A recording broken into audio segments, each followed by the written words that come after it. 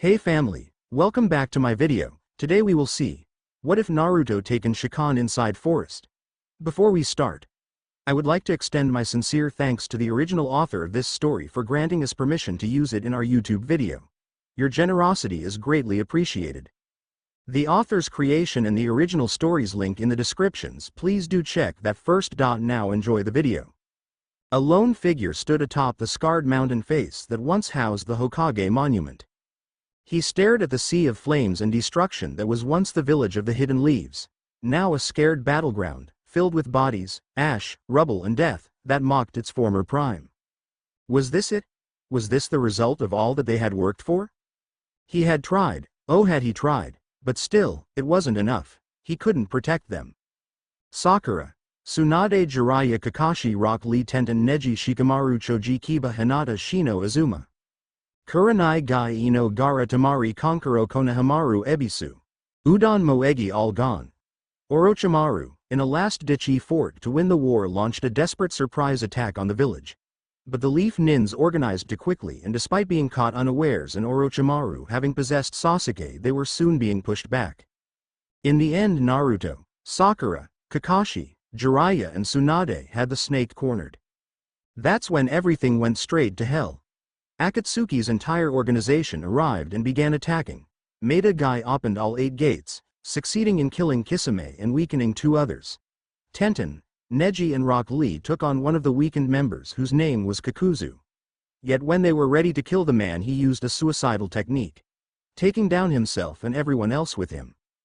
Hidan, the immortal, had taken down Shikamaru, Ino, Choji and Azuma before Kakashi was able to deliver a Chidori right into the Mon's head, just before he was burnt to ash by Itachi's Amaterasu. Kurenai had fought against Tobi, using Genjutsu after Genjutsu against each other. The two were soon exhausted, and even as Shino was able to deal with the man, Kurenai soon died from chakra depletion herself. Hinata and Kiba fought against a blue-haired Kunoichi, and despite their best efforts they soon fell to her. Shino, in a blind rage, attacked the Kunoichi but was cut down as well. In the end, only Naruto, Sakura, Jiraiya and Tsunade stood against the remaining 5 S-class criminals.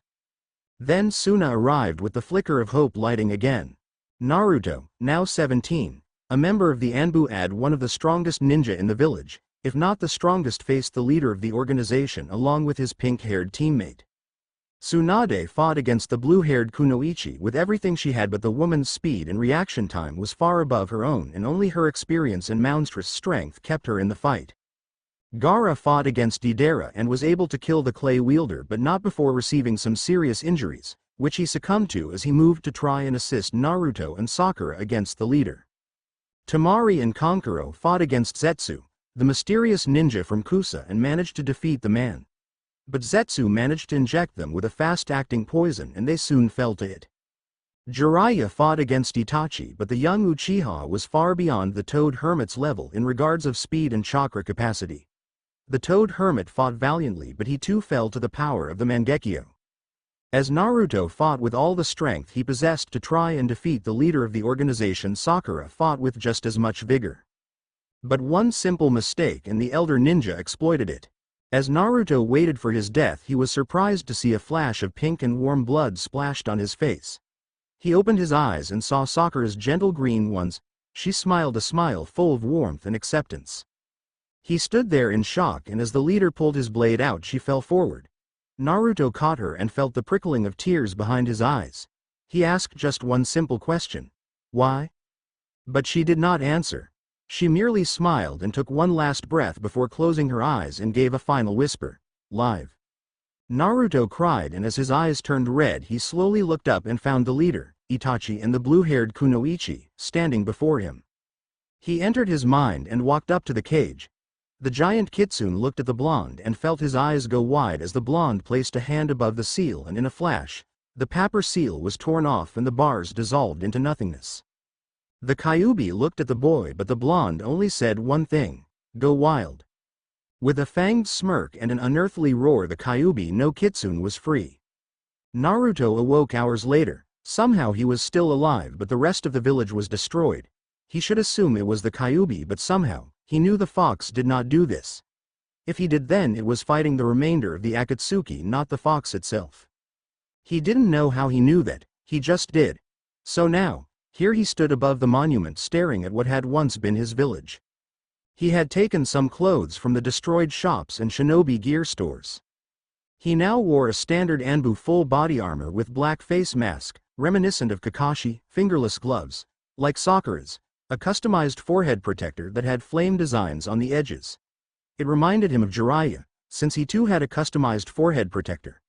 The cloth was very long and thick, making it flail behind him in the wind. It reminded him of Konohamaru's scarf.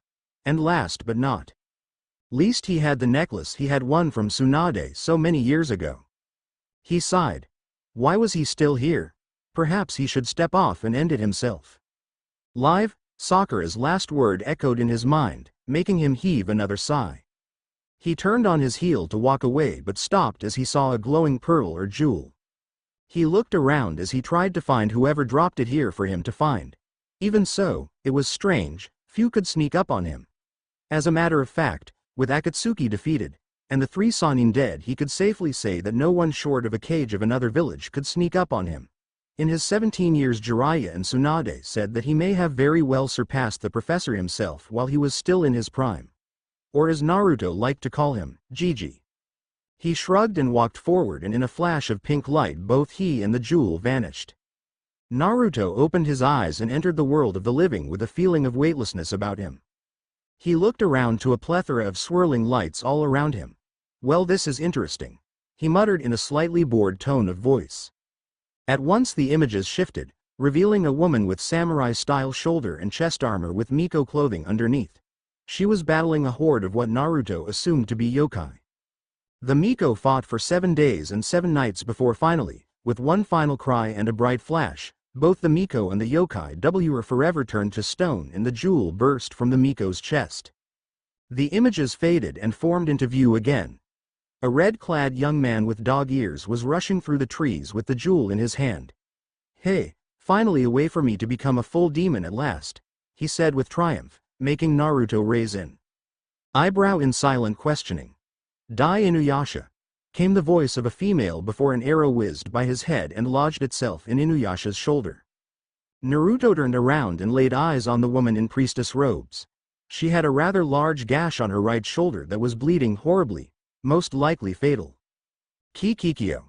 The boy, Inuyasha gasped out before his head fell limp to the side. The images warped and faded again.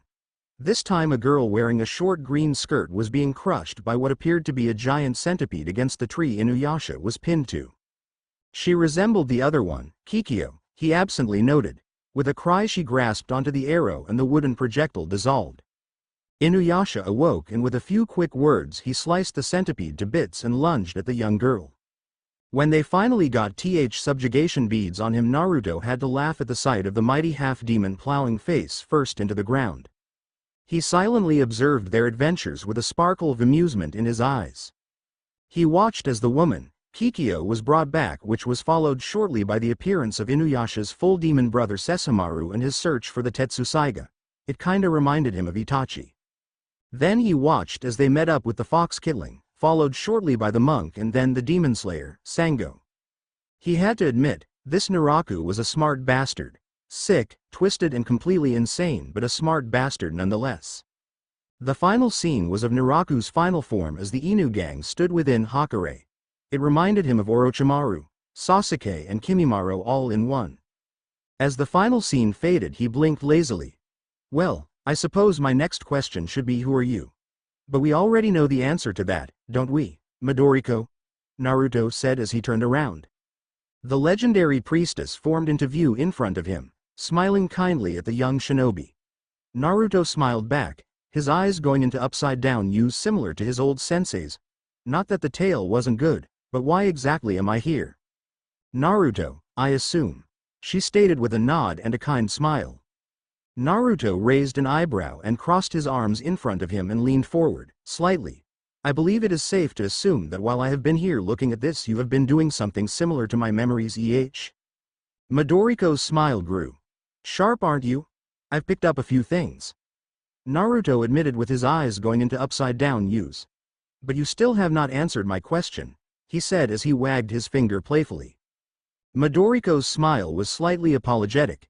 You're right, of course, she admitted. I suppose I should just cut right to the chase. It would be nice, he admitted with his cheerful demeanor. I want your help, she confessed. Naruto said curiously. I assume it would be to help these 4 stop Naraku, correct? She nodded. I fear for them and for humanity. The only way for the jewel to be purified permanently would be for a pure wish, done by one with a pure heart to make the wish upon the jewel. The first priestess, Kikyo. Her spirit is clouded by hate and anger. She can no longer purify the jewel unless she lets go of those 2 emotions, and Kagome, though pure of heart, is untrained and her spirit possesses much sadness because of the Hanyu's love for Kikyo. She said as she placed a hand over her chest. My soul is tired, and if one of them make a wish born out of selfishness, then I am uncertain if I will be able to continue fighting the yokai sealed within the jewel. Well, you certainly pick a strange savior. My heart and soul also hold much hate and sadness. Or has my ever-present mask even fooled one as wise as yourself, who has also visited my memories? He said with his eyes still smiling. Or perhaps my sanity has confused the emotions that I feel, he pondered aloud. Midoriko's eyes showed sadness for the young boy, and she slowly walked forward and enveloped him in a warm, comforting embrace. Naruto stiffened slightly at the unfamiliar contact. He half expected her to pull out a knife and stab him in the back. Something that he found a small part of him was hoping for. Your heart and soul have been dealt great and terrible wounds. You no longer wish to live, do you? Naruto smiled down at the woman with sadness visible even behind his face mask. What does one such as I have left to live for? Midoriko looked down with guilt and sadness weighing at her. I know it is wrong to ask this of you, but I know you can help them. You, who have suffered so much, yet endured so much better than anyone else should they have taken your place. You can show them how to overcome their hardships. Please. The last part was whispered in an almost begging tone. Naruto remained silent for a few moments before finally speaking. Very well. Midoriko pulled away and smiled up at the blonde with a slightly teary, but nonetheless grateful gaze. Thank you. She whispered sincerely before Naruto was enveloped in a pink light and soon faded from the realm of the Shikon. Well, there you go. Tell me what you think. Also, I'm gonna take a vote on the pairing. Naru, Kagome. Naru, Kikyo Naru, Sango Naru, Kagura Naru, Midoriko. I can make all of these pairings work. Trust me, and I can place them all in a believable scenario. Do you meet everyone like this? Wow, 51 reviews for the first chapter in less than one night? Holy shit. Ahem. I mean, I appreciate your support, bows lowly. Also to the many people that asked if the Kyuubi was free or still inside of Naruto. I'm sorry about the confusion, but no Kyuubi is not inside of Naruto anymore. Naruto released him. Also, I want everyone to know that I only saw up to MNT Hakare in the anime, and even then I only saw a couple of episodes in between to catch the main gist of what was going on throughout the rest of it. So if I get something wrong, then point it out. And as for the votes, Sango is in the lead, followed closely by Kagura and Midoriko. Kagome is a little behind, but she has time to catch up. Kikyo has a chance to catch up, but unless a couple of Kikyo fans show up, I think there's little chance of her making the cut. Anyway, let's get on with the story. Naruto slowly opened his eyes and found himself beneath a tree with a clear sky above him. He would have to guess it was morning if the singing birds and misty air was any indication. Now where have you placed me, Midoriko? He mused to himself. His eyes slowly rolled upwards and came to the site of the ancient Goshimboku, the tree where Kikyo sealed Inuyasha. Fitting, I suppose. He thought to himself before slowly picking himself off the ground. Now if the visions I saw were accurate, then I suppose the village should be that way, he said with a mild shrug before walking in the direction he pointed out earlier. As he approached the village, he saw the wet fields and crops forming along the hills and slopes. It was just like the jewel had shown him. So that small hut in the center of the village should be where the old priestess, Kaide, lived. With a shrug he began making his way there. As he passed by, the villagers sent him glances filled with trepidation and even a little fear. Still, he couldn't really blame them much. It probably wasn't often they saw a masked figure in full Anbu armor walking down the road. So it was no surprise when Kaide and several of the village men were soon gathered in front of the very hut that he went to visit. "Well now, is this the welcoming party?" he asked, his voice a lazy drawl. Kaide stepped forward to speak. "What do ye seek here?" she asked, narrowing her single eye at the ninja. Naruto looked thoughtful for a moment. I suppose you could call it information." "We are a simple village. We have no information for a ninja," Kaide replied. "Oh, but you do," Naruto stated as he shook his finger with his eyes as upside-down U's once again. "About a certain Hanyo, Hoshui, Tajiya and untrained Miko." Kaide's eyes widened and, with speed no woman her age should possess, her bow was in her hands and already pulling back an arrow. As the string was released, the projectile flew through the air, heading straight for Naruto's neck. In a simple sidestep the boy let the arrow whiz by. Now was that really necessary? He chided with the smile still present. Kaide narrowed her eyes at the blonde. "I will not allow you to harm them, assassin," she said with forceful determination, and Naruto had to admit that even in her old age the woman was indeed someone one did not want to mess with. But nevertheless he decided to play this out. Now, if they sent me to deal with a Hanyu with a powerful sword and an experienced demon slayer, a monk with a black void in his hand and a Miko with untrained spiritual powers, then I doubt a few villagers and an old woman can handle me." He craned his head to the side to avoid another arrow. "Young man," Kaide spoke as she notched another arrow, "you do not wish to threaten me." Shaw aimed the bow. "That is a very foolish thing to do. I may not be as powerful as my sister, but I am indeed more than a match for a common ninja." He smirked in a very intimidating way, and one could see that even beneath the mask. "Who says I'm common?" She fired. The arrow whizzed through the air and lodged itself in his chest, and he promptly vanished in a nice cloud of smoke. Kaide's eyes widened, and before she or any of the villagers could react she felt the cold edge of a kunai on her neck. "Now, are you ready to start sharing?" came the blonde's voice from directly behind her. Naruto still held his smile even as he felt the village men all moving and pointing their spears at his neck and chest. Kaide gulped and she felt a bead of sweat trail down her cheek. "Well, Baba, where are they?" Kaide refused to speak and stayed quiet. Naruto had to admire her dedication to the group. A villager spoke to his right. "They left the village, Masanori," Kaide yelled in warning. The man, Masanori, bowed lowly to the old Miko. "Forgive me, Lady Kaide, but you have always been like a grandmother to me. I will not allow you to die if I should have a way to prevent it." Naruto eyed the man with a lazy, yet critical eye. "Well, they left, heading eastward." "Thank you," Naruto said, and with a quick wave he vanished in a swirl of leaves, leaving a startled group of villagers and a worried Miko. The Inu gang was currently sitting around a fire in subdued silence. Inuyasha had taken the death of Kikyo rather hard. He hadn't spoken a word to anyone for 2 whole days. Even when Kagome offered him ramen he would still say nothing. Each of the group had somewhat mixed feelings on the situation, but none dared to speak up. Naraku watched the group through Kana's mirror with a sick smirk plastered on his face. Already a sick plot formed within his mind. He could increase the Hanyu's suffering by taking away his second love. But merely kidnapping her just wouldn't do. No, he wanted Inuyasha to watch as Kagome was taken away, permanently, while he was helpless to stop it. "Kagura." His cold voice seemed to sweep across the hallways, like a blanket of cold, dark miasma. Immediately the Wind Mistress appeared before him. "Listen closely." As Naruto's trek across the lands of feudal Japan continued, he avoided most of the villages he came across. Often he preferred to simply hunt for his food and maintain an extremely low profile.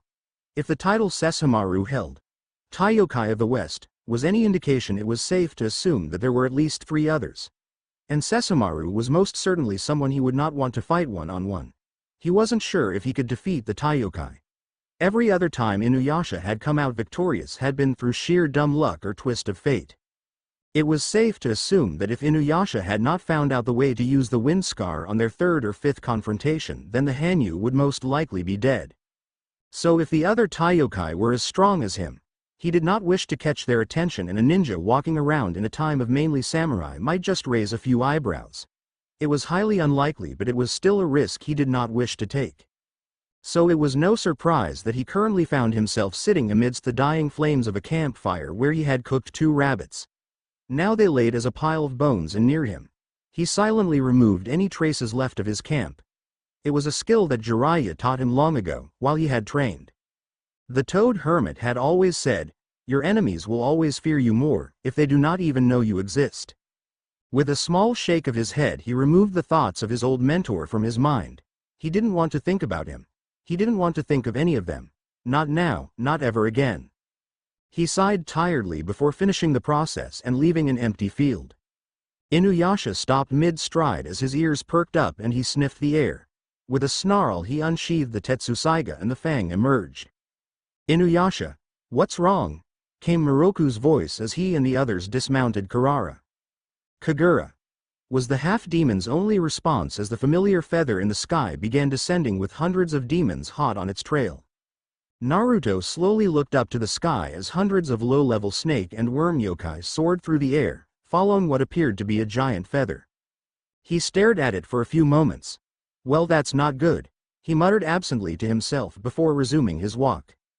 "Wind Scar," was the cry that echoed across the battlefield as the half-demon swung his blade into the horde of incoming demons. Miroku had managed to use his wind tunnel on some, but predictably enough Naraku's insects soon arrived and left the Hoshui with his sutras and staff as his only weapons. Sango was swinging the large boomerang, Hirikatsu, like a woman possessed, with Kurara biting and slashing at any demons that came near her while the weapon was still flying. Kagome hung back towards the rear of the group, shooting her purification arrows with enough power to purify 2 or 3 of them with a single shot. Shippo stood at her heels, using his foxfire on the few that he could. Kagura sat atop her feather, while secretly hoping that the group would win. She hated Naraku. The sick bastard was twisted and cruel, and she wanted out. Since Sesshomaru had refused the use of the jewel shards, she had offered him one of the few groups of people that even had a slight chance of defeating the dark half-demon. Was this group right here? With a slight buzzing sound coming from her right, she turned her head and found one of Naraku's famous insects watching her. So he was spying on her again? She cursed under her breath and took out her fan. Naruto sat in a tree, silently observing the fight, watching each of them. The Inu group was nothing new. He had seen most of their battles in the visions. But the woman, Naraku's incarnation, Kagura, it appeared as if she was not going to join the fight. He saw, with his sharpened vision, as a bug hovered next to her and she took out her fan. Either that's a signal for attack, or Naraku is spying on her. Do I sense animosity? He watched as she stood and prepared to swing her fan to use the Dance of Blades attack. Now, the only question was, who are you aiming for? It was soon answered. "Kagome, watch out," came Shippo's voice at Kagome's feet. As the young high school girl looked up to where the fox was pointing, she barely had the reflexes to move away just in time before Kagura's blades tore her in half. Even so, the wind sorceress managed to get a hit that sliced deep into her left thigh. She cried out as she fell to the ground, her arrows clattering and falling out of their quiver. Her bow lay sliced in 2 at her side. She was now defenseless. As Inuyasha heard Shippo, the blast sound, and Kagome's own scream, as well as the smell of her blood, had the half-demon turning around completely to where he knew the girl was. "Kagome!" he screamed as he watched Kagura prepare another Dance of Blades. He moved to charge at either the girl or the sorceress, but in a rush, the hundreds of snake yokai that he had forgotten in his haste swarmed over and around him, barring his path and packing themselves in way to close for him to us the wind scar effectively. "Damn it!" he growled in frustration as he swung his sword again. Kagura winced in her mind and also gave a slight grimace. It appeared as though Naraku's plan would work for once. Inuyasha was busy and the monk and slayer were too far to do anything. "I'm sorry," she mentally apologized before swinging her fan again, letting her wind blades fly. Kagome watched the attack coming at her with fear and realization creeping into her system. "Mom, Soda, Grandpa, I'm sorry." But as she closed her eyes, the feeling of nausea and vertigo hit her full force and she felt her world spinning out of control. When her mind and her eyes finally came into focus again, she was staring at the masked visage of a blond man with blue eyes that appeared to be smiling. "Do you meet all of your friends like this?" Naruto asked with his eyes as upside-down U's. Well, that's a new chapter for you. This was really the only, at least, semi-believable scene that I could come up with for the meeting and Naruto's joining of the group. Since I really didn't see Naruto just walking into Kaide's hut and saying, "Well, Midoriko asked me to join you." Nope, I didn't see that happening. Anyway, I'm kinda new at Inuyasha Fix, first one, so if I get something wrong or I make a character OC or something, then go ahead and tell me. Constructive criticism. I don't accept pointless flames though. First meetings don't always go well. Well now. It looks like I'm back. Also, everything involving the Fox's release will be answered soon. So stop asking, because I ain't gonna tell ya. It is a very important point of the story, so to tell you now would be rather pointless. Also, no, you are not allowed to vote twice. Sango now has around 32 votes. Midoriko has around 28, followed by Kagura with 22 and Kagome with 21. Kikyo has 15, and that's how the polls are going right now. Also, Naruto is around 17 years old and is at Sarutobi's level when he was still young. Enjoy. Kagome stared at the blue eyes that appeared to be smiling at her.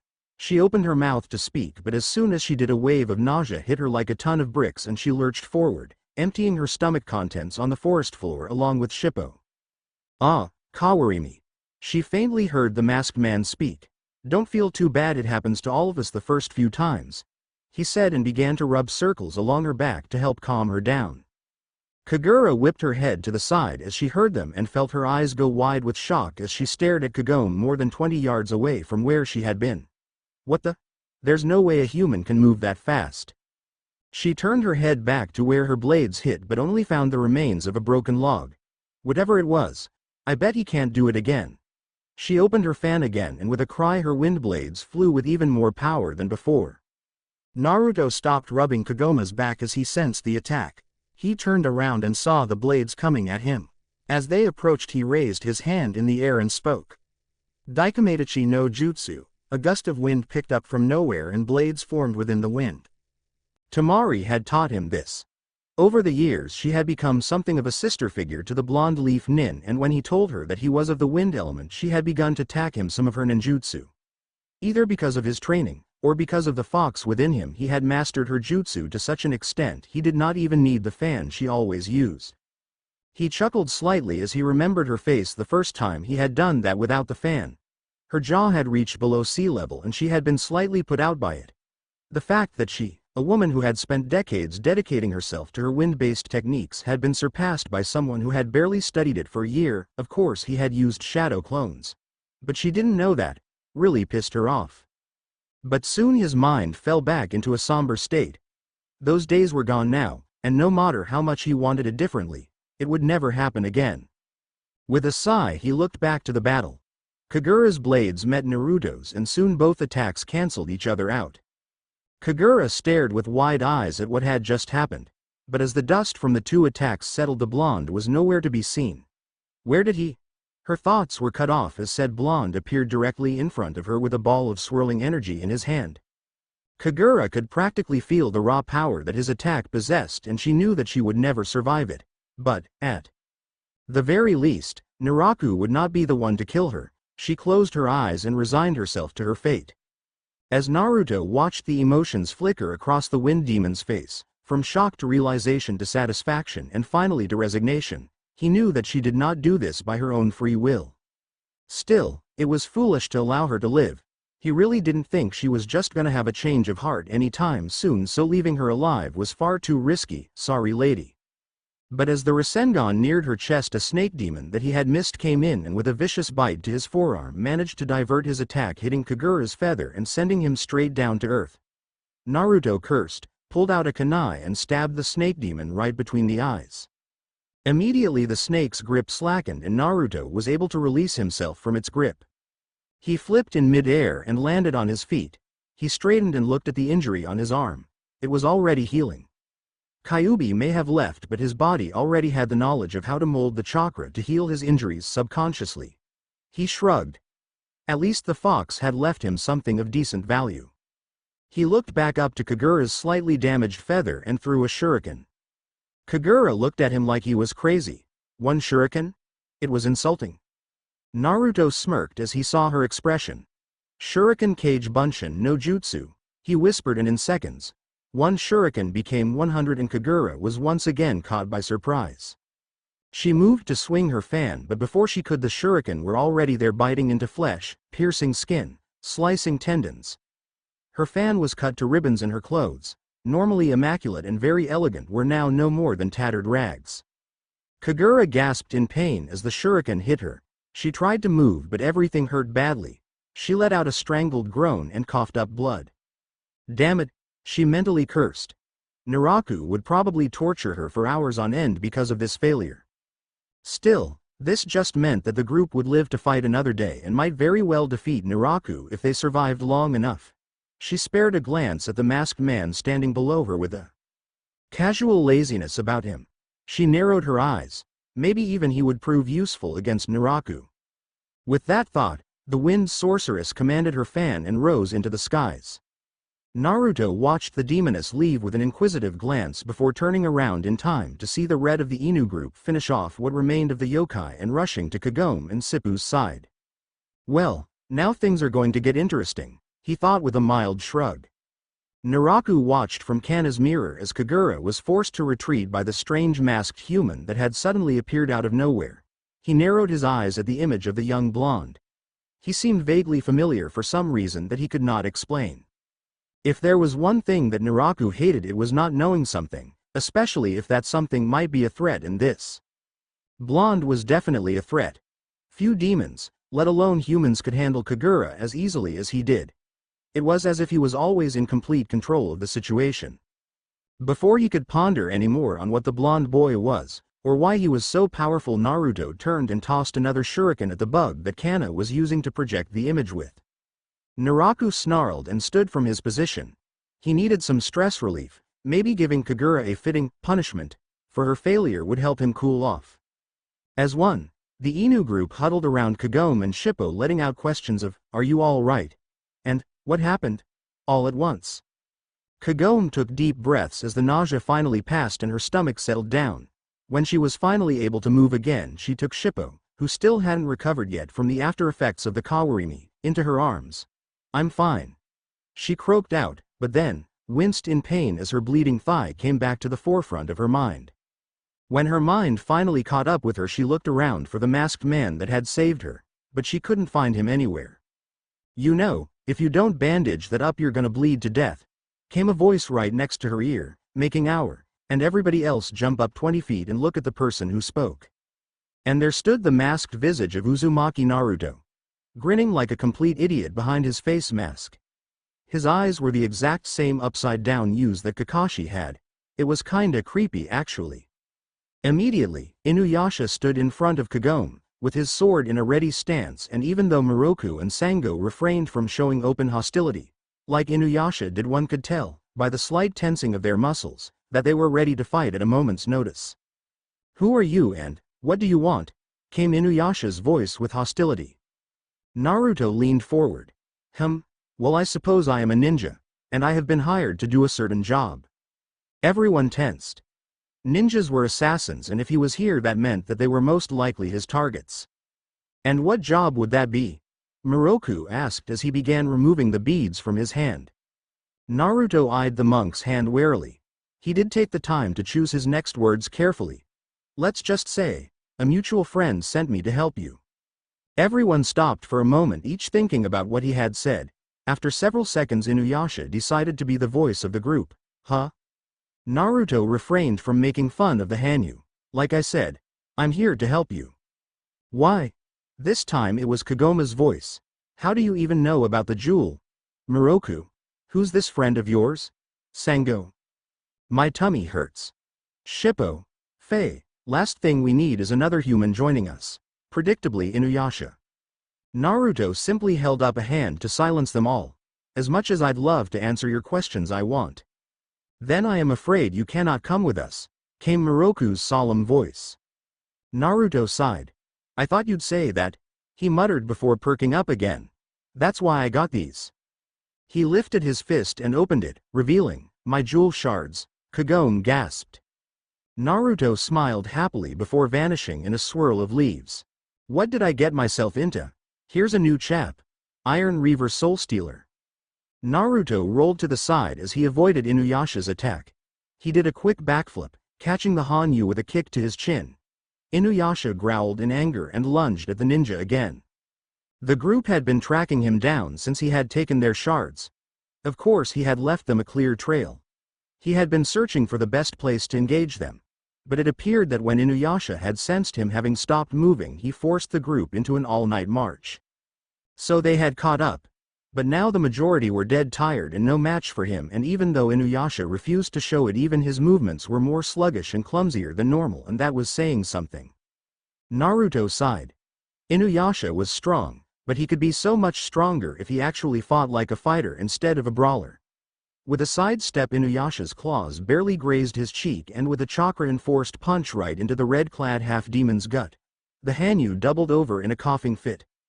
Naruto couldn't blame him. He had packed enough chakra in that fist to make over 100 shadow clones. Next time, don't leave yourself so wide open. First shinobi technique. Taijutsu. He said in a similar tone to that of his old senseis when he did something wrong. Inuyasha. The monk. Naruto turned around and saw Miroku as he threw several of his sutra at Naruto. The young Anbu leapt into the air and backflipped to land safely in a tree branch. Hiriko's you. Naruto's head snapped around in the direction he had heard the voice. What? He barely registered the sight of Sango's massive boomerang before it plowed straight through the tree he had claimed as his perch. He grunted in slight pain as he hit the ground. Luckily he was able to roll with it and got to his feet much quicker than what most would have been able to do were they in his position. A shift in the air caught his attention, and he caught an arrow that would have hit him in the thigh, between his thumb and index finger. He looked at the point and then turned to the girl who fired it. You could have hit me, he mocked. Kagome's sweat dropped, but then her temper flared. Was he insulting her? That jerk. She mentally yelled before notching another arrow. This one glowed with Miko energy. Oh, shit. Naruto mentally yelped before sprinting away to avoid the demented one's arrows. As he finally escaped Kagome's firing range, the blonde could breathe again. Geez, if he didn't know any better he'd say they were trying to kill him. Ha! Came Sango's voice as she slammed her Hirikatsu down in an attempt to cleave him in two from head to toe. The blonde side-stepped, and as Sango's boomerang slammed into the earth, he swiftly placed his foot down on top of it, stopping her from lifting it up again. Sango didn't even blink before she took out the sword she always kept as a backup and swiped at the blonde. As if it was done by magic, a kunai was in Naruto's hands, and he blocked the young demon slayer's blade with his own. With his free hand he took out another kunai and moved to slice at her. Sango, by reflex, let go of her Hirikatsu and grabbed his wrist. Naruto smirked, and with some quick footwork, Hirikatsu flew high into the air. Sango now saw his plan. He wanted to separate her from her weapon of choice. Naruto saw Inuyasha approaching behind him from the reflection of Sango's blade and mentally cursed. He let go of the kunai that was in the hand Sango had grabbed and grabbed her wrist this time. Sango's eyes went wide with shock before the blonde gave her wrist a violent twist, making her scream out in pain. Her grip on her sword slackened for a brief moment, and Naruto seized it. Before Sango knew what was happening, her sword was out of her grasp and she was facing Inuyasha, who had stopped mid-attack. Naruto kicked her towards the Hanyu and leapt back to a safe distance. He was about to make his escape when, "Wind tunnel!" Miroku yelled. His intention was not to suck the blonde in, since that would take the jewel shards as well, but to merely stall him long enough for the whole group to get there. Naruto cursed as the howling winds drew him towards the black void. If it wasn't for using chakra to stick to the ground, he would have been sucked in already. All right, think Uzumaki. How do you get yourself out of this one? He thought for a few moments before something hit him. Of course. With a discreet hand seal, he made a shadow clone. Miroku watched the ninja struggle to keep himself from being sucked in. As a matter of fact, just how was he keeping himself in place anyway? He wasn't even holding onto a branch or anything. Before he could ponder on this anymore, he watched as the blonde threw a chain into the bushes and pulled the chain back, in which emerged Ship-Poo. Miroku's eyes went wide for a brief moment before he quickly wrapped his cursed hand with the prayer beads again. But his shock turned to confusion as Shippo vanished in a puff of smoke. Second shinobi technique. Genjutsu. Naruto smirked, but it died as soon as he saw that he was surrounded. Moroku in front of him, Inuyasha behind him, Sango to his left and Kagome to his right. He looked up. Nope, Kurara had that covered too. Kagome then. Foxfire, came Shippu's cry as the area in front of Kagome was covered in blue flames. It appeared as if the little fox knew where his train of thought was heading. Oh well. Well now, this is a predicament, isn't it? He asked with his usual laziness. Inuyasha growled. Hurry up and give us back the jewel shards and maybe I won't kill you. Naruto lazily took out the small glass jar from his pocket. You mean these? He asked as he lazily rolled them between his thumb and index finger. He saw the whole group tense and he smiled. Nah, I think I'll keep them, he said happily. Faye, Inuyasha snorted. Have it your way, he said before unsheathing Tetsusaiga and running for the blonde. Naruto's eyes glinted with mischievousness. A glint that was not lost on Moroku. Inuyasha, stop. He tried to call out, but it was far too late. Before Inuyasha could react, he felt two hands wrap around his ankles and in a flash he was neck deep in dirt. Naruto sprouted from the ground in front of him with his eyes as upside-down U's that practically danced with amusement. Third shinobi technique. Ninjutsu. He then felt the cold edge of Sango's sword on his neck. She had managed to seize the opportunity, while Moroku, Kagome, Shippo and Scratch that Kurara was breathing down his neck. But still the other three were gawking at him. Give us the shards and release Inuyasha now, assassin. Her voice was as cold as the steel on his neck. But still, he wasn't going to give them the illusion of victory. They had been getting by through the skin of their teeth. They had to learn, especially Inuyasha, that they were not invincible or they would find out the hard way. Already, if it wasn't for Sesshomaru's timely arrival against the mercenary that used poisons, most, if not all of the group would never have made it past the MNT Hakare adventure. So yes, this was one battle, they were not going to win. With movement none of the Inu group believed any human capable of Naruto had managed to twist around in Sango's hold with only a tiny cut on his neck to show for it and managed to grab her sword arm and twist it behind her back. Sango. Moroku moved forward, but with a few one-handed seals he, Kagome, Shippo and Kurara were surrounded by shadow clones that were pointing some very sharp objects at their necks. It looks like you guys lose, Naruto said in a bored tone. The Inu group all gulped and came to the realization that indeed, they had lost. Then in an instant, the shadow clones vanished and Sango was released. Naruto smiled and tossed Kagome the bottle of shards. Here ya go. Kagome fumbled as she caught the bottle and stared at the blonde ninja with wide disbelieving eyes. "Bu, but why?" Naruto leveled her with a blank stare. "You can't figure it out?" Kagome and the rest of the group, including Inuyasha, who was still buried, stared confusedly at the young ninja. Naruto sighed. "It was all a test. A way for me to test you." Inuyasha blinked stupidly. "Test us? For what?" Naruto turned to the entombed Hanyu with a lazy eye. "Your abilities, and I must say they're quite lacking. You have potential. But it is all mostly untapped." "What the hell do you mean lacking?" "I'll show you lacking, you little blonde-haired bastard," was Inuyasha's reply as he started grunting and trying to escape his earthly imprisonment. Naruto sighed and turned to the others. "Like I said before, I was sent by a mutual friend to help you. And I'm going to do it even if I have to beat all of you on a daily basis to do it." Everyone exchanged glances. Was he serious? Moroku chose to step up first. "Excuse me, but how exactly will you be helping us?" Naruto shrugged. "Traveling with you, hunting shards, fighting Naraku, the usual. Who knows, give it time and I might even teach you guys a thing or two." "Faye, like anything you can do is better than what I could do," was Inuyasha's reply as he continued to struggle. Naruto turned to him with a lazy eye roll. "I'm not the one who's buried up to my neck, am I?" Inuyasha had the decency to blush before he growled and began spouting off curses. Naruto and the rest of the group shook their heads before Naruto decided to start his mission. "Now then, can anyone tell me why I was able to defeat you?" No one spoke until Shippo shyly raised his hand. Naruto turned to the kitsune with a smile. "Yes. Because you were stronger than all of us," he said, looking at the ninja with wide innocent eyes. Naruto's smile grew. "Sorry, wrong, but thanks for the vote of confidence.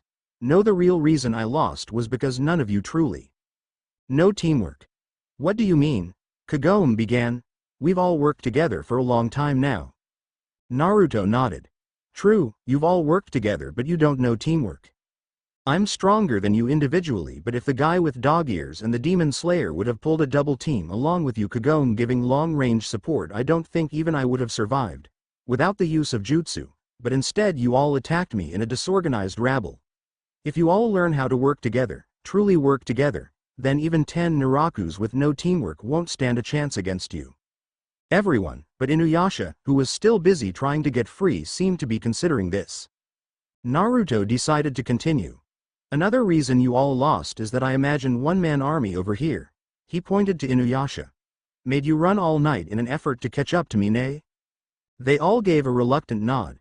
Naruto smiled even wider. I thought so, all of your moves were sluggish and slightly off target.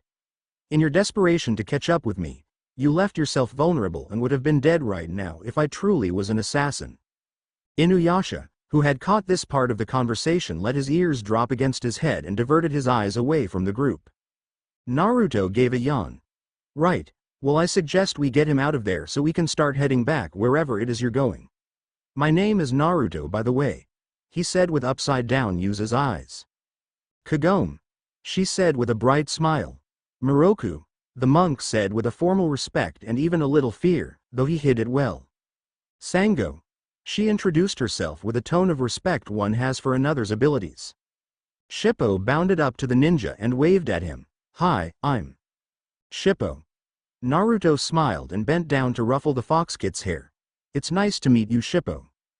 Karara in her small two-tailed form walked up next to the kitsune and gave a soft mew. Oh, and who might this be? Karara. Sango replied as she bent down and the small cat crawled up her arm and perched itself on her shoulder. Glad we're all introduced. Now can you get me the hell out of here? Inuyasha yelled. Ah, of course. Naruto said absently before making a few hand seals. Kai. Inuyasha rose in a cocoon of earth that crumbled to dust as it raised itself above the surface. Inuyasha dusted himself off and turned, only to find Naruto's blue eyes right in front of him. What the hell do you want? He snapped. The blonde had humiliated him and his ego was still very bruised. We're gonna go back to Kaide's village, right, Inuyasha? Kagome asked the Hanyu. Yeah. He grunted back before kneeling so she could get up on his back. Kagome did so with Shippo climbing on Inuyasha's shoulder and Moroku and Sango climbing up on Karara. You'd better keep up, Inuyasha said in warning before taking to the trees. Sango turned to ask if he wanted to mount Karara, but with a smile and a shake of his head he sent them off. He sighed tiredly. Midoriko, just what have you gotten me into? He muttered before vanishing in a swirl of leaves. Well, here's an update. Also, stop voting. The polls are closed for now and will be reopened later on in the story. Specifically when you see just exactly how the relationship between Naruto and whoever he ends up with will be like. He will share a scene with each one of the females and then you can place your votes. That's all I wanted to say. If anyone, preferably an expert on Inuyasha, has any ideas they think could be integrated in this story, then go ahead and share. Welcome to Naruto's boot camp. Well, I'm back. Also, for the people waiting for an update on the story. A twist of fate, I want you all to know that I'm already working on it, but I want to add something more than just, everything's okay now, let's head back to fighting Iwa. So it might take just a bit more time. I'm hoping to have it up by Friday, but if it doesn't happen then I want you to know that it's in development. Also, someone asked how many other crossover adventures I'm thinking of. So here's your answer. Naru, Star Wars Naru, LOTR. Lord of the Rings, Naru, Final Fantasy X. Naru, Teen Titans. What can I say? I read a few fics, watched some episodes, and I have plenty of time on my hands. Naru, Spider-Man Naru. Dead or Alive, Ninja Gaiden Naru, Yu Yu Hakusho. And finally Naru, Halo. Anyway, those are the ideas I have for crossovers. I might even add a Naru, Omnimusha somewhere in there. But anyway, yes, I do avenue the ability to present most if not all of these crossovers in a believable way. Maybe, but it is still very unlikely I may place a Naru, DBZ crossover, but as it stands right now, it doesn't look like it's gonna happen. Oh well, here's the update. The group of, now 7, travelers slowly descended the hill that led to Kaide's village. Inuyasha was in front, as usual, with Kagome rolling her bike down the road a little ways behind him, with Shippo and the yellow backpack perched comfortably in the front basket. Moroku and Sango were slightly behind her, having a private conversation. Or not so private. Naruto was a little ways behind them and was silently listening, and even though it did not appear to be so. Honestly, Moroku, I don't see what you're so worried about, was Sango's voice in a slightly hushed tone. I just find it strange, don't you? Of course I find it strange, but that doesn't explain why you're so worried. I've never heard of, much less seen any ninja move and fight the way he has. He seemed even faster than Koga when he twisted himself to escape the hold you had on him. Not only that, but at the end he formed those copies of himself. And they were solid, not just a simple illusion. We've all encountered ninjas and even demons that specialize in illusions, and I have never seen anything like it. That is true, but I don't think he's here to harm us. Moroku nodded his head rather discreetly. I agree with you, Sango.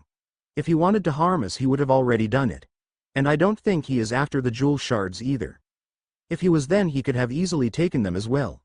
Still, the copies, his speed and the trick where he buried Inuyasha, I'm not sure he's entirely human. But wouldn't we have sensed any kind of demonic aura or any difference it may have had from humans?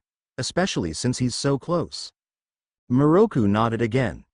The only thing that I find different of his aura is that it seems much more potent than any other humans. He paused and turned to the demon slayer. I'm not saying anything yet, but I think we should keep an eye on him. Sango nodded and the walk continued on in silence. Naruto let out a soft sigh. Inuyasha, whose sharp hearing had picked up the entire conversation, also picked up Naruto's sigh. He sent the young Enbu a discreet glance over his shoulder. Could he have heard them? The Hanyu asked himself. I wouldn't put anything beyond that guy, but he has to have some pretty sharp hearing in order to listen to them when he's so far away. He mentally shrugged before crossing his arms and continuing. Naruto stopped walking when a sight that nearly made him break down crossed his sight. A cherry blossom. The stray leaf slowly floated through the air like a ship searching for the lighthouse. It seemed to hover for a brief moment before, finally, as if by magic, began floating towards him. He slowly extended his hand and the blossom fell into it. He stared at it for a good long while, becoming lost in the memories of his past. It was painful, remembering any of them. But it was especially painful remembering her. She wasn't just his teammate, but his friend as well. She had helped him, and he had helped her. Memories, both good and bad, floated up to the surface. But the one that struck out the most was also the most painful. Live, her voice whispered to him even now. A single tear slowly escaped out of his eye, trailing down his cheek and wetting his face mask. I will, he thought softly before a soft wind blew the petal out of his hand. Mew, was the only warning Naruto got before he felt Kurara licking the spot where his tear had fallen. He was jerked out of his memories from the sensation and slowly looked to the two-tailed fire cat that was perched comfortably on his shoulder. How she had gotten there he had no idea. He smiled at the cat demon and lightly petted her head. Don't worry, I'll be fine. Kurara let off another soft mew and purred as Naruto scratched under her chin. Oh, so you like that, do you? Naruto chuckled. Hey ninja, what the hell are you doing act there? Came Inuyasha's yell from a little ways down the road. Naruto waved him off. Nothing, Inuyasha. His face became clouded with sadness once more. Nothing at all.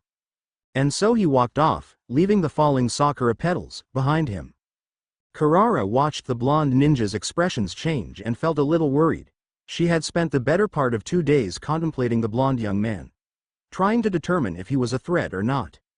When they were fighting, she detected no evil intent in his scent, only the occasional adrenaline rush, but that was about it.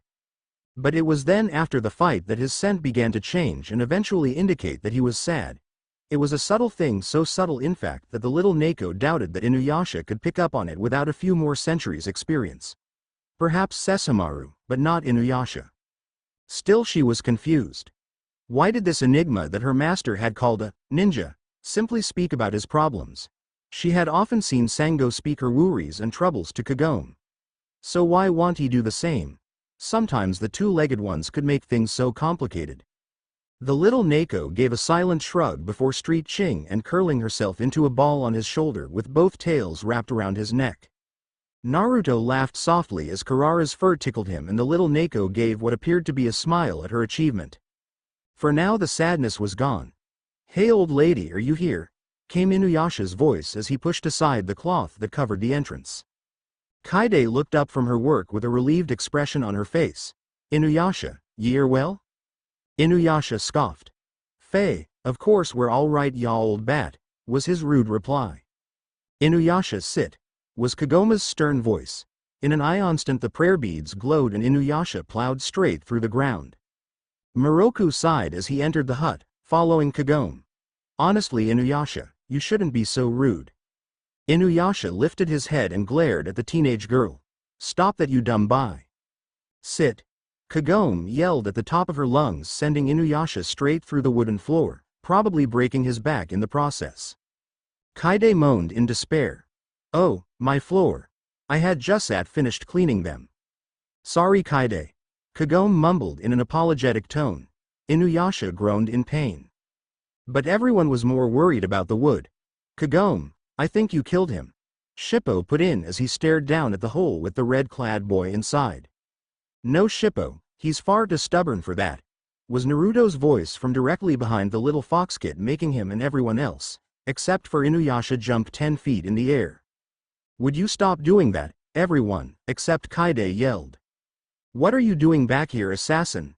Kaide asked as she reached for her bow at the corner of the room. "Ah, Kaide-bossen, how nice to see you again," was Naruto's cheerful reply. Everyone exchanged glances. "You two know each other?" they each asked. Naruto suddenly appeared right next to Kaide and wrapped an arm around her shoulder.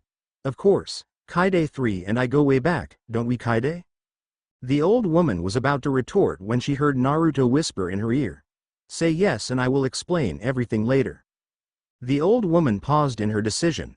But still, he did appear to be traveling with the Inu group and he was willing to speak of his presence here if she told the group this.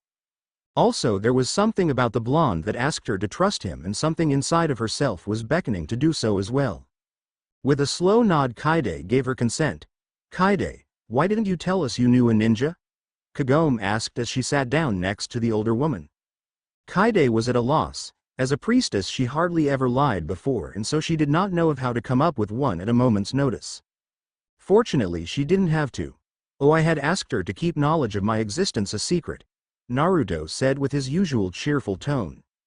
"How did you meet?" Sango asked, with genuine interest. Naruto smiled. "That is another story for another time." He stretched and gave Kaide a pat on the back. "Well, I'm gonna go for a walk. I'll see you all later," he spoke cheerfully before walking out the door. Kaide looked to her bow and noticed a small note attached to it. While the others in the room went about their things and conversations, she discreetly took the note and read. "Wait 20 minutes and meet me in the wet fields." Kaide folded the note and when no one was looking threw it into the fire. She waited a few minutes before finally standing and grabbed a bucket. "I believe I need more water for the stew. I shall return shortly." And with that the old priestess left her small hut. Kaide slowly made her way through the village. When the wet fields finally came into view she saw Naruto, crouching before a group of children. She stopped and watched. Naruto sat in front of a group of no more than 10 children. He chuckled at their faces. He would never be able to do this in Konoha. Everyone knew what a ninja was, but here. A small earth dragon slowly rose from the earth. All of the children watched in fascination as Naruto blew a small stream of flame that formed into a fire dragon, followed closely by a water dragon. The children watched with gaping mouths at the sight of the 3 dragons swirling around each other. Naruto added to the effect by using his wind chakra to pick up leaves and make swirling motions around the beasts. Once upon a time there were 3 powerful dragons that ruled the universe. One of fire and ash, powerful and brash. One of water and ice, wise and fast. And one of earth and stone, ancient and kind. Each one was just as strong as the other and all equally ambitious. They fought, and fought and fought forever in an eternal conflict. Until one day, Kami, wanting to put an end to their quarreling, took the dragons into his hand and slowly sealed them away, creating the world as we know it. The dragon of water became the seas and rivers. gentle and flowing, just as the dragon they come from. The one of earth became the very soil we stand on, powerful and kind to those who nurture it. And the fire dragon became the great sun, proud and stubborn. Slowly the images faded away and crumbled to nothingness. The children all gawked at him before bursting out into cheers and squeals of excitement. Each one ran up to him and bombarded him with hundreds of questions a second. Naruto chuckled softly. Even though it was chaotic, he enjoyed it. The parents of children would always shy them away when he approached. Now, however, he was able to enjoy the presence of children without the people's fear or hate. He stood from his crouched position. He chided. A magician never reveals his secrets. NPOW, off you go. Your parents are probably waiting for you. The children all gave a small in disappointment but shuffled away nonetheless. Naruto chuckled once more as he watched them walk away. I assume you're ready? He asked over his shoulder to Kaide's hunched form. Who are you and why are you here? Who sent you? Naruto smirked. Well, my name is Uzumaki Naruto and I'm here to help you all get the jewel shards away from Naraku. And as for who sent me, I don't think I can tell you that just yet, he replied, shrugging. Kaide narrowed her eyes at him. You said you would explain everything. I did, didn't I? Naruto said with a thoughtful, He sighed and turned back to her. With a casual yet serious eye he spoke. Know that I was sent here to specifically help Kagome and Kikyo. Though as of now it appears the second is rumored to be dead. But if she is still alive, then I must help them both. Why? Naruto remained silent, choosing his next words. Let's just say it benefits the one I am serving. But who? Kaide paused as realization dawned on the elder Miko. The only person it could possibly benefit from helping Kagome or Kikyo would be the Shikon, Lady Midoriko. She exclaimed and swayed on her feet as she suddenly felt dizzy. Naruto appeared next to her and placed a steady hand on her shoulder. Easy now. You're pretty sharp for an old woman, Kaide. I didn't expect you to figure it out so soon. Kaide looked at the ninja with a new respect in her eyes. To truly be beckoned by the Lady Midoriko herself, one had to be great. But where did you come from? How did you get here? Naruto flinched as if he was struck. That is another story for another time, he said. His voice was hollow and haunted, and Kaide had to hold back a shiver that threatened to go down her spine at the sound of it. Naruto regained his composure and looked at her. Don't tell any of the group about this. If they know, it might make my mission much more difficult. Kaide slowly nodded. I understand. Naruto nodded back and began making his way into the village, all the while repressing the memories of a past he longed to banish. As Naruto approached the hut, Inuyasha was suddenly heard for 3 whole miles. You can't go back now. We have shards to find. As expected, Kagome's voice followed shortly after. I have tests, Inuyasha, and I have friends in a whole other life. That I have to get to. If I don't pass these exams, I'll never get into college, and if I don't get into college, I'll never find a job, and if I don't find a job, I won't make a living, and I won't make any money, and if I don't make any money, then no more ramen, ever. Inuyasha grunted. He almost caved, but he held firm. I'm not letting you go, and that's final. Sit. And Kaide got a second hole in her floor. Naruto parted the curtain and whistled in appreciation. Yup, big sit. He then looked at Kagome's fuming form and smiled. Don't worry, Kagome. You can go. Everyone in the group looked at the latest addition to their group in silent wonder that he would dare step in between Kagome and Inuyasha's usual arguments. Kagome sent him a grateful glance, and Inuyasha stood up from his hole. Who the hell said you had any say in the situation? Naruto spared him a lazy glance. Because while Kagome is doing her exam, you and I will be training. Or more specifically, refining that style that you like to call swordsmanship. Inuyasha growled. What the hell is that supposed to mean? Naruto ignored him and turned to Sango. You Sango will be learning how to throw these. He took out a kunai and a shuriken and a few exploding tags. Then to Moroku. And you Moroku will be learning how to make these. He took out numerous seal designs and scrolls with different forms of written seals. He then turned to Shippo. To many things to name. Hey. Naruto then smirked sadistically. Oh, and don't worry, Kagome, I got something special in mind for when you come back. His tone was dark and foreboding. Kagome shivered and suddenly felt like taking a 2 or 3 month vacation. Naruto's sadistic glee could be seen even behind the face mask. Welcome to Naruto's boot camp. His dark laughter echoed through the hut. Well, I hope you guys enjoyed my Christmas present. Happy holidays. Training is hell, looks like I'm back. Also, for those of you who were wondering, I made that story with the dragons up myself. And some people seem to have misunderstood the crossover thing. Those aren't for votes, I just listed the number of crossovers I have in my head that are planned out or partially planned out. I'm gonna make them all eventually. Or at least I'm planning to. Anyway, let's get on with the story. Sango groaned in pain from her place on the floor of Kaide's hut. Moroku sat beside her. His hand, for once, was utterly still.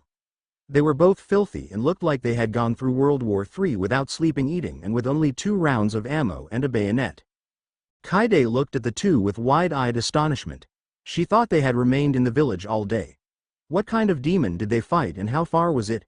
She was about to open her mouth to ask when the cloth parted, revealing Shippo, who took 2 steps into the hut before falling face first into the ground with an audible thud. He didn't move, but he was still breathing.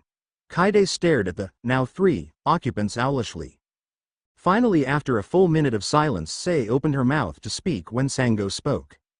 Kaide, did Kagome-chan leave either her as Peer N or the ones that put people to sleep? She asked with a faint groan. Kaide blinked before looking around. No, she did not. Sango gave what sounded like a cross between a moan of despair and a sob of misery. Kaide finally managed to speak. What happened to Yi? Shippo painfully lifted a single finger and spoke, his voice muffled by the wooden floor. Naruto's boot camp. Kaide blinked stupidly. Tell me, what exactly is Naruto's boot camp? The realm of pain and suffering, the 10th level of hell. You don't want to know? Was the general response of the group. Kaide blinked stupidly again. Sango decided to elaborate. He had us train. That was it? They had trained and were complaining like a bunch of babies. She was about to open her mouth to speak when Moroku spoke. That, he gritted out, was not training.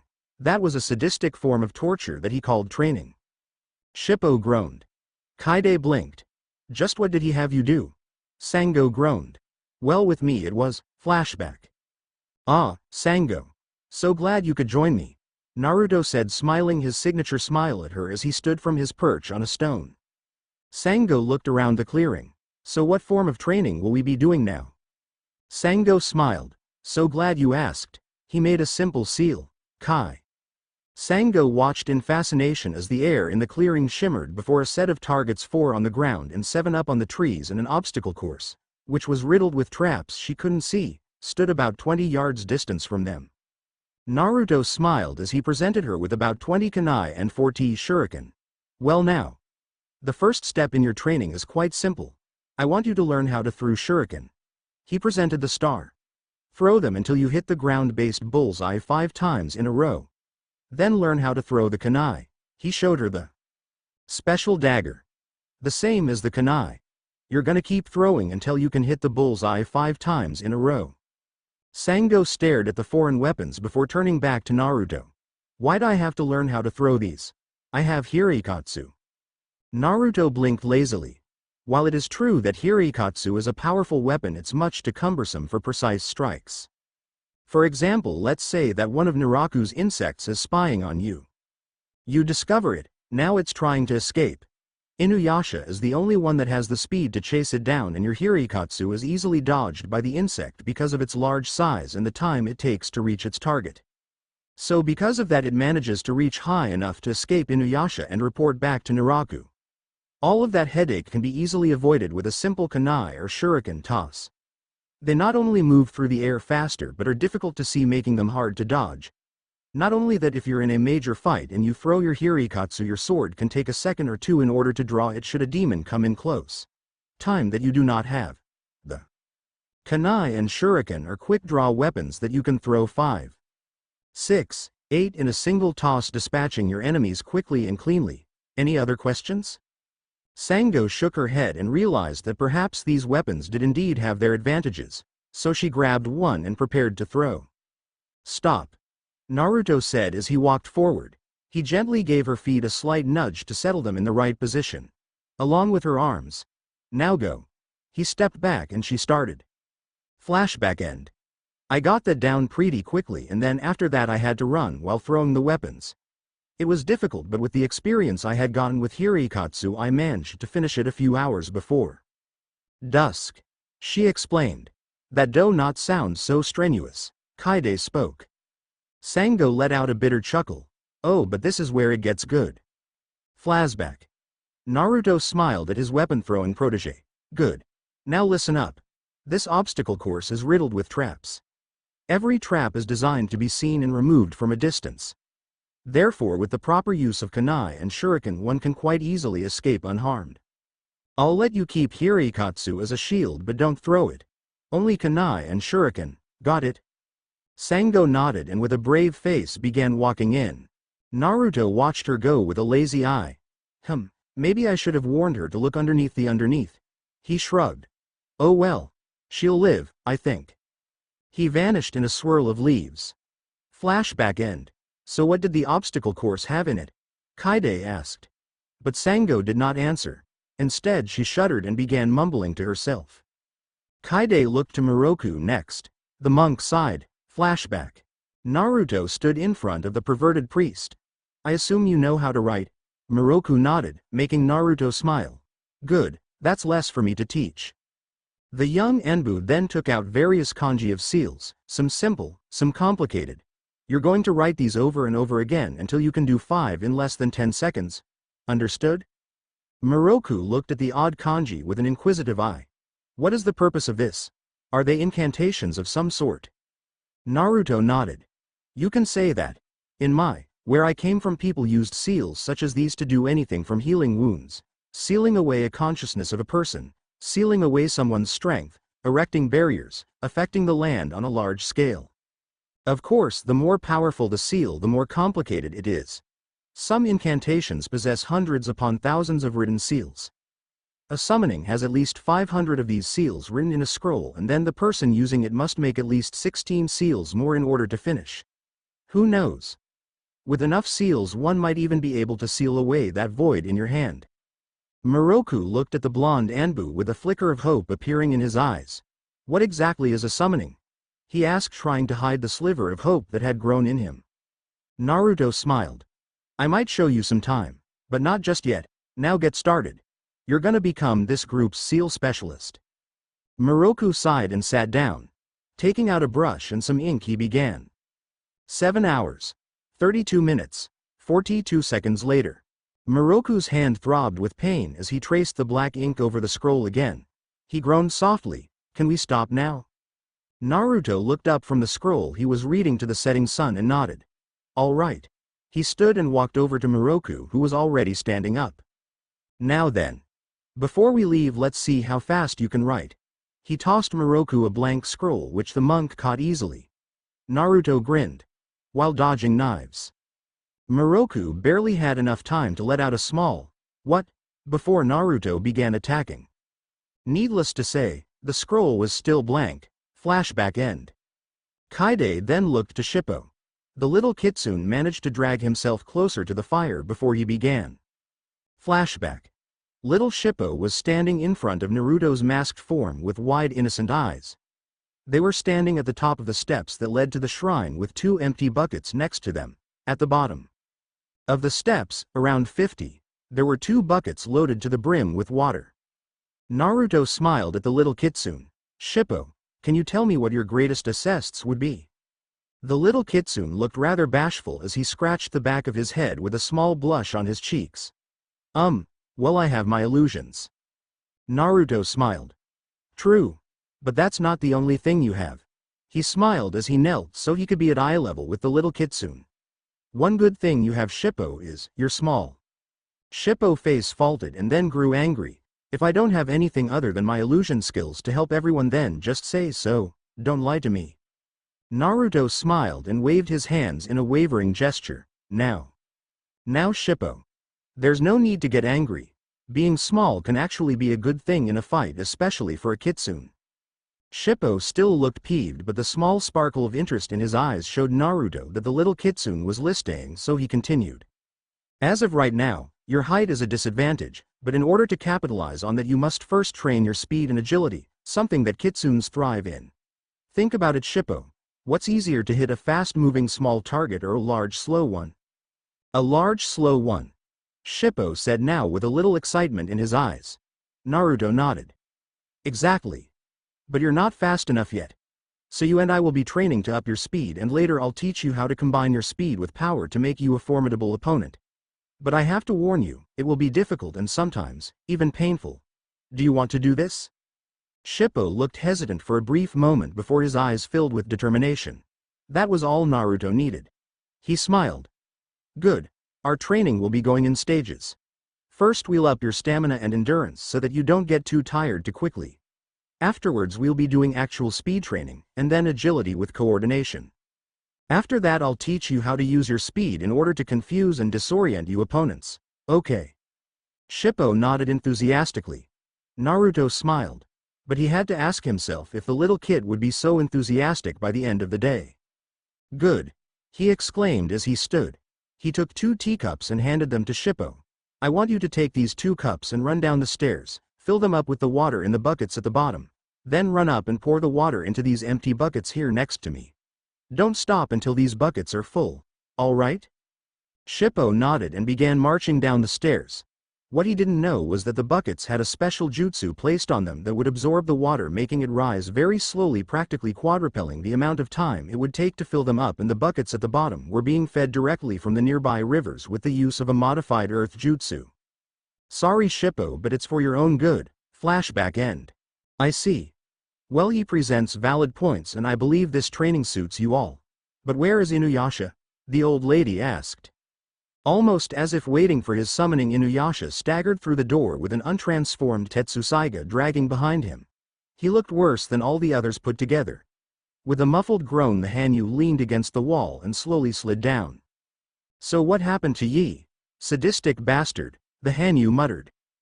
Flashback. Naruto stood in front of Inuyasha, who had his arms crossed with a scowl adorning his features. He looked around before choosing 2 decent-looking sticks and tossed one at Inuyasha, who caught it easily. What the hell are we doing here? Naruto took his stick in one hand and gave it a few test swings. This'll do nicely, he muttered to himself before turning to Inuyasha. Like I said yesterday, we'll be refining, or should I say, creating that disaster you call swordsmanship. Inuyasha growled in anger. I'll show you disaster, he snarled as he took the stick and settled himself as he got ready to fight. Naruto looked at his stance and identified all of the flaws. Quite a few, he absently noted. Don't bend your knees so much, keep your back straighter and grip the weapon with both hands, he pointed out the simpler ones. Inuyasha ignored him and scoffed. Shut up and fight, he yelled before charging in his usual way, headfirst with no plan whatsoever. Naruto sighed. He had known quite a few people like Inuyasha. Namely, Hyuga Neji and Sabaku no Gara. He had to beat them all before they finally listened to him. It appeared as though Inuyasha would be no different. As the young Hanyu charged in with a wide swing, that to any normal human would have been lightning quick, but to Naruto was completely predictable. The young blonde flicked a small pebble in his finger that hit Inuyasha square in the eye, causing him to stumble back, clutching his eye and cursing like there was not tomorrow. Before Inuyasha could start his attack again, he felt all the air in his lungs leave in a whoosh. He doubled over in pain, and before he could register anything he saw Naruto's knee rise up and hit him squarely in the face. Then finally, to finish it off, the blonde swung his stick with amazing speed and hit him right in his Adam's apple. Inuyasha bent forward, coughing and hacking, wheezing as he tried to get air back in his lungs. Naruto sighed. Inuyasha, unless you train and get better, eventually you're gonna get killed, or worse, everyone you care about will die. Inuyasha growled as best he could as he heaved himself off the ground. I always win. I always find a way to win. Except against a young human boy barely reaching his 20s just now, Naruto declared simply. Inuyasha growled again. You're not human. I don't know what you are, but you're not human. Naruto shook his head somberly. All right, Inuyasha. Let's review your fights. I heard from Kaide that you have a brother who you always fight against. Let's see how you beat him in all of your fights. Inuyasha snorted, but nonetheless began his tales of how he won each of his battles with Sesshomaru. Naruto barely listened. He knew the outcome of each fight already. He just had to point it out to Inuyasha. I see. So your first fight you managed to cut off his arm by catching him off guard when you transformed Tetsusaiga by sheer dumb luck. Hey, Inuyasha began but was cut off by Naruto, who didn't want to give the half-demon the chance to start on his high and mighty tirade. And then when he had a human arm and was able to wield Tetsusaiga, you managed to get it back but were basically knocked unconscious, and if it wasn't for Tetsusaiga protecting you he would have ended your life right then. Faye. And then when he was searching for Totusai to make him a sword, the old blacksmith had to make a river of fire to save your ass. And then finally when he had the dragon's arm and was ready to completely crush you, you managed to discover the Scar of the Wind, thus saving yourself once again through sheer dumb luck. Alright, I get it. Naruto narrowed his eyes. No, Inuyasha, I don't think you do. Naruto's tone was angry, something Inuyasha never had heard in the short time that he had known the ninja, and quite frankly never wanted to hear again. The blonde walked right up to Inuyasha and leaned in very close to his face. You have been winning your fights through luck and by the grace of gods. If it wasn't for your friends being there you might have never made it out of there alive. The blonde sighed and his tone took on a sad note. Take care of them, Inuyasha. If they die, you might just find out life isn't worth living. He suddenly looked much, much older. A look that did not belong on the face of a 17-year-old. Inuyasha was taken aback by the sound of the young ninja's voice. It was the sound of a man that had been completely and utterly defeated. Of someone that had nothing left to live for. What do you mean? He asked before he could stop himself. Naruto's eyes lost the sadness in them and turned back to their lazy dull blue. Nothing. He then sighed and rubbed his head. I won't force you, Inuyasha. Think about it for a while, and if you still want to train in order to protect your friends better, then you can find me by the river. With that said, the blonde vanished in a swirl of leaves. But the haunted look in his eyes was etched into the red-clad Hanyu's memory. Naruto turned at the sound of rustling leaves and found Inuyasha's form emerging from the trees. Before he could say anything, Inuyasha tossed him a familiar stick and settled himself in a fighting stance. A real one this time. Naruto smiled, and so he began his instruction. Flashback end. And where is Naruto-san now? He said he was gonna go take a walk and would see us early in the morning. Inuyasha mumbled. Kaide nodded before she turned back to the stew cooking atop the fire.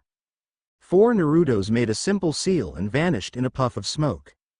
Meanwhile, the real Naruto opened his eyes and sat up from his meditative position in the middle of the field. With a simple seal and a look of concentration on his ace, he focused his chakra and 4 clones emerged. He put a hand to a tree in order to steady himself before looking at his 4 clones. You 4 should last the whole week. You know your assignments. The 4 clones nodded before leaping away. The real Naruto watched them go before walking towards the site of the Bone Eater's well. He stared down into the darkness with a lazy expression before taking a deep breath. Well, Midoriko. I would like to see what the future is like. May I? The well gave a soft blue glow, and Naruto leapt into the darkness of the well and felt the warm blue light envelop him as the portals of time and space was distorted. He felt the warmth of Midoriko's magic on his skin, almost like she herself was standing next to him, offering her protection as well as her blessing. Thanks, Madoriko. When he opened his eyes, he was met with the wooden roof of a house. It appears as though I've arrived. Muahahahahaha. Naruto in the future. What mayhem will he cause? You'll just have to wait and see. And if any of you were wondering, I'm kinda gonna make Shippa's fighting style like Yoda of Star Wars. Naruto in the future, I'm back and the alert systems are busted, again. What are the site runners up to anyway? Bah, let's get on with the story.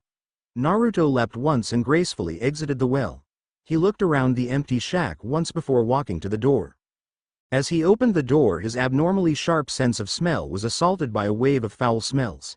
He winced. At that point he officially decided, the future stinks.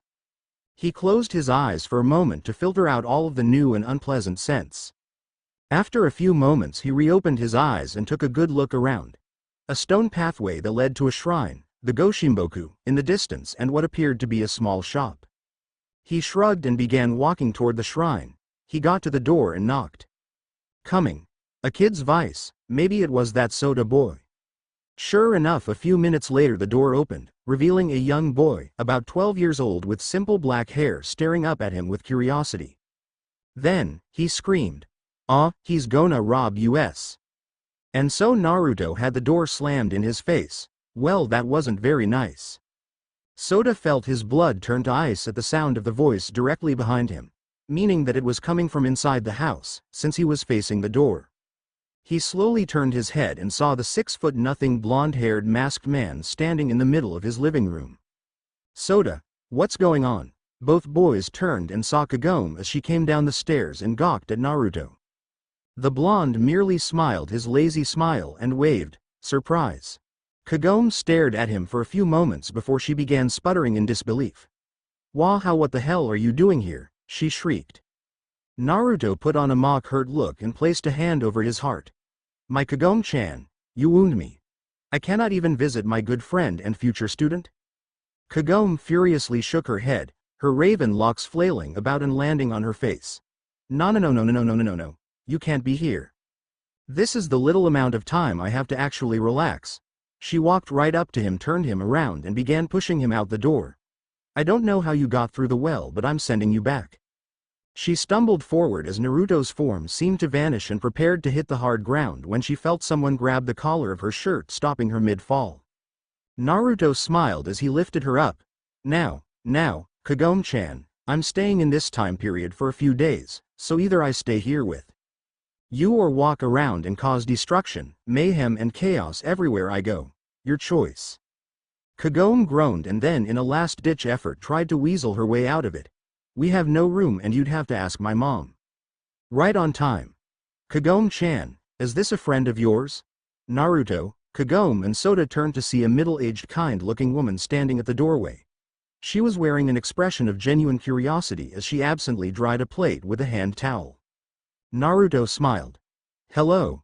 He greeted. Mrs. Higurashi smiled. Good evening, Mr. Naruto. The blonde ninja said, bowing gracefully. Uzumaki Naruto. Well, at least he's more polite than Inuyasha. Kagome mumbled to herself. She then looked up and found Naruto staring at her with that coy smile on his face. She sighed dejectedly. It appeared as though Naruto would be staying. Mom, Soda, this is Naruto. Naruto, this is my mother and my little brother Soda. Mom, Naruto's the ninja I told you that had joined our group almost a week ago.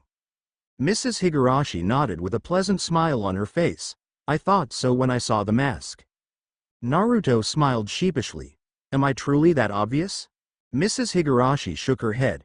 By the way, does anyone know this woman's name? She turned to walk back into the kitchen before she called over her shoulder. Naruto-san, will you be joining us for dinner? Naruto was slightly taken aback by how accepting these people were. Here he was, arriving, unannounced a little past sunset, and they were practically welcoming him with open arms.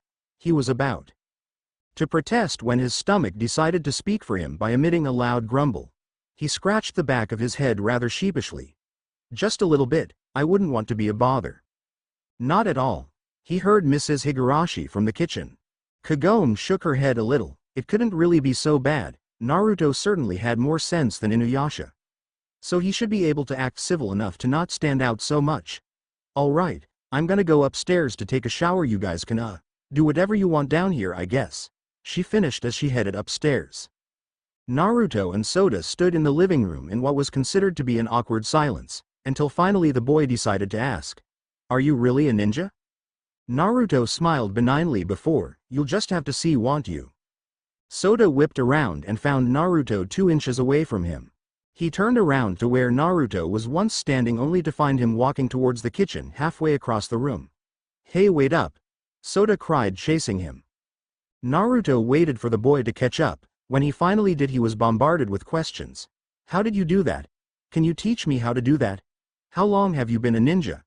Is it true that you can disappear into thin air and turn invisible and... Naruto laughed softly as the questions kept coming. It was enjoyable to him. Can you scale walls? Do you know how to use a sword? Can you teach me how to use one? Mrs. Higurashi laughed as she heard her son continued to shoot questions a mile a minute.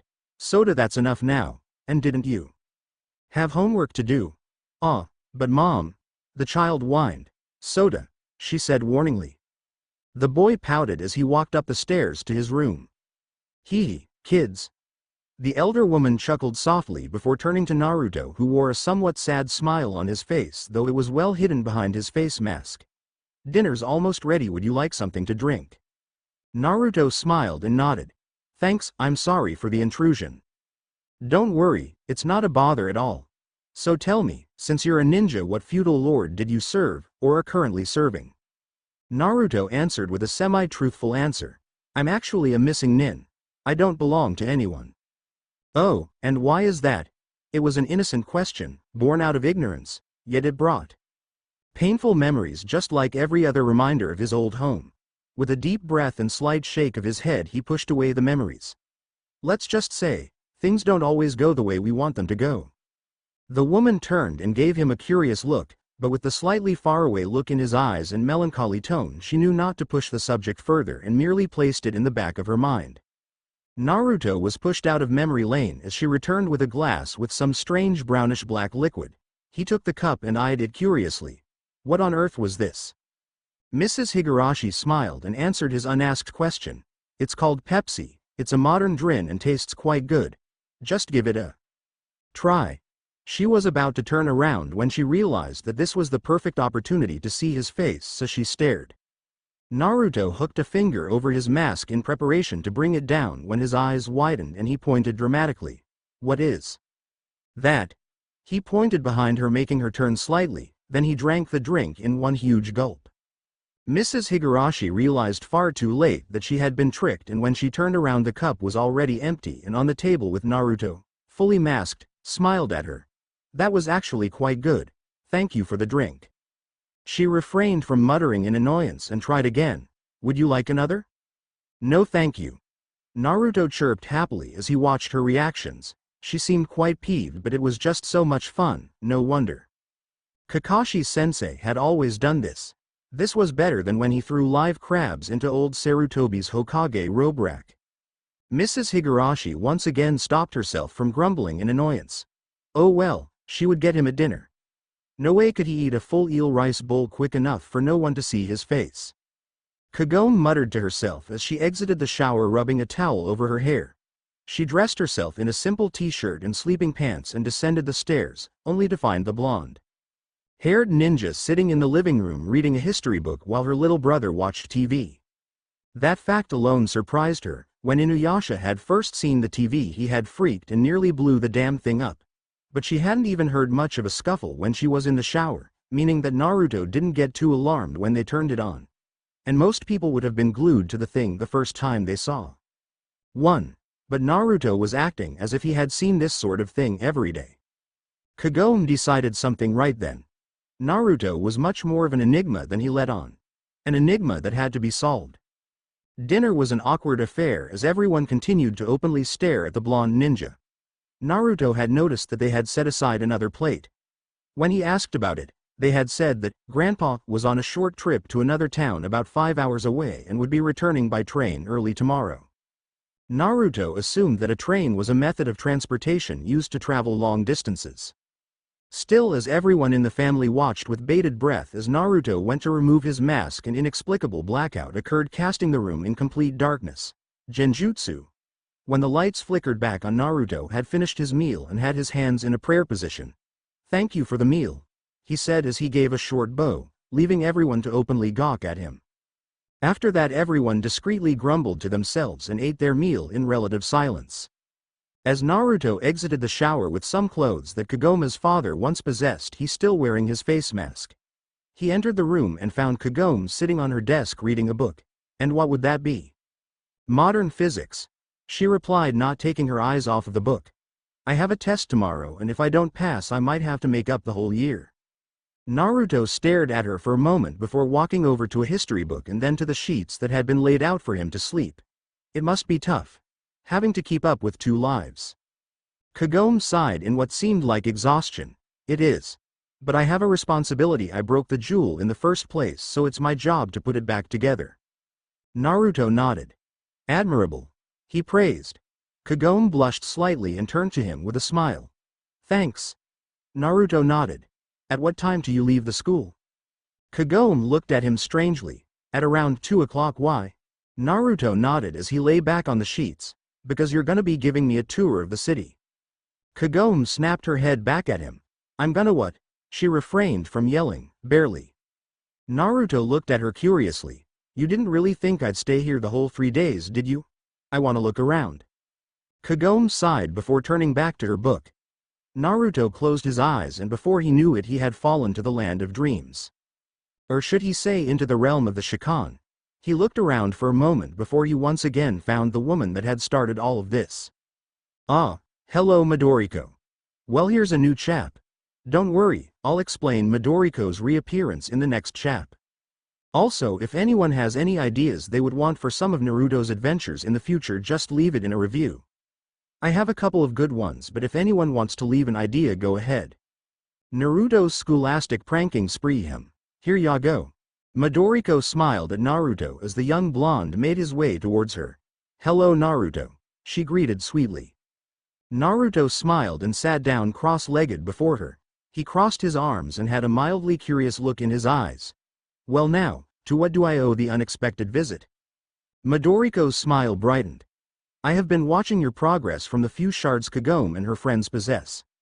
I must admit you are surpassing my expectations, and I have to thank you for the additional training you are instructing them in. Especially that Inuyasha boy. I wanted to contact you sooner, but I had to wait for you to come here because the demonic presence in the modern world is much weaker than in the feudal era. Naruto nodded and kept his smile firmly in place. I sense but coming soon for the training part though. Midoriko looked a bit sheepish, which was quite strange and highly undignified for the most powerful priestess in history. Well, I believe it is safe to assume that you were planning to train Kagome in something. What would that be? Naruto cocked his head to the side in a thoughtful manner. Well, Sango would specialize in long-range attacks, Inuyasha would be close-range, heavy combat, Shippo I would have turned into something of a scout, and Moroku would be support. Kagome would have a balance of all of that. But I would have mainly focused on her close-range armed combat skills, since she is the least efficient in that area aside from Shippo. And I believe one such as you would know the importance of both long and close-range combat for a priestess. He said the last part as he threw a pointed look to two-edged straight sword at her side. Midoriko nodded. Indeed, I agree with that assessment, but one thing that you must add is a training regiment that would train her Miko powers. As of right now, Kagome's power is like a raging storm.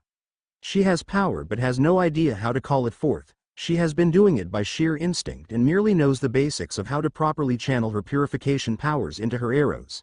She has so much power, I believe that she may very well surpass me with enough training. That had both of Naruto's eyebrows raised in surprise. Surpass you? That is difficult to believe. I do not remember Kikyo having been so powerful. So how has Kagome attained such strength? Midoriko gave a mild shrug. I am uncertain. It might be because Kagome possesses such a pure and compassionate heart. It might be because she was born with the Shikon within her body. It could be anything. But what I know is that that girl could very well become so powerful that even the Kyuubi no Kitsune would be wary of her. Naruto looked thoughtful for a moment before he spoke. Midoriko, I've been wondering. How did I arrive here? Did I move forward through times? Is this a completely different world? A parallel dimension? Midoriko sighed sadly. She knew this question was coming, but she truly did not wish to tell him of the fate of his world. Naruto, she began. I went back to the past to retrieve you. More specifically, 5,000 years from Kagome's time. After the fall of Konohagakure, Sanagakure and Otogakure, a massive power vacuum was formed and the forces of Kiri, Kumo, Iwa, Kusa, AIM and any other would-be village cage vied for land and power. A single spark turned into a roaring flame that erupted into the Fourth Great Shinobi War. Naruto listened unfazed as the story played out. This, coupled with Tei's release of the Biju, due to the fact that the Akatsuki no longer provided enough chakra to hold them within the statue-like prison they had sealed them in, caused the destruction of the world. Kyuubi and the rest of the Biju came forth and destroyed every last ninja, destroying every last technology, purging the land of all knowledge of chakra, and opened the doors onto the realm of the Makai, releasing even more, slightly weaker demons, plunging the world into an era of darkness. Eventually the other Biju turned power-hungry, and that once again erupted into another war, which the Kyuubi predictably won, becoming the last of the mighty Biju. But then, inexplicably, the Kyuubi vanished and the doors into the Makai were sealed, stopping the demons from coming into the world. Humans rose again and all demons, save for the powerful ones such as the Taiyokai, fell. leading into what is known to Kagome as the feudal era. She paused to catch her breath. Then when I was alive and was already one of the most powerful priestesses, I began hearing rumors of powerful demons terrorizing the land to the north. So I traveled there and came across such devastation I will never forget. She looked down. So I hunted these demons, and indeed they were powerful. They would have to be, because they were the second coming of the Biju. Naruto's eyes widened at that. Midoriko chuckled at his look. Indeed, I fought the Shukaku, the Death Cat, the Sea Demon and the rest. All except for the Kyuubi. None of the demons had reached maturity, so none of them were as powerful as the ones that existed during your time, which is why I was able to seal them all into the Shikon along with myself. Naruto spoke next. But then, how did you find me? Midoriko looked at him slightly surprised. It was when you released the Kyuubi. That single action created a ripple throughout time. If that would not have happened, the Akatsuki leader would not be dead, meaning that the rest of the Biju would have been sealed and the world would have never fallen into its era of darkness.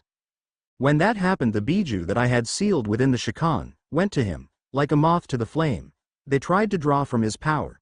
Thank goodness they were unable to do so. Otherwise I doubt I would have been able to hold them back. Naruto nodded. I see, but does anyone know what happened to the Kyuubi? Midoriko shook her head. No one knows. Some say he returned to the Makai.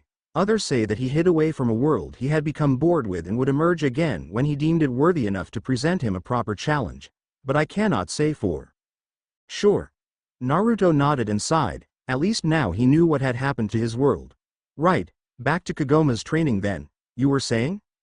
Midoriko was caught flat-footed by the change of subject but recovered quickly.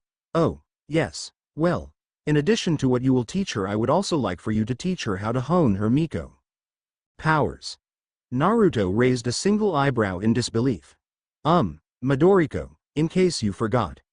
I'm a ninja. Kagome already knows more about Miko powers than what I do. Midoriko smiled. I know, which is why I will tell you everything you need to train her properly.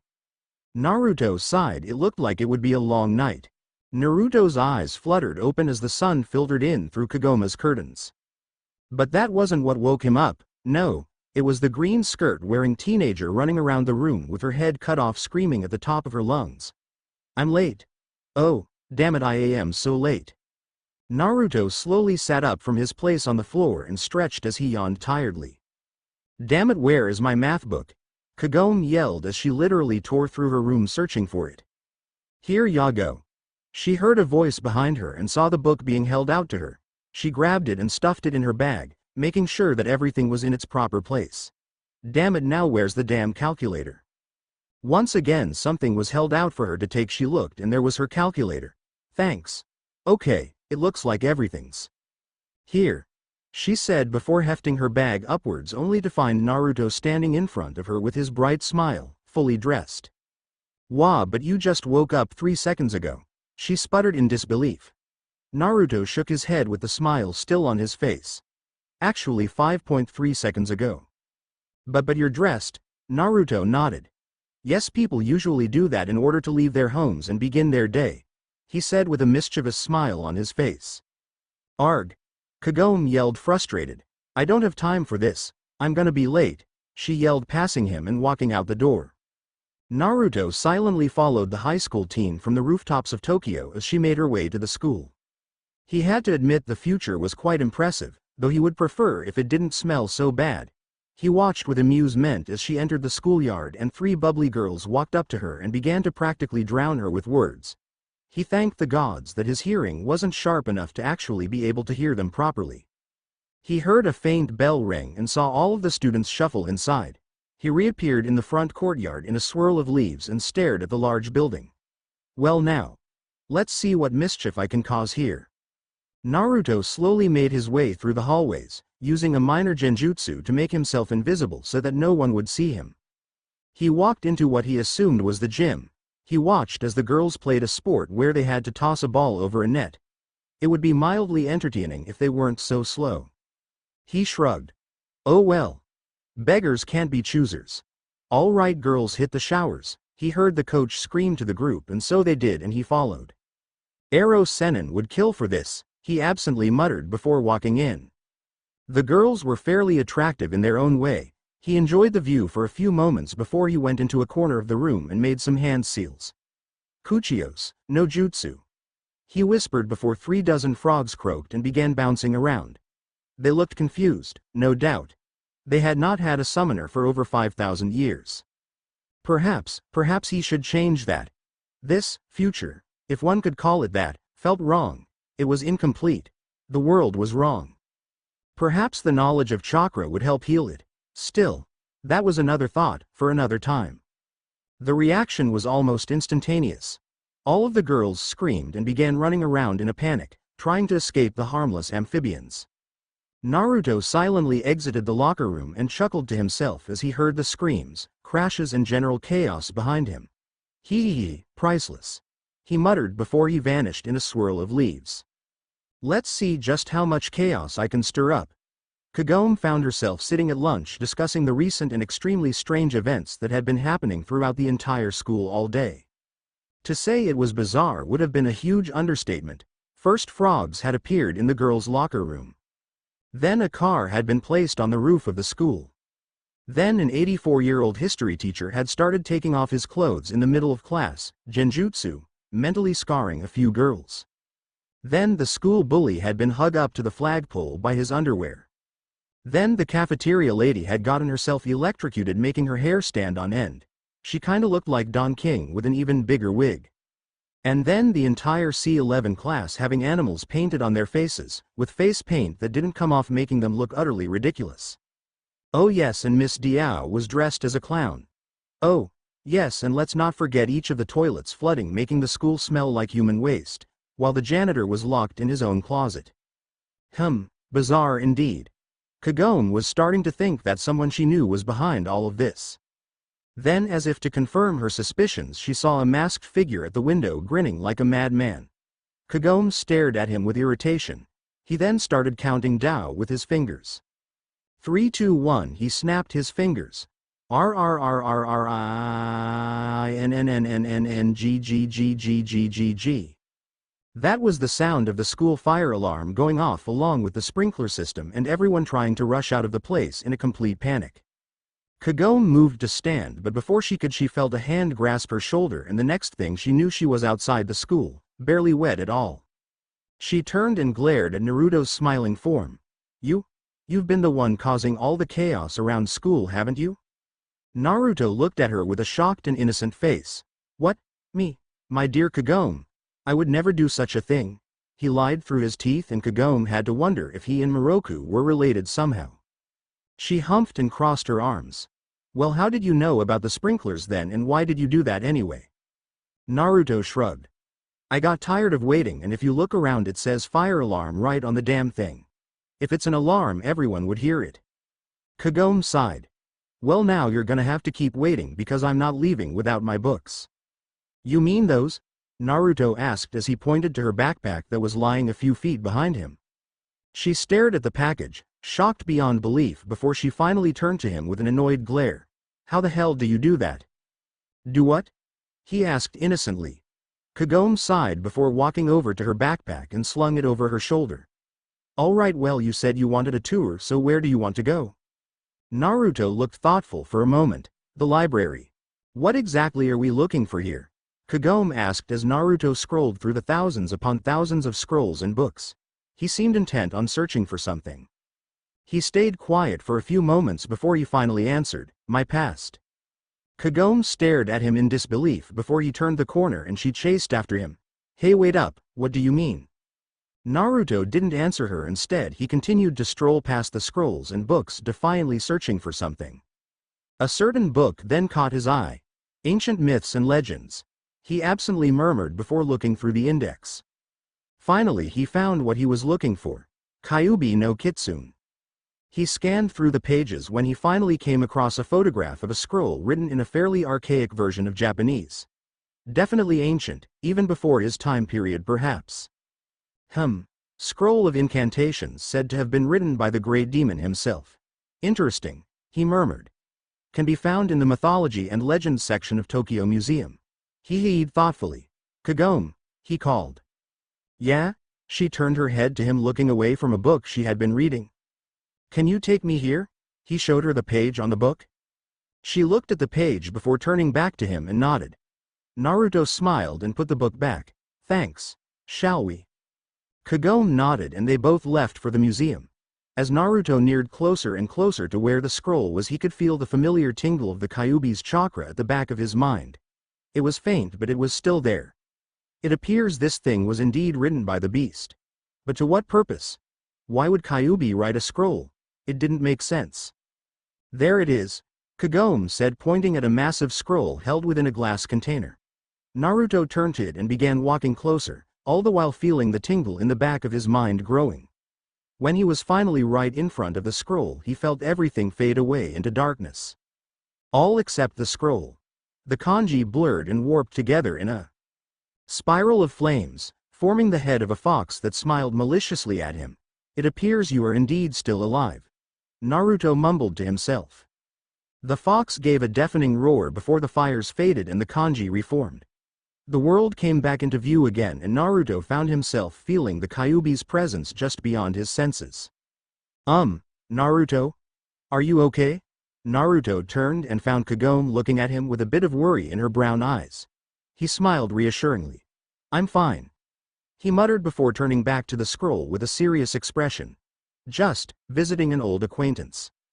He turned and strolled out of the museum, never once looking back at the faintly glowing scroll trapped in the glass, ignoring the silent whisper of, "You will never be free of me," coming in a dark, foreboding tone within the deepest depths of his mind.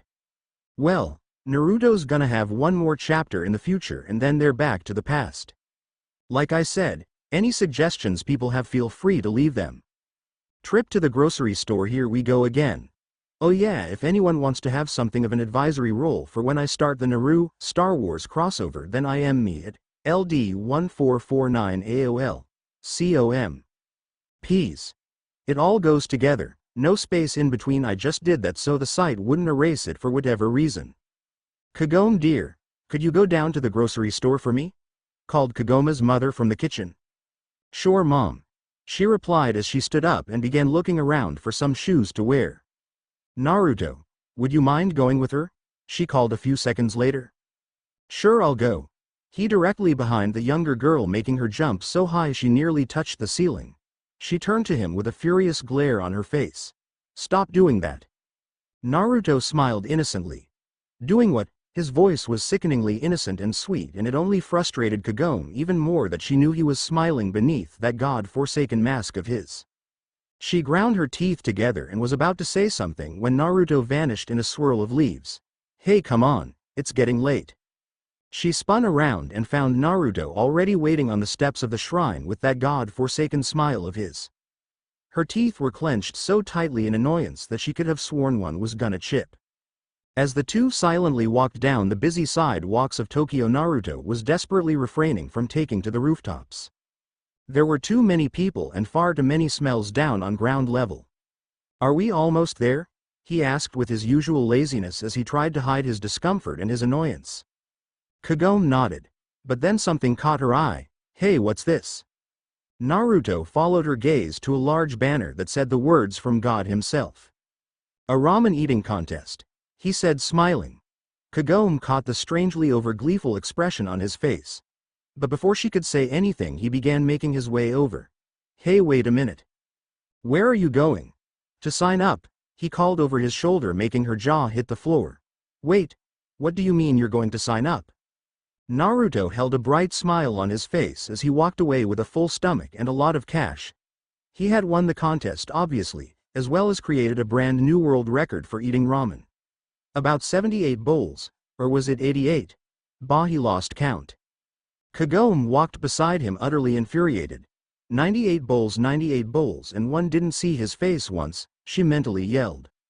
Indeed, Naruto had removed his face mask since the judges had to be sure he wasn't cheating somehow, but every time she looked, the bottom half of his face was covered by the bowl he was eating.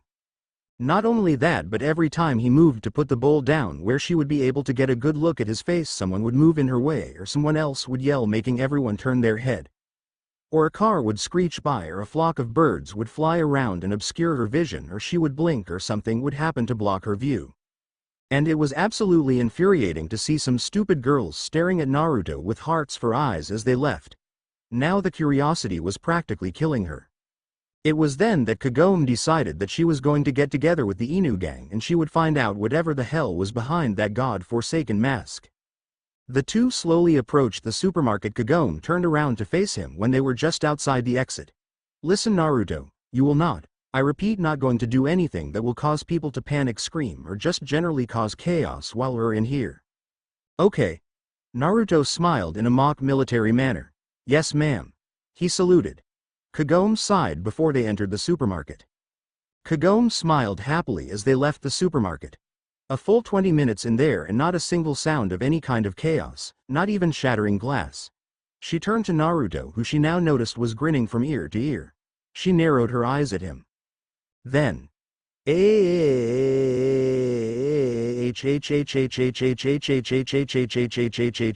Kagome snapped her head around and saw everyone running out of the supermarket in a panic with dozens, even hundreds of frogs leaping out behind them, croaking and jumping everywhere. She turned to Naruto with a glare that could have frozen hell over. I thought I told you not to cause any chaos while we were in the supermarket, but we're not in the supermarket, are we? He interrupted with his usual smile. Kagome would have sat him halfway into hell if he was Inuyasha, but sadly, he wasn't Inuyasha. She sighed in resignation and exhaustion. Let's just go home. Mom, we're home. Kagome called as they entered the house. And we brought the food. Naruto called behind her. The elder Higurashi chuckled as she came in from the living room. That's good, she said simply as she took the bags from them. Come now, I'm almost done with dinner. The two teenagers nodded and began making their way into the house. Hi Soda. Kagome greeted as she passed him by. Hey sis. He greeted back absently with a wave as he had his eyes glued onto the TV and was munching on a cheeseburger he had bought. After several seconds he noticed that Naruto was standing behind him. He looked up and saw Naruto staring at him with a raised eyebrow. What? He asked curiously. Naruto pointed at his cheeseburger. What's that? Soda looked at his burger and held it out to him. It's a cheeseburger from McDonald's. Want a bite? Naruto took the strange-looking food and shrugged. He hooked a finger over his mask and before Soda knew what was going on he was blindfolded. His vision cleared 2 seconds later and he found Naruto chewing on the bite he had taken of the burger experimentally. He handed the burger back to the young boy. Soda looked at him expectantly. Well what? Did you like it? Naruto smiled and opened his mouth to answer when Shinobi-san. That was the old man's voice. I have a question. Naruto sighed.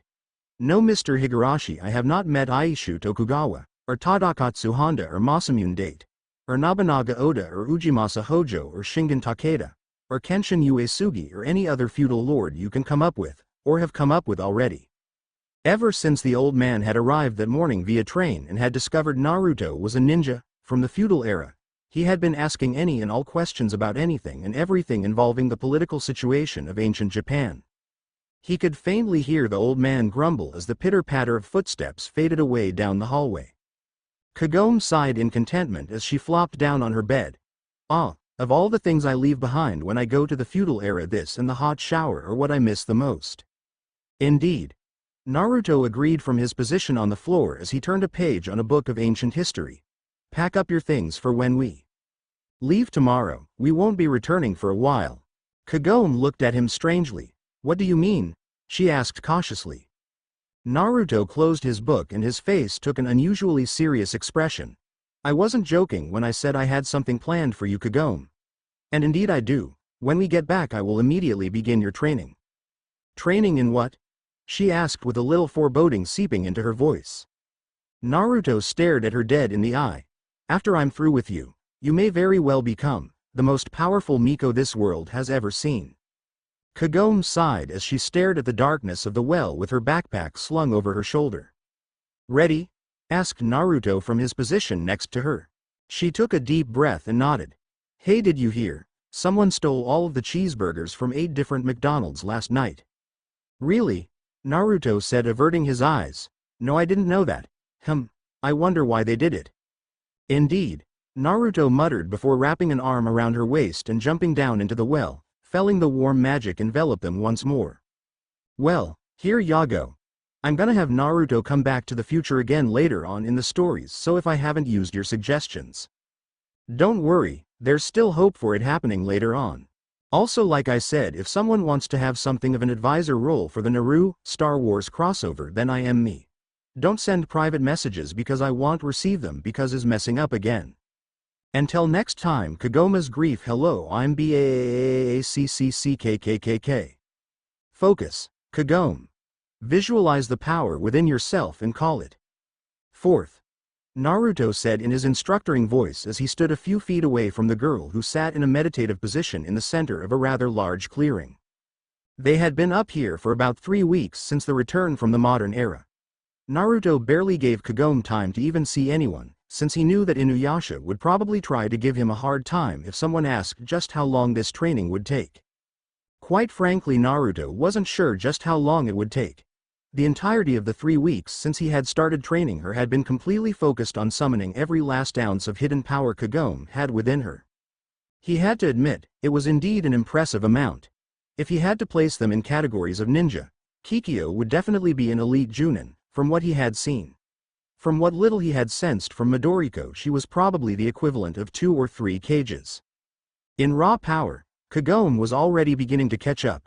It was truly amazing in his opinion. Every morning he would spend about an hour instructing her on basic hand-to-hand martial arts. To put it quite bluntly, she sucked. She was physically weak. She had no sense of balance or footwork. Her reflexes were just slightly above average for a normal civilian in a ninja community. She didn't even know a basic counter. Basically, he was starting from ground zero in taijutsu. One good thing she did have though was excellent hand-eye coordination. Her experiences with the bow had made it so that she could focus on multiple things at once. He could be attacking with a simple punch combo and then come in with a surprise kick, yet she would always see it coming. That didn't necessarily mean she managed to block or dodge though. Her eyes would catch it, but her body didn't react on time. He was brought out of his musings as a surge of power came from the girl. Her hair was matted against her forehead with sweat and her brow was knit together in hard concentration. Her breathing came out in short ragged pants and her entire body shook as pink wisps of Miko energy began surging forth. Soon the pink aura was glowing and whipping around violently. Good, now, all she has to do is learn how to control it, he thought to himself. Kagome, stop now, he called out to the girl. But she couldn't hear him. Powers long unknown to her surged through her, clouding her senses and the outside world from her. She gritted her teeth and felt her power rising from deep within her. It started at her stomach, but then rose and spread to every last part of her body. Her skin tingled and the hair at the back of her neck stood on end. Furious wind arrived from nowhere and seemed to form a whirlwind around her, making her black locks rise. Kagome, you have to stop now, Naruto cried as he shielded himself of the harsh winds. Damn it! He cursed as he stepped forward, only to be shocked as his skin came into contact with her Miko energy. He reeled in shock and stared at his hand in disbelief. Smoke rose and he could clearly feel the sting of a burn as well as the sensation of skin and tissue healing rapidly. He narrowed his eyes. Kyuubi, I must still have remnants of his chakra in me. Her Miko powers will harm me if I get too close, he thought as he looked back up into the pillar of pink light. He could see the faint outline of Kagome's form in the center. He took a deep breath and felt the chakra surging to his feet before he rushed forward as fast as he could. Kagome suddenly felt a hand hit her chest, just beneath her neck, and in seconds all of her power returned to her, making her feel like someone had punched her in the gut, hard. She hunched forward and coughed as she gasped for breath, so she could get air back into her lungs. As her coughing ceased, she looked up and found Naruto was also breathing hard and his entire body had smoke rising out of it. I think we need a different plan, he muttered as he pulled back and sat down with a thump. Kagome stared at him for a few moments in silent shock. He looked exhausted. What the hell happened? Naruto blinked at her and then looked around the clearing and gestured for her to do the same. Kagome looked around and found that everywhere she looked she could see the soft glow of Miko power, her power. She turned her attention back to Naruto when she heard his voice. It's just as I thought. All the power in the world, but no control. She raised a curious eyebrow. What do you mean and why are we studying control? I don't really understand why it's so important. Naruto thought for a moment before he spoke next. Control is the most important part of your Miko powers, without it, it's just wasted energy. She nodded but still didn't look too convinced. Naruto sighed. I think a demonstration will work better for you. He stood and began walking towards a tree. Hey wait, are you saying you have Miko powers too? Naruto chuckled. Not exactly, he said without facing her. He extended his hand and immediately an imperfect Rasengan formed. Kagome stared at the swirling energy in disbelief. Naruto then rushed at a nearby tree and slammed the Rasengan right into its bark. The wood groaned and the chakra acted like a wild blender, shredding and tearing away. When his attack was done, deep gashes and lacerations bit into the bark in a spiral formation about 5 inches deep. That's amazing, Kagome said with awe as she approached the tree. That was the imperfect version of the attack. All the power, with none of the control, he replied as he pointed to the tree. Now then. He spoke as he raised his hand and formed another Rasengan. A perfect one this time. Now observe what power can do when it's combined with control. He rushed forward and slammed the Rasengan into a different tree, and Kagome watched in astonishment as the tree gave about 3 seconds of resistance before it exploded and was grinded into tiny bits of sawdust. As the top half fell and crashed into the ground, Kagome could only stare in awe. Naruto turned to her again. Now do you see? Perfect control combined with power can lead you to greater heights than just power with no control or control with no power. Kagome nodded with a serious expression, but then it turned into a smile. Do you think you could teach me how to do that one day? Naruto chuckled. No, I don't think so, Kagome.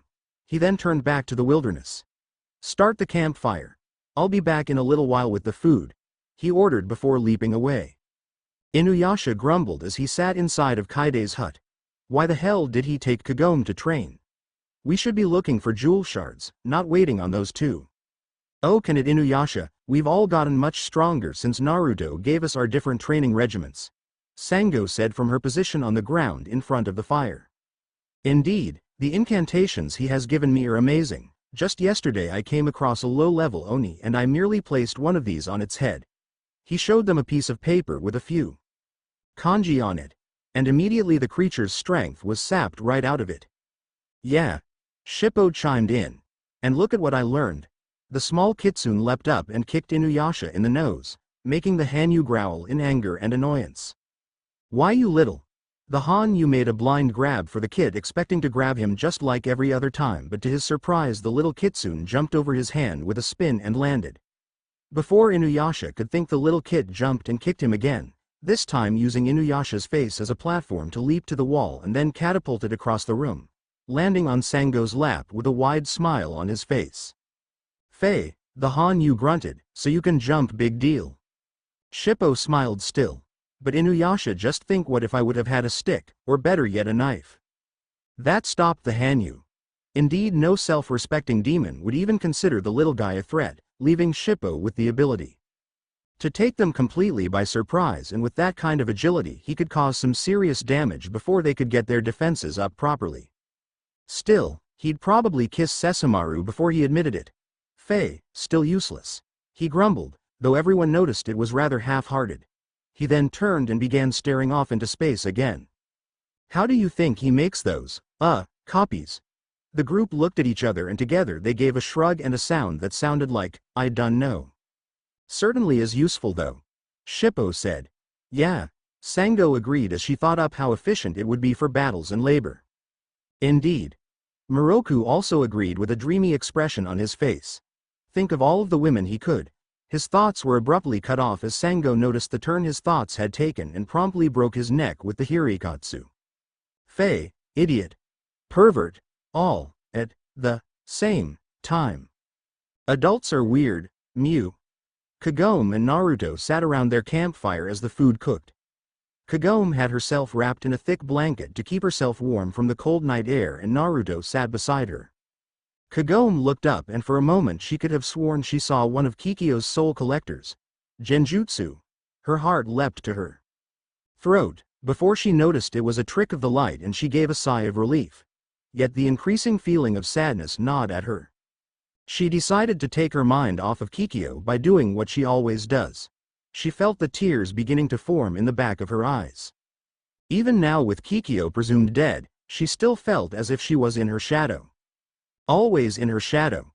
She could never really be sure if Inuyasha truly saw her when he looked at her or just the rebound girl since he couldn't get Kikyo. A mere replacement. She knew that she may very well start sobbing soon and she didn't want to trouble Naruto with her problems.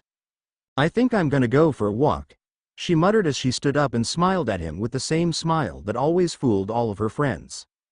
Naruto turned to her with a single emotionless eye. "Don't do that," he declared. Kagome blinked at him curiously. "Don't do what?" "Go for a walk." Naruto continued to stare at her, his single blue eye, which currently seemed as cold as a glacier of the coldest ice, bore into hers. "Don't even try to hide behind that mask, Kagome. I can see right through you." Kagome faltered for a moment as he stood and turned to face her fully. He walked forward and looked down into her brown orbs that stared at him with curiosity, apprehension and even a little fear. He stared for a few more seconds before he took a breath and began. "Your soul is clouded by sadness and hurt, Kagome. I can sense it, I can see it." She took a step back and averted her eyes. I don't know what you're talking about," she said with even less conviction than what she had within. "Yes, you do, Kagome, and it's best you admit it, and face it. Before that sadness and hurt turned to anger," he said in the same monotone drawl. His voice was hammering at her defenses. Already the sight of one of Kikyo's familiar soul collectors reopened old wounds which had just begun to heal, and now he was confronting her about things that she had kept to herself. Naruto continued as she stayed quiet. "You are sad because of Inuyasha's love for Kikyo. You are hurt and betrayed, because of all the times he left you to go see her, the expressions of happiness and contentment his face held when he held her again in his arms as he did when they lived before Naraku. And you are insecure, because you fear he only sees her, only has eyes for her, only has love for her, even when his eyes lay upon you." Kagome sobbed and slowly sank to her knees, holding her face in her hands, and shook her head. "Stop, please stop," she whimpered as sobs racked her body. Naruto's eyes softened for a brief moment before they once again became cold. This had to be done. He knelt down so he could be at eye level with her. "You want him to love you, you want him to have eyes, only for you, and you want him to forever place her in his past. You want to be his one and only love." He slowly moved in and whispered in her ear. "Somewhere, deep, deep within you, Kagome, is a part of you that was somewhat glad when you heard Naraku killed Kikyo on MNT. Hakare." Kagome's eyes snapped open and she roughly pushed away from him. "That's not true," she nearly yelled at him as she backed away, until her back was pressed against a tree. Naruto reappeared in front of her with his cold blues narrowed. "Yes it is," he hissed. "You know it is, and you hate yourself for it. When you heard that, you felt that Inuyasha might finally be able to move on. Now that she was dead again, you felt that he may finally look upon you with those eyes that he had when he gazed on her." Kagome shut her eyes tightly, and try as she may the tears still leaked out. Why? Why does he still love her? She's tried to kill him, she says she hates him, and yet he still loves her. Naruto finished for her.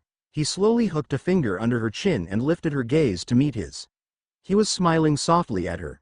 "It's okay to feel pain, it's okay to feel hurt, betrayal, rage, jealousy, all of those things, Kagome. You are not a saint, and no one is asking you to be. So do not hide behind a mask, because one day, the mask will break, and with it, so will you." She sobbed and felt Naruto hug her in a comforting embrace. "Why doesn't he love me like he loves her?" she sobbed into his chest. Naruto felt his shirt dampen and slowly stroked her hair. "He does," the blonde said simply. "But," she began but was cut off. "He loves you both equally, but for entirely different reasons. I don't understand." Naruto took a moment before he began. "Inuyasha loves you both, unconditionally. He will always love the both of you no matter what happens. He loves you because you have always been there for him, always supported him, always helped him, always believed in him, always encouraged him. You were in reality his first friend, and then that feeling evolved into love. He would jump into the pits of hell for you if it would make you happy." He paused. "And he loves Kikyo because she was the first. Where you became his first friend, Kikyo was the one who showed him that indeed he could love, he could be loved, and that it was possible for him to be happy. She was the first to show him acceptance. Without her, he may have become just like his brother, Sesshomaru, cold and emotionless." Kagome shivered at the thought. After several seconds she looked back up at his face. How? How do you know so much about us? Naruto smiled and Kagome felt her vision go dark. Naruto carried her bridal style all the way back to camp. Because in a way, I have suffered the same fate. Well, here ya go. I hope I made this conversation between Kagome and Naruto believable. Please tell me if you liked it or not. For those of you who don't understand why he did this, it was because this is the way he is helping Kagome. She always bottles everything up and eventually she's gonna snap when it becomes too much, kinda like Naruto himself. So since he knows more or less what she's going through, he's helping her through it. Oh, and just wait till I get to Kikyo. Hee. Back on the road, here's a new chapter that I hope you all enjoy. Naruto smiled as he stared at Kagome. 4 months. 4 months they had been training up here on this hill. She had grown in all areas. She wasn't an expert, far from it in fact. But she had grown. Her control was now a little beneath what he had seen from Kikyo and far below from what he had seen from Madoriko, but compared to what she had before, she had improved exponentially. He had continued to make clones and sent them to Inuyasha and company back at Kaide's village in order to continue his instruction with them. But that was not the extraordinary part, no, the extraordinary part was the sheer amount of power she held. If he had to guess, she was just beneath Madoriko. Given a few more years and she may very well surpass her, just like the great Miko had said.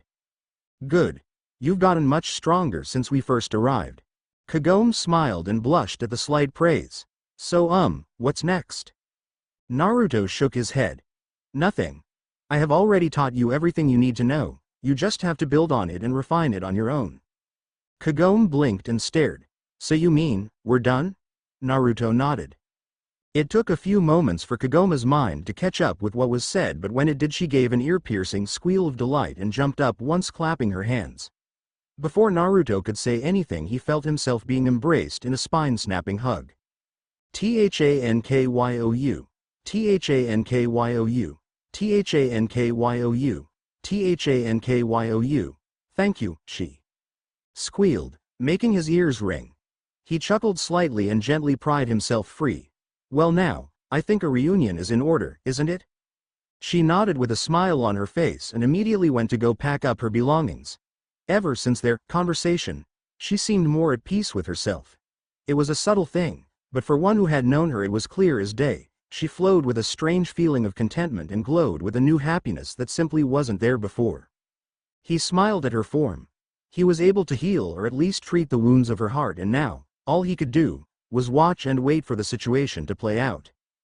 Kagome, came Shippu's cheerful reply as he ran forward and lunged into the girl's arms. His new speed and leg strength giving him enough power to nearly knock her over. In fact, if it wasn't for the hand-to-hand training she had done with Naruto over her 4-month period, she was pretty sure he would have. Hey Shippo, you've gotten stronger there, she remarked as she held him up and smiled down at him. The little kitsune beamed at the praise, no matter how small it was. Yup, Naruto's been helping me train my speed. Kagome blinked. How? He's been training me all 4 months. Naruto made a shadow clone and shook his hand with a smile on his face. Hello me, he greeted and dispelled the clone. Kagome stared. Oh, I forgot about those. He smiled and ruffled the young kitsune's hair. Shippo, I have a gift for you. The little kid looked up with wide eyes at Naruto from his perch in Kagome's arms. You brought me something? He asked with what appeared to be astonishment. Naruto nodded and reached behind his back and pulled out a large dagger, that for someone of Shippu's size would be considered a decent-sized sword. The sheath and hilt were an identical blood red and were embroidered with a golden fox. It had been one of the few gifts he had received during his life. This one, he had gotten from Tenten, on his 16th birthday, just 1 year before they were all killed. Shippo took the blade with shaking hands and held it firmly. Thank you. It's beautiful. Kagome breathed as she stared at it. She looked back up at Naruto, who seemed to have a faraway look in his eyes. Where did you get it? A friend gave it to me, he said, shrugging off the sad thoughts. Kagome and Shippo could have sworn that he had looked 80 for a brief moment, but it was gone so quick they just chalked it up to a mere trick of the light. Kagome-chan. All three turned to Sango as she ran up and hugged Kagome. If it wasn't for Shippu's reflexes and new jumping ability, he would have been crushed between the two women. But, he merely jumped, back-flipped and landed on Kagome's should, his new dagger firmly in hand. "It's so good to see you again," Sango cried as she hugged Kagome tighter. Kagome returned the gesture with a bright smile on her face. "You've made sure Miroku's kept in check while I've been gone, right?" she asked with a giggle. "Lady Kagome, you wound me," the voice of said monk declared in mock hurt, making Kagome giggle. "It's nice to see you, Miroku," Kagome said as she hugged the monk, though she made sure his hands were a safe distance away from her rear. They smiled at each other as they pulled away. "Faye, nice of you to finally decide to come back." The gruff voice, red clothes, crossed arms and half-hearted scowl. Yup, that was indeed Inuyasha. Ignoring his gruff tone, Kagome smiled at him. It was a smile that left the brash Hanyu stunned. This smile had something he had never seen before. Her smiles were always beautiful, but now, it seemed almost radiant. He was spared from his awkward moment by Naruto, who decided to speak up. "Well now, I'm proud to say, you've all passed Naruto's bootcamp with flying colors, and so, I've decided to give you all some gifts." He then tossed everyone except for Shippo and Kagome some wrapped packages. They each caught theirs and began to unwrap them. Sango opened hers to reveal an entire set of kunai and shuriken, with special ninja wire as well. Miroku opened his to a strange glove or gauntlet of sorts, and Inuyasha got 2 arm bracers, blood red, with hints of gold carved into it. They each stared at their new gifts curiously. Naruto cleared his throat and began. "Sango, those kunai knives I gave you were forged from pure obsidian, a volcanic stone that is sharper than any ordinary katana. Miroku, the glove has a small ink cartridge in the thumb, meaning that you can make the seals on the spot, without having to worry about ink and brushes getting everywhere. Just make sure to refill it every few times, okay?" Kagome furrowed her brows. "An ink cartridge? But those weren't invented until the typing machine came in, and even those were larger than that." She stared at the blonde's back. "Just who or what are you, Naruto?" Inuyasha looked at his arm bracers strangely. Naruto decided to elaborate. "They're made from a special metal, almost unbreakable by any conventional weapon. You can use them to block and to basically hit someone with enough force to break their neck. Also, if you gain enough skill, you can block your opponent's swing and then get them off balance as you use your free hand to swing the sword." Inuyasha smiled as he clamped the metallic bracers onto his forearms. They matched with the fire rat robe almost perfectly. Naruto looked at the members of the group with a small smile on his face.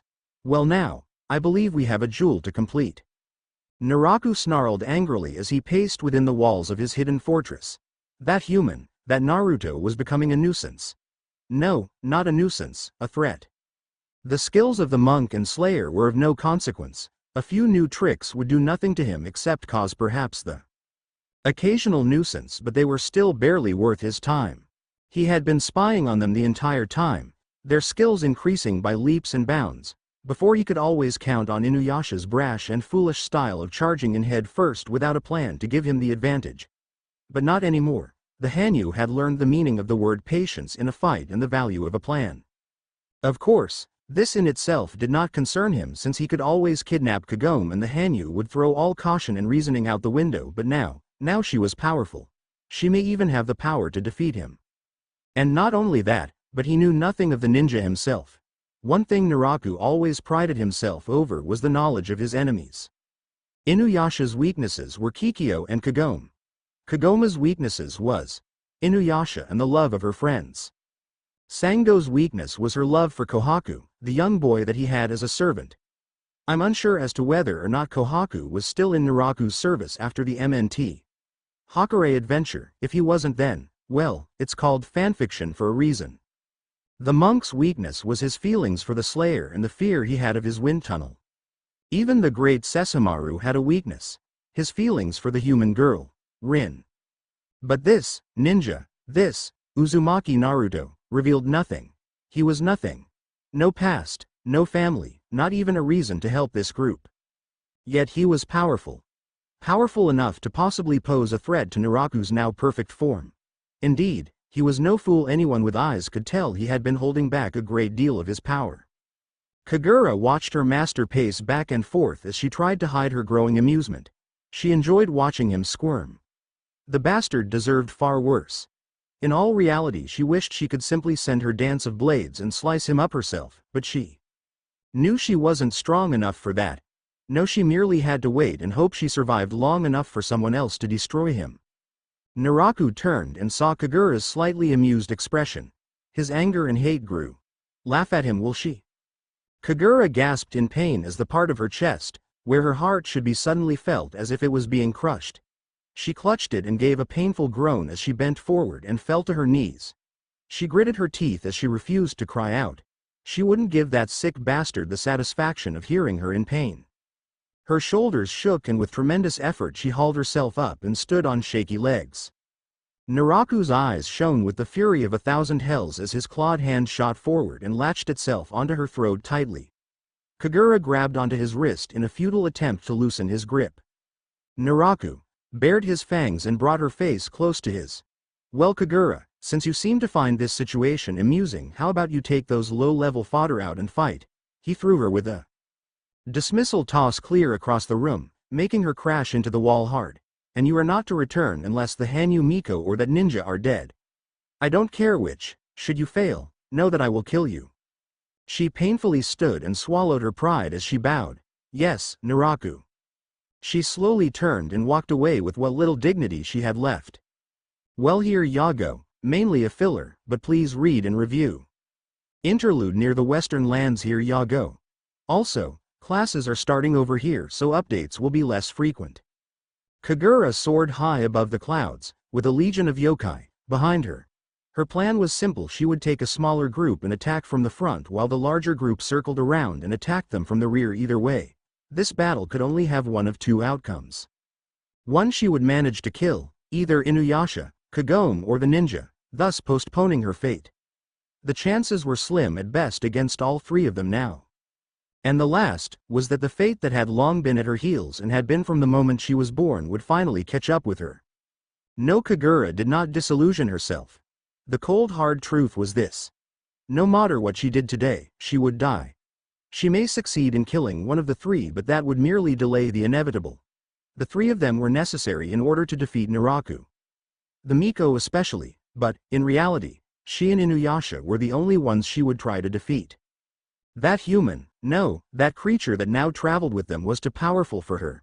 He had defeated her last time without even breaking a sweat. No, that one was way out of her league. She had to face facts.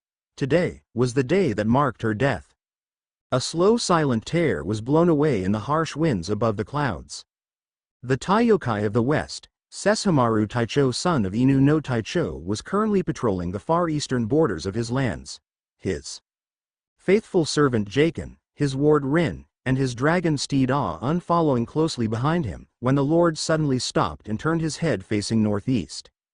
His eyes narrowed, as his sharp eyes caught two large clouds of low-level yokai, one significantly larger than the other and both moving in what would be a pincer maneuver on a ground-based battlefield. The slight tinge of Naraku's scent came to him and he let out a low growl of anger. How dare that disgusting parasite dare to even encroach on his lands?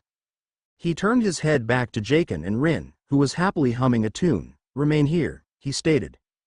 Shikon was about to speak when, just like the wind, Sesshomaru was gone in a streak of white.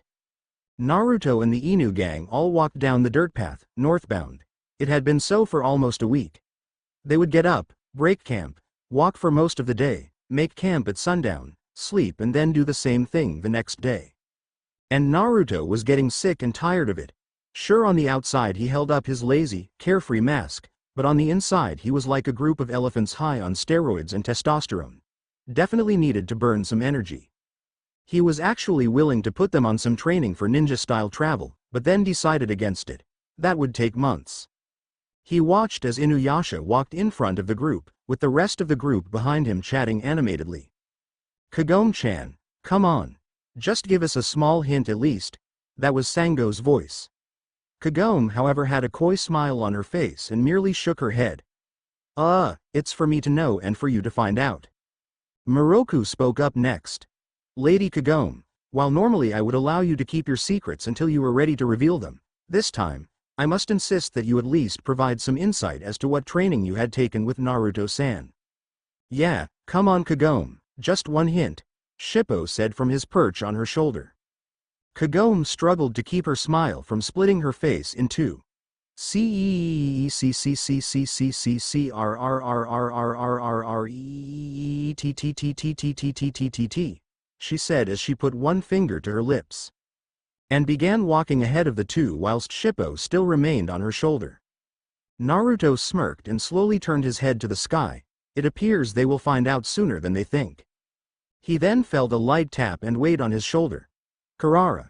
He slowly turned his head to the small firecat and smiled. You sensed them too, don't you?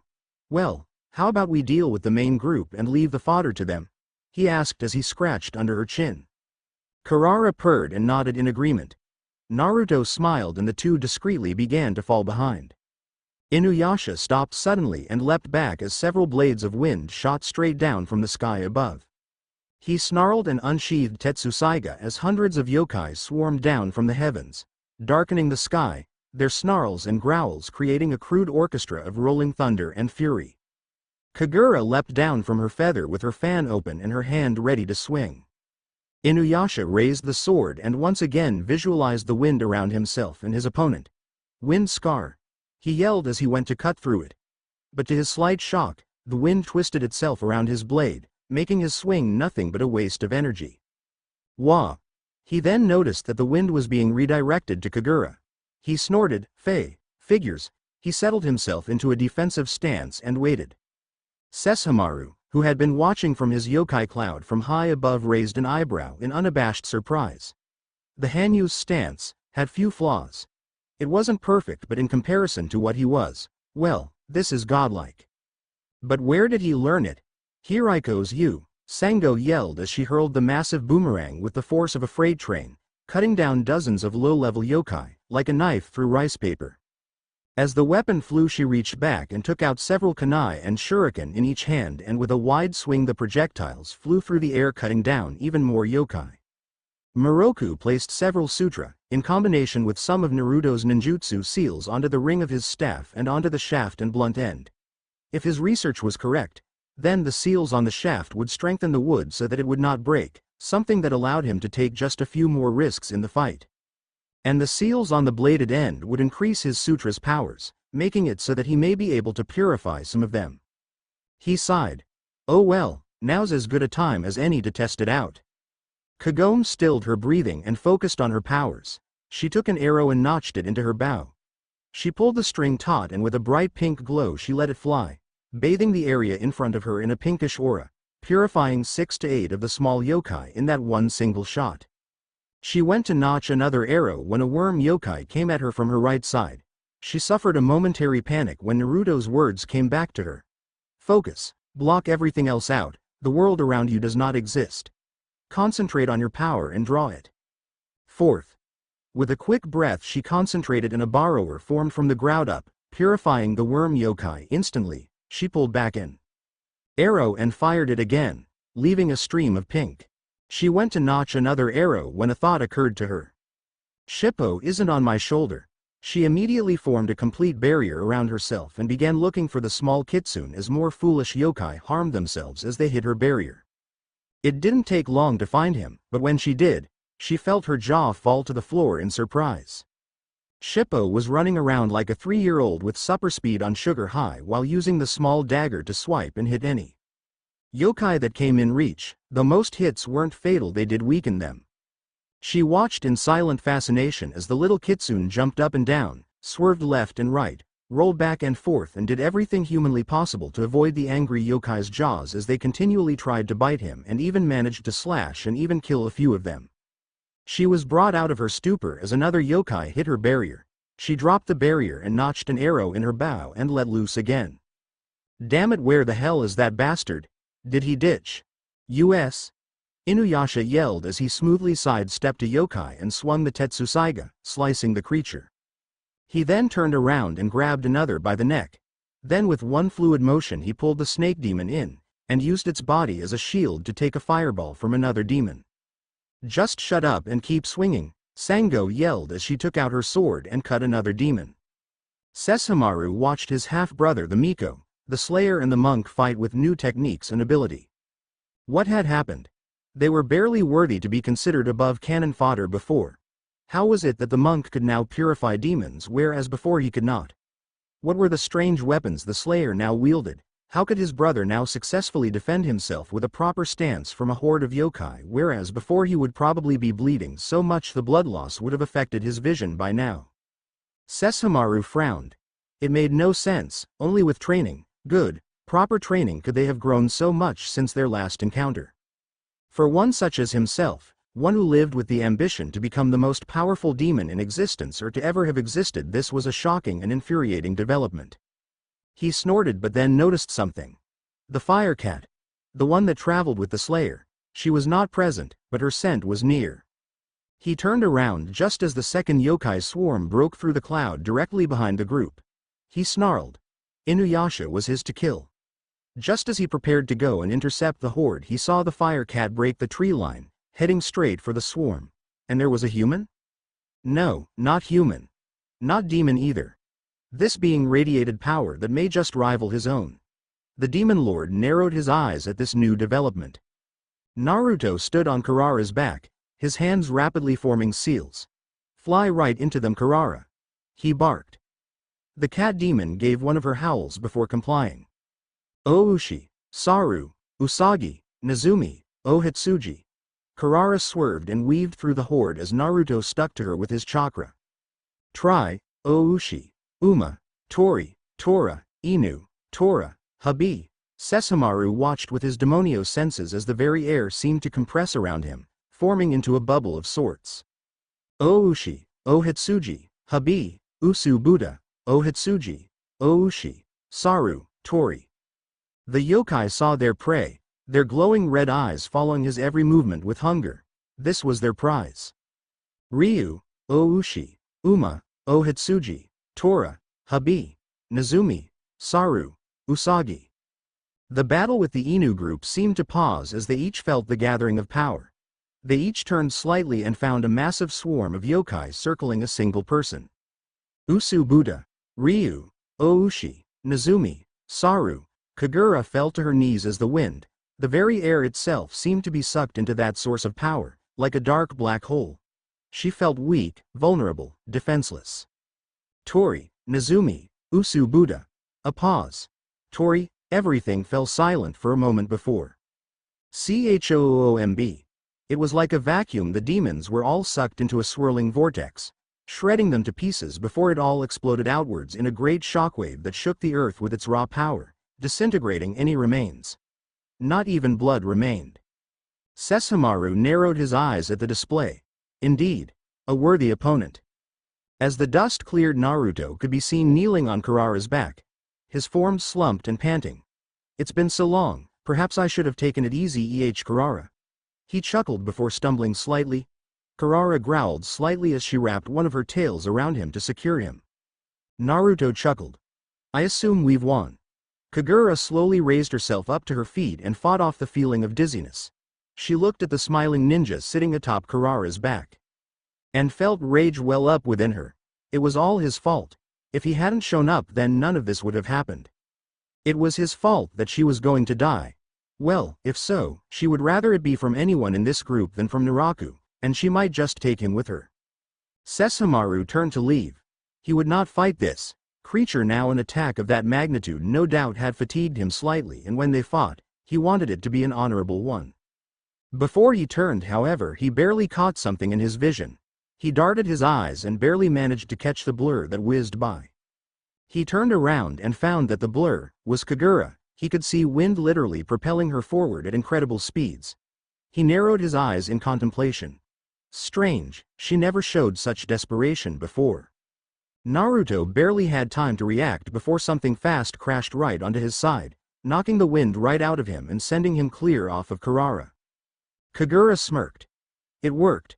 That speed technique was a gamble. She moved so fast she couldn't see where she was going. It was a complete shot in the dark and left her exhausted after just a few seconds of use.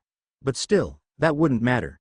She would die either way, and now that he couldn't dodge since he was in mid-air. She took out her fan. Naruto regained his bearings and looked up in time to see Kagura swing her fan and let her wind blades fly. No time to use Kamaikachi and no time to even use Kawarimi, too far from the ground. No. They both heard just as Sango's Hirikatsu passed in front of Naruto and took the wind blades for him. Kagura snarled and moved to swing again when a bright pink light came from her right. Her eyes widened in fear as she turned and saw Kagoma's arrow, loaded with so much Miko energy she couldn't even see past it, came straight at her. She barely had time to scream before the energy consumed her. Naruto blinked. Well, that's unexpected, he muttered as Kurara swooped down and caught him. He landed on the ground and faced the Inu group with a smile. Well, then, I suppose I should thank you, he muttered. Inuyasha growled. Hey, what's the big idea of leaving us all alone here? Naruto blinked. Well, I never left you. I was there, points at the forest behind him, with Kurara waiting for the second group. If you knew that they were coming, why didn't you warn us? Naruto smiled. Should I have? I am uncertain. Could you have truly ignored the threat if you knew? Could you allow the enemy to strike you where you are weakest in hopes of catching them off guard and dealing the death blow? I think not. If I would have warned you, then you would have been looking over your shoulder the entire fight, given away my position, and the trap would have been useless. The masked blonde spoke simply. Moroku spoke next. That may be so, but not warning us and you failing would have led to each of our deaths. Sango nodded. Yes, we trust you, Naruto, but I ask that you do not betray that trust with another stunt like this again. Naruto nodded. Duly noted. I'm sorry then. A broken wind. Well, here I am. Also, to the one or two guys that keep annoying me, saying that the story is lagging on and on, or that my filler arc is starting to annoy them, well, here's a little insight. The entire Inuyasha series is just basically pointless adventures that have almost nothing to do with the main plot, with Naraku, Sesshomaru or some other villain showing up in between.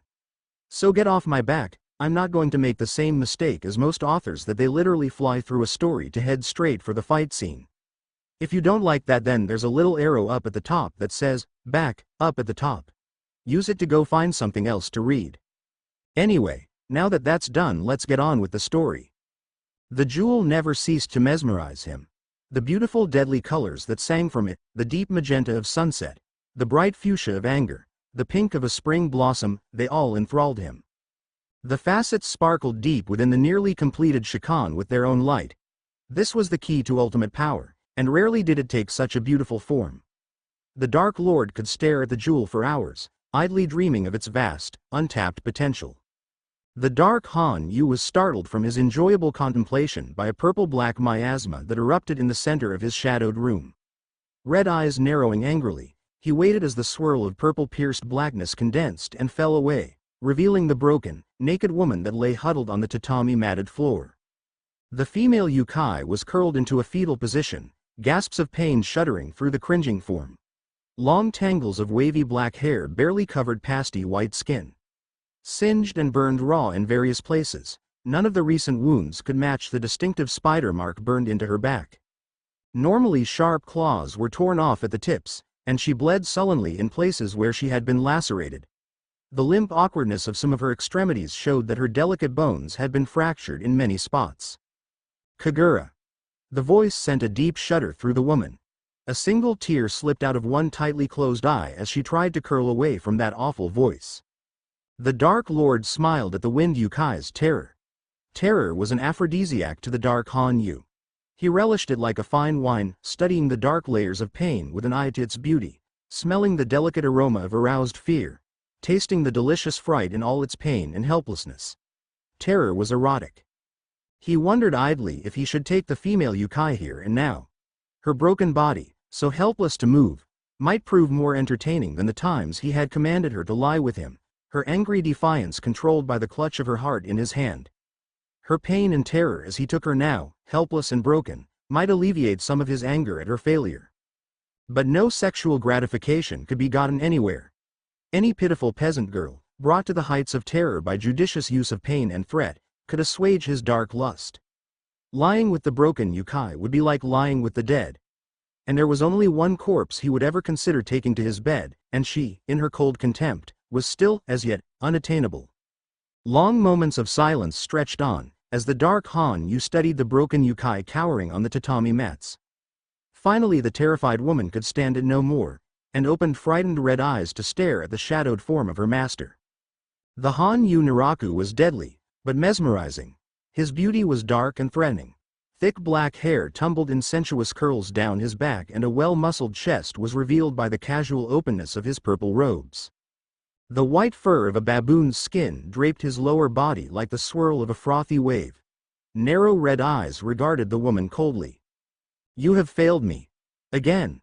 The eyes closed tightly, another tear following the track of the first down her pale cheek. "You are useless to me now. You have lost your control on the winds."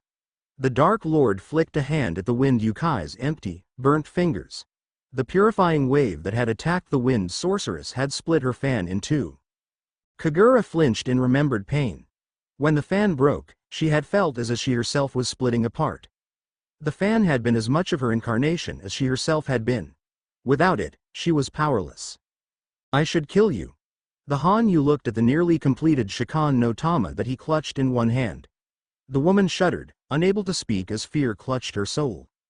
A nasty smile curved the sensuous lips. "No," the Dark Lord said thoughtfully. "That would be too easy." A slight whimper from the broken Yukai made Naraku laugh softly, a sensual sound that sent chills down the woman's back as she lay defenseless before him.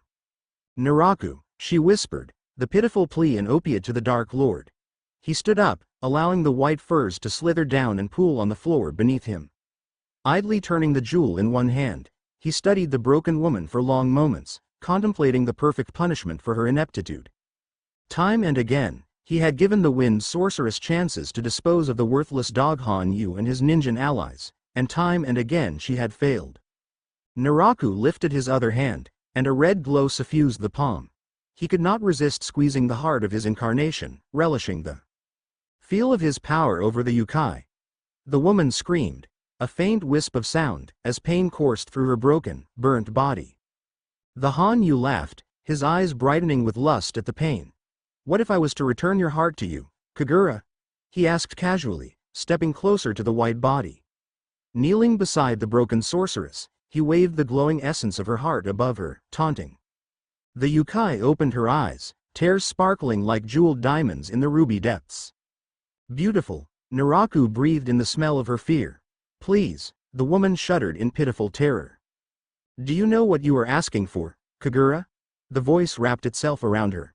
Smirking, the Dark Lord opened his palm, allowing the red essence of the woman's heart to spill gently around the wind Yukai.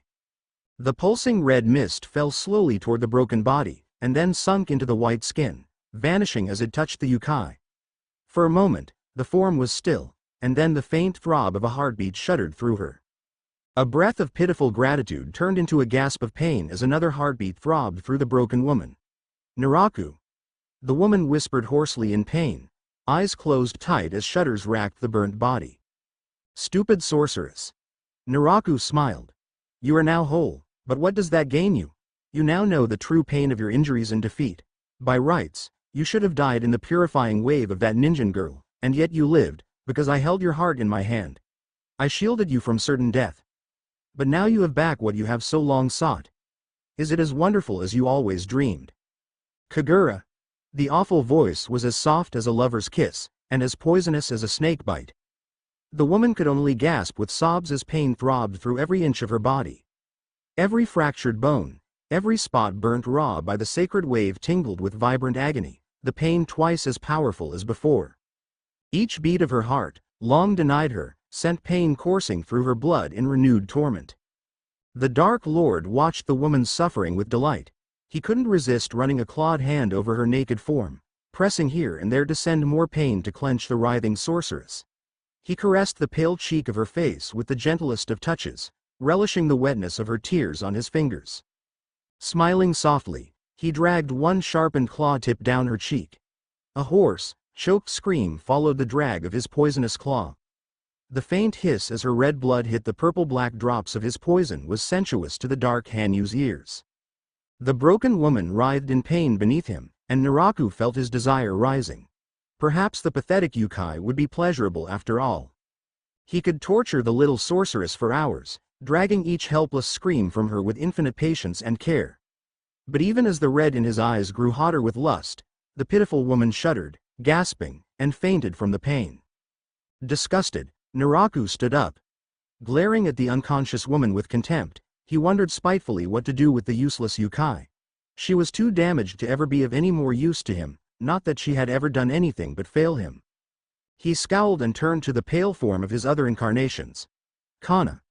The girl remained with her face, entirely void and expressionless, throughout the entire scene. Not even showing a sliver of emotion. With a wave of his hand the mirror glowed and then showed the images he sought. He smiled a slow, cruel, taunting smile. If the wolf wanted her, then he would get her. Indeed, that would be a fitting punishment. The Inu group were currently sitting around a campfire. Done. Kagoma's voice rang out through the group as she smiled at the several steaming cups of instant ramen she had recently made. The entire group grabbed their cups, with an extra 3 for Inuyasha. Yet Kagome believed that she should probably have made more for some strange reason that she couldn't really explain.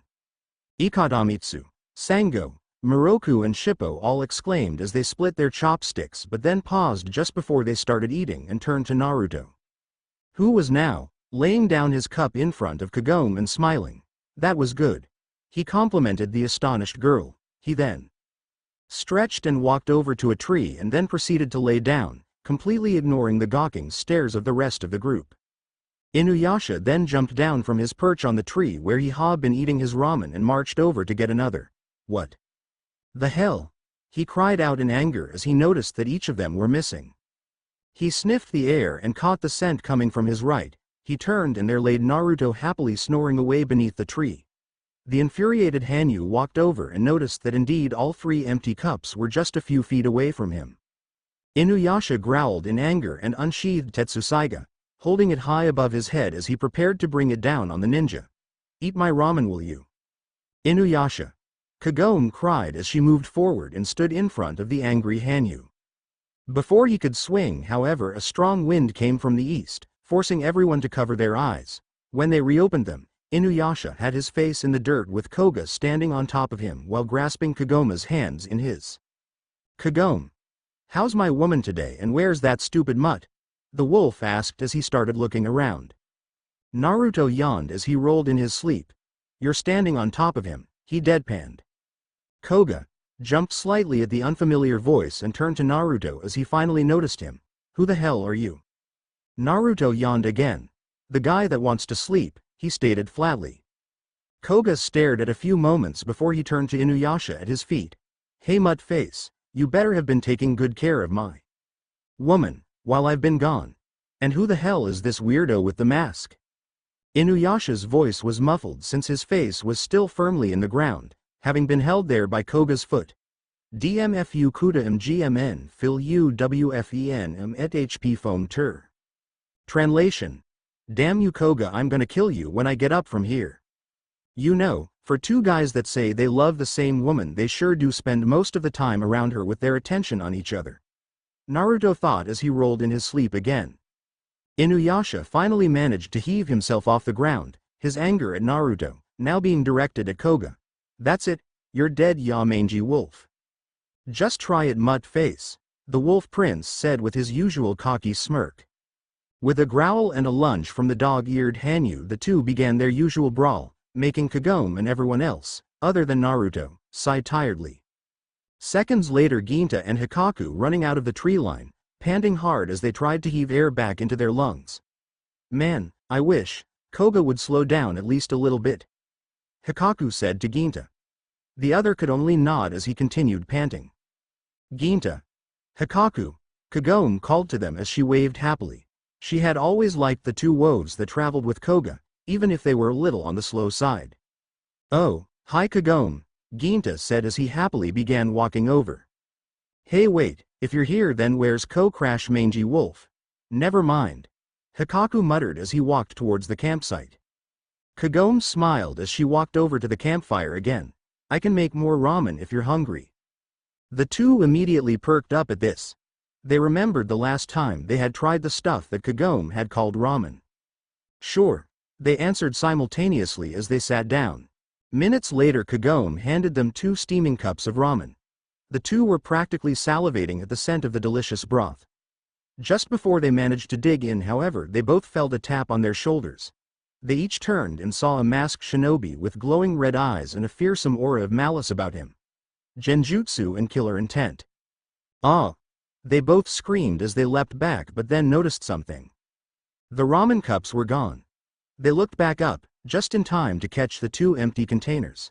They stared at the plastic cylinders in astonishment.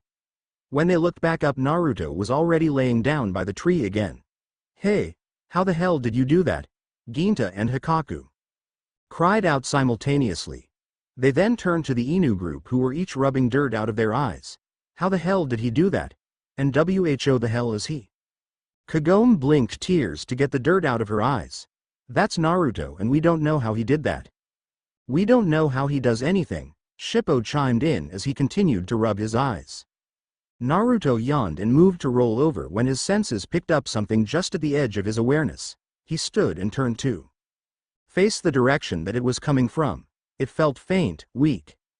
To the astonishment of most, Koga and Inuyasha suddenly stopped mid-fight just before Kagome was forced to sit the Hanyu, and they both began sniffing the air. Koga suddenly let out a feral growl before rushing off into the trees. "Stupid wolf's gonna get himself killed," Inuyasha snorted before rushing off after him. "Hey, wait a minute, Koga!" Ginta and Hikaku called out to the speeding wolf. "By Kagome!" Ginta called out as he ran. "Hope we'll see ya again."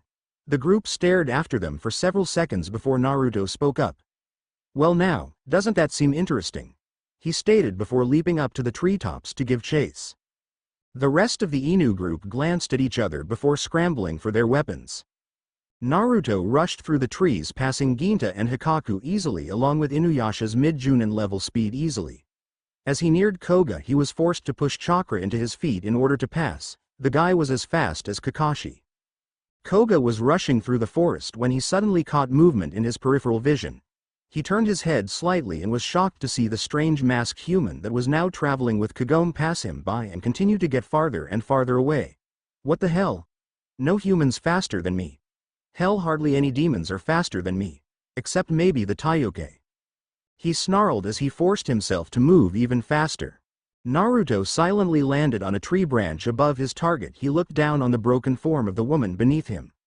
Raven black hair, pale porcelain skin, and the tattered remains of a red and white kimono. He leapt down and stared at her face. "Kagura," he said, sounding a bit more bored mixed in with mild surprise. Her hair was matted against her forehead, drenched in sweat and blood, her eyes shut tight in pain, curled up in the fetal position in a desperate attempt to alleviate some of the pain. He moved forward but stopped and snapped his head up as Koga exploded from the forest, sending splinters and wood flying everywhere. His eyes clouded with a deep rage. Naruto narrowed his eyes. "This just got complicated." Kuga snarled as he reared back his claws and prepared to deliver the death blow to the wind sorceress. However, he nearly cried out in pain as he was forcefully stopped by a firm grip on his wrist. He turned and found Naruto's masked form holding him, his face, a strange mixture of laziness and seriousness. "Now, isn't this just a tad bit unfair?" he stated more than asked. Kuga growled darkly as he took a swipe at the ninja. Naruto twisted himself back and then went under his swing. Bringing his hands up in a palm thrust, he slammed them into Koga's stomach, knocking the wind right out of him and sending him sprawling back. Koga moved to get up but then realized he couldn't move his limbs. He tried again, but again nothing. Now he started to panic. "The paralysis will pass." Naruto spoke up. Koga managed to move his eyes enough to look at him. The blonde took out a paper seal. "I placed one of these on you. Medics in my village often use it on the field as a quick anesthesia. But this one is designed to last for quite a while." "Let me go," Koga growled. "I'm gonna kill that bitch." Naruto waved around his hand in a dismissive gesture. "Now that's a stupid thing to do." Koga moved to speak but Naruto stopped him before he could. Now, I don't want to explain the same thing 8 times, so we're gonna wait for everyone else to get here."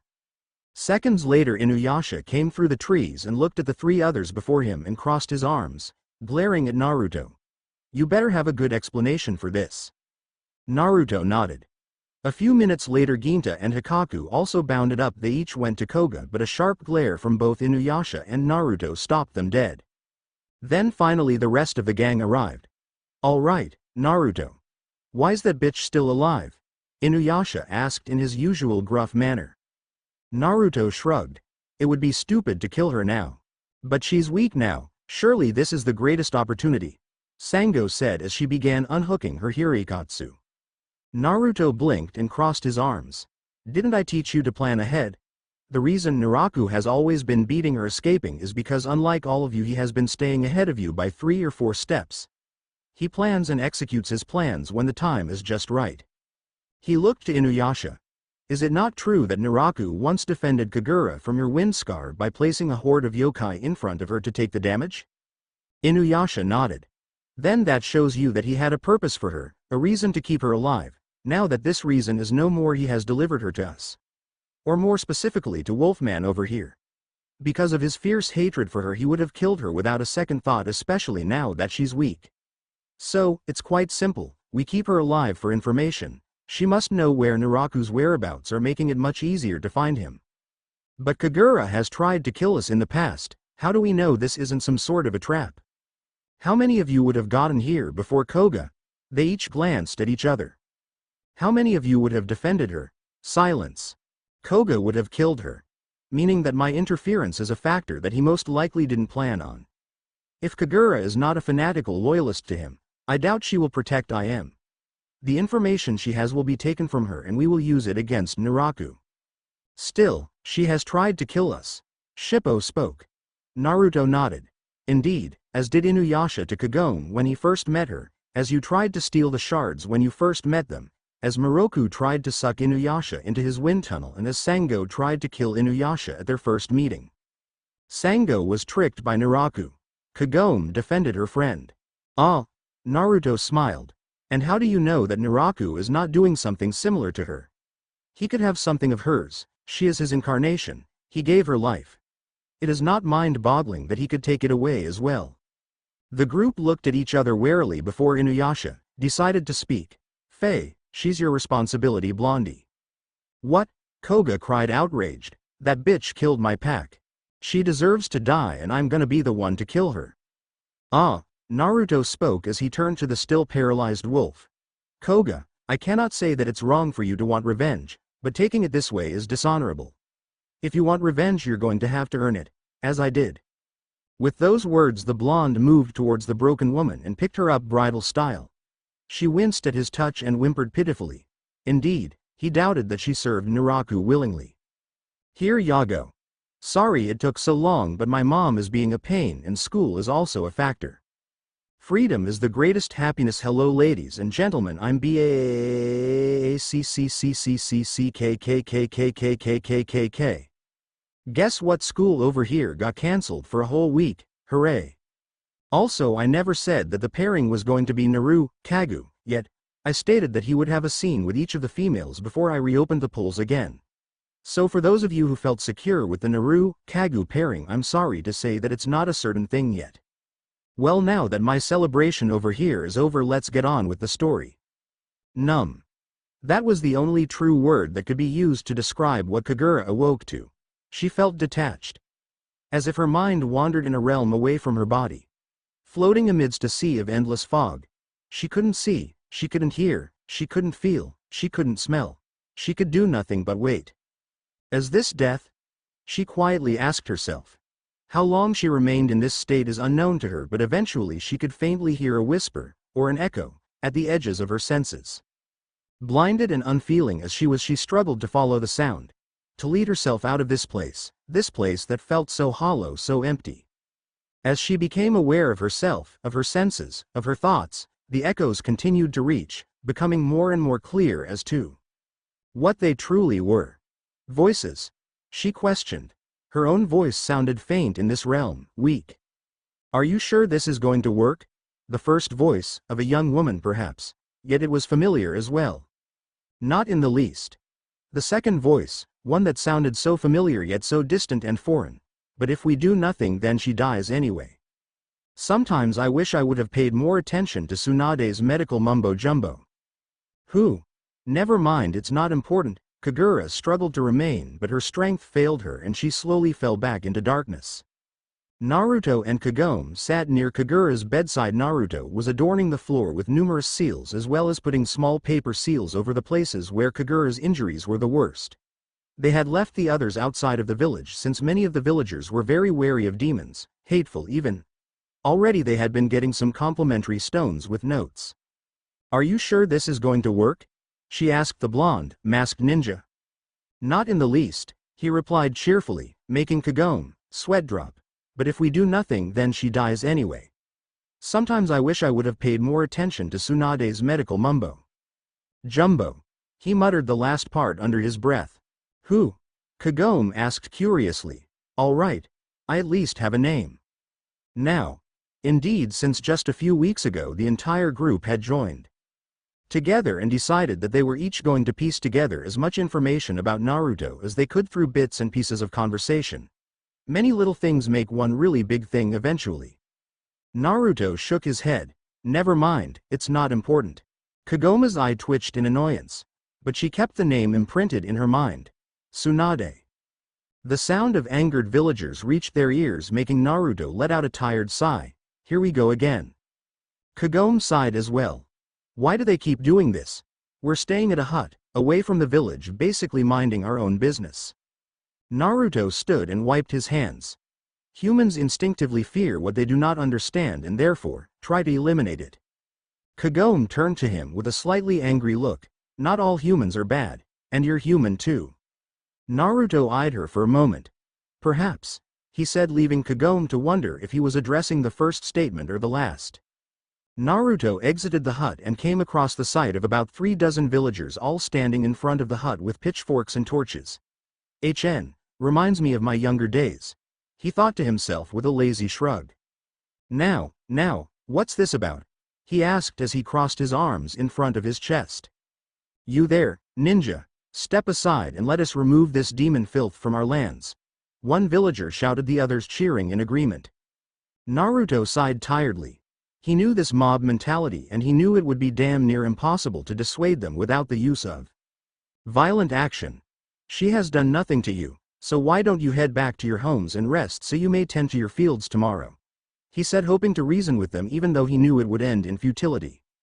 "That demon doesn't deserve to live," one man yelled from the back, making Naruto's eyes narrow. This scene was starting to get far too familiar for his tastes. "Step out of our way, demon lover." His eyes narrowed further. Indeed, far too familiar. Naruto closed his eyes in an attempt to rein in his anger. This was bringing up far more memories than what he had originally intended. He opened his eyes just as a villager threw a torch to the roof of the house. With a flick of his wrist, a kunai sailed through the air and intercepted the projectile, sending it elsewhere. "Go home," he spoke. His voice was tight and held a clear edge of anger and warning in it. Kagome, who was watching the scene from the small opening the cloth that blocked the entranceway left, was beginning to feel a little nervous.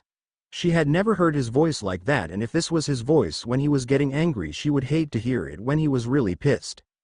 Apparently some of these villagers had a death wish, however. "If he stands with the demon then he deserves to die with it," one yelled, making others cheer in agreement. "He's only one man. He can't defeat us all." More cheers of agreement. "We will remove this taint from our village."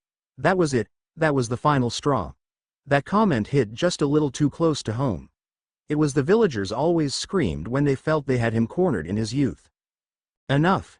he yelled, sending a powerful gust of wind that sent the villagers flying 50 feet back. They each stood again rather shakily and stared at the ninja with the glint of fear in their eyes. "Go home." He spoke softly, but his voice at that moment was more powerful than the roars of 1,000 thunderstorms, and in a rush the villagers all fled back to their homes. Naruto sighed and pushed the old memories out of his mind as he turned back and entered the hut. Kagome looked at him a little nervously. "What was that about?" Naruto paused for a moment. "Just keeping dead memories buried," he replied, and Kagome suddenly knew that there was much more to Naruto than any of them previously suspected. "Let's get some rest, cured or not. We're leaving this village at dawn and we'll meet up with the others on our way out." Kagome nodded in agreement. Staying here would do more harm than good for Kagura, and while Kagome didn't have any great love for the wind sorceress, she was not so heartless to let her be harmed or abused while she was at her weakest. Meanwhile, hidden in the darkness of his lair, Naraku snarled in anger. This was not supposed to go this way. Koga was supposed to have taken his revenge on Kagura. Instead that ninja had ruined everything again. He had miscalculated, he didn't take into account the unknown factor, and now he was in dire straits. Kagura knew where he was and she would lead them here to fight. This wouldn't be much of a problem in itself, he could simply jump to another lair and they would be in the dark again. Problem was, he had no other hideout. He hadn't preoccupied himself to find anything since the group was quite far from his current location and it would take them quite some time to find him given their current progress. But now Kagura could tell them where he was rather easily.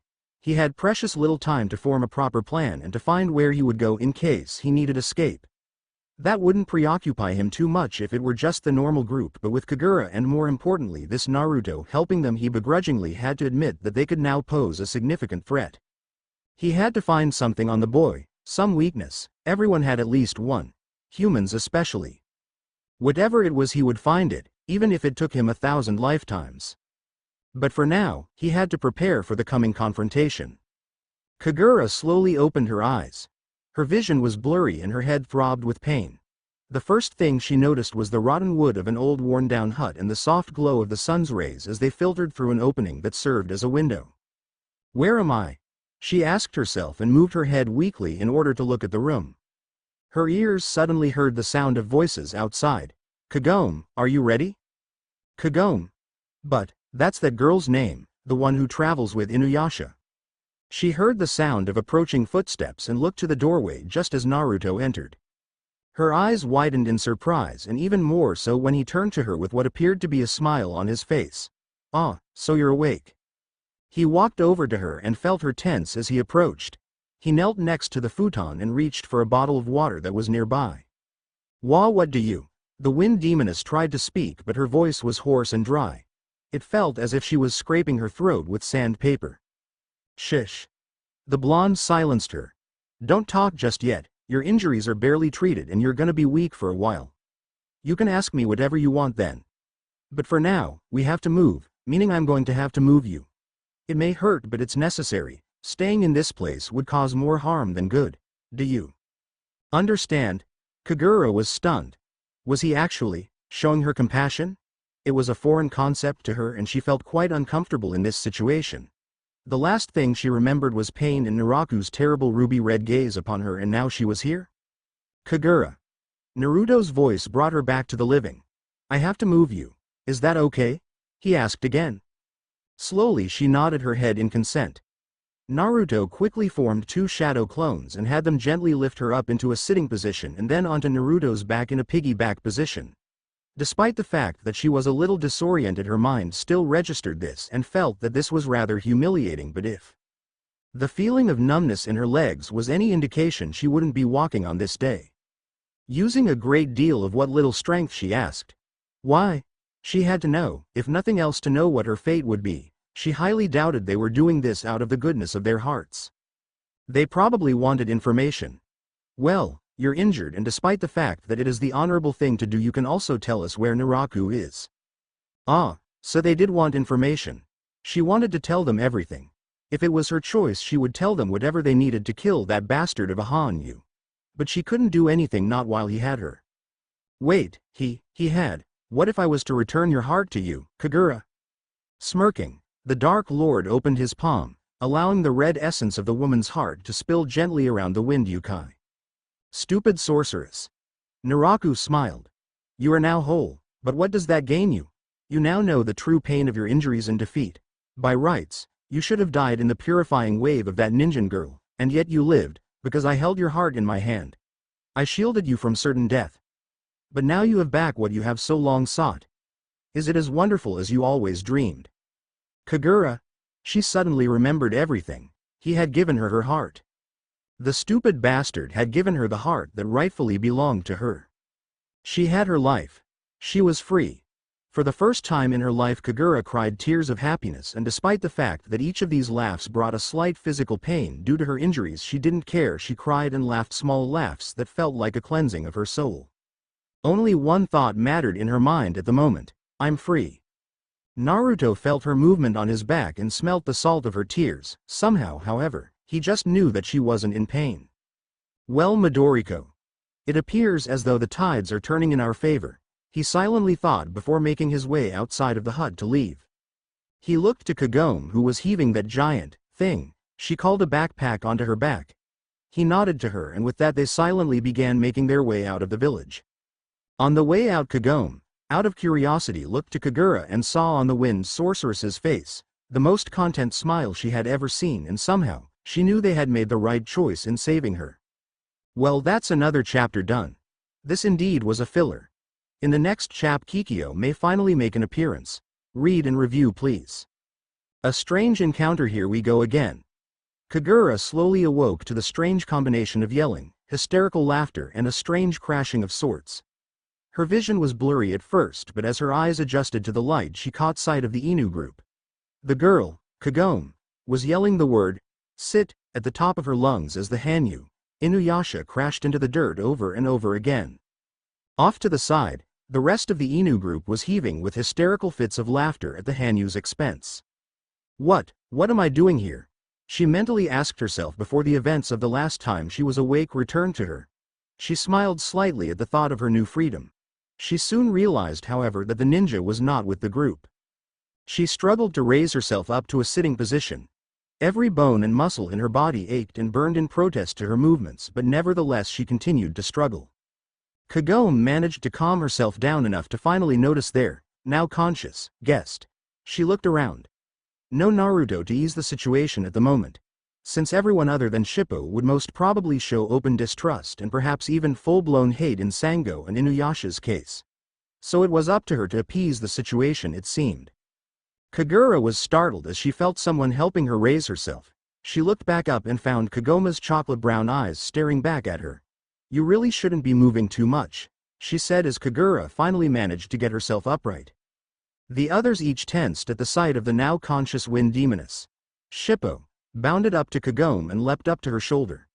Moroku discreetly slipped a few demonic suppressing seals into his hand. Sango as well slipped a kunai hidden in her sleeve into her hand. And Inuyasha, well, Inuyasha was still face down in the ground, muffling curses to the world. Kagura winced slightly in pain and then looked at the collective group that was staring at her. Kagome shifted from foot to foot nervously as an awkward silence fell over them. This was just too weird. HW, the hell did you start a conversation with someone who, practically, up until the other day you were both trying to kill each other? She opened her mouth to speak, but Kagura cut her off. What do you all want from me? Kagome snapped her mouth shut and looked around, almost willing Naruto to show up. This was his idea, damn it. Moroku luckily decided to intervene. Information. The monk spoke solemnly as he walked over. About Naraku, I assume, she said as she shifted herself into a more comfortable position. What do you want to know? She asked. She didn't have anything to hide. She would tell them everything within her knowledge. Sango narrowed her eyes in suspicion. You seem awfully cooperative. Kagura shrugged elegantly. I always hated Naraku. He forces his subjects into a bitter slavery. Your brother, along with what I would call my younger sister Kana, follow him like zombies, with no will. Since I was the first of his incarnations, I was born with free will. He corrected that mistake with Kana and any other of his cast-offs. Inuyasha finally managed to stand up from his position on the floor. If you hated him so much, then why did you keep helping him? He stated more than asked. Her eyes darkened considerably. Because the bastard could kill me whenever he damn well wanted to. Kagome nabbed the others, each shared glances. Hers of nervousness, Inuyasha's and Sango's of suspicion, and Moroku's quiet contemplation. Another awkward silence descended upon them. This time it was Kagome who broke it. So where is Naraku hiding now? Kagura looked off to the distance. He is to the east. Last I saw he was near the borders of the wolf tribes. It's hard to tell if he's still there though. You said he could kill you at any time. What's changed? Moroku asked. Kagura sighed. They wouldn't believe it unless they saw it. Everyone watched in silent fascination as a glowing red orb that pulsed regularly emerged from her chest. She held it gingerly in her hands as it pulsed. She smiled and then placed it back in her chest. She stared back up at the group who were staring at her with this strange look. That was my heart. Naraku held it until recently. With it in his possession he could kill me whenever he wanted. But he slipped up and now it's back where it belongs. So now I don't have to serve him anymore. Faye, you expect me to believe that? Inuyasha declared gruffly as he crossed his arms. It is possible, Inuyasha. Kagome said, making the Hanyu look at her like she was crazy. This is too convenient. Sango spoke. While I do agree it is seemingly too convenient, I cannot discount the possibility that it may be true. Moroku spoke, making both Inuyasha and Sango turn to him with incredulous looks. Shippo and Kurara watched the four argue and bicker over whether they should believe the Wind Demoness or not believe the Wind Demoness. The small kid then turned to Kagura. Why don't you tell them something else? Like a weakness he might have or something. Kagura was momentarily taken aback, but in the end decided that she would want to get revenge on the bastard Hanyu that caused her such pain. But in order to do that she would need help, and this group was as good as any. She thought for a moment before a glaring weakness came to her, the same one she had. His heart. She whispered. The entire group stopped squabbling and turned to her. What was that? Inuyasha demanded more than asked. Kagura looked up and smirked. Naraku's heart. What of it? The Wind Demoness smirked in an almost evil manner, reminiscent of her old enslaver. You know that when you met Naraku on MNT Hakare, he was at least 10 times more powerful, right? The group nodded. Good, the reason for that is simple. He got rid of his heart. Bastard didn't have a heart in the first place. Inuyasha snarled. Let her finish, Inuyasha. Kagome admonished. Kagura sighed. Look, you know that Naraku was formed by combining the evil heart of a man called Onigumo and the power of 1,000 low-level yokai, right? Well, Naraku managed to separate the demon side of himself from the human heart that held his power in check. His heart is separated from his body now. He may be powerful, but his heart is a mere infant, literally. He gave his heart the form of a child, and now it's nearly defenseless. All it has is some skill with barriers and the possessing of people's souls. The group looked at each other. So, Sango spoke slowly. We kill this infinite. And you kill Naraku. Kagura finished. I'm not sure where he keeps the kid, but wherever it is it's. She paused suddenly, her eyes going wide. Inuyasha's nose and ears twitched, and he immediately swerved around and stared off into the direction Naruto had left. He's here. Kagura spoke. Damn it. Inuyasha cursed, unsheathing Tetsusaiga. Let's go. Shippo, Kurara, stay here and watch her, make sure she doesn't try anything. The others didn't need to be told to know just who was here. As Ione, they grabbed their weapons and rushed off. Kagura sighed. She wished she could go and deliver some much-deserved punishment onto that damn Hanyu, but in her weakened state and without her fan to control the wind, she was as useless as a kitten. Shippo stared at Kagura with those wide, innocent green eyes, making her extremely uncomfortable, and as Kurara, in her smaller form, joined in the staring with those wide, creepy red eyes, she felt even more uncomfortable. What? She finally snapped as she glared at them. The little fox kid stared at her for a few more seconds before raising his hand and offering her something. Want a cookie? Naruto, meanwhile, was silently moving through the trees of the dense forests, looking for something that he could kill so he could bring back to the camp. As he moved through the forest, the trees suddenly parted, revealing a beautiful waterfall, its flowing waters creating a harmonic melody that floated through the night air. This sight would normally bring someone peace, yet for him, it was filled with nothing but painful memories, for it reminded him of a certain Hyuga girl that trained in such places. While he never truly grew to love Hinata as she loved him, he did consider her a precious friend, more so than what others believed. It is such a quiet thing. The loss of a life, almost a whisper amongst the cries and shouts of the world. Yet that lone whisper travels farther and longer than the shouts ever will, and they leave echoes. Echoes that remain and travel farther still. He sighed tiredly and sadly. He looked older then, far older than what one as young as he should have. On the outside he may look normal, but on the inside he felt like nothing but a husk. He did not want to continue this life, if it could be called such. His mask, the emotional one that he had worn for so long, had blurred the feeling of self. He could no longer distinguish between what was an act and what was real. He felt hollow, dead to others and even dead to himself. Who was Uzumaki Naruto? It was a question few ever asked, and even fewer still ever managed to answer. Naruto looked at his own hand. Who am I really? He asked himself with a bitter chuckle. He hated himself. He hated the fact that he had survived when they had not. He hated the fact that he who was supposed to be the sacrifice, had managed to escape the jaws of death while others had been consumed by it. Why did he continue? Why did he prolong this stagnant existence? Live, I don't want to, he whispered to himself. He sighed tiredly. Why are you here? He asked without even looking up. From the dark shadows the forest trees cast the Naraku, wearing his baboon pelt, emerged like a specter. I have a proposition for you. Nijin. He spoke. But Naruto noticed that this time his voice did not carry that confident edge it always held when he addressed everyone. The blonde chuckled. I did not think you would be so worried, Naraku. It's barely been a week yet and Kagura has only woke once for a few brief minutes because of the injuries inflicted on her. I didn't think you'd be feeling pressure this soon. He spoke in a taunting tone of voice. Naraku gritted his teeth as he refrained from attacking the blonde. Even with his enhanced powers, he still wasn't sure if he could fight and defeat the blonde before the others arrived. He had no doubts that he could defeat this human one-on-one, but with Inuyasha and the others so nearby he wasn't willing to risk it. I am never worried, human. He spat out the word human like it was a curse. I merely wish to make my life easier. I have gathered many items impersonating this human prince. Everyone has a price. Name. Yours. Naruto hummed, in thought, then snapped his fingers as if he had just had a marvelous idea. How about your head? That's not too difficult, I'm sure. Naraku snarled. Very well.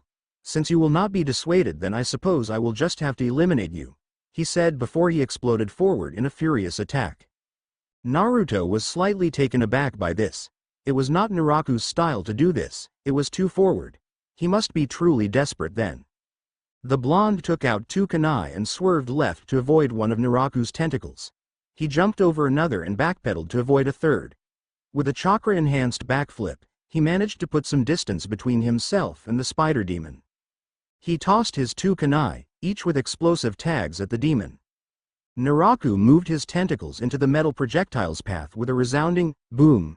The tags exploded, destroying whole chunks of the rotted flesh that the extensions were made from. But in seconds they were regenerated and Naraku was on the attack again. Naruto narrowed his eyes and formed a simple set of seals. Kirigakure no Jutsu, he whispered, forming a thick mist all around them. With the waterfall nearby, it gave him the advantage. It would be harder to hear him, and he had all the water he might need at merely a stone's throw away. Naraku snarled as his tentacles smashed through the tree the ninja had previously been standing on before the mist consumed him. He felt the wood splinter, crack and shatter before the power of his attack, but he knew that he had missed his target. Where the hell had this mist come from anyway? Was this another of the strange Nijin's skills? Before he could think further, a red glow coming from behind him made him turn.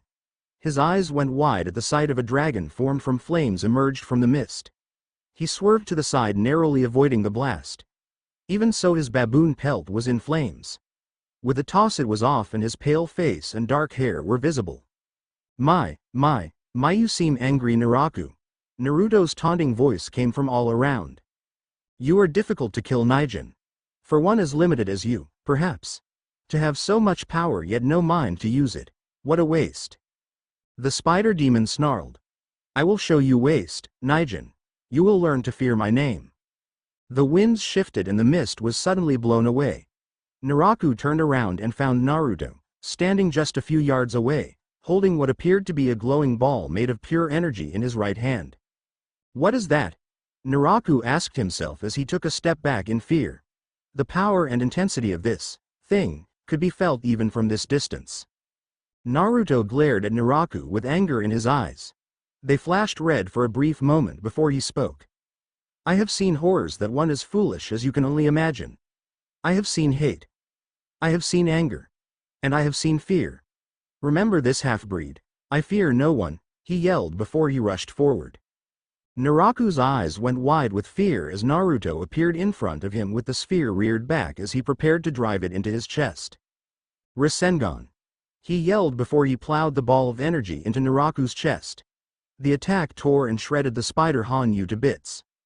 Hidden in his lair, Naraku watched as the wooden doll that represented his puppet was cut in half, indicating its defeat. The memories came to him and he frowned darkly. His puppets usually only had 1/10 of the strength that he had. But the simple fact that the human was able to defeat one by himself and with such a powerful attack unnerved him greatly. It appears as though he would have to reassess the situation. Naruto panted slightly as his attack died down, revealing the torn and scared landscape before him. He closed his eyes and took a deep breath and prepared to return when a presence startled him. He turned his head to the forest on the other side of the waterfall, where he only managed to catch a brief glimpse of a pair of glowing red eyes that seemed all too familiar before he felt a stabbing pain in his head and he blacked out. "Wake up, Naru-chan," came the mocking voice that seemed to echo around him. "Wake up," came the mocking voice again, forcing him into the world of semi-consciousness. He opened his eyes. His vision was blurry and dark, as if someone had just smacked him in the back of the head with a sledgehammer. He groans in pain. He tries to lift his arms but to no avail. They feel like lead weights. His head throbbed in pain and his own heartbeat was loud in his ears. "Oh, God, shit. Did anyone get the license plate of that truck?" He groans as he manages to roll from his back onto his stomach. As he manages to put his hands on the ground in preparation to lift himself, he notices something tied onto his finger. He blinks owlishly before moving his hand to take a closer look. "A fang?" he asks himself in a disbelieving voice. He tries to pick himself up, but the results were less than painless. "Ouch." He groans as he hits the floor again. The voices of the others soon reaches him just before Inuyasha lands right next to him. "You dead already?" the Hanyu asks. Naruto groans. "Nice to see you too, Inuyasha." The Hanyu looks around the clearing. "What the hell happened?" Naruto sighed and muttered under his breath. "Well, I just decided that I wanted to see something blow up." "What the hell do you think happened, genius? I was attacked," he said sarcastically. Inuyasha immediately becomes incensed. "What's that? You want to get your ass kicked even more?" "Inuyasha, sit." The Hanyu immediately plows into the ground in a nice heap. Kagome and the others of the party joined them as they came out of the tree line. They knelt down around Naruto, Miroku helping him get to his feet and slinging an arm over his shoulder. "What happened?" Sango asked, followed shortly by Kagome's, "Are you all right?" "Never better," the blonde replied. "And it appears Naraku doesn't like me much, he wants me dead." Inuyasha managed to lift himself off the ground. "Why the hell didn't you give me the straight answer?" Naruto blinked and turned to him. "Did you say something?" Inuyasha had to refrain from murdering Naruto at that moment. "So he sent one of his puppets to deal with you?" Miroku asked. Naruto chuckled. "I assume so, because if you've been fighting such a weak opponent for such a long time and haven't managed to beat him yet, then you guys are in worse shape than I thought." Inuyasha huffed and crossed his arms. "Well, you seem to have done a good job of getting your ass kicked." Naruto chuckled. "Make no mistake, Inuyasha, it was not Naraku that did this to me." Everyone stared at him startled. "Then who was it?" Sango asked. Naruto remained quiet for several moments. "Don't know," he lied. Luckily, Inuyasha distracted as he was didn't pick up on it through scent. "Let's head back to camp." They all nodded and together began heading back. "Here ya go. Kikyo didn't show up here, but she might show up in the next one. If not, then definitely in the one after that. Read and review misplaced hate. Here I am. Hiriko's you," Sango yelled as she hurled her boomerang weapon at the large bear yokai that was attacking them. The massive weapon soared through the air and with a sickening sound cut through flesh and bone, severing the yokai's left arm. With a howl of pain and rage, the massive bear charged at the Tajiya. Sango's boomerang came back around just in time for her to use it as a shield as the bear yokai took a swipe at her. Even though the Hirikatsu took the brunt of the attack, she was still sent flying back. With a painful thud, her back hit a tree trunk. She groaned and looked back up just as the bear was prepared to take another swipe at her. Before its claws came down, however, Inuyasha, in his full red-clad glory, leapt at the yokai and with a battle cry its last arm was severed with a swipe from the Tetsusaiga. The bear yokai howled in pain again before an arrow, bathed in holy purification power, flew through the air and hit the demon square in the forehead, turning him to ash. Inuyasha caved and hefted his sword onto his shoulder. "This is getting ridiculous. None of these guys are a decent challenge anymore, even with the shards. Such is the skill that comes with proper training, Inuyasha." Naruto spoke as he entered the clearing 9 nanograms with Miroku and Kagura, now able to walk, following closely behind him. While the group still showed a mild unease in her presence, it was a step up from the thinly veiled suspicion they had regarded her with for the first few weeks. Her injuries had healed well, yet still, without a proper fan, she was nigh useless in a fight. So she hung back most of the time, simply observing the proceedings until they could find a proper fan for her. It wasn't easy. Few fans could harness and focus a demon's yoki. Only demon-made fans were capable of such a thing, and those were extremely rare. Sango grunted as she picked herself up and groaned at the sight of a cracked Hyoraikotsu. Damn it, she cursed under her breath. Inuyasha heard her curse and turned to her as he sheathed his blade. "What the hell is your problem?" he asked in his usual gruff tone. Sango glared at him and lifted the Hirikatsu so he and her companions could get a better view. "This is my problem, Inuyasha. Now I have to head back to my village to have it repaired." Inuyasha growled. "Hell no, it'll take you at least a whole week to go there and come back." Naruto, deciding to appease the situation, decided to step in before Sango decided to break Hirikatsu completely on the Hanyu's skull. Those who fail to prepare to fail. She has to have her weapon repaired. It is better to repair it now than to have it break mid-battle. Moroku nodded as he gave his consent. "Yes, Inuyasha, Naruto is right. And besides, I must go to the old monk who raised me, forgot this guy's name, and have him check my wind tunnel to make sure everything is well. I think it may have widened some more since we last visited him." Inuyasha was about to protest when Kagura spoke. "In my time with Naraku, I had found a few fans similar to my own.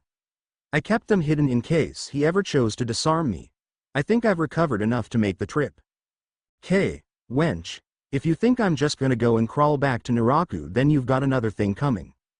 Kagura looked incensed at his words. To think that she would ever crawl back to Naraku was an insult in itself.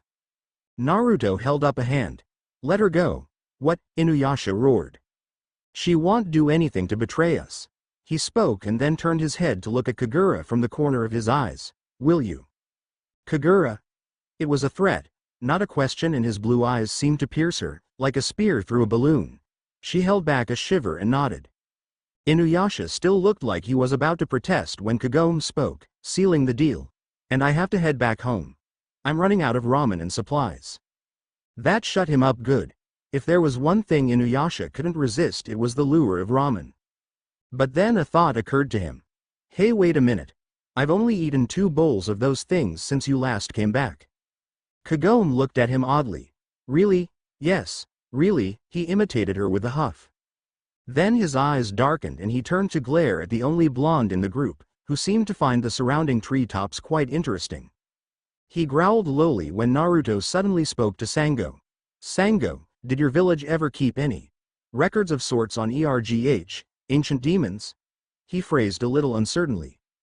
Sango looked at him with a little of what seemed like surprised excitement. "Why, yes. My father showed me the chambers once.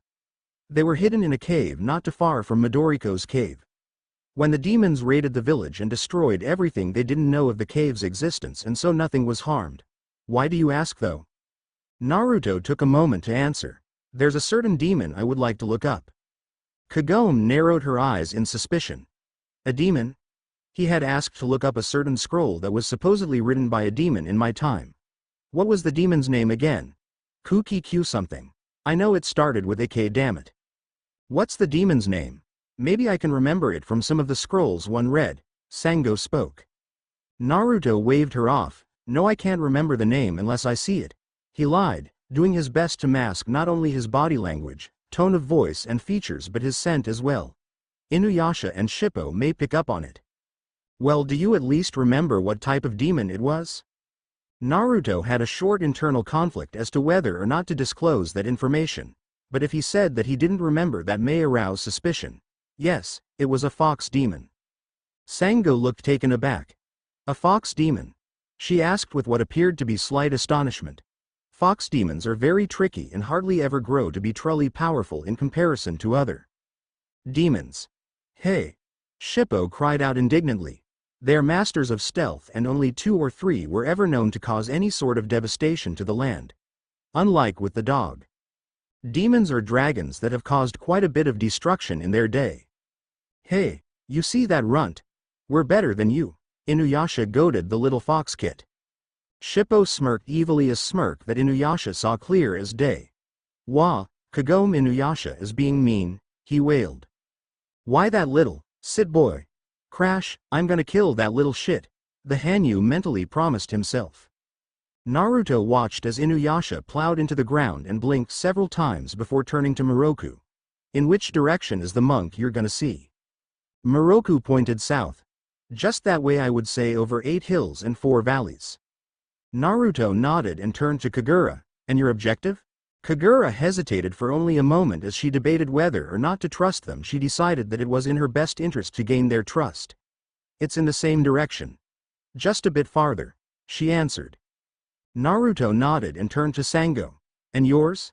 It's back the way we came, just a little more northwest. Naruto nodded. Good, I'll be joining you then. He then turned to Kagome. Where do we meet up? Kagome shrugged. At Kaide's village, I guess. Inuyasha stood and glared at the kitsune, who was avoiding his gaze intently. He snorted and crossed his arms. Whatever. Let's just set up camp here and we'll leave in the morning. Naruto nodded. I would go out hunting, but I really don't want to have to deal with a sequel to the events of the other night. Inuyasha faded and walked over. Just make sure you keep up, he said before taking off. Naruto smiled and waved at the group before following. The group each looked at each other. Kagura was a bit more tensed now. Even though Kagome showed her some form of support, Naruto was the one that truly held off the brunt of the others' piercing gazes. Sango's in particular was rather venomous. Even though she understood where the demon slayer's hatred was coming from, that didn't mean she would tolerate it. As Sango continued to glare at Kagura, the wind demoness returned at full force, refusing to back down despite her lack of a proper weapon. The tension between the two was so thick you could cut it with a knife. The very air seemed to cackle and waver between them. Kagome and Moroku shared a glance and gave each other a silent nod of agreement. Sango, why don't you and I move to set up the camp? Moroku suggested gently as he led her aside. She seemed a little miffed at being interrupted, but in the end decided to follow. Kagura watched her go and then felt a tap on her shoulder. She turned slightly and saw Kagome with a gentle smile on her face, with Shippo peacefully perched above her shoulder. I think there's a stream nearby. Would you like to help me go and refill our canteens? Kagura hesitated for a moment before nodding, and the two began following. No one noticed Naraku's insect as it flew away to report back to his master. Sango watched the two leave with an angry scowl on her face. She did not like the presence of the wind demoness. The mere thought that she may have helped in the death of her family and the subsequent brainwashing of her brother into nothing but a mere slave caused her blood to boil. A part of her would have preferred to have just left the wind demoness on the field where they had found her, broken and as fodder for the low-level beasts or to Koga's vengeance. One part of her whispered that she would be no better than Naraku himself if she would have done that, but another part couldn't help but feel bitter, even hateful against her. She blamed her for her brother's slavery, despite the fact that she knew her village was destroyed before Kagura had even been spawned from Naraku. Still, even though she isn't to blame, by human nature alone, coupled with her frustration at Naraku's constant escapes and the continued slavery of her brother, she needed an outlet. Someone to blame, and at the moment, Kagura was the easiest target. She caught Moroku staring at her with a strange look that mixed sadness, sympathy and slight disappointment. What? She snapped in a very Inuyasha-like way. Moroku jumped slightly and merely continued making camp, pointedly ignoring her, or rather, her furious glare. As Kagome, Kagura and Shippo came across a small stream, Kagome kneeled down as Shippo bounded off her shoulder. The two of them dipped their canteens into the water and watched as air bubbles came up, indicating that they were filling up. Kagura hesitated for a moment before she knelt next to her and did the same. Kagome sighed. I'm sorry about Sango. She's just having a hard time adjusting to this. Harder than all of us anyway. Kagura looked at the girl with shock clear on her features. Was she trying to comfort her? It's fine, I suppose. She uncharacteristically stuttered. I understand her behavior. That does not mean, however, that I will merely roll over and allow her to do it unopposed, she said, tossing a relatively mild glare toward the Miko, expecting to be opposed. To her shock, Kagome nodded in consent. I can understand that. Just please try and be patient with her. She'll come around eventually. Shippo happily bounded up onto Kagome's shoulder and smiled at the wind demoness. Yeah, Sango's really nice. It'll just take her a little while to get over the part that you had helped Naraku. Kagome smiled at the kit's antics and then stood as she turned back to the camp. Let's head back. Kagura nodded, slightly dumbfounded. She had expected the Miko favoring the Tajiya, thus causing an argument and even more hostility between herself and the group. But it had not occurred. Instead, they had shown her understanding and even acceptance. She stood and began following them back to the camp. Naraku listened to the insect as it reported all the information it had discovered back to him, so the group was splitting up. Unfortunately, the Miko and Inuyasha were too powerful together for anyone short of himself to go now that he had lost Kagura. He didn't know where his incarnation would go, and attacking the ninja may mean bringing out a good portion of his power, making it easy for his enemies to find him. That he didn't want. No human's greatest weakness was their emotions, and the most emotional of the humans were the females. He had to cause a rift in the group. Killing the monk wouldn't do it, but killing the Tajiya might. Because of her love and determination to save her brother, Sango would fight a way through her grief until she either succeeded or failed in her vendetta. The monk's feelings for the wench were no secret. Killing her would cause him to grow emotional and would mess him up in battle, thus making him easier to kill than the priestess. Kagome would also lose strength, considering that Miko abilities were ruled by one's emotions. The loss of both her friends would cause her too much grief to be much more useful than what she once was before her training. But still, killing the demon slayer was impossible with the ninja there, unless he found a way for the Tajiya to kill herself. Indeed, the death of her brother may just cause her the distress and grief necessary to drive her to the brink of suicide, and without her friends there to console her, she may not recover or last long enough for them to reach her. This happening in the ninja's presence would also discredit him, causing distrust amongst the group. Indeed, this was good. He would succeed or he would fail, and failure only meant that he would lose Kohaku. The gain was well worth the risk. After all, the boy's life held no true value to him. He smirked as he stood. Kohaku, he called, and the boy appeared as he slid open the rice paper door. I have a mission for you, little Kohaku. Late in the night, as the animal Inuyasha and Naruto lay roasting over the fire, Shippo and Kurara were curled together in the sleeping bag, having eaten their fill. Kagome was jotting down notes in her diary as Miroku slept a few feet away from her. Kagura and Inuyasha also slept in the treetops. Inuyasha out of habit, and Kagura due to the fact that she was closer to the wind that way. But Sango still lay awake, sharpening her sword with a stone since Hireikatsu was currently broken. Her eyes were ablaze with anger. In a way, she felt betrayed by the group. She had seen the way they had conversed with her as they ate, almost as if they had never been enemies. While Inuyasha and Miroku didn't act so much as friends, they didn't exactly orchestrate her out either. Kagome, Naruto, Shippo, and even Kurara, however, were all different stories. Naruto she could understand. Him having only recently joined their group, he didn't understand the hardships they had all gone through because of her. All the battles they had fought and the blood they had spilled because of her. But for Kagome, Shippo, and even Kurara, the Neko yokai she had since she was just a child, to have showed her such acceptance felt as a betrayal in and of itself. With hard eyes, sparks flew as she traced the stone over the blade again. Now, why so angry? She heard Naruto's voice. She turned her head and found him comfortably leaning against a tree just a few feet away. She huffed angrily and turned away, indicating that she wanted to be left alone. Naruto looked at her for a few moments before he spoke. If you wish to hate Sango, then hate, but do it for a proper reason. Do not hate one for crimes he or she did not commit. It just ends up being more painful for the both of them if that's the case.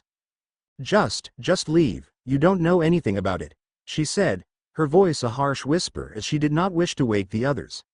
But the fist clenching the stone and sword were clear indications of her anger, and the salty smell of her tears indicated that she was struggling not to cry. Perhaps, he said before silently stalking off into the dim light the fire cast onto the camp. Kagome watched the small exchange from behind the cover of her diary. It was clear that whatever had been said did not go very well. Naruto stopped just a few feet away from the fire, and he suddenly looked up. Kagome noticed this and followed his gaze. Above them was the familiar sight of one of Kikyo's soul collectors. Kagome's heart clenched painfully at the sight, and her gaze immediately shifted to her Hanyu companion. He was already rousing, soon he would be fully awake. As expected, the second Inuyasha's conscious mind kicked in, they only heard a whispered, "Kikyo," before he took off into the trees after her. Kagome once again felt the familiar twinge in her chest, but then felt a comforting hand on her shoulder. She looked up and found Naruto giving her a reassuring smile from behind his face mask. His eyes were gentle and he gave her shoulder a reassuring squeeze before he launched after the Hanyu. Curiosity getting the better of her, Kagome followed, despite the fact that the end of this road may lead her to another painful witnessing of a moment between Inuyasha and Kikyo. Moments later she was able to see them. It was a familiar sight. Inuyasha stood, looking at his long-dead lover, and she stood just a few feet away. "Inuyasha," she said as she greeted him with the same cold, dead tone she always used. Her features were blank, no visible emotions marring them. Inuyasha stepped forward, but that was as far as he got. Two nettles flew from the shadows of the forest and hit him in the neck. His head gave a small jerk and his eyes rolled to the back of his head. He hit the ground with a soft thud. Kikyo and Kagome, who was watching from the tree line, each gave identical gasps of surprise and horror at the sight. Kagome was about to move forward when one of Naruto's shadow clones appeared in front of her and whispered, "He'll be fine, he's just unconscious," he said. Kagome didn't care at the moment and tried to move past him to get to Inuyasha. Naruto grabbed her shoulder firmly and held her in place. "This must be said and you must hear it," he spoke rather cryptically before the clone vanished in a puff. Kagome bit her lip hard as she was torn in her decision. In the end she decided to trust the ninja.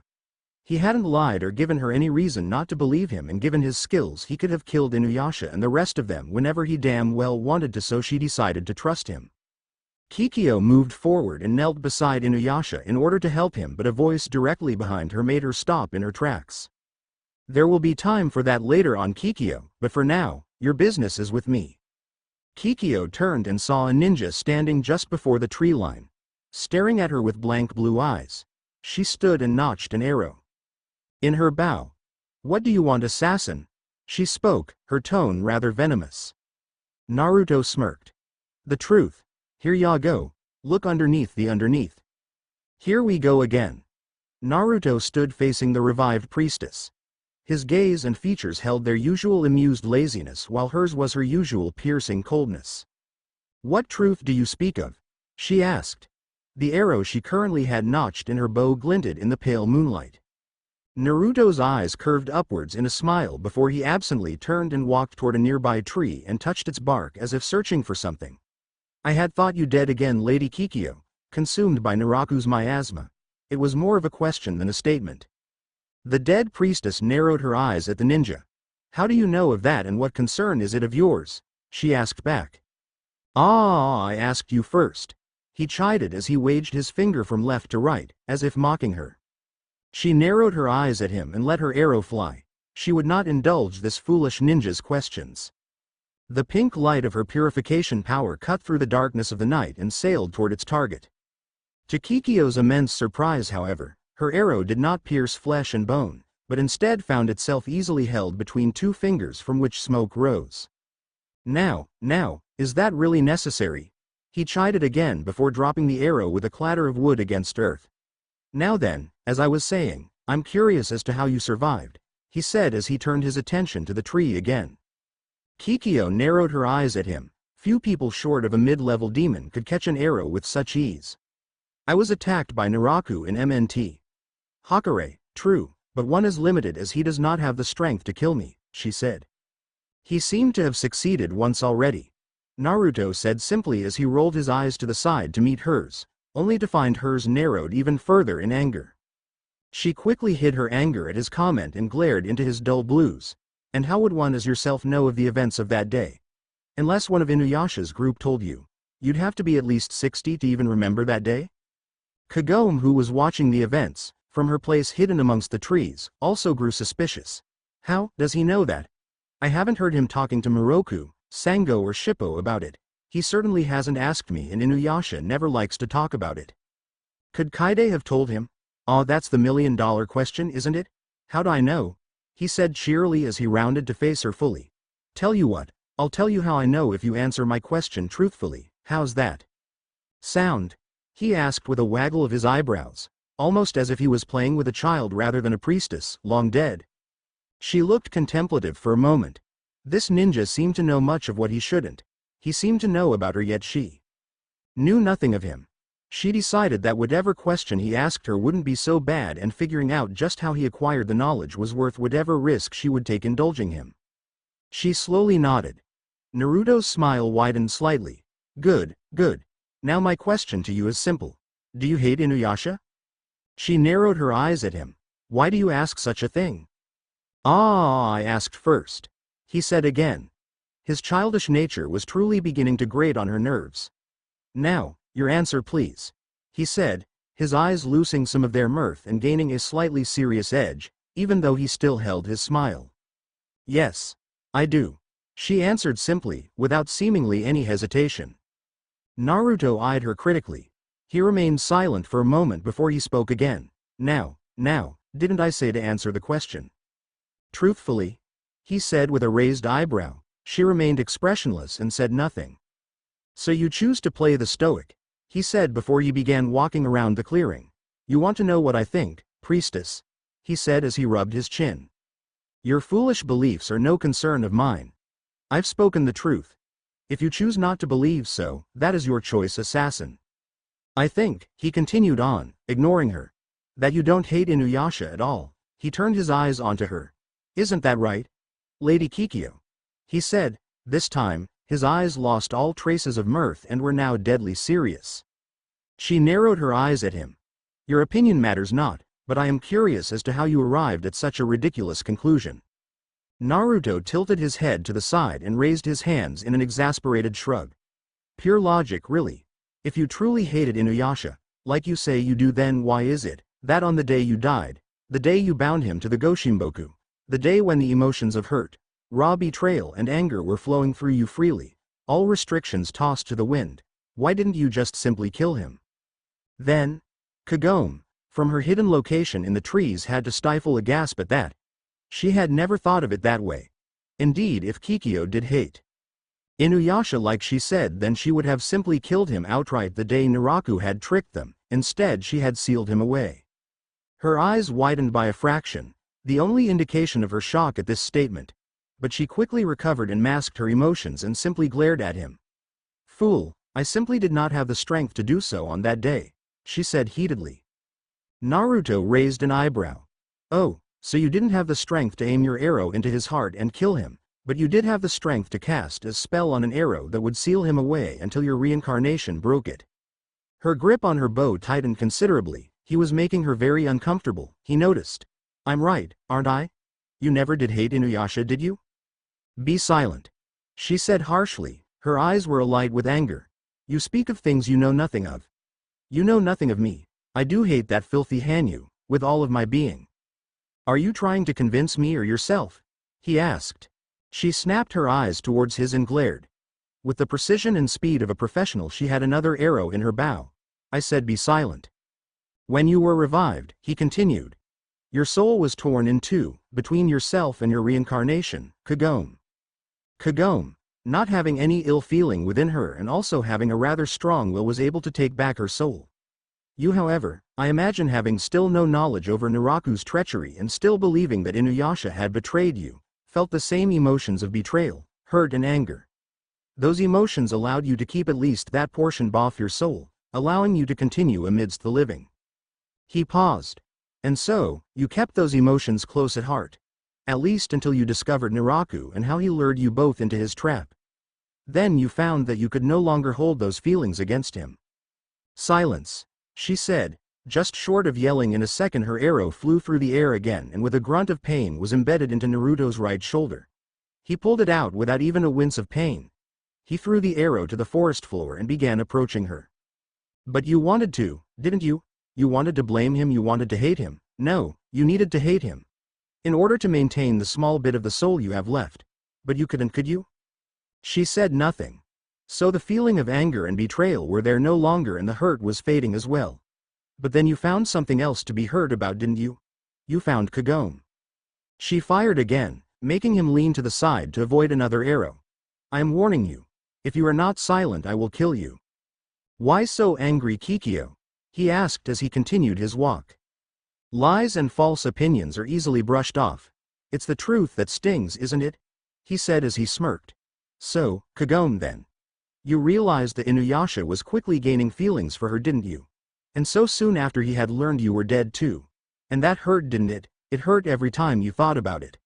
A different kind of hurt, true, but it was still enough of a negative emotion to maintain a decent hold on the portion of the soul you had control of. He stopped when he was directly in front of her. Her arrow was held firmly and the tip was just a few inches from his neck. She stared into his eyes. A flurry of emotions were visible in them and he stared back. His gaze was stone. But then it became harder and harder to maintain that emotion, didn't it? Because eventually you didn't want to feel the hurt anymore. You didn't want to have to feel the pain. You wanted it to end, didn't you? Because he still loved you. It was causing all three of you grief. And so, you sought a solution. He paused and stared at her for a brief moment before he continued. Since you couldn't hate him yourself, then you sought to have him hate you instead. That's why you gave Kagome's shards to Naraku and that's why you tried to kill Kagome. You want Inuyasha to hate you. Because if he does, then he won't love you anymore. He won't hurt Kagome and you anymore through his indecision. He chooses you.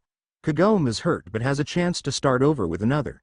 He chooses her and you no longer have to feel hurt over the fact that he cannot decide between the two of you and it can end. She stared at him with a fierceness that was hardly ever seen in her eyes. I should kill you. Her voice was harsh and held more emotion than what was usually heard from her.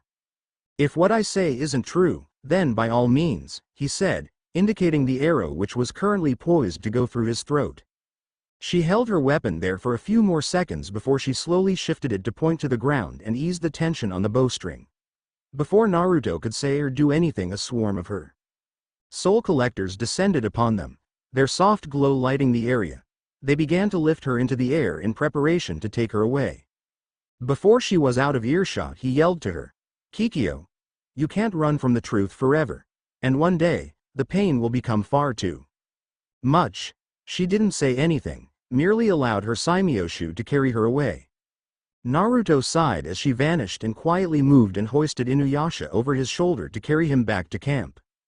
He walked over to the tree where Kagome was sitting, with silent tears falling down her cheeks. She had never truly understood Kikyo. If what Naruto had said that night was true, then this added an entire new perspective to the dead priestess. She looked up as a shadow fell over her head and found Naruto offering a hand to help her up. Why did you want me to hear this? She asked as she looked down. Because you deserve to, and I wanted you to know her reasons. She remained quiet for a moment before she spoke again. How do you know so much? You've barely been with us 3 months and already, you've been deciphering us, breaking down all of our barriers and finding the heart of the matter. How could you have known so much about her? Few people do things out of simple malice, Kagome. They each always have a reason. Either for power, wealth, revenge, but there always is a one reason, no matter how selfish, is still a reason. Few destroy just because they want to destroy. You sound like you've met someone who did. Naruto paused. Perhaps, he stated simply. Then how can you be so sure you're right and she doesn't really hate Inuyasha? She asked as she looked back up at him. Naruto remained quiet for a few moments before he answered. Because I have seen the face of hatred. I've witnessed it and experienced it in all its forms. Her eyes hold no hate when they look upon him, or you for that matter. I know this, such is the life of a Jinchuriki, I suppose. He said, almost speaking to himself more than her. A what? He realized his mistake and immediately looked away. It's nothing. Come on, let's head back, he said, changing the subject as he turned to walk away. She moved and caught his wrist firmly. No, wait. What was that word, Naruto? Why won't you tell us anything about yourself? He stayed quiet for a moment and didn't move a muscle. Slowly he turned his head and looked at her through the corner of his eye. Some things, Kagome, some things are better left forgotten, he whispered before gently pulling his hand away from her grip and walking back towards the camp, with Inuyasha's unconscious form slung over his shoulder. Hey guys, been a while, hasn't it? I hope this wasn't too confusing for most people. I tried to explain why I felt that Kikyo didn't hate Inuyasha and why she does what she does in the anime. This is simply my view of things, it's hard to put into words. Like I said, I hope it wasn't too confusing. If it was, I may revise it later. Please read and review Power Volt. Here I am, Also, for the people wondering just when I'm going to update the strength of brothers or if I quit with it, the answer is no, I have not quit on it. It's just been really difficult to get a good start with the next chapter. That and I haven't really gotten inspired to do it yet. But like I always say, I'll never give up my fix ever. It will be updated, eventually. Anyway, let's get on with the story. The next morning Inuyasha groaned as his mind returned to the conscious realm. What the hell happened? The last thing he remembered was. Before he could think, he felt two fingers go over his eyelids and pull them up. His eyes stung from the bright light. When they came into focus, he could see Naruto's brightly smiling masked visage about 2 inches from his face. Surprise! He yelled, making Inuyasha yell and jump slightly, losing his balance and crashing to the forest floor from his perch on the tree. He let out a muffled groan of pain and lifted his head and found the rest of the group already breaking camp and packing everything. What the hell? I'm the one who's usually up first. He silently wondered from his place on the floor. Naruto jumped in front of him and knelt down. Since you seem to be so tired, we decided to let you rest. We're almost done and we'll be leaving soon. Inuyasha didn't say anything as he stood. His head was throbbing, and not just from the impact with the ground. Just what the hell had he done the other night? Don't we all ask ourselves that question at least once? Naruto straightened and turned back to camp in order to continue packing. He hoped Inuyasha's memory wouldn't return until he was far away from the camp. He didn't want to deal with the headache. Kagome's aura was subdued and the events of the other day continued to play out in her mind over and over. The reasons for Kikyo's actions had shook her, more than what she even knew it. But the most glaring event was that single word. That one statement that had slipped from their blonde companion. Such is the fate of a Jinchuriki, I suppose. She eyed him from the corner of her eye. Her logical, at least for the moment, mind already forming connections at a rapid pace. Jinchuriki, at least that's what he called himself. It's not like anything I've ever heard, but he is searching for a specific demon. Maybe there's a connection. With this thought in mind, she silently picked up a bucket and turned to Sango.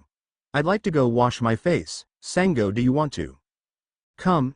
She asked sweetly. This was not a question. Whenever Kagome wanted to discuss something private with Sango and the luxury of hot springs wasn't around, Kagome had developed this secret way of getting away from the men. So following proper protocol, she nodded and smiled brightly at the other girl. Sure, Kagome. I'll come too, Shippo said happily as he bounded up onto Kagome's shoulder. Kagome thought for a moment before she smiled and nodded. Shippo, being a demon, may have some insight despite his relatively short life experience. And with his sharper hearing, perhaps he could catch some more of Naruto's slip-ups. As the three left. All right, what happened, Kagome? Sango said after they were relatively far from the camp. Kagome sighed. Well, last night I was, talking with Naruto, and he may have let something slip about his past. At this, both Shippo and Sango's ears seemed to twitch in her direction and they leaned in to hear more. It was no secret that the secret of Naruto's past was something that everyone was beginning to find highly irritating, and everyone was starting to want answers. Since he was looking for information on some fox demon, I thought maybe it would have had something to do with that. I was thinking that at the same time you and him went back to your village to fix your weapon, Sango, that when he went to go look for whatever he was gonna look for in the archives, that you could look up the word he let slip. Sango nodded. All right, but what was the word? A Jinchuriki. Sango nodded when Shippo spoke up. I remember an old story or something my daddy told me once that had that word, but I don't know what it specifically means. That got Kagome thinking. If it was an old story to a demon, then it must be old, perhaps one of the older demons they meet up with, like Koga or perhaps even Sessamaru would know. But asking the frigid Taiyokai for anything was not on Kagome's to-do list, especially considering that she would probably just get her head lobbed off in the process. Then a sudden thought occurred to her. Would Kagura know? The Slayer's face darkened considerably, but she did not let her anger cloud her judgment. Perhaps, she conceded tightly. Kagome sighed. Sango's anger wasn't healthy, but still, she didn't have the guts to tell her that.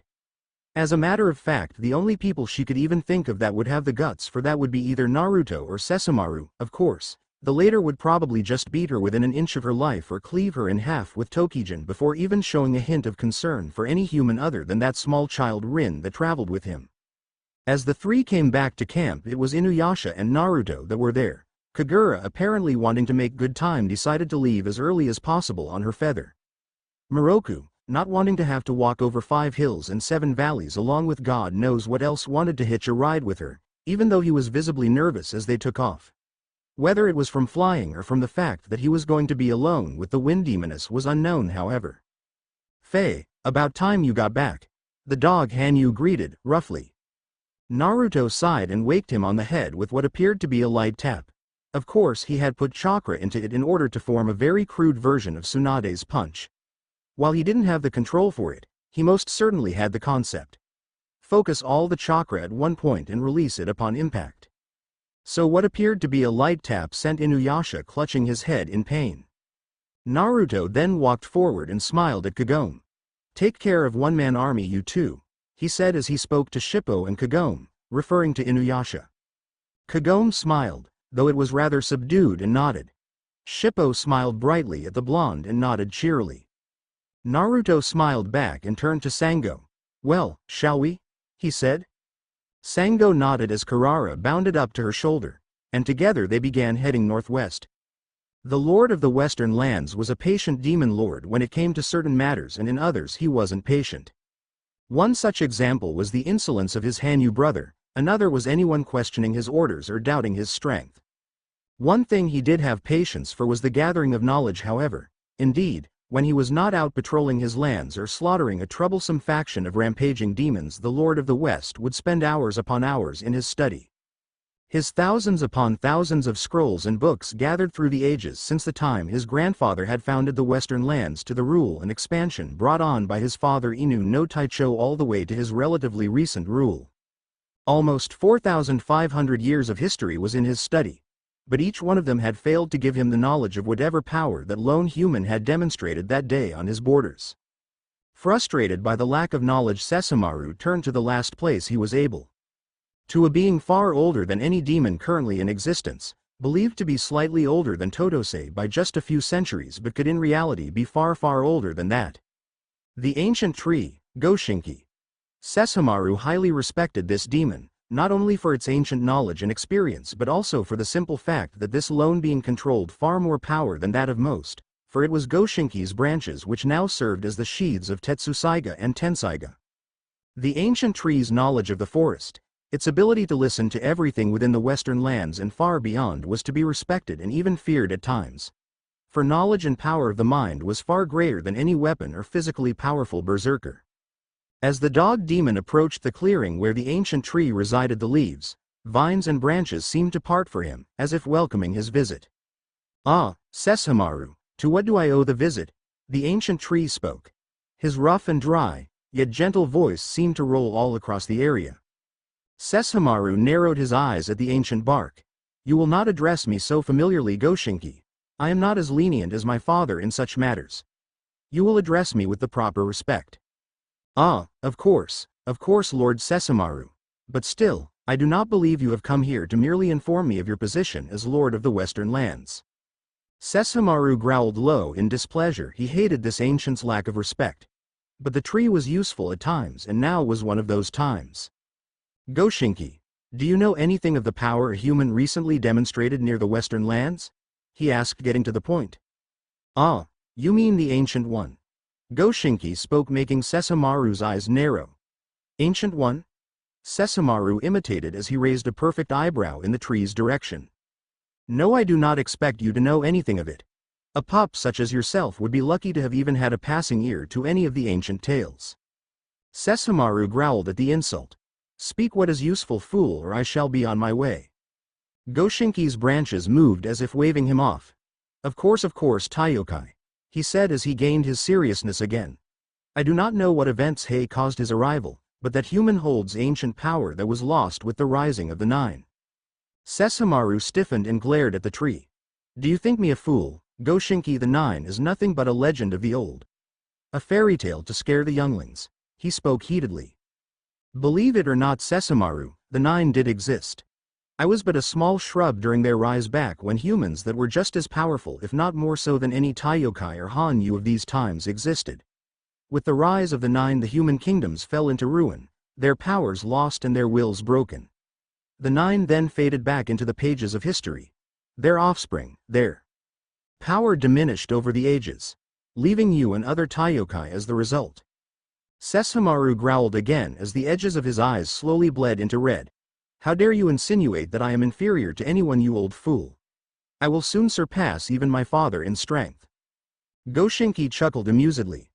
I only speak the truth. Do you not find it odd that the 9 demons said to be worth 100 Taiyokai were nigh invincible? Beings that all demons supposedly descend from.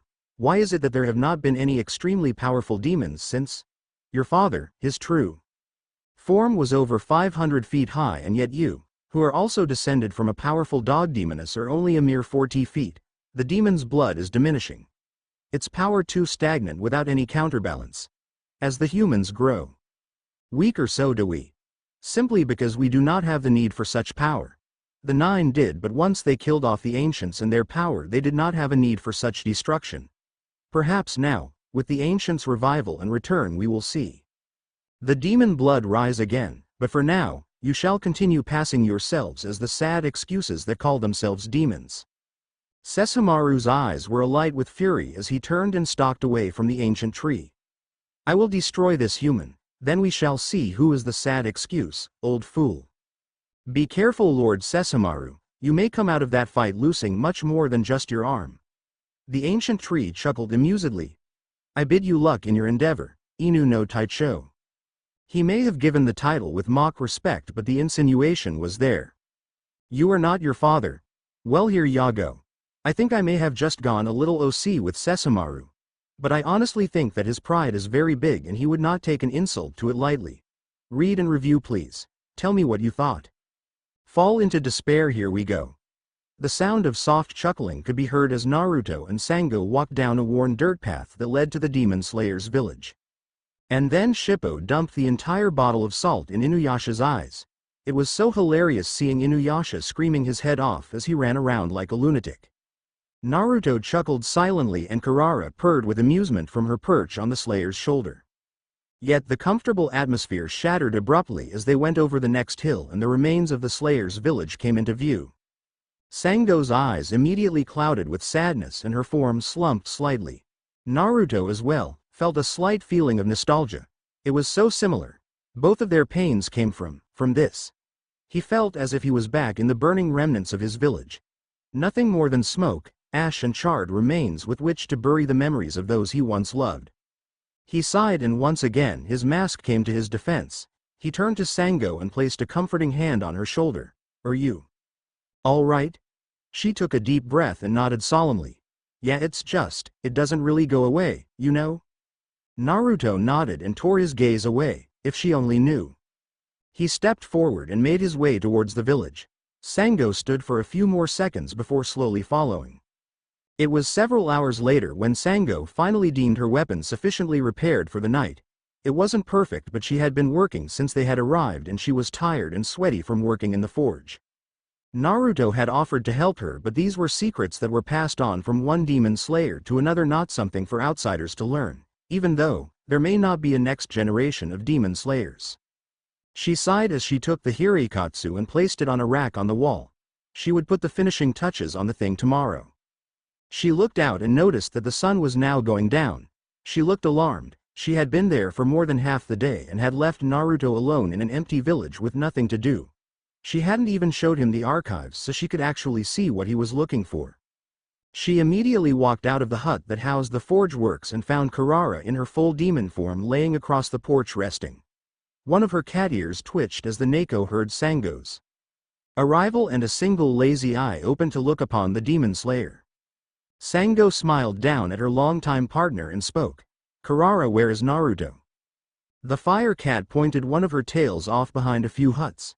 Sango smiled and nodded before walking off in the direction the cat indicated. It was after a few seconds that Sango noticed that Kurara had pointed to the graveyard.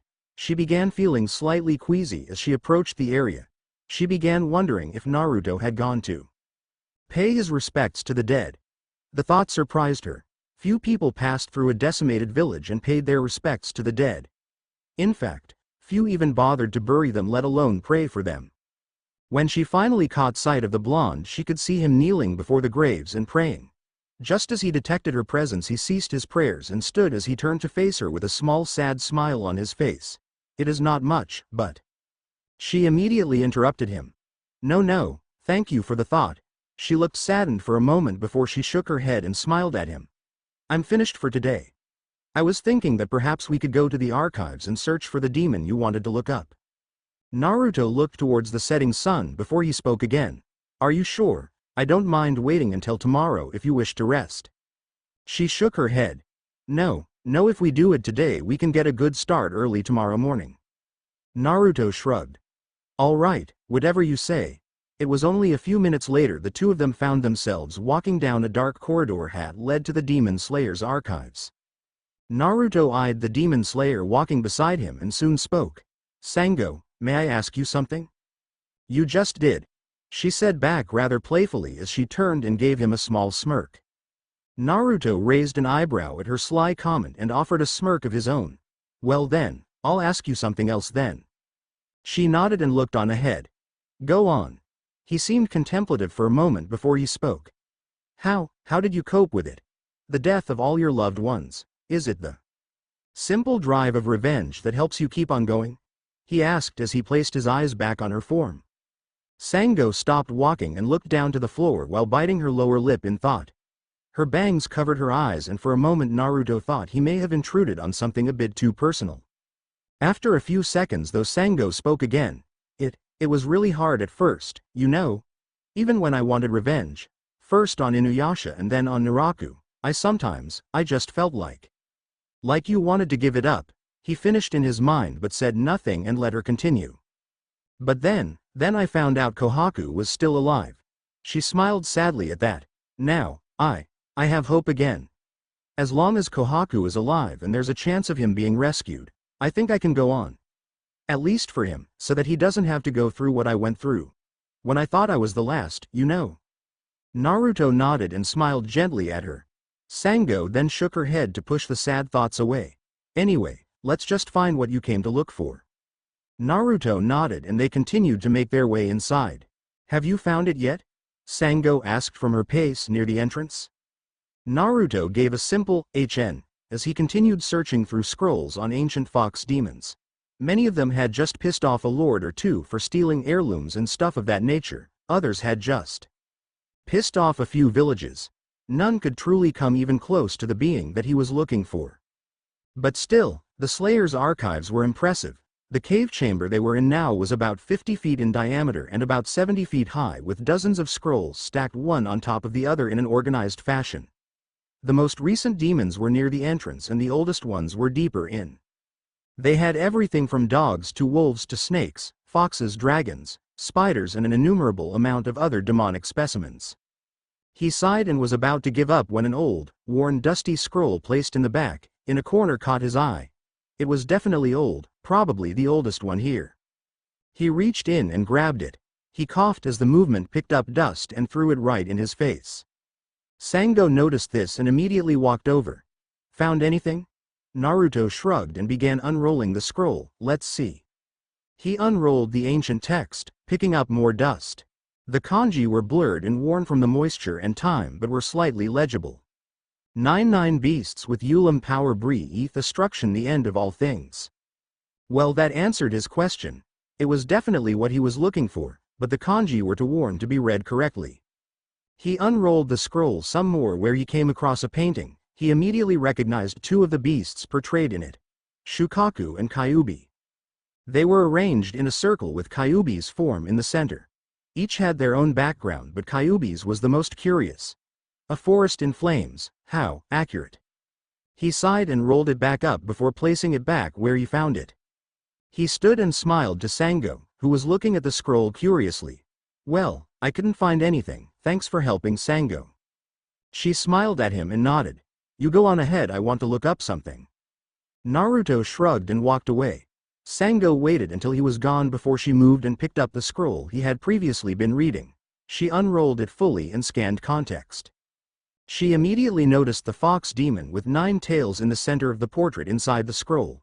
She looked on and one kanji immediately caught her eye. Jinchuriki. It was one of the few words that were clearly legible on the scroll, but nevertheless it was there. She narrowed her eyes in thought. If this was any indication, then this was indeed the scroll that Naruto had been looking for. But why would he say differently? She looked back at the nine-tailed fox in the picture and immediately knew that there was some form of connection here. She looked back to where it said Jinchuriki and tried to read the broken text. Jinchuriki only OTH, stop 9. Well, it wasn't perfect, but it more or less gave her an idea. The Jinchuriki were supposedly the only ones that could beat these creatures. So, could Naruto be looking for this creature to defeat it? It was a rational thought considering he was so powerful. She should take this to Kagome. Maybe someone in her time could find a way to read this. She silently rolled up the scroll and pocketed it, out of sight from the blonde. The two made their way back to the village in a comfortable silence, each pondering their own thoughts. But that was interrupted as Naruto's sharp sense of smell picked up a rather alarming scent: blood. Sango, hurry up, Kurara's in trouble, he yelled before sprinting off to the village. Sango was thrown into shock for a brief moment before she began running as well, all the while praying that Kurara was all right. Naruto was obviously the first to reach the village and found Kurara sprawled on the ground with a huge gash running across her right shoulder blade all the way down to her left hind leg. Blood caked her normally porcelain fur and her normally bright red eyes were dilated and unfocused. She was alive but was going to need some serious medical attention and for the bleeding to stop. Naruto, not being anything close enough to a medic to heal this properly, did the only thing he could think of. He took out a kunai and with a small fire jutsu heated up the weapon and slowly cauterized the injury. Kurara hissed and growled in pain and he had to use 2 shadow clones to keep her from thrashing around in her unconscious state.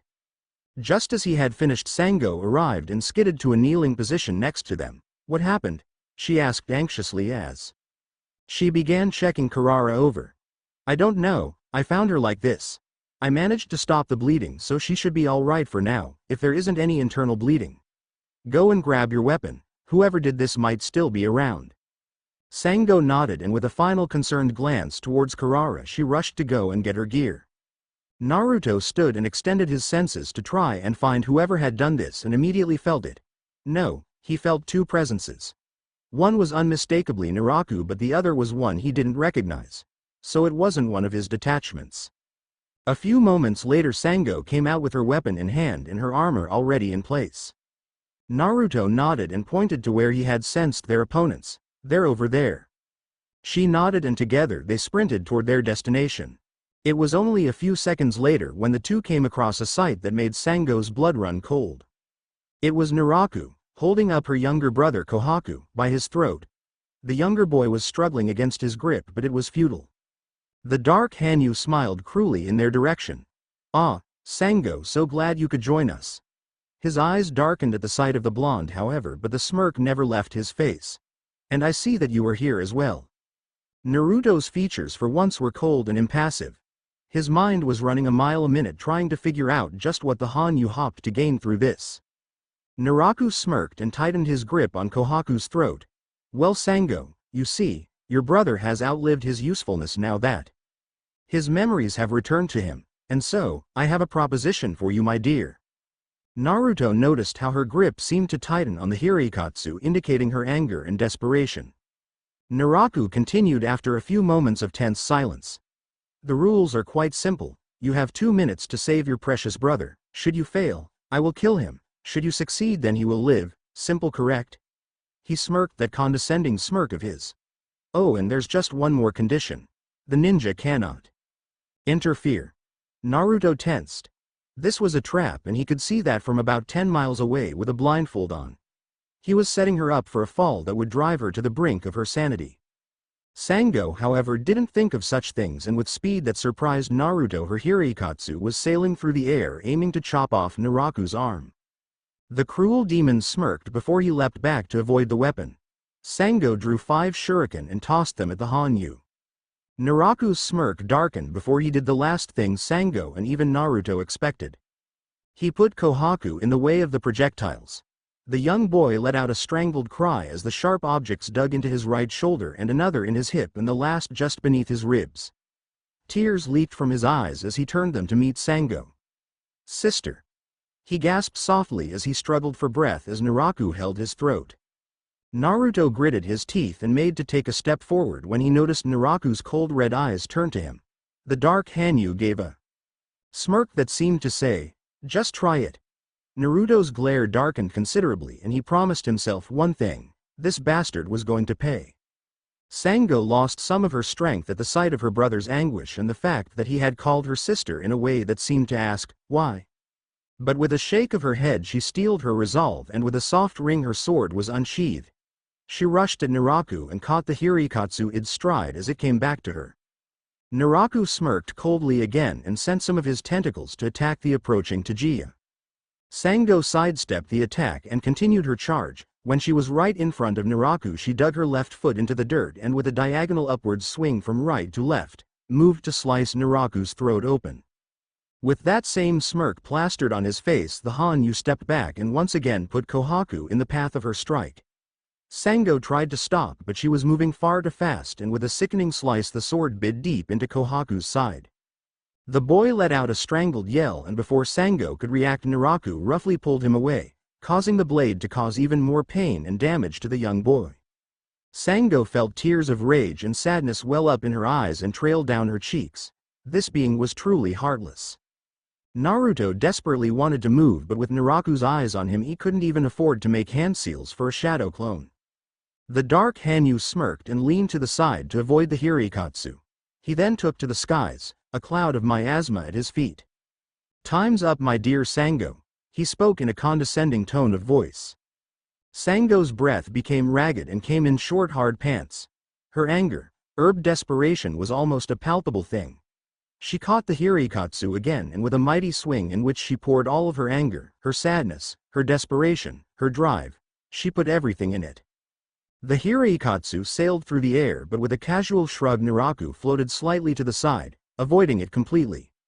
"You failed, Demon Slayer," he said mockingly. He turned his head slightly to the side and saw the Hirikatsu coming back around. He smirked. How fitting. Naruto and Sango both gasped in horror as Naraku tossed Kohaku in the path of the massive boomerang with a casual flick of his wrist. "No. Damn it. From that height I don't think I can make it in time," Naruto thought as he rushed forward in a last-ditch effort to save the young boy.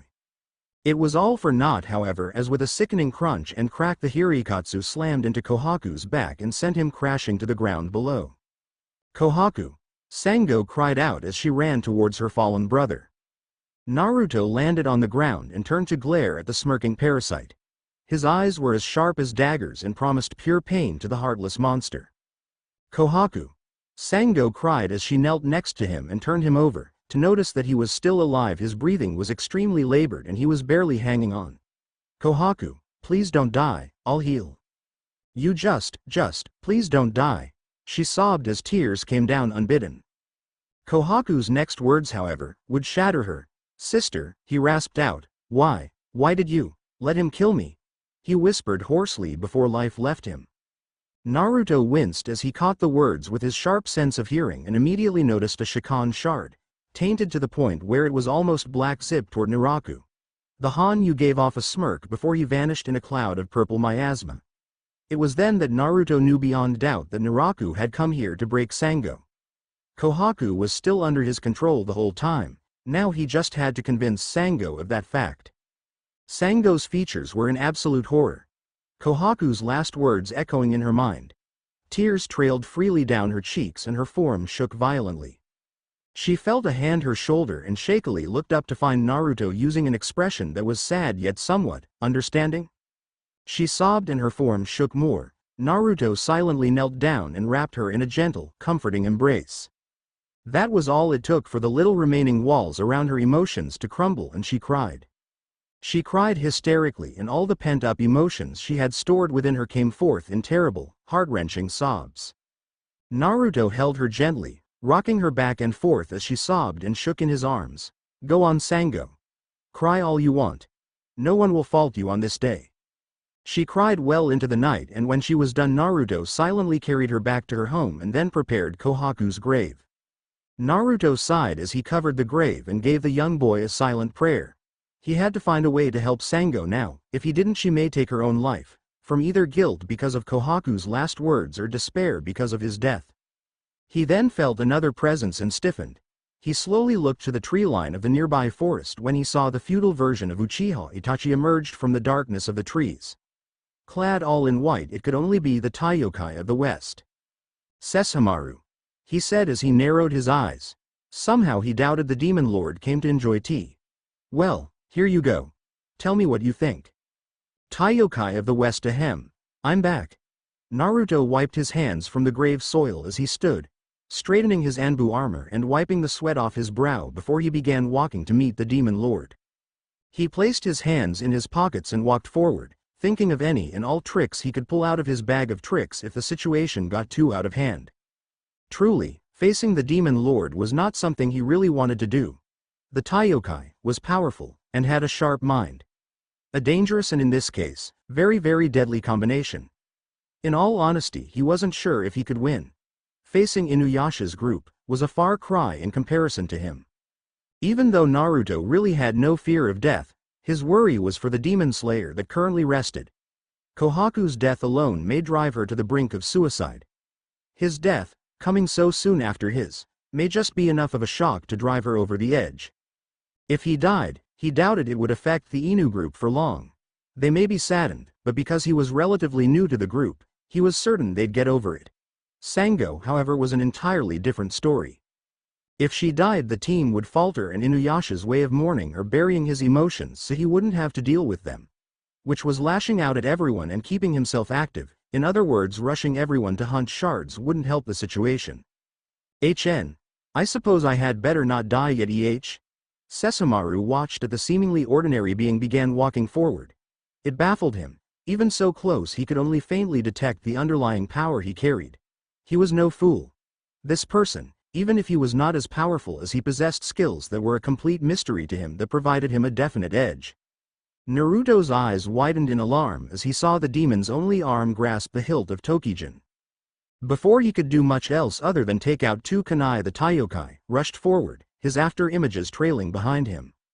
Naruto acted on instinct, his time in the war with Oto showing through as he put both kunai on a direct intercept path with Tokijin. The blades met with an audible clang.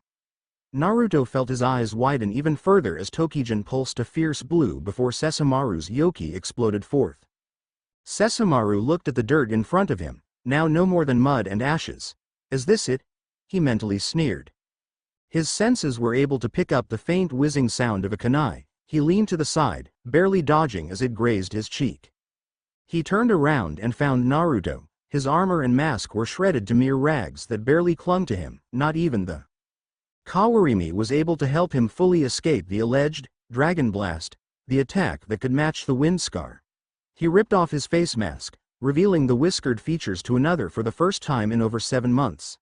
His eyes were sharp and cold as ice as he stared at the Taiyokai.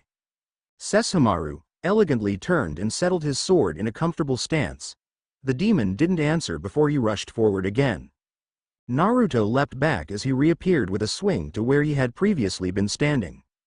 Sesshomaru moved to leap at him, but when he saw the blonde begin to make the same strange hand signals he had seen beforehand during the battle near the western lands, he held back. "Kaden. Ryuka no Jutsu." The blonde yelled as he fired several decent-sized fireballs at the Taiyokai. Sesshomaru's eyes widened by a margin, the only action that showed his surprise at this attack. Nevertheless, he moved with grace and precision as he glided his way through the fireballs and toward the blonde that was still in mid-air.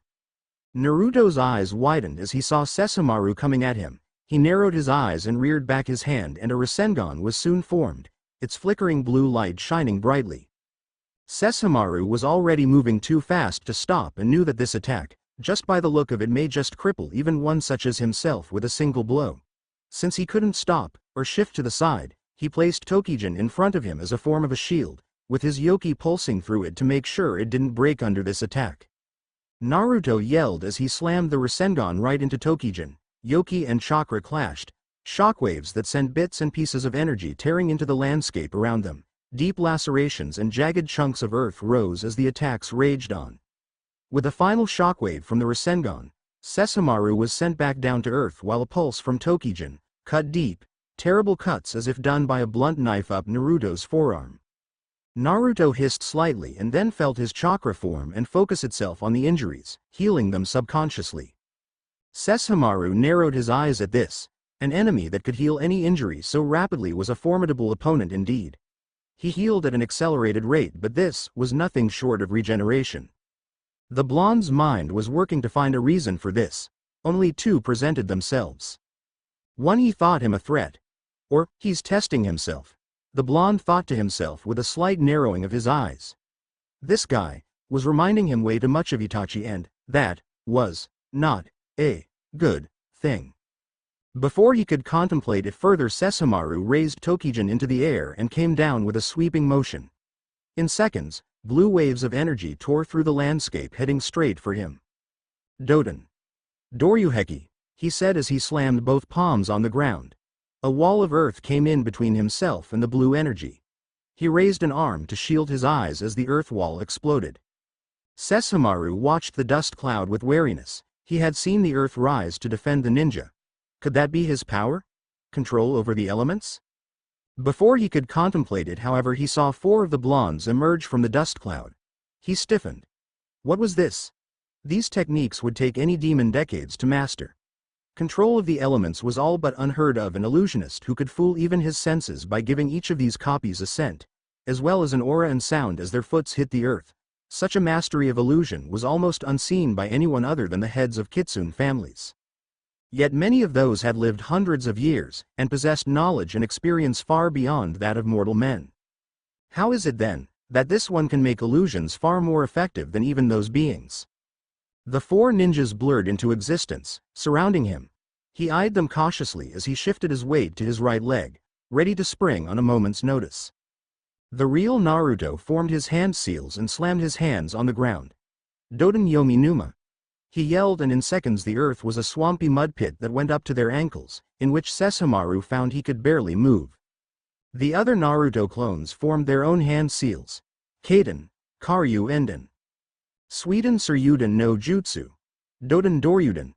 Sesshomaru watched in fascination as the four dragons, of earth, fire and water, seemed to form by the ninja's will and charge at him from three different directions.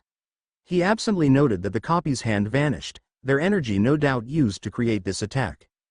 His mind worked at a fast pace, trying to find a way to escape this situation. The best way would be to leap up, but with this strange mud on his feet he could barely move. His eyes shifted to the fire dragon that was coming at him and heard cracks and pops in the earth as the mud hardened due to the heat.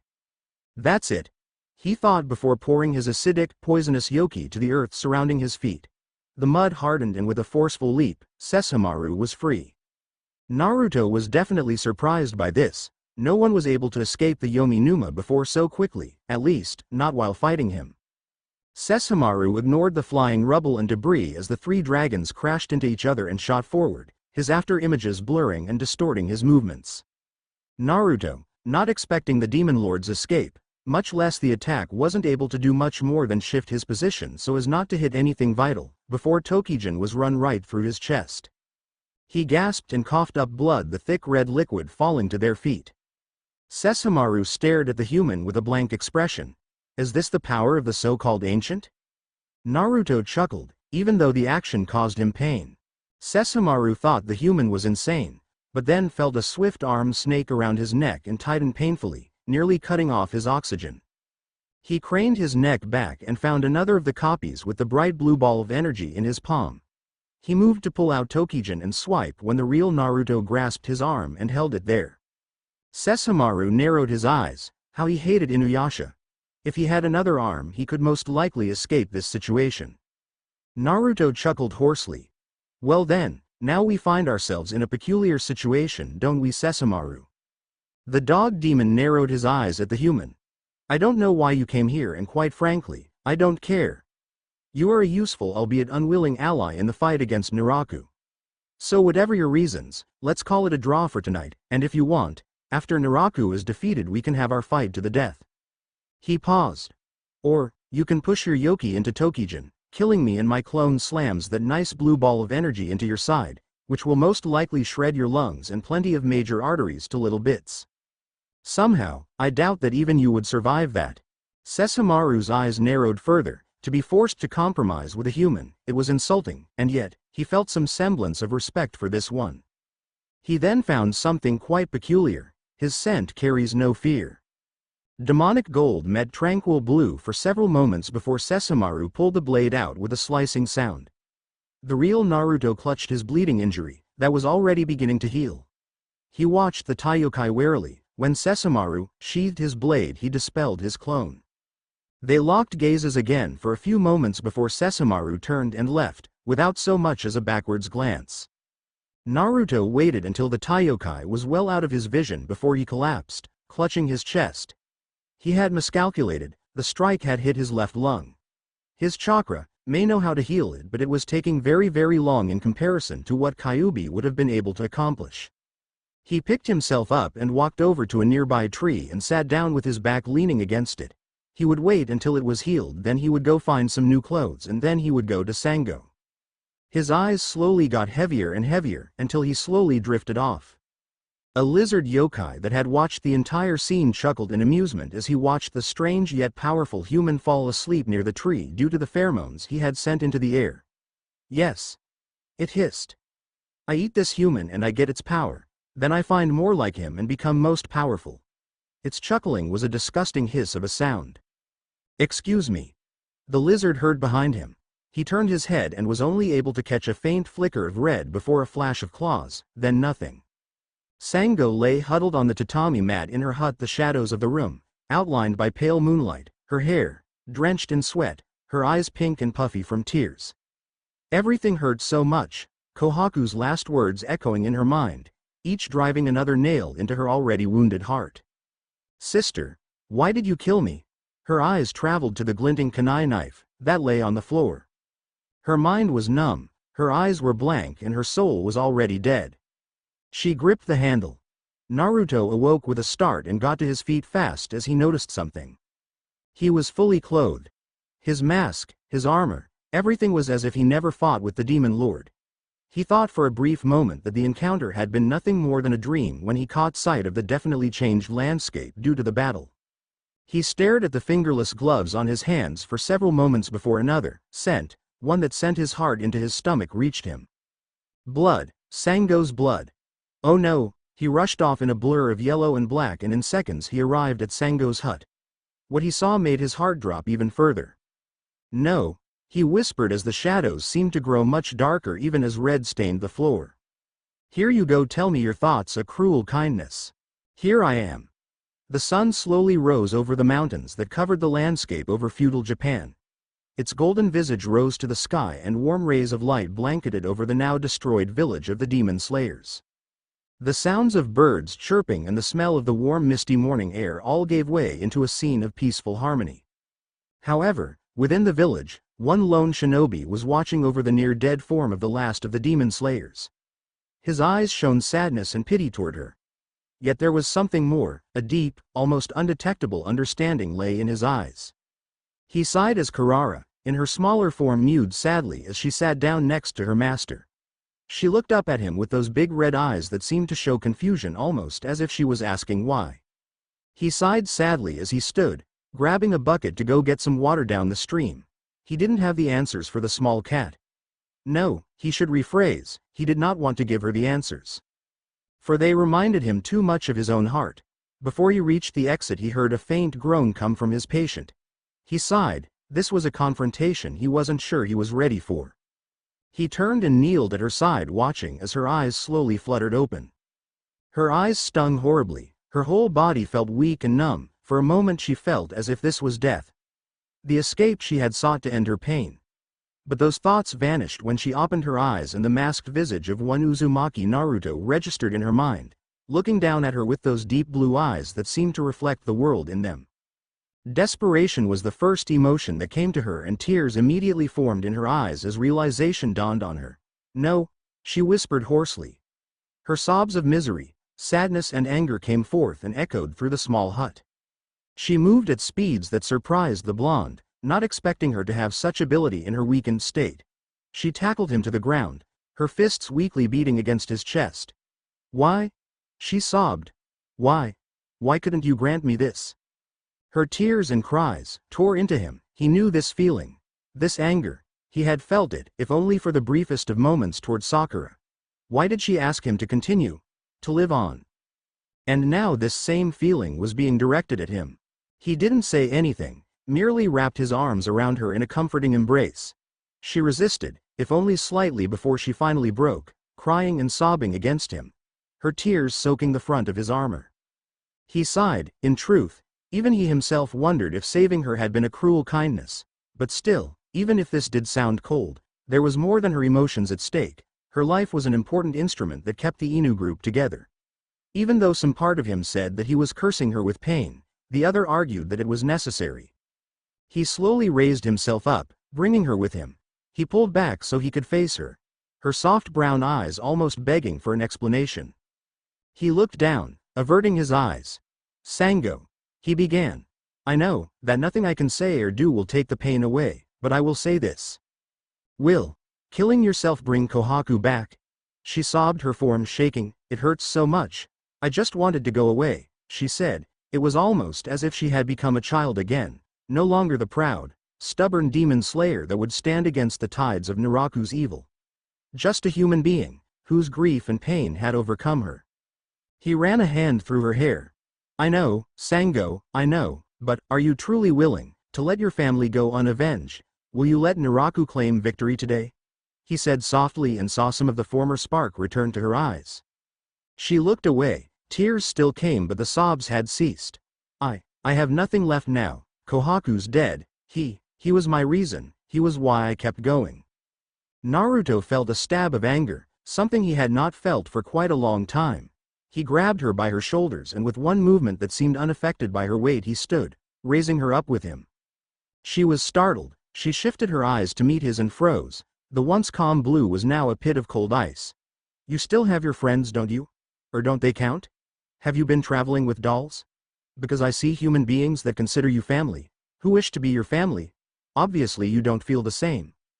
Her fear abated and her temper flared. She pushed him back with surprising force, placing a hand against the wall to steady her weakened body. "What would you know about it?" she asked harshly. "You stand there preaching to me as if you're God. As if my pain is insignificant. As if I should simply get over it. What the hell do you know about being the last of your family, of watching them all die before your eyes? What the hell makes you think you have any right to lecture me?" She yelled at him, her bangs going in front of her face as tears returned again. She glared at him, her breaths coming in heaves as her anger came through. His next action, though, made her all the more infuriated. He smiled. The bastard was smiling. She wanted to just go over and punch him square in the face. Just to knock that smile off his face. His next words, however, stopped her dead. "Because Sango, everyone I ever loved, is already dead," he whispered before turning to walk out. He stopped just before he exited and tossed a kunai at her feet. "I won't force you, Sango. But I think that, maybe your family would want you to live your life even if it hurts to do so." With those words, he left, not once looking back. Several hours later, Naruto found himself sitting on the roof of one of the huts as the sun went down. Sango had remained inside, alone for the entire day. He still did not detect the scent of blood, so she had not yet committed the act. Most likely she was thinking of her life and everything that had led to this. Reviewing her emotions. That confrontation had opened sealed wounds. He sighed. Things would be so much easier if. His thoughts were interrupted at the sound of footsteps. He turned and saw Sango walk out of the hut. She looked up to him, sitting on the roof. They locked gazes for a long while as if reading each other. She raised her hand and threw the kunai. Naruto caught it. "Just tell me one thing," she said. "Does it ever go away?" He stared at her long and hard, and she returned his gaze without faltering. After several minutes he spoke. "Perhaps." She cast her gaze downward and walked back inside. Naruto sighed. They had been held up for 3 days, no doubt the group was on their way. Hopefully by then Sango would have returned to her normal state of mind. Because after they regrouped, they were going after Naraku. Short, I know, but hey, I update regularly. Next chapter will finally be the confrontation with Naraku, and I have a surprise for you all. Also, this chapter was just to basically cover Sango and her feelings on Kohaku's death. I'm not sure if it was good, but I hope so. Also, I might start a new story again. So if I do, look out for it. I'm still indecisive as to whether or not I should start another since I have so many already. A reintroduction. Here I am again. The sky was bathed in a dark, deep purple. It had slowly changed from clear blue of spring and was now this dark abyss of miasma and death that seemed to permeate the land. Naruto was gathering his strength for the coming confrontation. Naruto realized. He always did before any major confrontation, but this was different. This time the very air seemed to ooze miasma. Naruto, it appeared, was going to take this fight quite seriously, the blonde shinobi noted as he absently flexed his hand as he stared at the dark castle that was just at the edges of his sharp sight. Perhaps this will be it, he mused. He turned as he heard footsteps coming from behind him and found Kagura shifting from foot to foot rather nervously. Her eyes fixed on the dark lair in the distance. The food is cooked, she mumbled as she diverted her gaze. Naruto nodded and turned back to peer off in thought. The wind demoness, despite the fact that she now had a proper weapon, was still dead nervous about facing her previous enslaver in battle. Not entirely unexpected really. Thanks, but I'm not hungry right now. Tell the others I'll stay here for a while. She nodded and turned to walk away again. Perhaps this time, he repeated quietly in his mind as he heard the heavens rumble with thunder. Sango watched the dancing fire as it cackled merrily in the center of the camp. Even in the midst of the great darkness they were near. Her mind was clouded, the pain of Kohaku's passing and the pain that came with the fact that she was now truly the last demon slayer were reduced to a dull ache in her chest. The others of the group had noticed her somber and reserved demeanor and had questioned her and Naruto on what had happened. Naruto had looked at her with those icy blues that seemed to show some form of reflection in them. He simply shook his head and spoke. It is not my choice to tell you. He had turned to look at her. It is hers. They had asked her. After a few minutes of questions she had revealed that Naruto had killed Kohaku in front of her. It wasn't the whole truth, but it had satisfied them. Kagome, Shippo and Moroku had hugged her, the last not adding his patented grope. Inuyasha and even Kagura had shown some forms of compassion towards her. The former with a few soft-spoken words that basically translated into a "sorry for your loss," and the latter through some discreet glances with a hint of compassion in them. She had tried to hide them, but Sango, even in her lethargic state of mind, had seen them. Her anger at the demoness had not vanished, but it had dimmed somewhat. She had remembered Naruto's voice those nights ago when he had said, "If you wish to hate Sango, then hate, but do it for a proper reason. Do not hate one for crimes he or she did not commit. It just ends up being more painful for the both of them if that's the case." Those words, back then, had been just that, mere words, offered by someone who claimed to understand her pain when in reality they knew nothing. But now, when she could compare it to what he had told her in that moment of weakness back in her hut in her village, she knew he was speaking from experience, just like then. Because everyone I've ever loved is already dead. Those words, along with the silent tears that trailed down his cheeks, spoke volumes in their own right. She did not know what to think about the blonde shinobi now. He was an enigma with more layers than any person she had ever met, even Inuyasha. A tap on her shoulder brought her out of her thoughts. She turned and found Kagome smiling softly at her. She smiled back, though Annie could tell it was rather subdued. "Hey Sango." The young girl greeted as she sat next to her. "You feeling okay?" Sango nodded and sighed sadly before looking up at the blackened sky. She could see no stars. Naruto's dark evil taint of miasma had even blocked out the heavens. "Kagome," she began softly before turning to the younger girl with pleading eyes. "Please promise that you'll never leave me." Kagome wrapped the girl in a comforting embrace. "Of course Sango, I promise," she whispered. Sango hugged back. "Everyone I've ever loved is already dead." Naruto's sad, heart-wrenching words echoed in her mind, making her tighten her grip around Kagome by just a bit. "Please," she begged to any willing to listen. "I don't want that for any of us." Moroku, who watched the scene from a few yards away as he wrote his seals for the upcoming battle, heard the barely restrained desperation in her voice as she made that plea, and somehow just knew that for some reason, or some strange circumstance, that their blonde teammate was part of that. How though? That was a question he deemed far too troublesome to answer. Inuyasha grunted the next morning as the group very slowly, in his personal opinion, finished their preparations for battle. Moroku stood as he finished his prayers while Kagome tested the tightness of her bowstring. Sango poured water over her blade and cleaned it while Kagura and Shippo gave their respective weapons a few test swings. the latter doing it while jumping from tree to tree. "Hey, finally!" Inuyasha grunted. "Are you guys finally ready?" Even though he tried to hide it, anyone with eyes could see he was anxious. He looked around with his patented scowl. "And where is that blonde bast?" "I'm right here, Inuyasha," the blonde said as he emerged from the shadows of the forest. His walk slow and casual, giving off his usual lazy countenance. But they could tell that something had changed in his demeanor. He looked at all of them and smirked, but something was different about this one as well. "Well then," he drawled, "I assume it's time." The battle fought to reach the walls of Naraku's fortress was not an easy one. As the gates came within view, swarms of low-level yokai descended from the heavens, over the walls and from around the sides of the fortress. Naruto, Kagome, Inuyasha and Kagura were the hardest hitters. Naruto using his shadow clones, creating one for each that was destroyed, using his speed and array of kunai and techniques to keep the foes that came from the left at bay, while Miroku, Sango, Karara and Shippo demolished those on the right. Kagura had taken to the skies, keeping the foes from circling around from above or diving down for a headlong assault. Kagome and Inuyasha took on the center column. The futuristic Miko's arrows tore through the incoming hordes, purifying as many as 7 to 12 of them in a single shot, while Inuyasha used the Tetsusaiga, his wind scar and the iron reaver to cut them down. As the yokai began to see that no matter how many they attacked with, the group of warriors would hold their ground, they began to falter and even disperse, when Naraku's twisted power urged them forward, if nothing more than to simply tire the group out. The ground grew slick with the blood and fleshy organs as the demons were cut down. Over and over again they fell.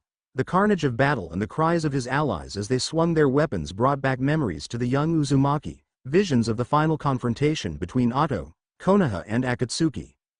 He struggled to suppress the memories, but they came unbidden. His eyes clouded over as he heard the sickening slice as a kunai cut open the belly of a snake yokai. He remembered when he saw Jiraiya, his sensei and one of the first to acknowledge him as a student worthy of training, fell to the power of the Amaterasu, nothing more than stray ashes in the wind, even as the demonic black fire burned for 7 days and 7 nights.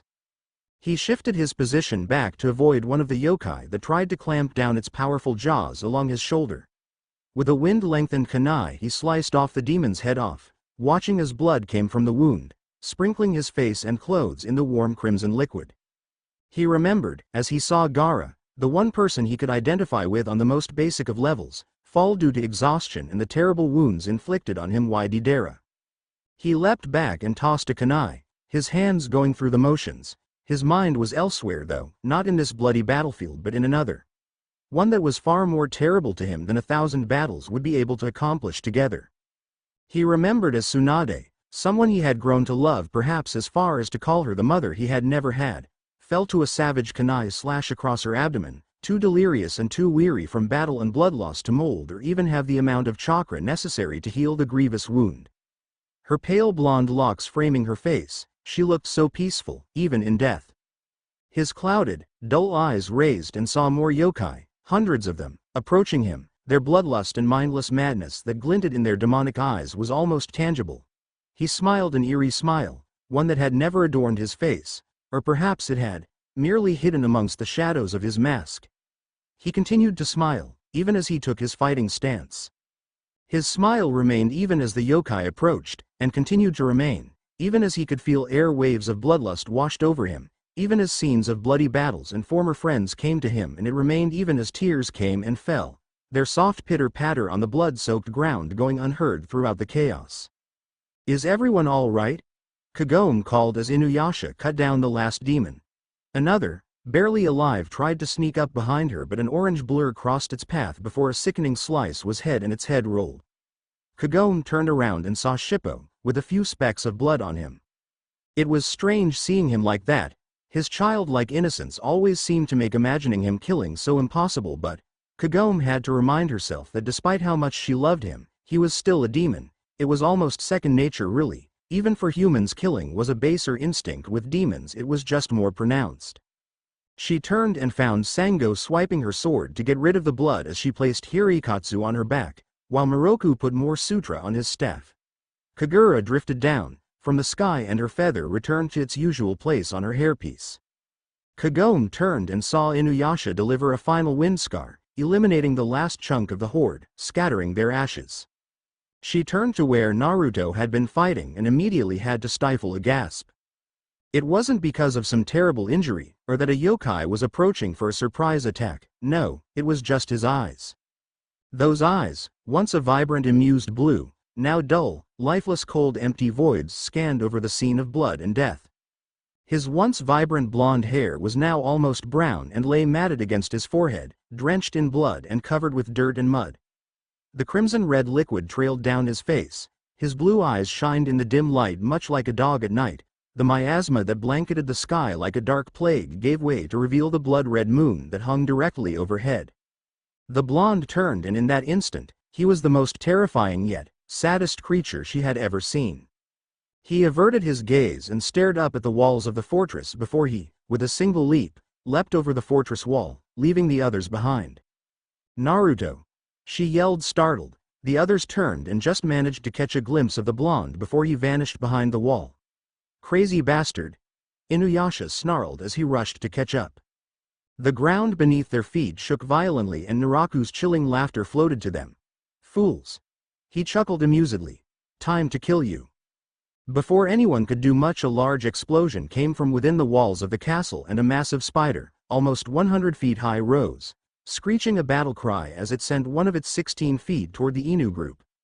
Naraku is a spider demon, and so I figured this was fitting, and I gave him twice as many legs as a normal spider. I did it on purpose, not by mistake. Inuyasha rushed and lifted Kagome as Shippo jumped on her shoulder, and with a leap they were able to escape the demon's attack. Kagura used her feather and took Miroku as she sailed back while Sango leapt on Karara to escape. The Inu Taichi locked upon Naraku's true form and couldn't help but feel fear. Not even Sesshomaru was this big in his true form. This would be tough. Kuchiyos no Jutsu. They heard before a massive cloud of smoke appeared behind the spider demon. They each turned and found a bright orange toad, with 2 blades strapped across his back and a blue GI along with a pipe in his mouth, staring at the massive spider demon with complete and utter shock. Naruto looked at the toad and immediately, a true smile, one he had not shown since that day, appeared on his face as recognition entered his eyes. "Gamajichi," he said, smiling down at the massive toad. The toad rolled his eyes upwards and immediately felt them go wider than normal. "Bridge, bro? What the hell?"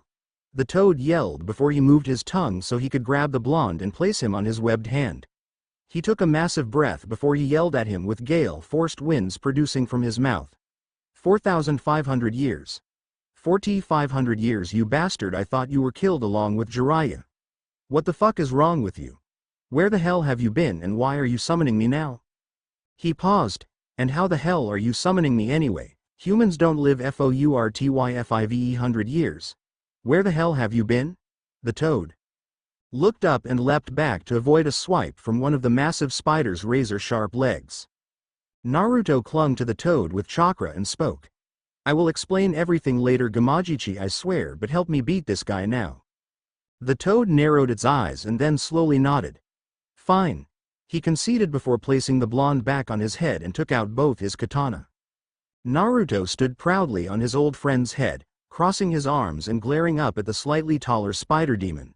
"Now then, let's reintroduce this world to a summon battle." Surprise! Ha ha ha ha ha. How many people were expecting to see Gamajichi again? Anyway, next chapter has another surprise for you all. I hope that I was able to show Naruto's slowly deteriorating mental health and how close to true madness he really is. Out for blood, I'm BAAAACCCCKKKK. Miss me? Of course you did. Since the alert system is messed up again, at least mine is, I'm informing you that chapter 26 of my other story, The Void, has been updated. Please go and remember to read and review. I would like for that story to reach at least 1,000 reviews by the time it is finished. Also, for the people who are wondering why Naruto didn't summon Gamabunta, well, the answer is quite simple. Gamakichi is the boss toad now. And to the people that told me Gamakichi was just a messenger toad, I figured that simple logic would give you the answer for that. 4,500 years have passed. The little guy was bound to at least grow an inch or two. And yes, I did spell his name wrong. Thank you all for informing me. Also, to the guy that is worried that Naraku is more powerful than the Biju because he has 16 legs and that may measure his power much like the Biju's tails don't be. I just did that because I didn't think that just making the spider bigger was very original, and besides, can you picture a spider with 16 legs? It's kinda freaky. And also someone said that Naraku had showed some kind of full demonic transformation in one of the Inuyasha movies. If he did, I don't know. I didn't see any of the Inuyasha movies. I'm just imagining a big 100-foot spider with 16 legs and possibly 8 bright yellow eyes. Also, to those of you wondering what the power ranking is, I'm gonna put it all in front of you right now. Before the MNT Hakare Adventure, Sesshomaru 10. 13, in his true form, Naraku 8. Inuyasha 7, Sango 5, Miroku, without the wind tunnel, 3, with the wind tunnel, 6, Karara 3. Kagome 2, Shippo 1, after the MNT Hakare Adventure and Naruto's training of the Inu group. Naraku 11. 15, in his true form, Sesshomaru 10. 13. Naruto 10, Kagome 9. Against demons, Inuyasha 8.5, sang 6 or 7 depending whether or not she's on Karara. Miroku 5. Without the wind tunnel, 8. With the wind tunnel, Shippo 4. Karara 3, but that's just my personal opinion. And no, Naraku is by no means even remotely close to being as strong as the Biju. The only one he may match is the weakest one, and it's still a long shot. Also, I want everyone to know that I do not consider myself to be good at writing summon battles, and I have only written 3 including this one, so don't go biting my head off if you don't like it. Anyway, let's finally get on with the story. Naruto looked upon the massive spider yokai with apathy. Even as its massive legs uprooted trees and kicked up dust as it positioned itself to face him and Gamakichi, he felt no fear, no excitement, no anxiety, nothing. He felt pleasantly numb. He looked down at Gamakichi's serious expression. I assume you know all of your old Mon's techniques? He said, making the large toad nod, the action causing a slight feeling of vertigo go through him as the comparatively small movement made him feel like he was on a roller coaster. He nodded. Good. Then let's show this bastard what we're made of. Gamakichi took a puff from his pipe and unsheathed the 2 katanas on his back. Been way too long since I fought a real battle. After all, since the ninja world fell in the Biju Wars, we haven't had a summoner. Naruto nodded as the spider seemed to laugh strangely before it rushed at them, its 4 front legs poised as blades ready to stab the boss toad. Up! Naruto commanded, and with a leap Gamakichi was practically flying back to avoid the pincer-like leg blades. The toad's stomach seemed to enlarge before his throat swelled, and then, Sweden. Teppodama! The toad yelled as a massive water ball was launched straight for the spider demon. Naraku, in his hulking form, could not dodge due to his momentum and received the hit full in the face. He screeched horribly, making Naruto's ears ring, and rushed forward again. Meanwhile, down below. Wah, what the hell? Inuyasha gasped as he saw the 2 massive forms begin to duke it out. Kagome and the others had similar thoughts running through their minds but could only stare at the sight slack-jawed. Only Kagura seemed to have her wits about her. Did you all hear what the toad said? Miroku snapped back to the real world and ran over the previous events that had occurred in the last 5 minutes. If what the creature said is true, then Naruto's really old, Shippo put in helpfully. Inuyasha snorted. We can beat the crap out of him later and get our answers, but right now we have to fight. Inuyasha. Kakagome chirped. There's only one little problem with that plan. What? He snapped. He's 100 feet tall. Your wind scar is like an annoying sting to him now. Inuyasha growled, realizing that his wind scar would probably do nothing more than merely scratch the surface. Ryukotsuse was testament to that. Kagura snorted and took out her 3 feathers, making them grow. Get on, they'll follow your orders once you're on them, she said, getting onto her feather and leaving the other 2 for Inuyasha and Kagome. The 2 looked hesitant, but a fierce screech from the spider Hanyu had them up on top of their respective feathers. Shippo, feeling more secure with Kagome, leapt onto hers as well. Sango and Miroku mounted Karara, and together the group took to the sky. Gamakichi crisscrossed his swords to block as Naraku's 4 front legs came at him, the tough exoskeletons standing up well to the razor-sharp katanas. Naruto saw an opportunity as the blades met the attack. Oil now. Gamakichi complied. spitting out a huge stream of oil that covered Naraku's spider-like face and his upper body. Kaden. Gamayu Enden, Toad Oil Flame Bullet. Naraku screeched and lashed out in pain as his face and upper body were instantly lit. The bright flames were so hot even the Inu group, which were still a little ways away, could feel it. In a rage, Naraku lashed out with his fifth leg, catching Gamakichi off guard. The boss toad couldn't react in time and received a jagged gash along his side. The toad leapt back and cursed as he clutched his bleeding side. "Damn it, bro. I swear if we get out of this I'll kill you myself," he grunted. Naruto chuckled before turning serious again as the oil burnt out and the flames began to die down. Naraku's exoskeleton was slightly cracked in a few places due to the great heat, but otherwise, no extra damage had been done. "Got any suggestions?" the blonde asked his old friend. Gamakichi grunted. "Don't look at me. My clan never really had any confrontations with the Spider Clan. The snakes did though." Naruto sighed but then felt his eyes go wide as Naraku's mouth opened and a massive ball of concentrated miasma began forming there. Naruto and Gamakichi were suddenly having flashbacks from the fight with Shukaku. Gamakichi was little back then, but he was still there. He was on Naruto's head. "Hold on," Gamakichi yells as he leapt straight up just as Naraku released the ball of concentrated miasma. The very earth seemed to corrode and die as the miasma passed over it. Unknown to the two, however, they had just fallen into Naraku's trap. The spider yokai lifted itself and with what appeared to be a deep breath shot out a huge stream of spider webbing, heading straight for the toad and ninja. Gamakichi moved to release a water blast, but both he and Naruto knew it wouldn't be ready in time. "Wind Scar" was heard just before a wave of golden energy obliterated the incoming webbing. Naruto and Gamakichi looked up and found Inuyasha standing triumphantly over Kagura's feather, with a fairly cocky smirk on his face. Naraku, in a rage, rushed forward and with the 4 front legs that he could spare, began sending a flurry of strikes toward the boss toad. Gamakichi backpedaled as best he could, which looked strange due to the fact that he was a 50-foot toad running, basically moving away from a 100-foot tall spider.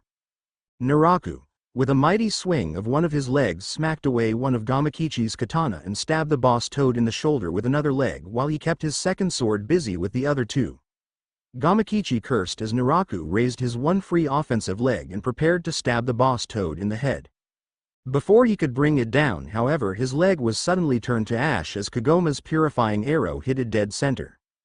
The spider demon reeled back in shock and pain even as his lost limb regenerated. It roared as it heaved Gamakichi up by its wounded shoulder and tossed him aside, roughly 200 yards. It then rounded off to face the Inu group. It screeched once before spitting out clumps of miasma in their direction, while simultaneously putting a mist of the poisonous vapors that slowly spread outwards. Soon they wouldn't even be able to get close enough to attack. Kagura, Kagome, Inuyasha and Sango each entered a form of dog fight, dodging Naraku's acidic spit while simultaneously launching strikes of their own as they tried to find some form of weak spot on the spider demon's outer skin. Gamajichi groaned as he picked himself up. "Oh yeah, if this bastard doesn't kill you I sure as hell will, Uzumaki," the toad said as he clutched his second wound and leaned on his blade.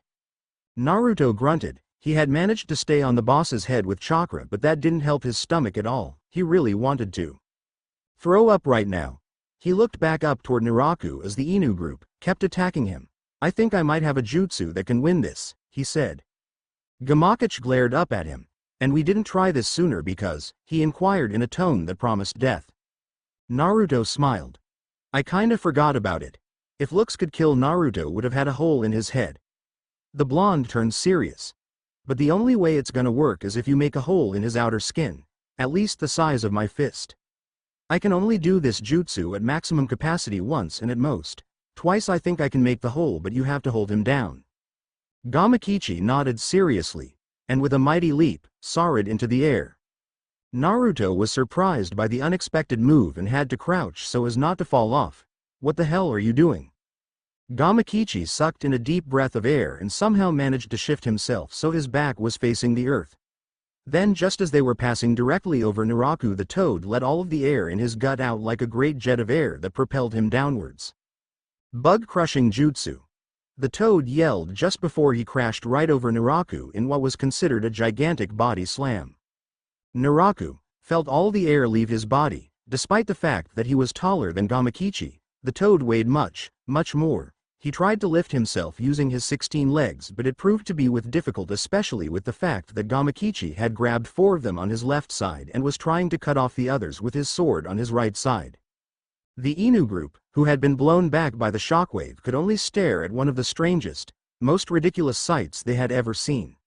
They soon snapped out of it, however, and charged in, coming in with renewed vigor. Naruto meanwhile had lost his grip on Gamakichi and was now lying on Naraku's thrashing back. Oh shit, his head hurt.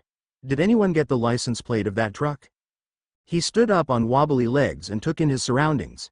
As soon as he noticed Gamakichi's trashing form and felt movement beneath his feet, he knew he was on Naraku's body. He flexed his right hand and in seconds a bright ball of energy was formed. "Let's see your armor stand up to this," he said in a low, dangerous tone before he raised his hand up. "Rasengan," he yelled as he slammed his hand down. Several loud cracks and crunches were heard as the ground gave way beneath him. He leapt back and found that his Rasengan had torn open a hole the size of a shopping cart. He flexed his shoulder. "Well, that'll do," he muttered before he formed 2 clones and each cupped their hands together. "Wind Scar. Fujin no Mai. Hiriko's you," came 3 simultaneous yells as they attacked Naraku. Sango's boomerang cutting off one of Naraku's hind legs, hitting the only exposed flesh, which was where the leg met the body. While Kagura's attack sent dozens of her wind blades that sliced into Naraku's face, one even managing to cut off a mandible. She smirked at his screech of pain, while the big toad on his back cursed as he was now struggling even more to get free. The group paused as they saw a bright blue light. They each looked a little closer and managed to see that it was coming from their blonde-haired companion before he slammed it into Naraku. They each heard and felt the resounding boom and watched as Naraku's trashing increased to an almost desperate state. Then they saw a second light, but this one felt even more powerful. Naruto grunted as his most powerful technique formed in his hands. The K's Rasenshuriken. "I'm pretty sure this is the name of the technique." His eyes narrowed as he stared at Naraku's exposed flesh beneath the exoskeleton. "Time to die," he said coldly before raising his arm up. "K's Rasenshuriken," he yells before slamming the ball of destruction down into the demon's back. He can feel flesh tearing, blending and twisting beneath his hand. The jutsu plows on through. He pours his chakra, his emotions, all the sadness, the anger and pain bottled up in his chest, hidden deep in his worn and wounded heart. His face, though, even as he feels all of these emotions, never wavers from its apathetic cold gaze, even as he feels the bones in his arms snapping from the strain. Finally, with a cry of pain and a massive explosion, all is silent. The Inu group, who had retreated when they felt the massive power, had watched the spectacle from above. The toad was nowhere to be seen and only chunks of Naraku's body remained. But where was Naruto? Physical pain was not new to the young Uzumaki. He had felt it, possibly more than most during his relatively short lifetime. And right now he was one of the extreme cases of physical pain he had ever experienced. His entire right arm, from his wrist all the way up to his shoulder, was completely and totally shattered. The improved version of the Rasengan he had created with Kakashi and Yamato-sensei was powerful, but damaged him as well. This would not really be a problem, since basically anyone short of a 6-tailed demon would probably be quite out of commission for a great length of time should they suffer a direct hit from that attack. But the simple fact that he had used the technique, therefore snapping his forearm in 3 places and then also been caught in the explosion that had sent him flying and then after that crashing through several trees as a landing, really wasn't helping things.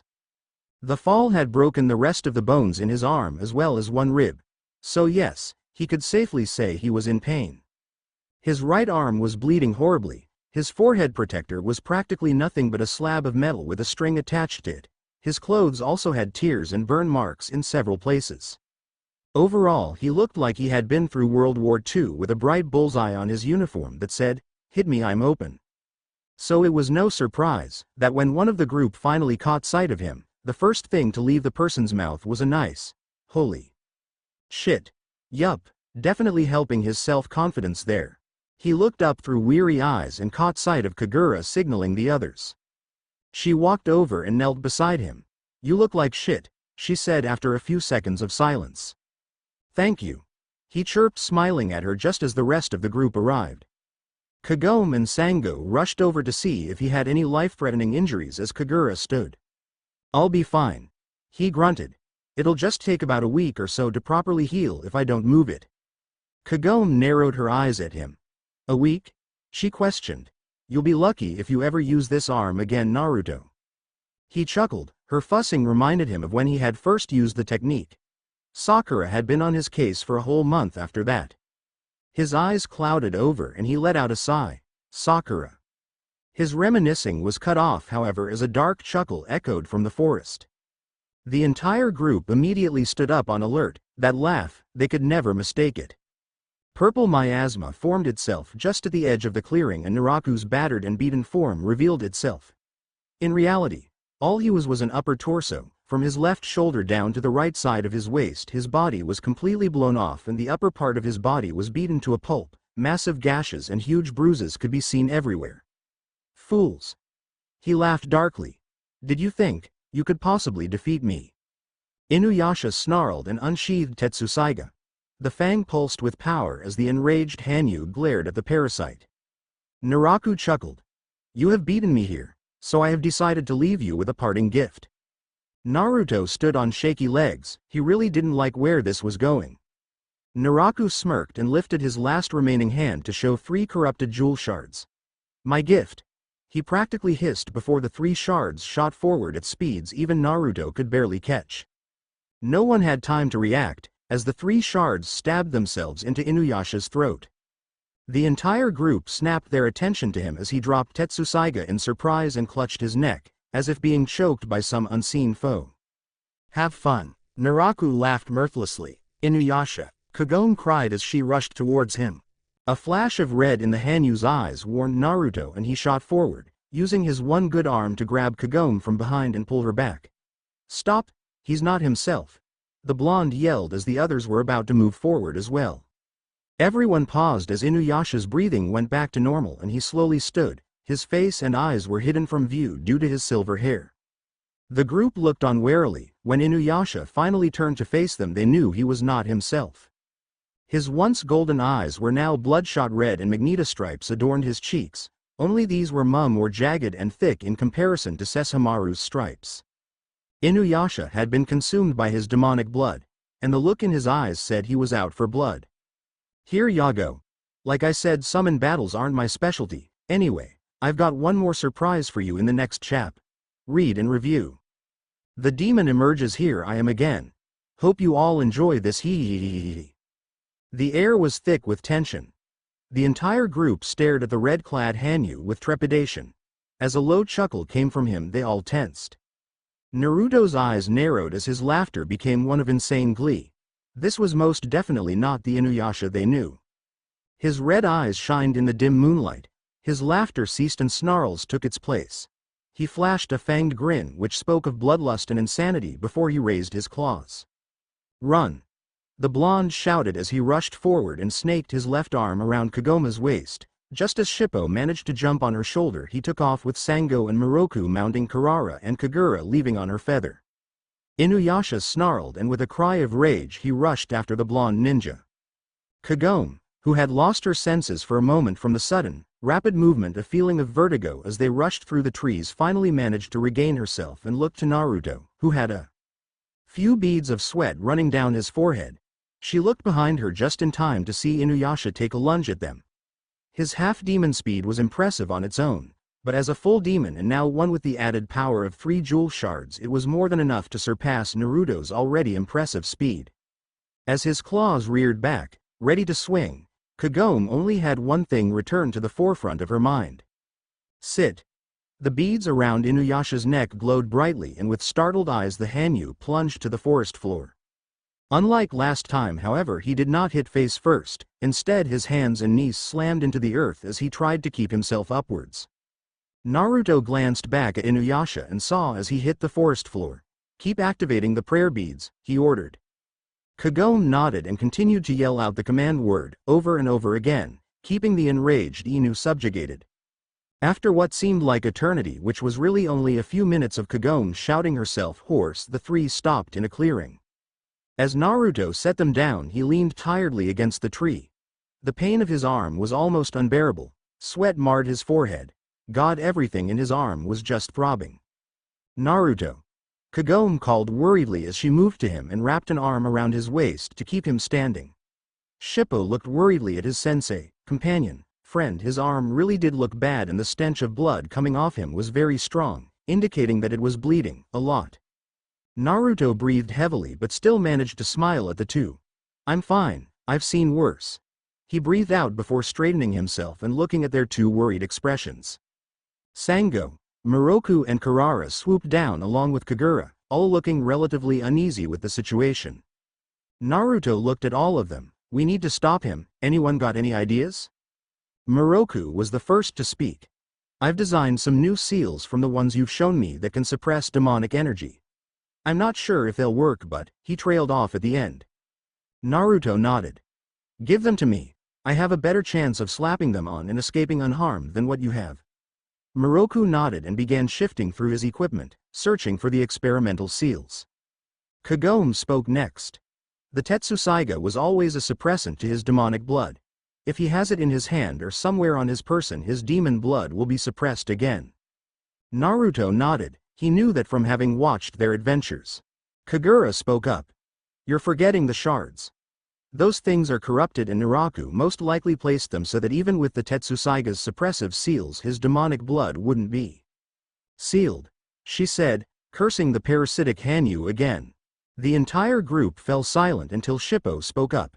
Then we have to remove the shards. It's not that easy. Naruto spoke.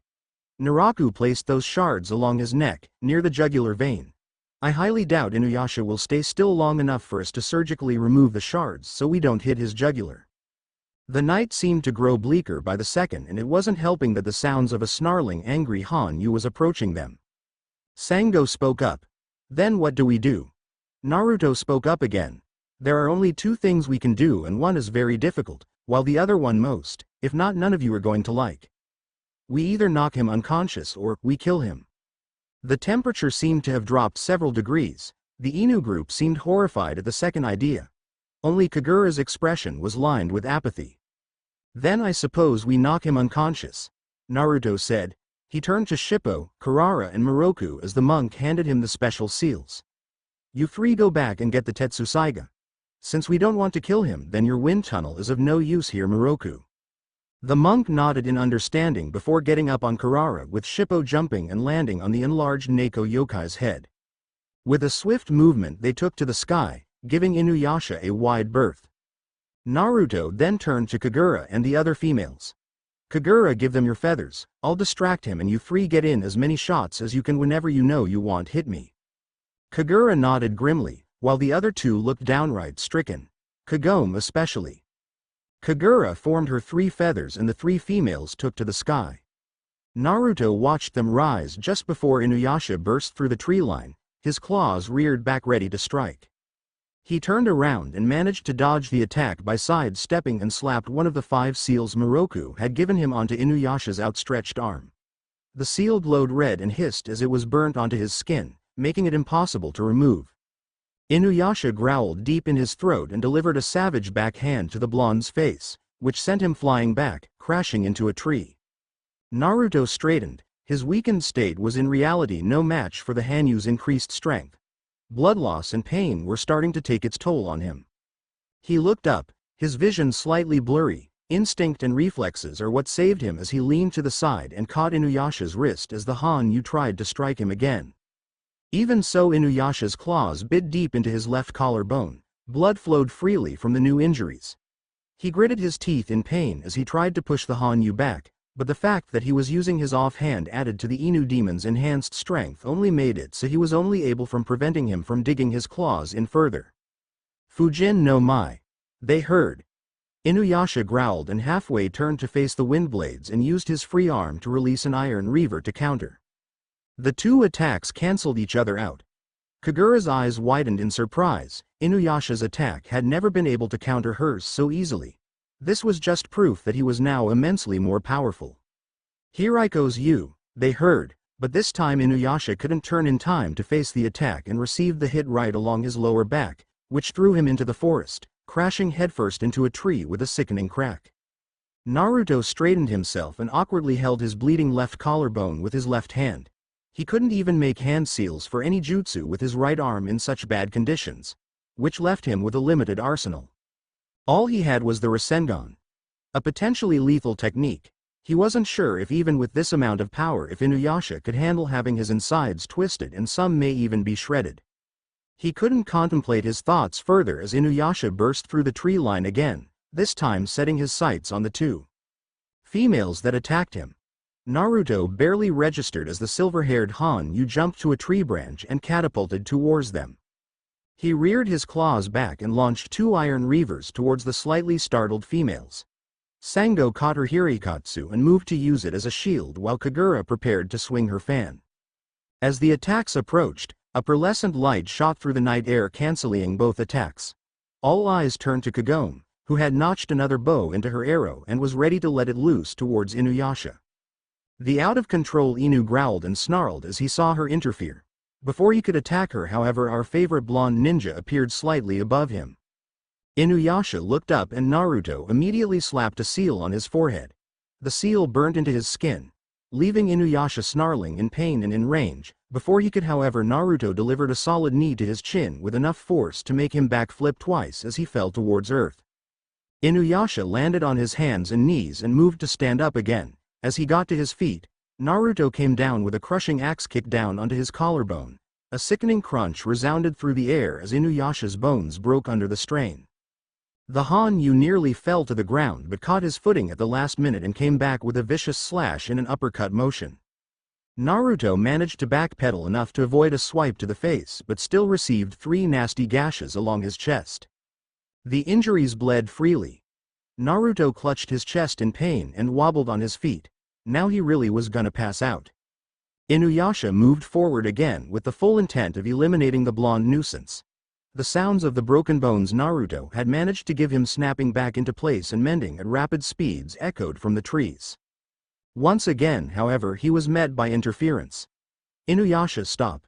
Kagome yelled before firing an arrow at him. The arrow hit him in the right shoulder.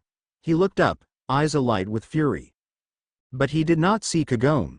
No, he saw the same woman who had imprisoned him so many years ago, the woman he once loved, Kikyo. While his human side still loved her, his demonic side could not stomach the thought of her betrayal. He snarled and removed the arrow from where it had been stabbed into his shoulder and rushed to her. Kikyo, he yelled in a rage. Naruto, never one to miss an opportunity, pushed chakra into his legs and slapped another seal onto his back. Inuyasha paid him no heed, however, as he merely continued to rush towards Kagome, with the full intent of harm. Kagome's eyes lit up with righteous fury and indignation. Too many times she had endured him confusing her with her dead incarnation and she was sick of it. Her power, fueled by her anger, surged forth and shined brightly on the tip of her arrow. She let it fly, hitting the Han-yu again in his right shoulder. The jewel shards pulsed as the purifying wave hit them, their corrupt power weakened by the wave of purification. Inuyasha staggered back in a daze. Naruto seized the opportunity to slap the last 2 seals on him. They burnt into his skin through the fire rat robe. Inuyasha clutched his head in pain and fell to his knees. Naruto, his vision blurry from blood loss, could hear his own blood pumping through his veins as the adrenaline died down. But even so, he could tell they were not out of danger yet.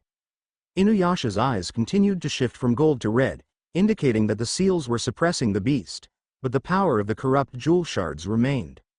Naruto. The blonde lethargically turned his head and saw Miroku on Kurara's back clutching an untransformed Tetsusaiga. The monk threw it down to him. Naruto lazily raised his hand and caught the hilt of the blade with practiced ease. This, however, proved to be a fatal mistake. Inuyasha, having heard the voice and the familiar sound of a weapon, looked up at Naruto, who had just caught his sword and was now holding it in a way that made it seem as if he was about to behead him. Still struggling with his instincts and not quite down from battle high, his survival nature took over and he did the first thing he could think of. He attacked. Naruto saw Inuyasha's features shift into a feral snarl and his eyes flash a dangerous red. His eyes widened, but before he could pull back, Inuyasha rushed forward, grabbed the wrist that held the blade, and to everyone's shock and horror, He reared back his claws and punched them through the blonde's chest, his fist coming out the other side. Still going on his survival instinct, Inuyasha then gripped the sword in Naruto's hand in order to throw it to the side so he could disarm him. But as his clawed hand wrapped around the blade, Tetsusaiga pulsed and the world suddenly became startlingly clear to him. He wished it hadn't. He didn't know why, he didn't know how, he couldn't remember what had happened. It was all just a haze. The others all stared in horror at the sight. Sango, Kagome and Shippo felt tears beginning to form. Kagura and Moroku could only stare with looks of horror etched on their faces. A myriad of emotions passed through everyone. Fear, disbelief, anger, pain, sadness, too many to name really. They felt it, they saw it, but they couldn't believe it. He had always seemed so invincible. Like an insurmountable tower, from which they all drew inspiration, strength, wisdom. Hell, everything. He was like a beacon of light in a world that had seemed so bleak that hope had become a thing of dreams. The world seemed so much darker now. Naruto felt all the strength leave his legs and he had to grasp Inuyasha's fire rat robe to help steady himself. He coughed up blood, which stained his face mask and dripped down his chin. The edges of his vision were going dark. His heartbeat, he could hear it. It was so faint. Was he dying? Inuyasha was terrified. What had he done? What had happened? Why? He looked to Naruto's half-lidded gaze, but then, the young Enbu did the last thing Inuyasha could have ever expected. He smiled.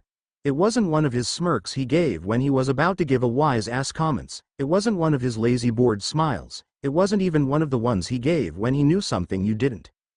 It was a smile, where his eyes seemed to shine with some hidden joy. It was what he would call a true smile. Naruto chuckled weakly. Before his eyes closed, his breathing shallowed and his heart stilled. Inuyasha removed his arm with a sickening sound and caught the Anbu as he fell. His mind still reeling from this shock. His mind, it couldn't comprehend it, it couldn't understand what he had done. The others, at the sight of Naruto's limp body finally falling, rushed down and landed near Inuyasha as the Hanyu laid him against the cold wet ground. They each looked down and could only breathe in shock as they found the most peaceful, contented smile on the young blonde ninja's masked face. Before they could do anything, however, the sky rumbled and shifted from its eerie black to a bloodshot red. The Inu group looked around worriedly, Moroku taking up a defensive stance with his staff as well as Kagura, Sango, and Kagome. Inuyasha slowly stood, his claws dripping with blood, Naruto's blood. The group each turned as a strange red energy began to form above them. They backed away in fear. This power was oppressive, terrifying even. They watched in fear and dread as the massive form of a burning fox head appeared in mid-air.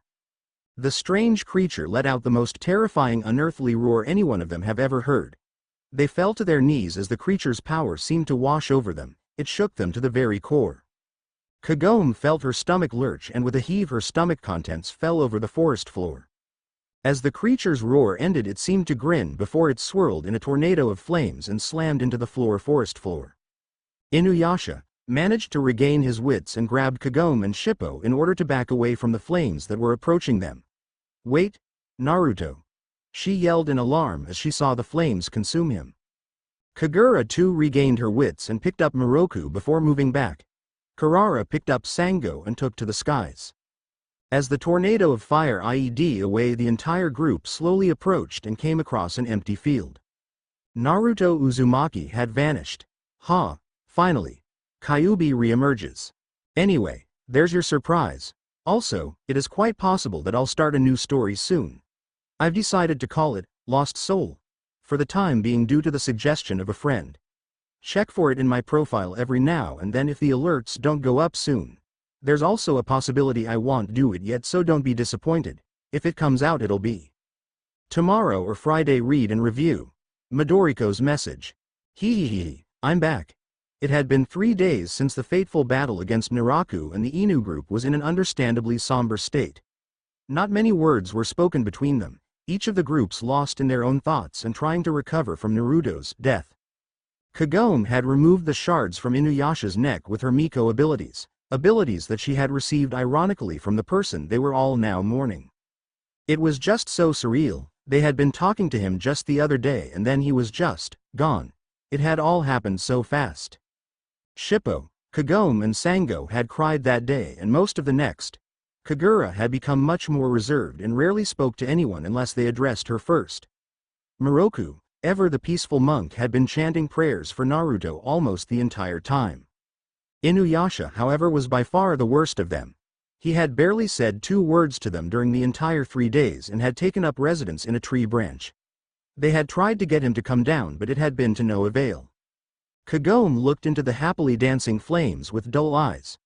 Moroku was meditating against a tree. Sango was half-heartedly sharpening Hirikatsu. Shippo, his eyes puffy from crying, was asleep in her sleeping bag, with Karara wrapped around him. Kagura was currently resting on a tree branch, with her back against the trunk, and Inuyasha. He was still in the same spot he had been for the last 3 days. With his back to them, his left foot dangled from the tree branch. She sighed and stood, walking over until she was at the base of the tree he was on. Inuyasha. She called, hoping he would at least acknowledge her. He did not. She sighed. Inuyasha, please, come down. It wasn't your fault, let's talk about this. He didn't move. She held back her tears, born from both sadness and frustration, and took a deep breath. She was too tired, physically, mentally and emotionally, to negotiate with him all night. Maybe tomorrow he would be more reasonable.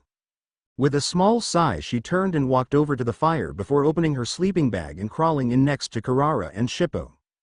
Kagura listened to the girl's breathing as it steadied and evened out, indicating she had fallen asleep. Moroku was in a deep trance-like state, no doubt trying to calm his mind due to the events of the last few days. Sango was also only half aware of her surroundings. She stood and leapt from her branch, landing silently next to Inuyasha and putting a hand on his shoulder, startling him. "You're coming with me," she said in a harsh whisper before she took out her fan, and the two of them vanished in a small tornado that went unnoticed by those in the camp.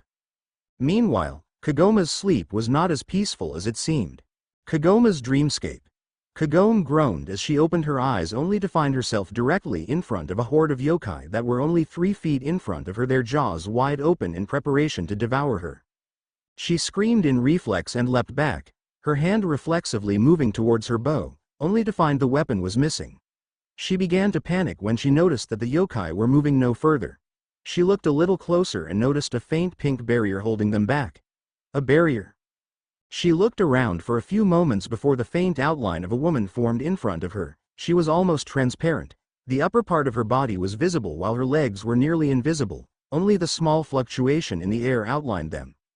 "Even here, with your purity, I am still weak," the strange ghost-like woman spoke. "But it is only natural, my powers cannot last forever." Kagome recovered from her slight shock and spoke, having sensed only the pure aura of a Miko, not the angry one of a demon, or the sorrowful one of a spirit. As she got a closer look, she noticed the telltale diamond mark on her forehead that identified her as the legendary priestess. "Madoriko," she gasped out. The ancient priestess groaned in pain and clutched her chest, collapsing on her knees as the yokai continued to slam against the barrier. Kagome moved forward and tried to grab her, only to have her hands pass right through her form. "I have little time," she gasped as she panted for breath. "You must find him, help him." "Help who? Who are you talking about?" she called, huddling around the struggling spirit. Her form seemed to fade for a moment before it materialized again. "Naruto," she gasped, further shocking the young girl. "You must find him, and help him. I do not know what intentions the Nine Tails possesses, its power is too great, and I cannot pierce the veil it has placed between Naruto and myself." Kagome tried to grasp what the priestess was telling her, but it was too much, too fast, so she asked the most obvious question. "Naruto's alive?" Madoriko struggled to remain, but her form faded out and her barrier dissipated. Her voice, faint and weak, drifted to Kagome along the passing breeze. "Find him. He suffers, even now." With a bright flash of light, Kagome was thrown from her dreamscape and into the world of the living. Meanwhile, with Kagura and Inuyasha, the dog Hanyu didn't have a chance to regain his bearings as Kagura's small tornado dissipated a few dozen yards away from the camp, well out of earshot, before the wind demoness backhanded him across the face, hard. He stumbled back and glared at her. "Bitch, what was that for?" he snarled as he placed his hand on Tetsusaiga's hilt. Kagura, graceful as ever, closed her fan, crossed her arms and glared right back. "Look, I know what happened is hard for you to swallow, but you've got to get out of this stupid funk you're in. It's making everyone miserable. Inuyasha snarled, fuck off, it's none of your business anyway? Kagura snorted, while still somehow keeping that graceful elegance about her. Yeah right, we're wasting time here. With Naraku weakened, his barriers can't be maintained so well, meaning we'll be able to find that blasted infant and kill it, thus killing Naraku. But with you dragging your feet and moping about, Naraku's going to recover and we'll have to kill him again before we have a shot at the kid. Inuyasha snarled. That's all you cared about, huh? Heartless bitch, Naruto should have let Kuga have his revenge, seeing as you obviously don't give a rat's ass that he's dead. As the words left his mouth, he saw Kagura's eyes darken considerably. Just shut up. She bit out harshly. She looked away, her form tense and rigid. I do care, she said after a moment. I care because he was the only one that cared for me, she whispered as she hung her head. But, she said after a moment, her voice regaining its former strength. Just because he died doesn't mean I can sit around and let what he did all be in vain. If you want to repay him for what you did, then I suggest you get off your ass and do what you have to do. She spoke, staring him dead in the eye, ruby red clashing with amber gold. Before either of them could speak, though, a scream came from the camp. Ah! They both turned to the sound of Kagoma's voice and rushed back to the camp. Sango absently continued running a stone over her hirikatsu. She had seen it. His smile. She had seen it clear as day, and it frightened her. Everyone I've ever loved is already dead. The words continued to eat away at her, again and again. She should have seen it, she should have known that he was suffering. Her pain was similar to his, so why hadn't she done something? He had always helped them, always placed the others before himself. She should have helped him. She should have. She didn't know what she should have done, but she should have done something. Perhaps if she had, he wouldn't have died. He welcomed death. Wanted it even. It wasn't right in her mind, someone that always helped others through their pain, as he had done for her, as he had done for Kagome, that he himself suffer silently in the shadows. Her thoughts were cut off as Kagoma's ear-piercing scream tore through the night, waking everyone. Kagome woke in cold sweat, panting hard as her heart beat wildly in her chest. The others immediately crowded around her. Shippo, who had been scared to death by her scream, seeing as he was right next to her, recovered relatively quickly and began tugging on her hand. Kagome, what's wrong? He cried worriedly as Kagome continued panting. Sango and Miroku were the next to approach her. Are you all right? The monk asked. What happened? Inuyasha spoke, for practically the first time in 3 days. Kagome looked up at each of their worried faces and smiled, tears of relief and happiness forming on her eyes. Naruto, he's still alive. Meanwhile, a certain blonde-haired Anbu slowly, painfully opened his eyes, meeting the familiar blood red of a certain nine-tailed demon who gave a fanged grin. You always did need my help, didn't you, foolish mortal? Kinda short, I know. Anyway, next chapter is the wonderful and long-awaited confrontation between our former Jinchuriki and the most feared and powerful demon in all the land. Hee. A challenge. Hi guys. Finally, the long-awaited reunion between Demon Fox and host. Mwahahahaha. Chokes on saliva in mid-laugh. Cough, let's, cough, get on with the story. Naruto stared into the ruby-red gaze that stared straight back at him through the darkness, dancing with lit-up amusement. Slowly, a great feeling of fear and trepidation beginning to coil around his chest as he slowly began to look around the immediate area. No, this couldn't be happening. He settled his eyes once again on the greatest demon to have ever walked the earth. Kyuubi, he whispered, his voice hoarse and painful in his own throat. You always were slow, but I never thought it would take you this long to figure it out. Came the demon's voice in the same low rumbling tone Naruto remembered since almost 7 or 8 months since he last heard it. There was a bright glow for a brief moment, and then a woman. Even I believed that you were faster than that, foolish mortal. Came the condescending tone that was distinctly female as a woman, with bright flaming red hair that cascaded down her back, completely straight and impeccable, walked out of the shadows. She held a cruel smirk, and was dressed in a blackish-red form-fitting armor, which left her stomach and her arms exposed. Naruto slowly rose, his mind seemingly in a daze, his body numb to the pain his stiff muscles and creaking joints brought to him. Slowly, the events that took place when he was last conscious returned to him. The Kyuubi looked at Naruto. She had a pretty good idea of just how he had gotten to this time. She was no fool. When she was still sealed within him, he may have naturally lived through the ages, with her constantly regenerating and rejuvenating his organs so that they would not age, keeping him in all likelihood, immortal. However, she was no longer sealed into the boy, and the most his body would have been able to live without any illnesses caused by old age would be 80 or 90 after that. His system would have began deteriorating, meaning that he would most likely die when he was 110 or 120.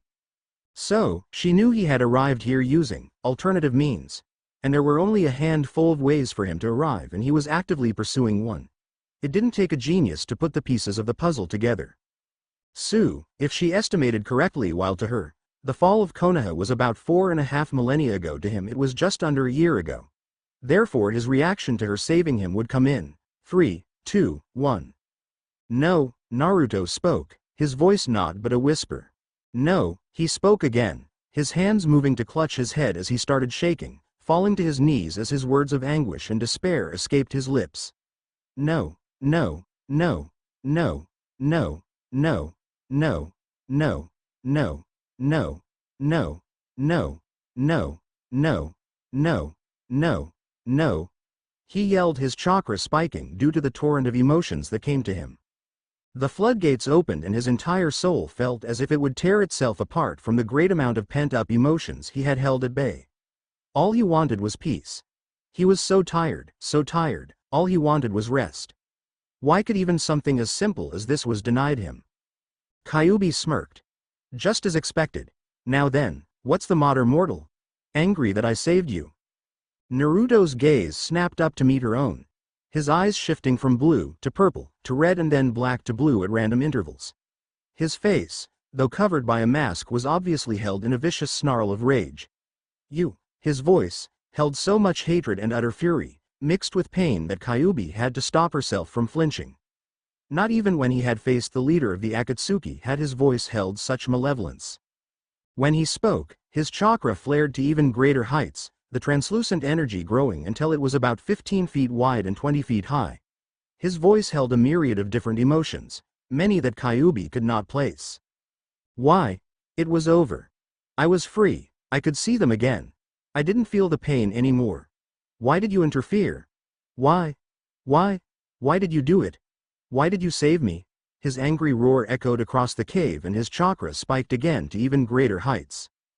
Naruto's eyes met her own in a fury of blue, purple and red. Kyuubi felt a slow taunting smirk tug at her lips. Sue. She drawled. The little mortal wanted to die. Her words were dipped in acid and venom as her smirk turned into a fake smile of unveiled contempt. I never took you for a coward. Naruto gave off a blood-curdling roar of rage before he rushed forward with all the speed he could muster. Kyuubi didn't even bother to put up her guard, she knew what was coming. Naruto moved fast and in speed many normal humans and even high-level demons would have trouble keeping up with. He fought. He kicked and punched in a mad rage and finally ended his assault as he charged 2 Rasengan in each hand and slammed them into the kitsune's chest, sending her flying back, hitting the far wall of the cave, which gave way under the stress, burying her in earth and rock. Naruto panted, his breath coming in heaving gulps of air. The entire cave was silent for but a moment before the area where Kyuubi had fallen exploded in a bright flash of crimson light that dwarfed Naruto's entirely. Blue met with red. The woman's features, once graceful and regal, were now feral and wild, her hair whipping around in harsh winds caused by her increase in power. She grinned, her enlarged canines showing through her closed lips as her eyes shone with predatorial amusement. My turn, was her amused statement. In a flash, her claws were ready and she vanished into thin air. If Naruto's speed was inhuman, then hers was that of gods. Before Naruto could do anything short of breathe, 3 jagged claw marks tore through his armor, across his chest, then again across his back, his right thigh and his entire left arm. He gasped in pain and had to adjust his footing as his legs nearly gave way beneath him. Before he could do much else, however, a firm clawed hand wrapped around his throat and carried him until his back was slammed against the cave wall. He choked on his own blood and coughed violently. He opened his eyes and looked down to find that familiar blood red. He snarled, the sound coming out in a very demonic fashion for a human. Kyuubi, however, remained unaffected as she smirked and caught his right wrist, in which he had charged yet another Rasengan with which to hit her. "Well, it looks like your desire for death has not completely broken your fighting spirit," she remarked casually. Naruto calmed somewhat, now being held still. H looked to the floor, his face apathetic, cold and distant. Why, damn it? The question, so simple yet so complicated. For a brief moment her eyes seemed to soften before they grew hard again with anger. "Look at yourself," she spat. "You are not the same. Young man I was imprisoned within all those years ago. You're nothing but an imposter, a shell of your former self." Naruto chuckled mirthlessly and spoke, without lifting his gaze from the cave floor. "So what? It's not any of your fucking business anyway." He chuckled again, his laugh seeming to grow more cold and distant. "You know, it's ironic. All my life I would have given anything to be rid of you. To finally lift your shadow from me. To lift the curse your presence brought upon me." He then looked straight into her eyes, his mask crinkled upwards in his ever-present smile, but his eyes, his deep sea blue eyes, shrouded in despair, finally revealed the broken spirit beneath the multitude of masks. She forced herself not to look away. She had seen many things during her eons upon eons of life, but never had she seen someone so broken, so utterly defeated in this way. It made her cringe. His smile widened. "And then my friends. I promised myself I would always take care of them. That I'd give everything to protect them, and yet," his eyes closed in what was obviously a fake smile, "they died while you lived." Kyuubi frowned and sighed. "I hate that smile of yours." Naruto chuckled again. "So do I," he whispered softly. Kyuubi let out a small sad sigh, before slowly lowering him until his feet touched the ground and then released her grip on his neck. The wounds she had inflicted upon him were healing rapidly due to her chakra. As she released him his form seemed to slump as he leaned against the cave wall. He closed his eyes and took a deep breath. "You still haven't told me why." She smirked and placed a hand in his top vest pocket, pulling out the fang she had given him a few months ago. "Good, you still have it." She remarked more to herself than to him.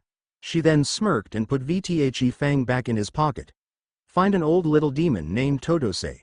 He'll know what to do." She then turned and moved to walk away, when Naruto grabbed her shoulder, stopping her mid-stride. "At least grant me the truth, Kyuubi. Why did you save me?" The great demoness smirked as she turned and grabbed the front of his vest, pulling him so he was mere inches from her face. Her eyes glinted in the darkness of the cave, taking in his startled expression. "Because Naru-chan." She chided mockingly. "I like a challenge," she said before hooking a finger under his mask. She pulled it down and then kissed the blonde Anbu full on the lips. "And you are by far the most challenging thing that's come in the last millennia." Naruto only managed to catch a brief glimpse of her smirk before a bright red light consumed him. All he could bring himself to do was smile, the same smile that had graced his features his entire life. Anyway, a little short I know, but this was just to put into the story that Kyuubi has now come into play.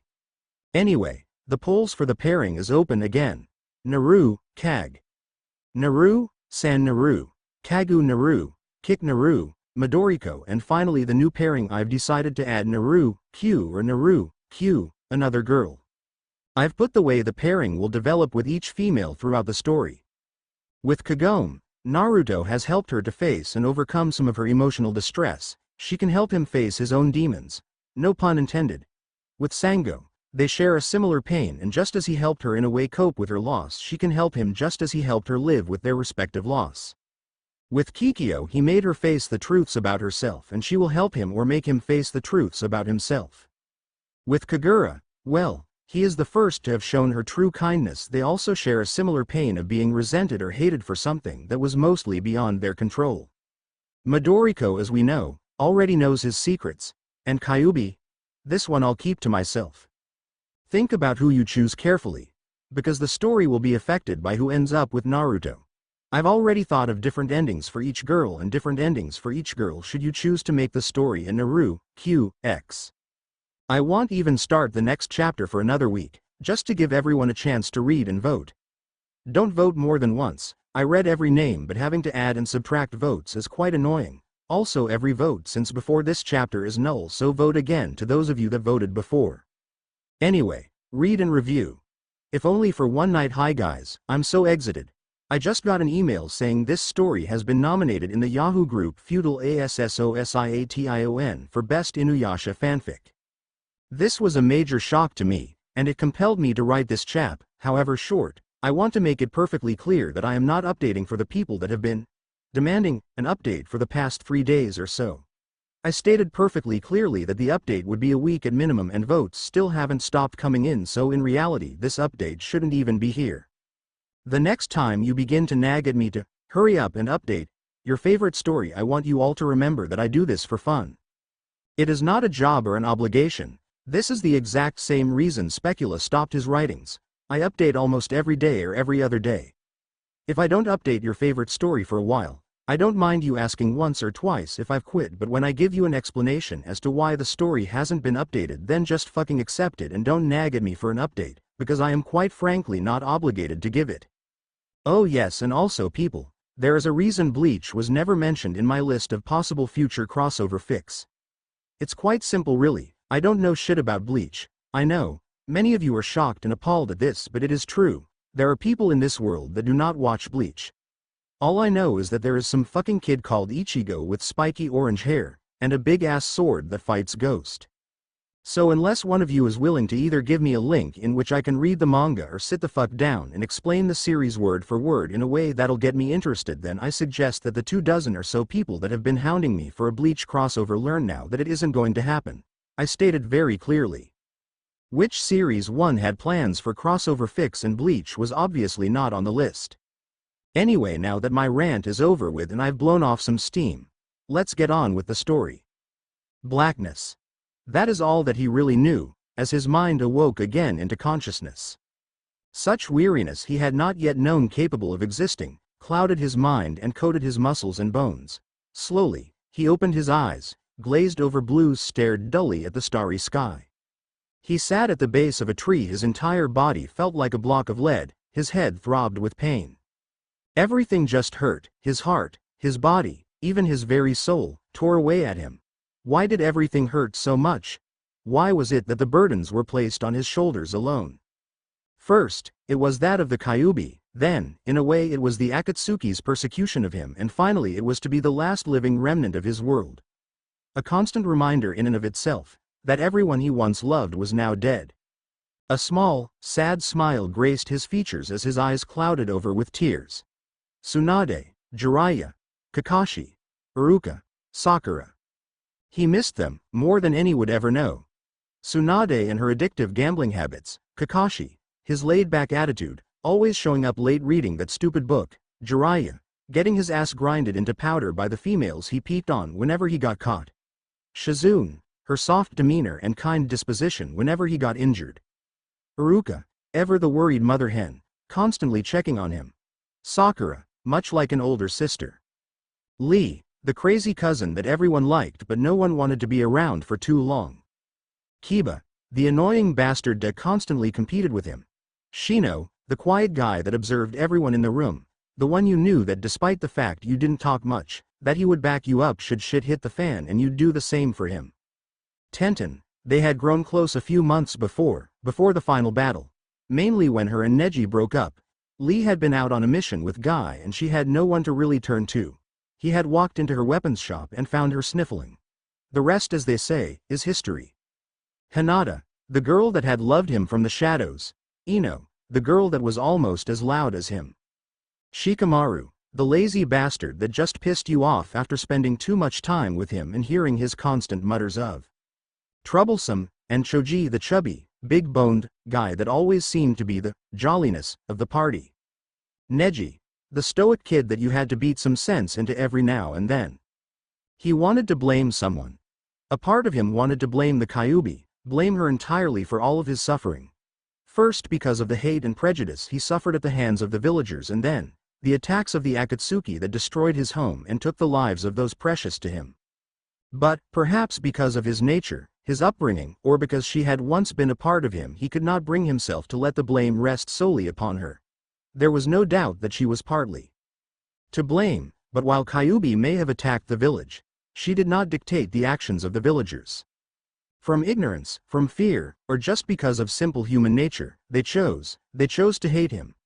They could have seen things differently, they could have had faith in their former Hokage. But they chose the easier path. Then, the Akatsuki. Why was it that humans were so effective at killing each other? You know, when a spider eats its own offspring, humans feel appalled and some say, how could they? They're killing their own kind. Don't humans do the same, Akatsuki, in their greed, in their arrogance, or simply their lust for war and power chose to try to raise themselves above the heavens? To do what no mortal was meant to do, to control immortals. Perhaps, even he himself was to blame. Perhaps he himself was selfish, in his desire to remain with his friends, he had placed them all in danger, never once thinking of the repercussions of his actions. He had simply smiled, with foolish, naive hope that everything would simply work out. It didn't, and as a result, he had lost everything. So the blame was everywhere, everyone was perhaps partially to blame. But still, why had he survived? Why did he have to continue on with the weight of lost souls holding him, gripping him for all they were worth? He took a shaky breath as tears, softly shining in the pale moonlight, trailed down his cheeks. He just wanted to rest, he was tired, so tired. As the darkness claimed him again, he could hear soft laughter, in his mind's eye. He could see all of his friends, laughing, smiling as they did before, when things were still so simple. It was a dream, he knew. But, perhaps, just for tonight, he could pretend again. Perhaps for one night, he could have peace again. If only for one night. Anyway, here's the update read and review, tell me what you think please. Hello Rin is Rin. Hi guys, here I am. Anyway, finally here is the long-awaited update for Naruto of the Shikon. Not sure which I will update next. Between the void or lost soul and inspiration is beginning to return for the strength of brothers, so there may be an update for that sometime in the near future. Also, a lot of the people said they didn't vote for Midoriko or Kikyo because they're both dead. Honestly, I'm insulted to think you believed I wouldn't remedy that situation. Shakes head somberly, oh well. Anyway, let's get on with the story. Naruto's eyes slowly opened. The rays of the morning sun, just beginning to rise over the horizon, bathing the area in a soothing orange glow. He let out a small sigh and just sat there for a while, willing himself to gather the strength to at least get through the day. Soon, however, he felt two chakra signatures, at the edges of his somewhat dimmed senses. They were both small, one was distinctly demonic while the other was human. How odd. He stood slowly, his stiff muscles and sore bones protesting against his movement.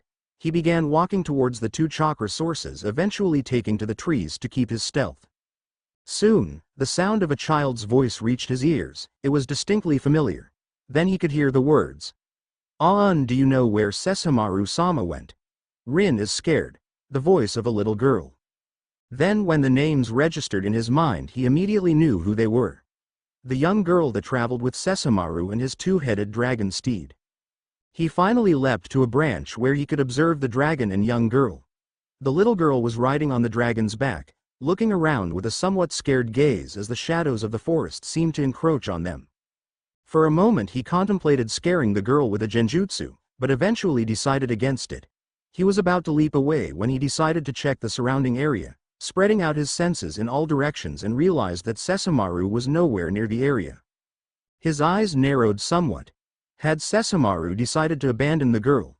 His reasons for taking her in was a mystery in itself, so perhaps he had merely tired of her presence and the dragon had merely fallen behind. He sighed. Abandoned or not, he wasn't about to leave her abandoned in the middle of the woods without the demon lord around. He sighed again before silently leaping down. The lord of the western lands was not used to defeat. The feeling of being beaten by another had scarcely occurred in his life. Only against his father had he ever experienced true defeat, and to some small extent, when Inuyasha had cut off his arm, though he knew it was because of simple underestimation of your opponent that such a thing had occurred. Now, however, he was experiencing a feeling of complete defeat and mind-numbing pain to go with it. He did not know what had occurred. One second he had been sitting in the middle of his camp, the next, he and Shikon had been surrounded by a red light and they had reappeared somewhere in the east shores, as he recognized some of the plants in the area. From an excursion he had during his childhood with his father when he moved to propose an alliance with the eastern wolf tribes. Flashback. As the red light that had surrounded him finally dissipated and he realized rather quickly where he was, he began looking around. He noticed that Shikon was laying in a heap nearby, Still sleeping, the worthless toad. A graceful laughter reached his ears, melodic in its tone. He turned and saw a woman, with fiery red hair and a kitsune tail floating down to stand on the shifting sands of the beach. So I finally get to meet the son of the great dog general face to face.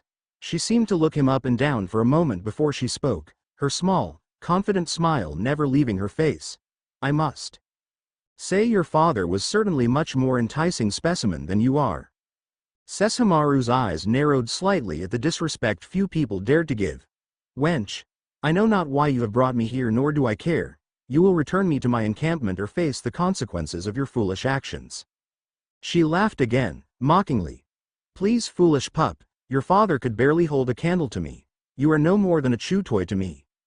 He snarled before rushing forward, unsheathing Tokijin and attacking. Swinging the blade in an arc that would have cut her stomach open, he was immensely surprised when she merely stopped the incoming attack with just 2 fingers, catching the blade between them.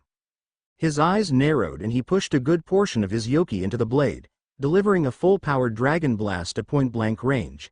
He was confident she would be mere shreds when the dust cleared. Which was why he could not stop his lips from parting in surprise as the dust settled and it revealed the woman without a single scratch on her, grinning a grin that was a mix between one of Naruto's old foxy grins and one of Orochimaru's old, I'm a walking therapeutic failure, grin. How rude. She drawled before yanking the sword out of his hand and kicking him with enough force to break both his armor and his ribs in a single blow, not to mention knocking the wind right out of him. He hit the sand and rolled a few times before he came to a stop on his hands and knees, clutching his chest, coughing up blood, while simultaneously trying to get air back in his lungs. He looked up and glared at the woman who now casually held his blade, Tokijin, with one hand on the blade itself. She tossed it up in the air and caught it by the hilt, closed one eye and examined the blade, giving it a few test swings. Tsked, my how craftsmanship has been lost in the years of been resting, she said in mock sadly before she did something that shocked him greatly. She tossed the blade in the air and with a snap of her fingers it shattered into millions of tiny pieces that looked more like dust than anything else.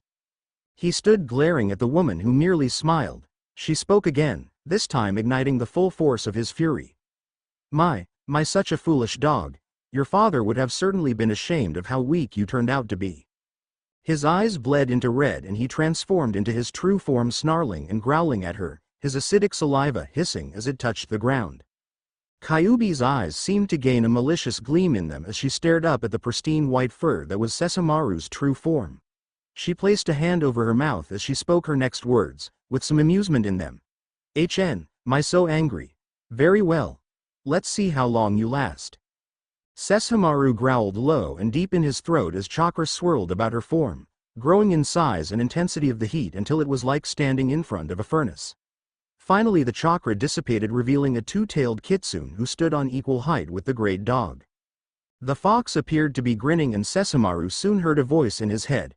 Well then, let us see what you can do, son of Inu no Taicho. The message was as clear as day. You can never measure up to your father. Flashback end.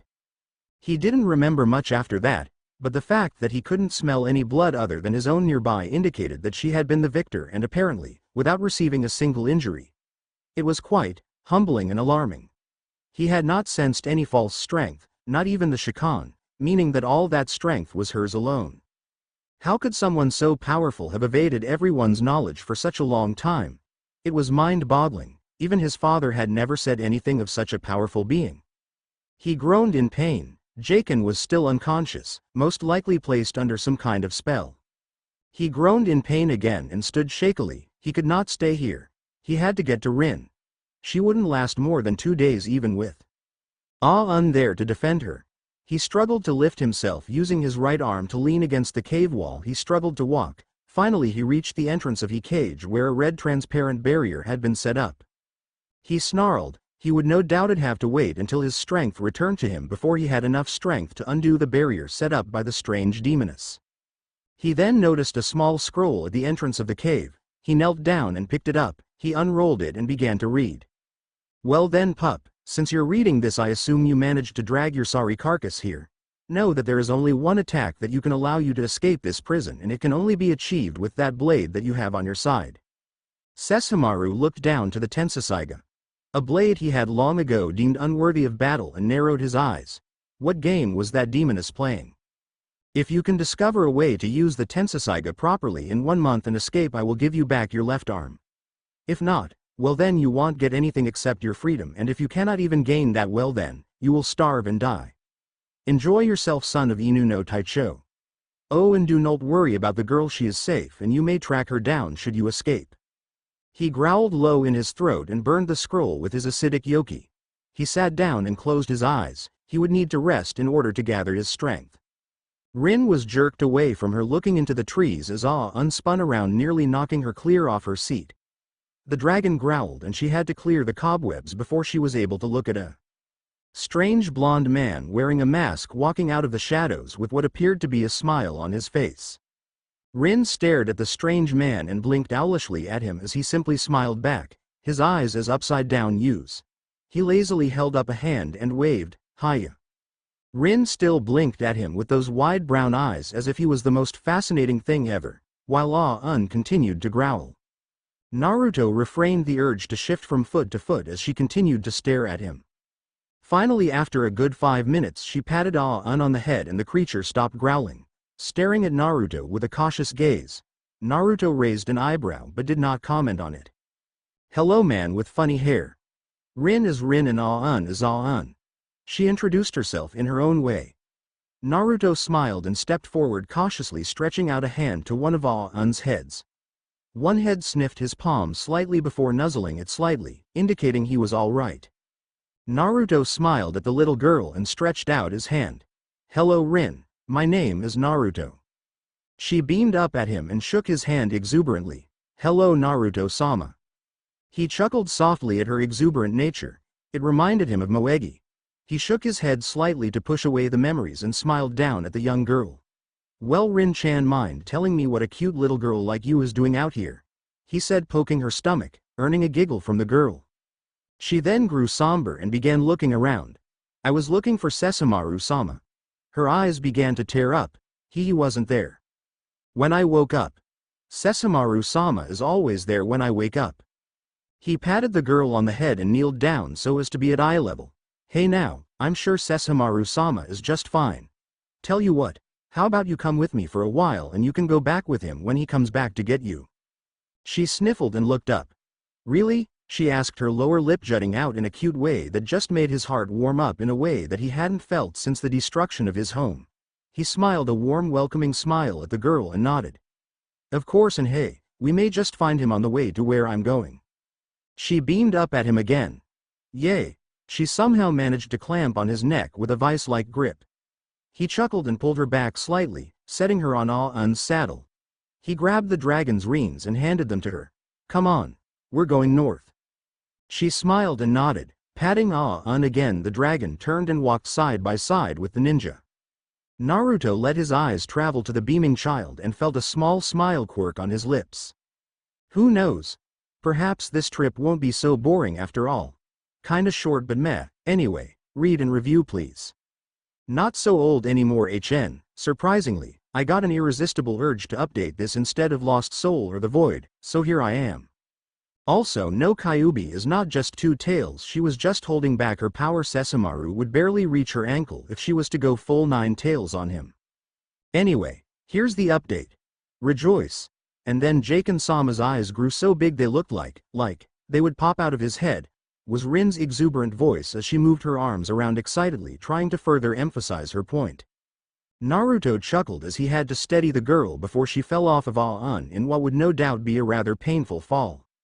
He released her and he smiled at her beaming face. He put a single finger to his chin and assumed a thinking O's. Can you show me just how big his eyes were? I can't really picture it, he said, fooling with her. She nodded and cupped her eyes in her hands, forming her palms into O's while trying to widen her eyes as much as possible. They were this big, she said. Naruto couldn't help it. He burst out laughing and nearly cried tears of mirth as she blinked at him, her face the picture of confusion. He finally calmed down and smiled at her confused expression before ruffling her hair. "You're a good girl, Rin," he said, ruffling her hair as she beamed up at him. He smiled, but then a low growl rumbled through the area. Rin looked down at her stomach and blushed cutely while Naruto raised an eyebrow with an amused smile on his face. "Well, now I think someone's hungry," he said, chuckling. "Why didn't you tell me?" he asked, looking at her sheepish and slightly apologetic expression.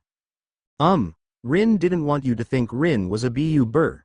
She tried to form the words she had always heard Shikon say about her, but it wouldn't come. "Burden," he finally prodded after he caught on to what she was trying to say. She smiled cheerfully, as if he had just made a brilliant discovery, and nodded exuberantly. "Shikon-sama always says that since Rin is a weak Nijin and that Rin is a bu. Burden," he said again. "Yup," she said, to Sesshomaru-sama. Naruto made a mental note to dismember the stupid toad when he met him. And what does Sesshomaru say? She thought for a moment. Sesshomaru-sama doesn't say anything, but Shikon-sama always has something bad happen to him when he finishes saying that. Naruto raised an eyebrow. Like, well, there was this one time that a rock hit him in the head. He usually goes to sleep when that happens. Knocked out, she just doesn't know how to say it. Then another time a tree fell on his head. Sesshomaru cut a branch above his head, but she doesn't know how to say it, and she didn't actually see him do it. Then another time Ah-un stepped on him, and one time.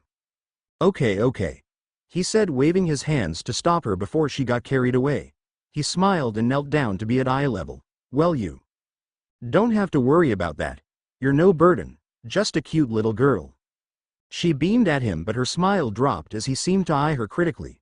She fidgeted nervously under his gaze but said nothing. "Say, Rin," he spoke calmly, "when was the last time you washed behind your ears?" "Huh?" She blinked owlishly. "I said, when was the last time you washed your ears?" He spoke calmly. "I've seen some dirty ears in my day, but this." He leaned in and seemed to grab something behind her ear. When the girl looked at his hand, she saw a bright yellow flower. "Is really bad," he said, smiling at the girl's astonished face. She began to furiously scratch behind her ears, trying to see if there were more of the flowers back there. He smiled and laughed. That was probably the cheapest trick in the book back in Konoha, but here, hey. Just one flower and they'll go crazy. He leaned down and presented the yellow piece of foliage to her. "Would you like to keep it?" She stopped scratching behind her ears and looked at the flower. She beamed at him again. He just couldn't get enough of that smile of hers. He smiled back, but when she moved to grab the flower, he gently caught her wrist, stopping her. When she looked up at him with a questioning gaze, he merely smiled, released her wrist and placed the yellow flower in her hair, right under the cloth that kept a clump of her hair in a form of side ponytail. "There." She smiled and again latched onto his neck in a hug with a surprising amount of strength. He laughed lightheartedly. It felt so good to laugh like that again, after so long. His laughs were usually weighed down by veiled sadness and despair, but this laugh was free of such things. It was a simple, carefree laugh at the happiness he could bring himself by making a young girl happy, even with the simplest of things. He stood, but this time instead of setting her down on Ah-un's saddle, he hefted her up so that she was sitting on his shoulders. She squealed in surprise and grabbed a clump of his blonde hair, holding herself in place. He laughed, ignoring the slight pain to his scalp. "Well, now," he spoke. "How about we find ourselves a river where we can make camp? I'll get you some food then." He awkwardly looked up at her as she leaned forward, looking down at him. With that same childish smile of hers, she nodded furiously, making him laugh again. "Good." He turned back to the two-headed dragon at his side. "Come on, Ah-un." The dragon nodded and watched as the small human girl he had become fond of laughed cheerfully as the strange blonde-haired human carried her. The Inu Taichi sat in a small camp. Currently only Kagome, Moroku, Sango Karara and young Shippo sat in the group. Kagome was cooking some fish Moroku and Shippo had caught while Sango rested her eyes as she leaned against a tree. Moroku continued to pore himself over some maps and scrolls he had brought with him in hopes of finding some clue as to where their companion might be. Suddenly Inuyasha dropped down to their right. Kagome looked at him with slightly tired eyes. "Found anything yet?" He shook his head. "Nothing, not even a whiff of his scent." Kagura suddenly dropped down from the skies. "I haven't found anything either. The winds are strangely silent, but some whisper some strange word, ancient or antique. I can't figure out what it means." Kagome sighed and buried her face in her hands. "This is hopeless. We're 7 people looking for one guy that could be anywhere in Japan. How the hell are we gonna find him in Naraku's heart before he recovers and can have the strength to hide it from us? Again. The air grew somber and a heavy silence descended upon the group as none of them really knew how to respond. Shippo jumped on her lap. Don't worry, Kagome. I'm sure we'll find him soon. She smiled, but a feminine voice from the trees made the entire group jump and raise their weapons. You should listen to the young kidling little girl. I thought a priestess would have more faith than that. The entire group turned as a woman with a red foxtail and bright red eyes floated down from the skies onto the forest floor. My, what an odd group, she said, chuckling to herself.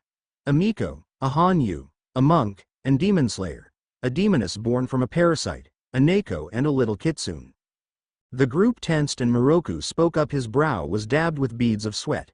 Inuyasha. This woman has a similar demonic aura as the one that took Naruto. He scoffed, unsheathing Tetsusaiga. Well then, bitch, you gonna tell us where he is or am I gonna have to beat it out of you?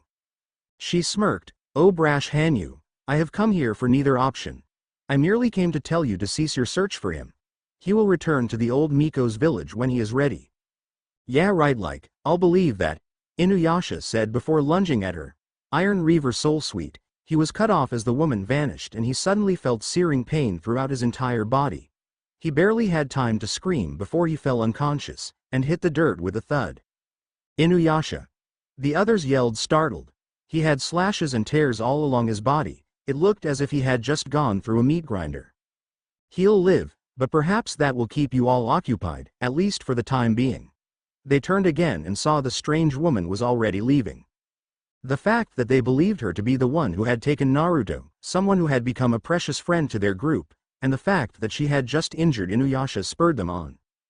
Hiriko's you, Fuin no Mai. The large boomerang soared through the air heading for the demoness with razor-sharp blades of wind trailing behind it. Kyuubi merely turned her head slightly, smirking at their foolishness, before she rounded fully and batted the giant boomerang away with a dismissive flick of her wrist. She placed a hand in front of her and the wind blades formed a circle in her palm. With two small sounds, two balls of wind energy flew back to the wind demoness and demon slayer, hitting both of them in the stomach and sending them flying, crashing through trees and into the realm of blissful unconsciousness. Moroku stepped in next. He threw several sutras, a fusion of both holy power and ninjutsu seals. As the sutras approached her, she merely touched each of the papers, turning them into a purple-blue color. They swirled together and rushed back to Moroku, hitting him with the force of a freight train. One sutra slapped itself over his mouth, the other over his eyes. He struggled to take them off, but it proved fruitless. Kyuubi was about to turn away again when a pearlescent glow caught her attention. She turned again and saw an arrow, practically pulsing with holy energy, was heading straight for her. It was impressive for one so small. She placed her hand in front of it, expecting the arrow to dissipate as soon as it came into contact with her yoki, but was surprised as the arrow seemed to resist her power for several seconds until it finally withered and burnt to ash. She looked at her slightly smoking hand in surprised bewilderment before turning to the equally astonished, for more or less the same reasons, girl. She smirked, her white fangs glistening in the moonlight as she stepped closer to the Miko, who was already notching another arrow into her bow. With a quick flick of her wrist, the bow was cut in half. A yoki whip similar to Sessamaru's coiling back into her fingers. That's enough of that, she said with her familiar smirk. Stay away from Kagome, she heard before a blue flame hit her arm. It would have taken off another's arm, but to her it was a mere tingling sensation. She looked to a small orange blur that lunged at her. She leaned back, avoiding the tiny creature. Shippo landed and tried to lunge at her again, always aiming at one of three arteries, in either the hip, the left arm, or the jugular in the neck. She was surprised by his tenacity, but when he landed again, she had two claws almost touching his forehead. She smirked at his scared expression. She pushed her fingers a little closer but was surprised when a holy barrier impeded her path. She turned to the young priestess again, who had formed her most powerful barriers around both herself and the little kid. To any other demon it would have proven effective. But this was no ordinary demon. This was the Kyuubi no Kitsune, the most powerful being to have walked in either earth or hell. None dared to challenge her power and live. She smirked and pushed her fingers through the barrier, which shattered like delicate china when it hits the floor and touched Shippo's forehead. The little kitsune's green eyes flashed red for a moment before he fell back, his eyes rolling to the back of his head. Shippo! Kagone cried as she rushed at him. Undoing her barrier, she placed herself between the red-headed demoness and the young fox kit. "What have you done to him?" she said, glaring at her while holding back tears. Kyubi merely smiled and began floating away as silently as she had come. "Remember little Miko, he will return when he is ready."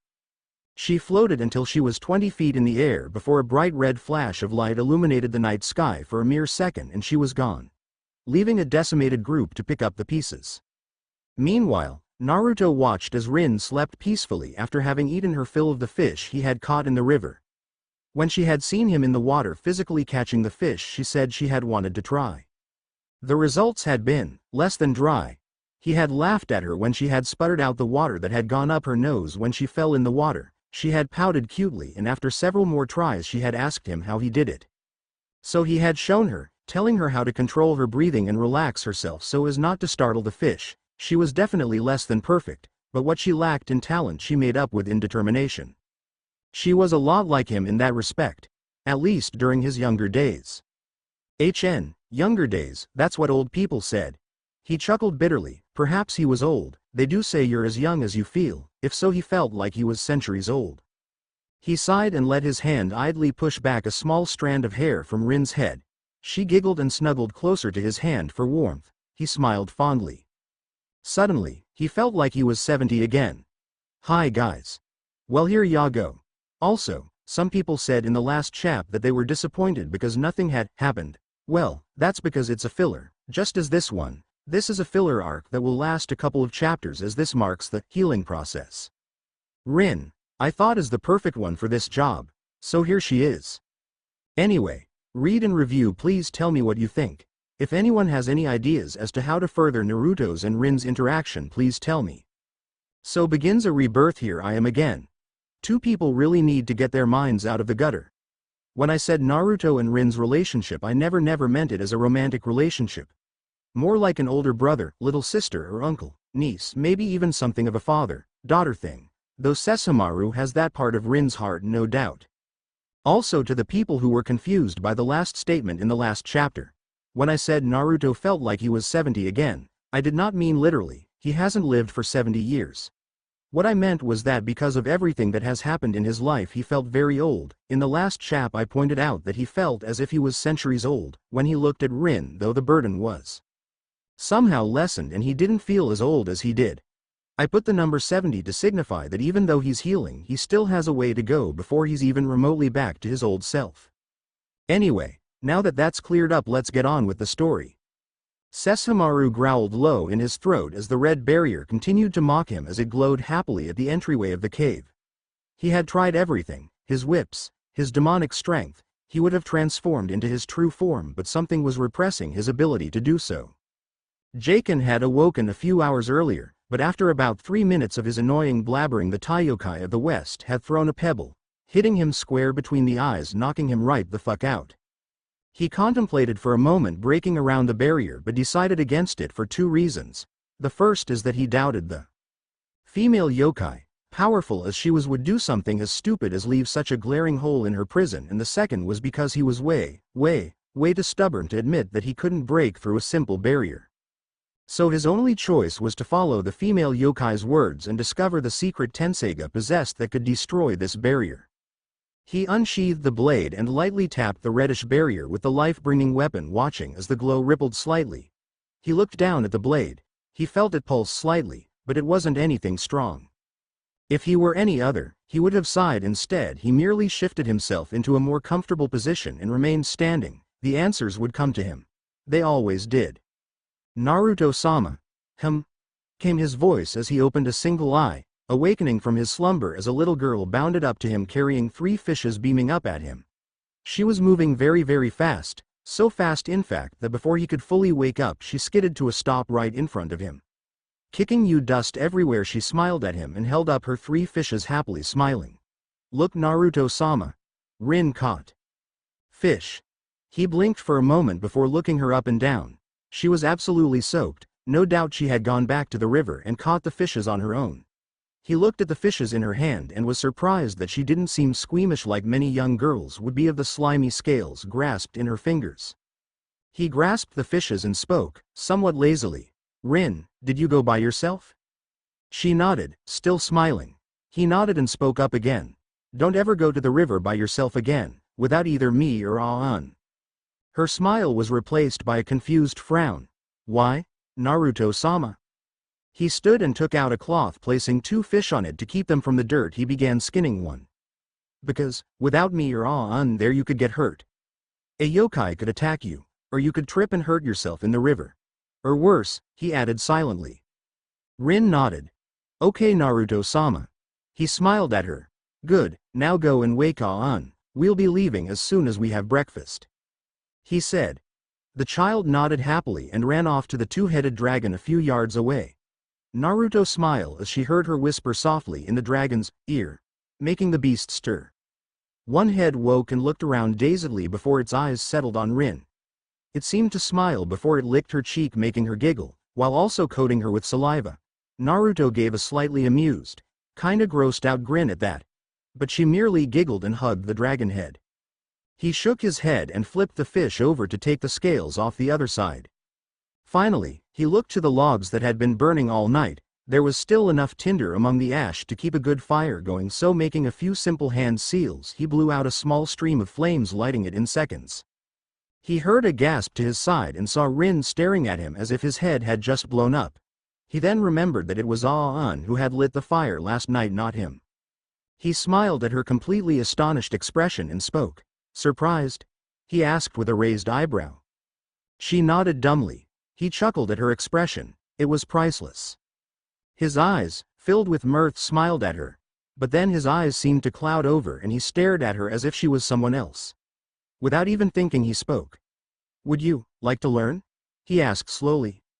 Rin's eyes widened almost comically and she suddenly let out this ear-piercing squeal, making him resist covering his ears and doubling over in pain before she managed to tackle him. Somehow she had gotten the speed of a Junin in 0.000000000 half a second and had gained the strength of a pissed-off Akamichi in the process. "Naruto-sama will teach Rin magic," she squealed again. Her arms in around his neck in a powerful vice, he managed to laugh despite his current lack of oxygen. He patted her head affectionately. He didn't know why he had offered. It had just come out. He didn't regret it though, he just wished he knew why he acted so rashly. Roughly 3 hours later. 1 hour to pry Rin off, the second to cook and eat breakfast, and the last to get her to calm down enough to sit still. Naruto smiled as he finished. "There," he said, smiling slightly.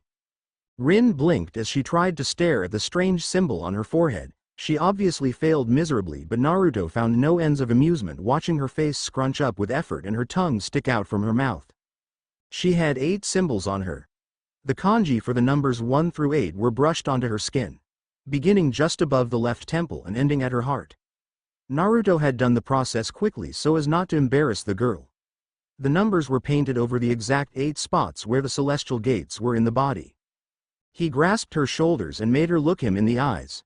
"Rin, it's very important that you listen to me. This procedure might hurt, or it can be painless, it depends from person to person. Also, there is a chance that it won't work at all. So I don't want you to get your hopes up, okay?" She smiled happily and leaned up to give him a pat on the head. Naruto blinked owlishly at her as she merely smiled up at him in her delightful way. "Naruto-sama can do it," she chirped. He stared at her slightly dumbfounded before he broke out into a warm smile. He placed one hand over her heart, where the last symbol was, and another over her head, his thumb resting on the first. "Ready?" he asked gently. She nodded with a smile on her face. He took a deep breath and closed his eyes with a small smile hidden beneath his mask. His chakra swirled about him. It entered her coil system, through the first and last of the 8 chakra gates. This procedure was used by civilians that found themselves drafted into the shinobi business at times of a village's great need. This had only been used a few times, mainly during Konoha's founding. Since civilians did not use their chakra coils for anything other than its natural use, which helped maintain the inner organs, the coils later on could not be used for more than that without extensive training and conditioning, and even then they would be mediocre at best. This method was a quick, if perhaps a bit painful in some cases, to widen chakra pathways into a more manageable way. Children's chakra pathways were easier to handle than adults, hence why they started so young. The only reason he was really doing this was because after nearly half a millennia without the use of chakra, the human species may no longer have the manageability of it as they had back in his time. She gasped at the sensation as his chakra moved through her pathways. Power long forgotten tingled beneath her skin, and she could feel small pin pricks of electricity coursing through her. Naruto controlled his vast reserves as best he could, moving it through her. The chakra coils were just large enough to move the minimum amount throughout her body. Slowly, as gently as possible, he began to expand them. He heard her gasp again, but she seemed in no real pain, and so he continued. He expected her pathways to stop expanding at what would have been a civilian's level back in Konoha, but was surprised as they continued expanding, continued spreading out. In the end, he was forced to stifle a small gasp. The end result was that her pathways were almost the size of an average genin. It was amazing, considering both the fact that she had not inherited this and that she was considerably younger than most genin were back in his village.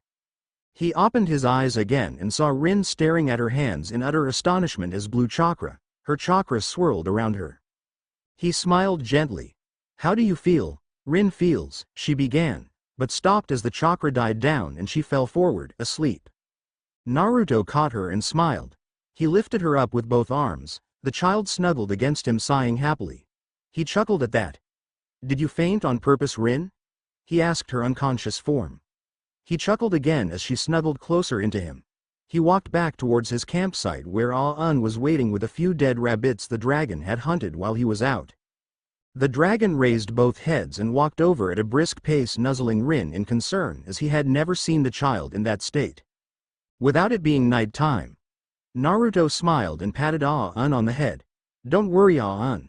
She's fine, just a little tired. She'll be fine by tomorrow," he said, setting her down on the bundle of cloths he had used to make her a bed. My, working on rebuilding the village already, I see," came a very familiar voice. Ah-Un growled and stood, shielding both Naruto and Rin from the newcomer as she walked out of the shadows of the forest. The red-headed woman raised a hand and waved it in front of the beasts' faces. "Sleep." And just like that, the dragon yokai fell in a dull heap. Naruto covered the young girl in her blankets before he stood to face the kitsune. They stared at each other a few moments before Naruto turned to the right and began walking back to the river. Kyuubi watched him as he reached the edge of the camp and turned back to look at her over his shoulder. "Not coming?" he asked her before continuing down to the river. She raised a perfect eyebrow before following silently. Moments later they found themselves at the edge of the riverbank. Naruto washed his hands free of the excess ink and stood. He turned and faced the woman at his side, eyeing her with a cold, flat look. She looked back at him, her red eye dancing with mischievous amusement. He looked away, toward the blue sky above. "Mind explaining what you want now?" he said, his voice clipped and tense. What's the matter, Naru-chan?" she asked with that deceptively innocent voice as she walked around him, her hand trailing from his right shoulder to his left and letting a clawed fingertip brush across his jawline. The fabric of his face mask was heard as her razor-sharp claw gently traced it, ending at his chin. She made him look at her. She smirked at his blank yet razor-sharp eyes.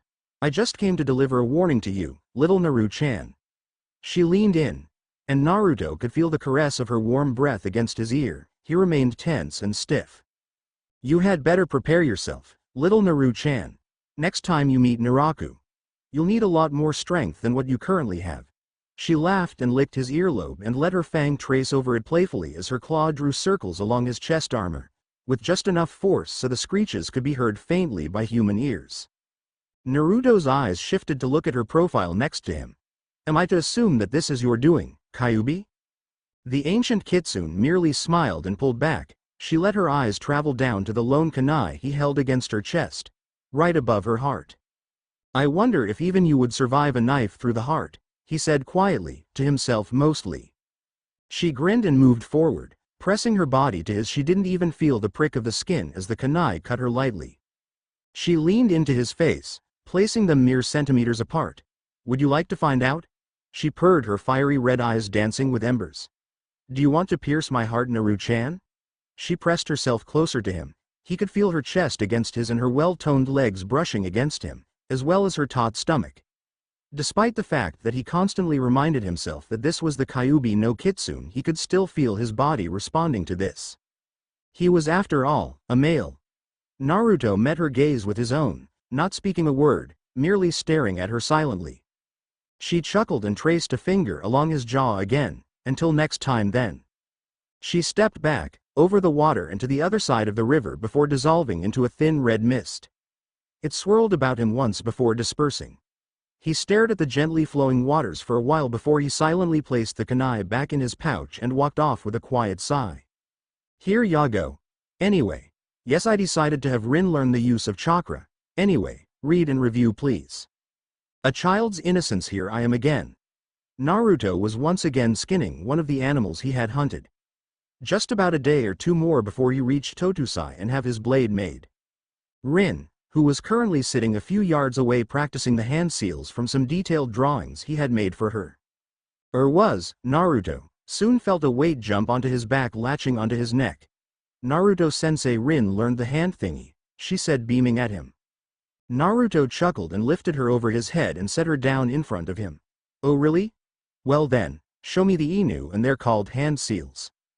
Her face scrunched up in concentration as she twisted her fingers around in the correct way. This one, she chirped, bouncing on the balls of her feet. Naruto nodded. Good, now Ryu. Her tongue peeked itself out between her lips as she formed a slightly more complicated hand seal. He continued this process for several seconds, merely correcting the Tori seal and the Osu Buddha, which were one of the more complicated seals. He nodded, smiling as he ruffled her hair. You did well, Rin. Now then, let me teach you how to use those seals to bring out the power which is known to my people as chakra. She listened with bated breath, wide honey brown eyes staring at his. It was almost disturbing, but, in a weird way, cute. He cleared his throat. Now then, if I was my old sensei Iruka, I would explain every technicality and little detail that you will no doubt need to hear 6 or 7 times before you understand, but I prefer a practical approach. He extended his hands. Give me your hands, Rin. Obediently she did so. He placed his hands over hers and gently extended his chakra into her tenketsu system. Rin gasped again at the unfamiliar sensation. Naruto looked into her confused, slightly fearful brown ones. What you feel is my chakra flowing through your tenketsu. The tenketsu is what allows your chakra to flow through your body. You can feel your own as it forms around mine, right? At her nod he continued. Good. Now, what I want you to try to do is push my chakra out of your system, back into mine, and then try to extend your chakra into my own tenketsu. Focus on the parts that you know for certain are yours and not mine, okay? Are you ready? She nodded again. Naruto smiled reassuringly. Her face scrunched up in concentration, and after several minutes he could feel his chakra receive a slight nudge. Good, he thought. Her forehead had small beads of sweat forming on it, and after a few more minutes he felt a stronger nudge this time, then a weak, yet continuous push on the chakra he placed in her system. He smiled as his chakra was pushed from its original position along her wrists into the palm of her hands. Just one more push. Finally, she was able to push his chakra out of her system. He pulled his hands away. She looked up at the lack of contact, confused, breathing a little heavier than before. He smiled. You did well, Rin, but I think you should rest for now, okay? We'll keep going tomorrow morning. But Rin didn't finish it. She whined with a small pout. Naruto smiled.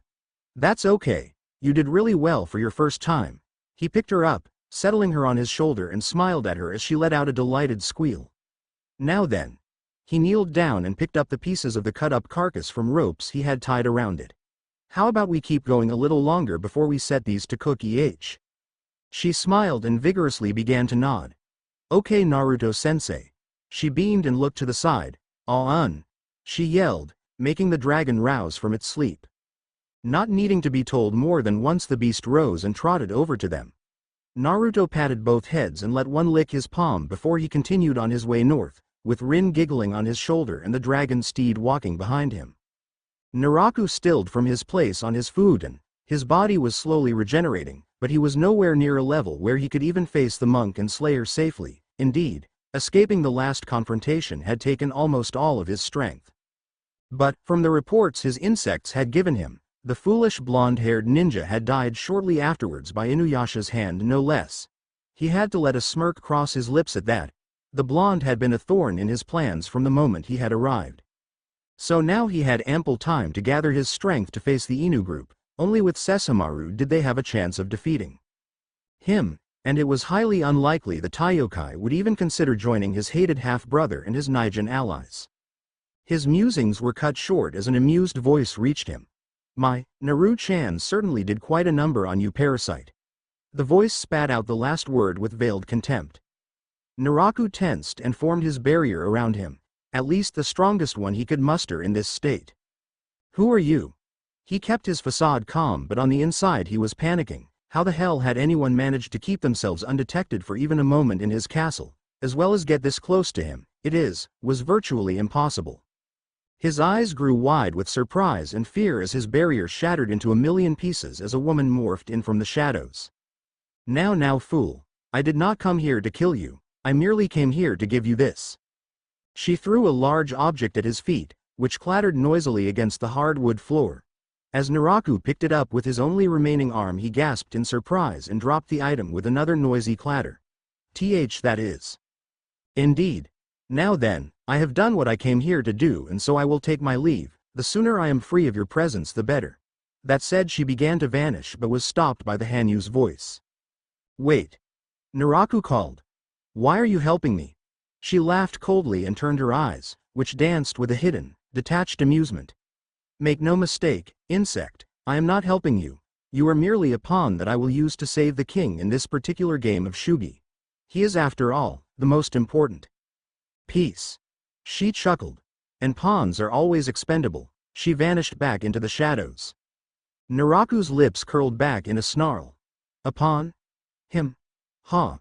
Foolish wench." As soon as he regained his strength and took the last of the shards from the Miko's cold dead fingers, he would hunt her down and kill her for her insolence. Naraku turned his attention away from the strange yokai and stared at the item at the foot of his futon in shock for a moment before a sick, twisted smile formed at his lips and he began to laugh hysterically. "With this gift and then the full power of the Shikon jewel, I will become a living god." Naruto watched as Rin chewed happily on some spiced-up pieces of deer meat. He had already had what he needed. He wasn't full by any means, but she needed it more than him. He was currently leaning against a tree, watching as she had a one-sided conversation with Ah-un, who was currently eating his own meal. He smiled as she laughed. He found himself doing that often recently. She finished the meat and gave Ah-un the bone, giving both dragon heads an affectionate hug and pats on their heads before trotting up to Naruto. She plopped herself down, Indian style, holding her feet together with her hands. "What will we do tomorrow, Naruto-sensei?" she chirped. Naruto smiled, relaxing slightly. "You still need to learn the basics of molding chakra. At the rate you're going, I would guess about 2 to 5 days should be enough. After that I'll teach you the easiest jutsu." "Jutsu? Technique. It's my village's word for magic," he explained. Rin's mouth opened in an "oh." "It's called the Bunshin no Jutsu." She nodded and smiled happily. He ruffled her hair and leaned back against the tree, watching the starry sky. "Naruto-sensei, can Rin ask you a question?" He looked down. Slight surprise and puzzlement were visible along his face. "Sure, Rin," he said after a brief moment. She seemed to shift nervously for a moment before she looked up at him with eyes that held sadness. "Naruto-sensei, Rin wants to know why Naruto-sensei's eyes are always sad." His eyes widened minutely and he struggled not to gasp. After a moment he regained his composure. "What?" This time she was shifting nervously, looking at her feet. "Well, Rin wants to know why Naruto-sama is sad." He composed himself and smiled at her. "I'm not sad, Rin." She shook her head and walked up to him, cupped his face with her small hands and made him look at her. "Naruto-sama's eyes are sad. Rin can see that when Naruto-sama smiles." Naruto took a deep breath, and this time he allowed some sadness to seep into his expression.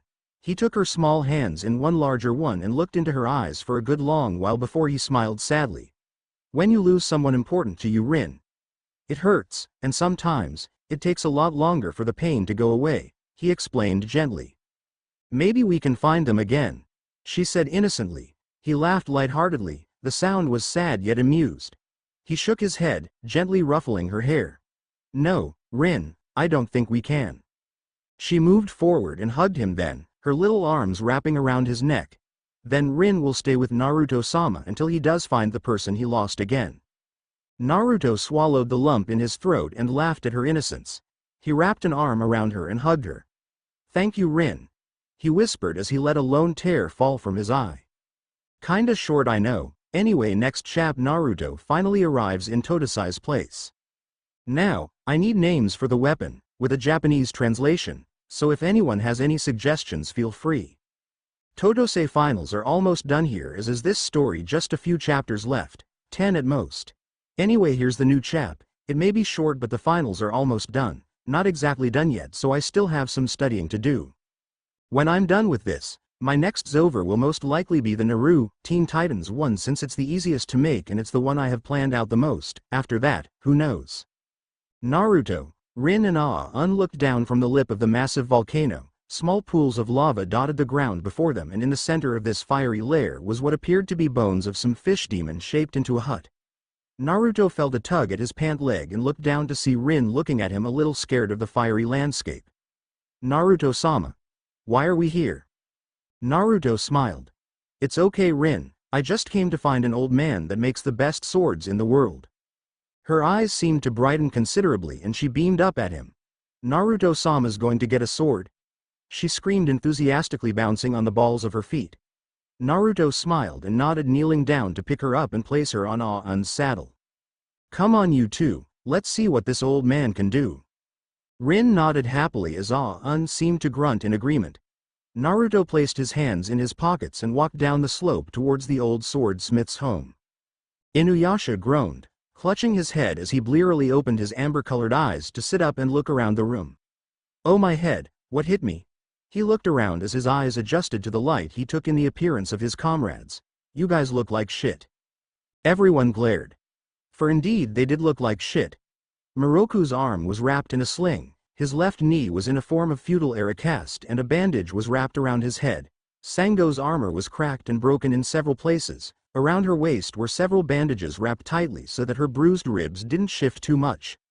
Kagura was the only one who was normal, though even she winced with a few movements. Inuyasha tried to place his hand on the ground to pick himself up sharp. Piercing pain tore up his arm, pulling a shocked scream of pain from him as he collapsed on his back, spreading more pain through his back. This time, however, he was able to bite back his scream. His heavy breathing was loud in his ears and he faintly heard Kagura snort, now who looks like shit. He glared at the raven-haired demoness. Bitch. He snarled, sitting up again, this time taking care with the injuries he currently sported. He looked around, then his ears perked up and a sliver of worry could be seen in his slitted gaze. Where's Kagome and Shippo? Moroku shifted slightly. Kagome is fine, she's down by the river gathering some more herbs and such. Shippo, however, he trailed off towards the end. Inuyasha tensed. What? Moroku, what happened to Shippo? Inuyasha.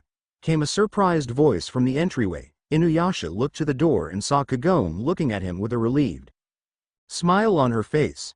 But Inuyasha found something odd about this picture. Ah, that was it.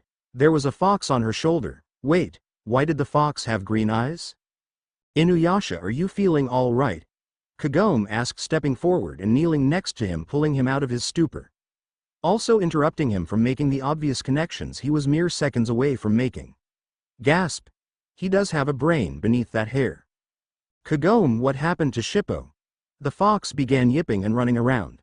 Kagome said nothing as she turned her eyes to the little fox that was currently jumping from foot to foot while waving two sticks in the air, thinking Inuyasha would make the connection on his own. After a few seconds the fox grew annoyed and bit his hand. Inuyasha batted him away. Not now, furball. Kagome, tell me what happened to Shippo, he said, beginning to grow agitated. The fox kid growled and lunged, this time biting on one of his sensitive ears. Inuyasha screeched in pain and latched onto the fox's tail, pulling him in front of his face, and reared back ready to throw the kid out the window. Kagome, horrified and not knowing what else to do, did the first thing that came to mind. Sit. No one can really describe the sound that came after. It was a mixture of cracking wood, spinal crunchings, a scream of surprise, pain, anger, pain which somehow managed to mix in an oh shit, along with pain and Did I mention pain? Oh yes, and a slow groan of agony. Kinda like how when a woman kicks you in the nuts with the very tip of a steel-toed boot full force without any form of warning. Yeah, that groan. All of this was muffled even more as the furry little fox landed on Inuyasha's silver head, gently prodding the twitching ears as it seemed to whine something that sounded like, "Inuyasha? Are you dead?" Kagura snickered while Sango shook her head. Miroku spoke up. Well, if he wasn't dead before, he's certainly dead now. Kagome looked down to his form. Sorry Inuyasha, she said, truly apologetic for once, but you were about to hurt Shippo. WF didbej you tfel mph, was his muffled reply, which translated into a painful, why didn't you tell me? I have no idea what you said, but don't worry, as soon as I'm done patching everyone else up I'll start with you since it'll take me a while to redress all your wounds, so just sit tight, she said, petting one of his ears before turning to Sango, ignoring another of his painful groans. From her place in the corner of the room, Karara mewed lazily. Humans are such strange creatures. Naruto looked down at the old swordsmith as he lay sleeping at his feet. A snot bubble expanded and deflated with the old demon's breathing. Hey old man, he called. At the lack of a response he tried again. Totose, nope, he continued to snore. His eyebrow twitched in annoyance and he roughly kicked the old man's side. Wake up old man, he said again. Still snoring. Now Naruto was getting annoyed. Kneeling down he cupped his hands in front of his face, took a deep breath, focused chakra in his vocal cords, throat and mouth. He yelled in the old man's ear as loud as he could. Waki you p. Nope. Nothing. The blonde twitched and began making hand seals. Rin and Ah-Un sat outside watching in silent fascination as bright flashes of light, small explosion sounds and strangely the sound of a cat hitting a trash can reached their ears. Naruto walked out looking annoyed and angry to the world. Rin was about to speak when some ash entered her nose, making her sneeze softly. You know, one of those squeaky achus. Who's making all that racket? Came an old withered voice from inside the hut. Naruto stopped, his eyebrow twitching rapidly as he slowly turned and saw an old demon walk out of the hut. He had big round eyes, horizontally stripped green clothing which may have at one point been a hakama and haori but now resembled a modified sack, and a large iron mallet over his shoulder. The old demon stopped and stared at Rin, then to Ah-Un and then back to Rin. Suddenly he pointed and yelled, his mouth and eyes widening to ridiculous proportions. Ah, you're the little girl that ravels with SESSHOMARU, he began looking around. Oh no, oh no, oh no, he yelled as he ran around. Suddenly he had managed to get 700 pounds of wood and had nailed them to the entrance to his house, barricading it. He placed a sign in front that said, "Gone on vacation." There, he exclaimed enthusiastically until he realized something. Ah, I locked myself out. And so he tore down the wood, stepped into his hut and began placing the barricade up again. He was about to hammer another nail when a gloved hand wrapped around his wrist. Totose slowly looked over to a blonde human who was staring at him in an irritated and slightly bored expression. Sesshomaru isn't here. Rin is traveling with me for now and I came to request you make me a sword. Totose looked him over. You're human. No human can handle the immense power one of my blades would wield, and besides you must bring a piece of a demon, such as a horn, bone or fang, in order to order a blade from me. So please leave and let me get back to my nap. Naruto sighed and removed the small fang from his pocket, holding it out for the old swordsmith. Here's your fang. Now make me the damn blade. Totose was about to say no, thinking the fang was nothing more than a weak demon's fang, but paused as he saw a small pulse of red chakra come from the fang. It couldn't be. He grabbed the fang and gasped, stepping back as if he'd just been slapped. The power, he had only sensed it once before. It was when Inu no Taicho had brought him the blade of Sunya to be inspected. The sword from hell it was called, but even the power he had sensed from that paled in comparison to what he felt here, when he had asked the great dog general where he had gotten such a blade. He had said that it was a gift from a demoness of immense power. Where did you get this? Totose asked, his goofy demeanor gone, replaced by absolute seriousness. A woman gave it to me, he answered truthfully. Totose nodded. Very well, I will forge you the sword, but if I find that in the end you are unworthy I will have it destroyed. Naruto paused for a moment before nodding. Totose was about to speak again, but small hands gently tugged his pant leg. He looked down and saw Rin beaming up at him. Hello. Rin is Rin. Totose smiled and looked her over. Well, now aren't you a sweet little girl? I would think that traveling with that whelp Sessamaru would make you as cold as he is. She leaned forward and grabbed his, running her hands around his face and head. Why are you so wrinkly? She rubbed the top of his bald head. And what happened to all your hair, mister? Naruto chuckled and gently pried her hands away. Come on, Rin, let me teach you the Bunshin no Jutsu. Okay. She chirped, grabbing his hand as he led her out. Totose watched them leave and looked down to the fang in his hand. Could it be, Kyuubi? Here ya go. Read and review, trust, here I am again. Naruto smiled down at the little girl as a bright smile threatened to split her face in two as two perfect clones flanked her. Rin did it, Naruto-sama. She laughed delightedly as she jumped up and down. Rin did it, Rin did it, Rin did it. She chanted, skipping circles around him. Naruto was about to praise her newfound success when a familiar voice spoke up from behind him. That you did, little girl. He tensed, his eyes going from warm and inviting to guarded and cold in seconds as he looked over his shoulder to the familiar vixen that had been making many appearances of late. Rin shyly poked her head out from behind his legs, catching sight of the red-haired woman. She smiled and waved at her. Hello, pretty lady. Kyuubi raised an eyebrow but laughed lightly to herself as she walked over to them. She walked around Naruto, sensing his unease as his eyes remained trained on her, watching her every movement. She smiled as she knelt down to be at eye level with the little girl, moving her right claw with tantalizingly slow movements, making sure that Naruto knew what she could do in an instant if she so desired. She was rewarded as she felt him tense and his killer intent rise, so it only affected her. She ruffled the oblivious girl's hair affectionately. Well, now aren't you a cute one? What's your name, little girl? She asked kindly, completely ignoring Naruto. Rin smiled completely and gratefully innocent to the interaction between them. Rin is Rin, pretty lady. Kyuubi smiled, her enlarged fangs catching the little girl's attention. That's a pretty name, Rin. If you want you can call me Q. I like pretty lady, but it's a little too long for me. Rin nodded and was about to speak again when Naruto cleared his throat, catching her attention. Rin, I need to talk alone with Q here. Why don't you go and see what Totosai's doing? She looked between them for a moment before she nodded with a happy smile on her face and ran to Totosai's hut, where the old man was hopefully working on his sword. As soon as the little girl was out of earshot, Naruto and Kyuubi's gazes slowly turned to each other, her features twisting from a small smile into a wicked grin as his gaze faded from a reassuring smile to a calculative and cold gaze.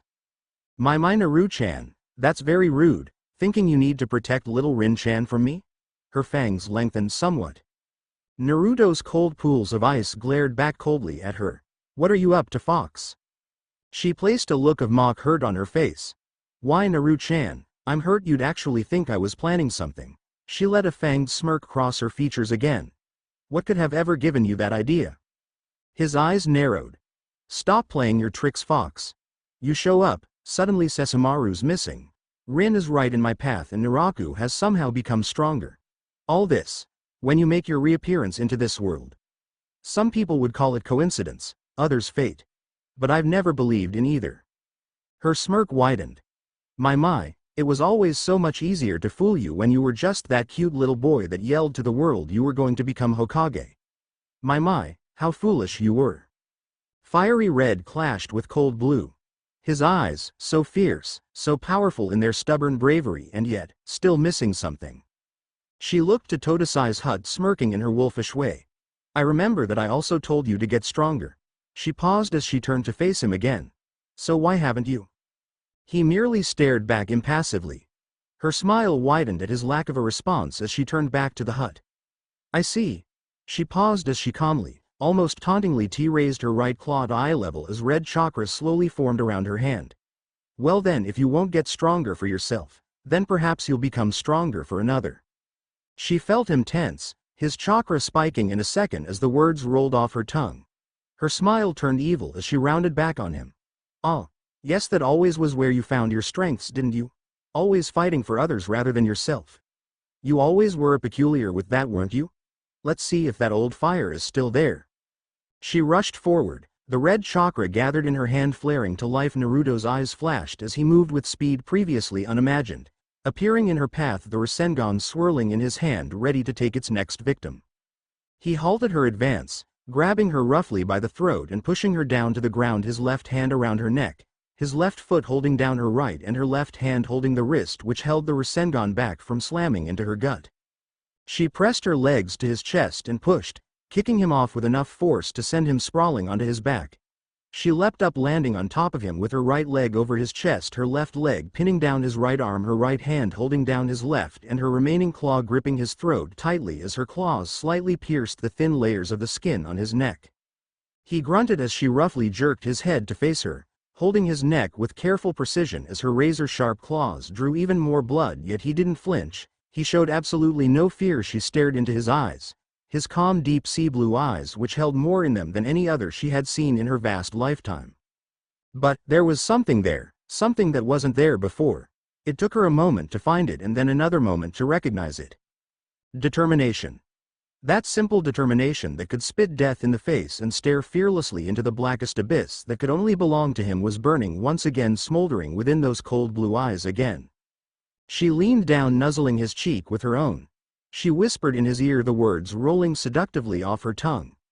"Now, why would you go and do something as stupid as that?" she asked as she pulled away, letting her crimson orbs meet his sea blue ones. He didn't deign her question with an answer. Instead, he chose to ask one of his own. "What are you planning?" She grinned, her enlarged canines showing themselves from between her lips.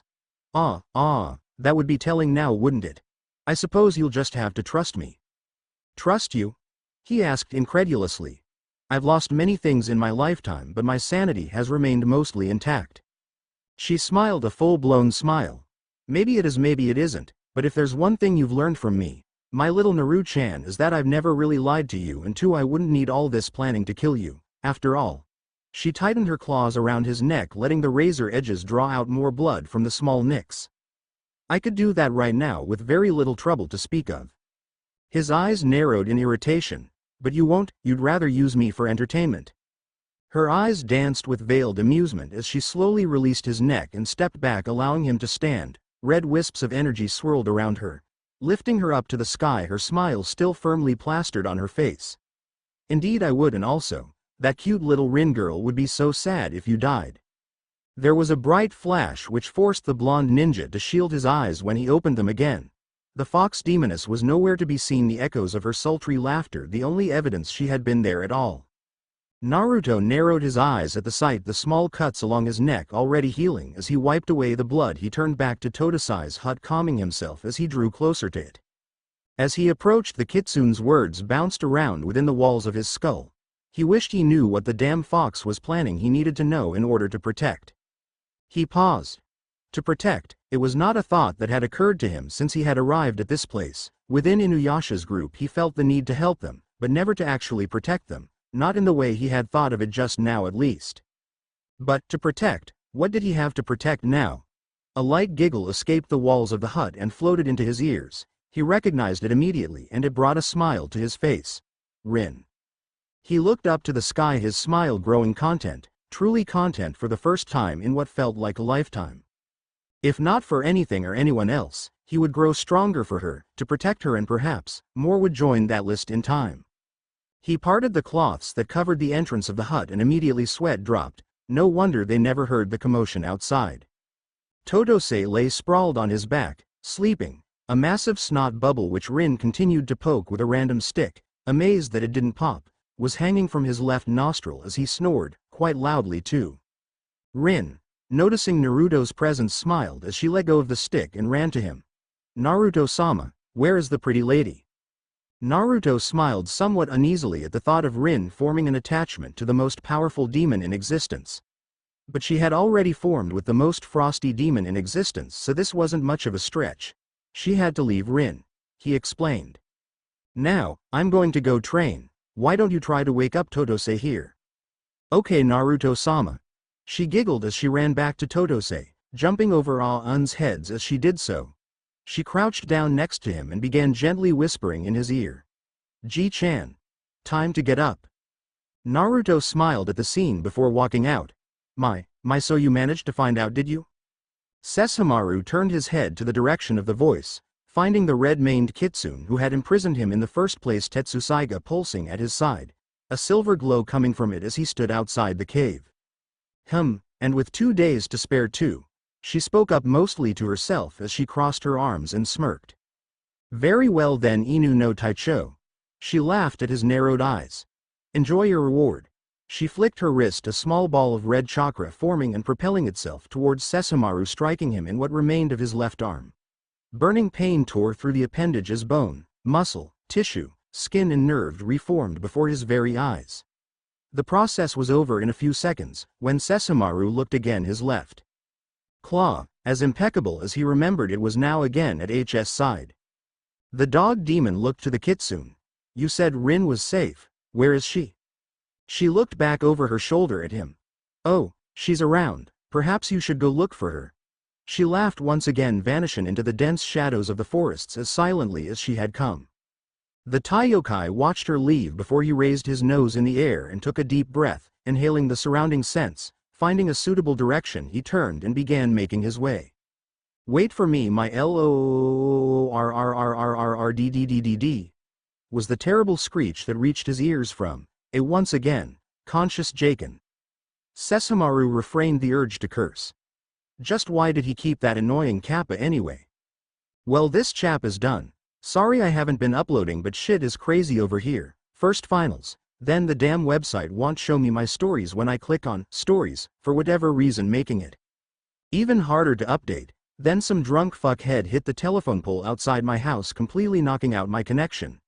Then I get one of the worst cases of writer's block in history to go along with it, and my mom makes a trip to NY and I have to stay in my aunt's house who has no connection to internet. Anyway, here's my update. Here ya go, read and review please. I'll try to update again soon, but this is my friend Joseph's, Jose's, computer, so, yeah. Anyway, sorry again for the wait. Kagoma's got problems. Here I am again. 391, 392, 393, 394. Naruto paused in the middle of his push-ups as 2 little feet stopped in front of him. He lazily looked up and saw Rin, as she plopped down, crossing her legs in front of him. What is Naruto-sama doing? She asked, smiling. Training, he replied simply. Why? Oh god, no. He had seen this before in other children. They would continue asking why until you couldn't answer anything else, and even then they'd still keep asking why. To get stronger. She stared blankly for a moment. But Naruto-sama is already strong, why get stronger? He smiled as he shifted from his push-up position onto a sitting position in front of her. Because Rin, people get stronger when they have something, or more importantly someone they want to protect. She seemed to brighten up at that. Oh, so who is it that Naruto-sama wants to protect? He smiled at her innocent nature and put his hand to his chin as if thinking. Well, I can tell you about one. She's about 3.5 feet tall, has long black hair, an orange kimono, likes flowers, and a clump of her hair is tied up in a small side ponytail.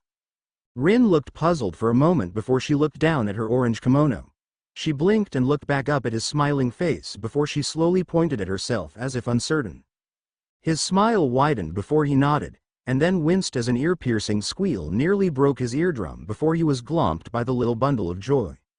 He laughed lightheartedly before he stood and placed her on the ground. Come on, Rin, let's get something to eat. It was a few hours later the two found each other eating when Rin squealed again, startling Naruto and Ah-un from their meals. Jii-chan. Rin squealed, running up to the exhausted-looking Totose. The old swordsmith saw the little ball of sunshine almost as if in slow motion, as she gave a leap that could have put one of Jiraiya's toads to shame. Totose barely had time to raise his hands in defense. No, wait. Crash. Ji-chan, you're back. Did you get Rin something? Huh? She asked, jumping up and down on the very old, very frail, very arthritis-suffering demon. Naruto stood up and walked over, ignoring the small groans that left the old demon's lips in conjunction with each of the girl's jumps, and leaned over so he could look down at the old swordsmith. Sue, he drawled. You're back. You said you wouldn't be back for another 3 days. The old swordsmith's eyes snapped open and he suddenly sprung to his feet, dragging Rin with him. Somehow she had managed to end up sitting on the old demon's head as he stood up fully, How she had gone from his chest to his head Naruto didn't know. Totose pointed at Naruto's face. Naruto's was completely lost at this point and looked around the cave with his eyes snapping left and right before he pointed at himself. Yes, me. The guy that has been staying here for the last 3 weeks or so. The old swordsmith suddenly brought out a huge mallet from somewhere and hit Naruto over the head with it. What are you still doing here? Why are you not at Inuyasha's forest? The Naruto he hit promptly vanished in a puff of smoke, leaving a confused Rin and Totose. Suddenly, a voice spoke up to their right. I'm still waiting for my sword and I have absolutely no idea why I should go to Inuyasha's forest. Totose screamed and jumped 10 feet in the air, dislodging Rin from his head where Naruto caught her before she hit the floor. Don't scare an old man like that. What's wrong with you? His head was comically large before it deflated and he scratched his head. What were we talking about again? Naruto's sweat dropped. Setting Rin down he spoke. Well, you showed up and then started yelling about Inuyasha's forest. The old demon got a startled look on his face before he appeared in front of Naruto with speed that would have put Guy in his prime with all 8 gates open to shame. You must go to Inuyasha's forest immediately. Naraku apparently has a new weapon and is heading there right now. Naruto snapped his fingers. Speaking of new weapons, where's mine? He asked, while wondering what weapon Kyuubi could have granted the Spider Hanyu that would make him bold enough to attack head-on. Totose stared blankly for a moment before finally, "You're what?" The blonde ninja's eyes got a dangerous twitch in them. "My weapon, you know? The one you were supposed to make with the fang I gave you." "Oh, that weapon." He put 2 fingers in his mouth and whistled, loudly. A bolt of lightning shot down and hit a few feet away where a 3-eyed cow appeared with a bundle in purple silk hanging from its side. Totose walked over and untied the bundle from the cow and laid it on the floor. Unrolling it, they revealed 2 blades. One was a single-edged curved blade. It had a silver dragon at the hilt with sapphire eyes. If one looked closely into them, they could see a swirling white mass, like a hurricane, inside of it. The blade itself was fairly normal, only the edges of it had a faint blue glow to them. The other blade could be considered an exact opposite. The blade itself was red in color, with a gold fox head at the hilt with ruby red eyes. Flames danced within them. The blade was also a single curved edge. Naruto looked over both of them. Interesting choice of designs. Why did you make 2 of them? Totose looked at him. I do not design my blades, each fang is as individual as the demon it came from. It has its own will, so to speak. I merely follow its directions. I made 2 of them for 2 reasons. The first is because it asked me to, and the second is because the fang held too much power for one blade to safely contain. Naruto snapped his surprised eyes to the old swordsmith's larger ones. Tell me, Netuko, Naruto. The blonde interrupted. Narita, was it indeed the 9-tailed fox of legend that gave you this fang? Naruto raised an eyebrow. Now what led you to this conclusion? Totose shrugged. Many things really. No demon before, or since the greatest of the 9 could hold such power, and the fact that Sunya, the sword used by Inu no Taicho in his conquests, had a similar aura to this one, and that he said, a fox from hell granted him the sword, and the fact that you are the first human in over 4 millennia have strength as great as a demon. Someone told you, didn't they? Totose fell down anime style and moved to get his mallet when he realized Naruto was leaning on it. He sat down with a huff, muttering about youngsters having no respect before he finally spoke. Yes, an old tree demon, Goshinki, the one that gave me the wood to make the sheaths of your swords, told me. Naruto smiled. There, now, isn't that a lot easier? Totose hmphed before he took both blades and handed them to the blonde. Red chakra came from the fox blade as it pulsed in his hand, and blue chakra came from the dragon blade. He looked at both swords and saw an identical set of teeth they had at the butt of each hilt. He looked at them both and finally placed both swords together. Finding that the teeth matched perfectly, he twisted and heard something click, leaving him with a double-bladed sword. The sword's powers should come naturally to you. Totose spoke up. I do not know what they might be, but I know that there are 4 of them. Naruto nodded before he disattached the blades from one another, sheathed them in the simple black sheaths Totose had gotten from Goshinki, and placed them across his back. He nodded in satisfaction as he tightened the straps and looked to Totose again. You said Naraku got a new weapon, any information on what it might be? Totose turned to Naruto as he picked his nose. Did you say something? Naruto smacked his forehead. Never mind, he muttered before turning back to the hut. Rin. He called the girl, making her stop as she was playing with Aun and run over to him. Yes, Naruto-sama? He kneeled. Say goodbye to Ji-chan. Rin, we have to leave now. She blinked curiously. Why? He smiled. Do you remember why I wanted to get stronger? Because you wanted to protect precious people, she chirped happily. Naruto smiled. Right, and right now, a lot of my precious people are in trouble and I have to go help them, so say goodbye to Ji-chan while I get Aun. She nodded and ran past him to get to Totose. Naruto walked over to Aun. Aun, do you know how to get to Inuyasha's forest? He asked the two-headed reptile. One of Aun's heads nodded slowly, as the other just stared curiously. Good, I'll be taking Rin on ahead, can you meet us there? Again the dragon nodded. He patted both dragon heads before he turned to walk out of the hut. When he got out he came across a very weird yet funny sight. Totose was lying on his stomach, out cold, with Rin perched on his back as she made him a crown of flowers. Where she got the flowers from, he really didn't want to know. He walked over and knelt down. Rin, get on my back and hold on tight, we'll be moving very very fast. She nodded and moved to run behind him when she paused, turned around and placed all of the remaining flowers she had in her hand over Totose's head. Naruto resisted the urge to laugh as she clambered onto his back, wrapping her small arms around his neck. I'm ready, Naruto-sama. Hold on tight, okay? When he felt her nod, he looked to the southwest and began making his way to Inuyasha's forest, top speed. Lord Sesshhomaru, came the high-pitched screech from Jacken as he ran up to the white-clad Tai yokai. Sesshomaru refrained the urge to grip the bridge of his nose in order to stave off the impending headache and turned to the Kappa. What is it, Jacken? His voice held just a hint of irritation, which Jacken had noticed was growing every day that they did not find Rin. He hastily bowed. My lord, rumors are circulating that Naraku is making his way to Inuyasha's forest. It is probably nothing more than another of his puppets, even that foolish brother of mine should be able to defeat it. Waste my time again, Jacken, and you will regret it. That said, he turned to leave. Jacken gulped. My lord, I have great reason to believe that this is indeed the real Naraku. They say he carries a weapon of great power. Now this indeed caught Sesshomaru's interest. He stopped and looked at his retainer. And what weapon would that be, Jacken? Jacken gulped as he mentally spoke his prayers. My lord, the weapon is...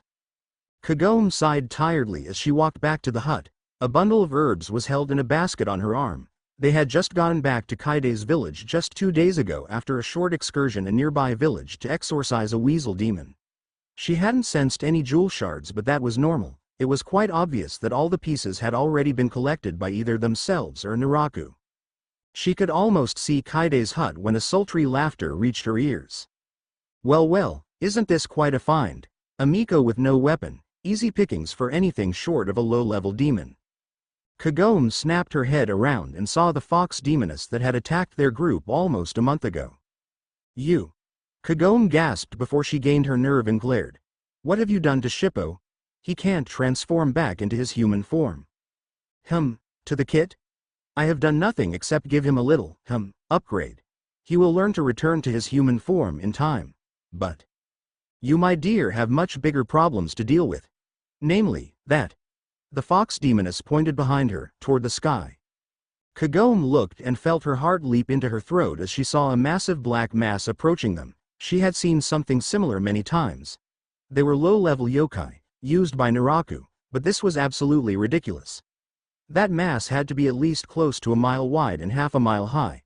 It was the largest group she had ever seen. She felt the fox demon lean on her back and wrap her arms around her neck in what would be a hug. Well now, won't you be busy? Today?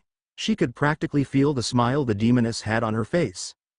I have to find everyone, Kagome said as she tried to run to the village. Kyuubi grabbed her by the shoulder, spun her around and placed a quiver full of arrows and her bow into Kagome's hands. Like I said, you have bigger problems to worry about, little Miko. Your friends can handle those fodder. You on the other hand, well, let's just say you'll have your hands full, she said the last part as she caressed the girl's cheek. Kyubi gave one last fanged smirk before she vanished in a flash of red light. Kagome looked around for a moment, not seeing the demoness. She was going to make her way to the village when another voice, one that sent a chill crawling up her spine, caressed her ear. Ah, Kagome, there you are.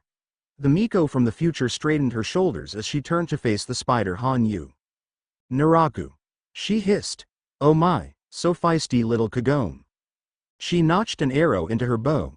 Naraku watched amused as it glowed a bright pink. Already taking out the weapons, Kagome? He asked with a chiding tone. Well then, I suppose I should take mine out as well, shouldn't I? Kagome watched nervously as Naraku slowly placed his hand over the hilt of a sword. When he unsheathed it, her fear spiked tremendously. She recognized that sword. Sounga Battle for the Shikon, PRT-1. Hi guys, I'm BACCCCCCKKKKKKK.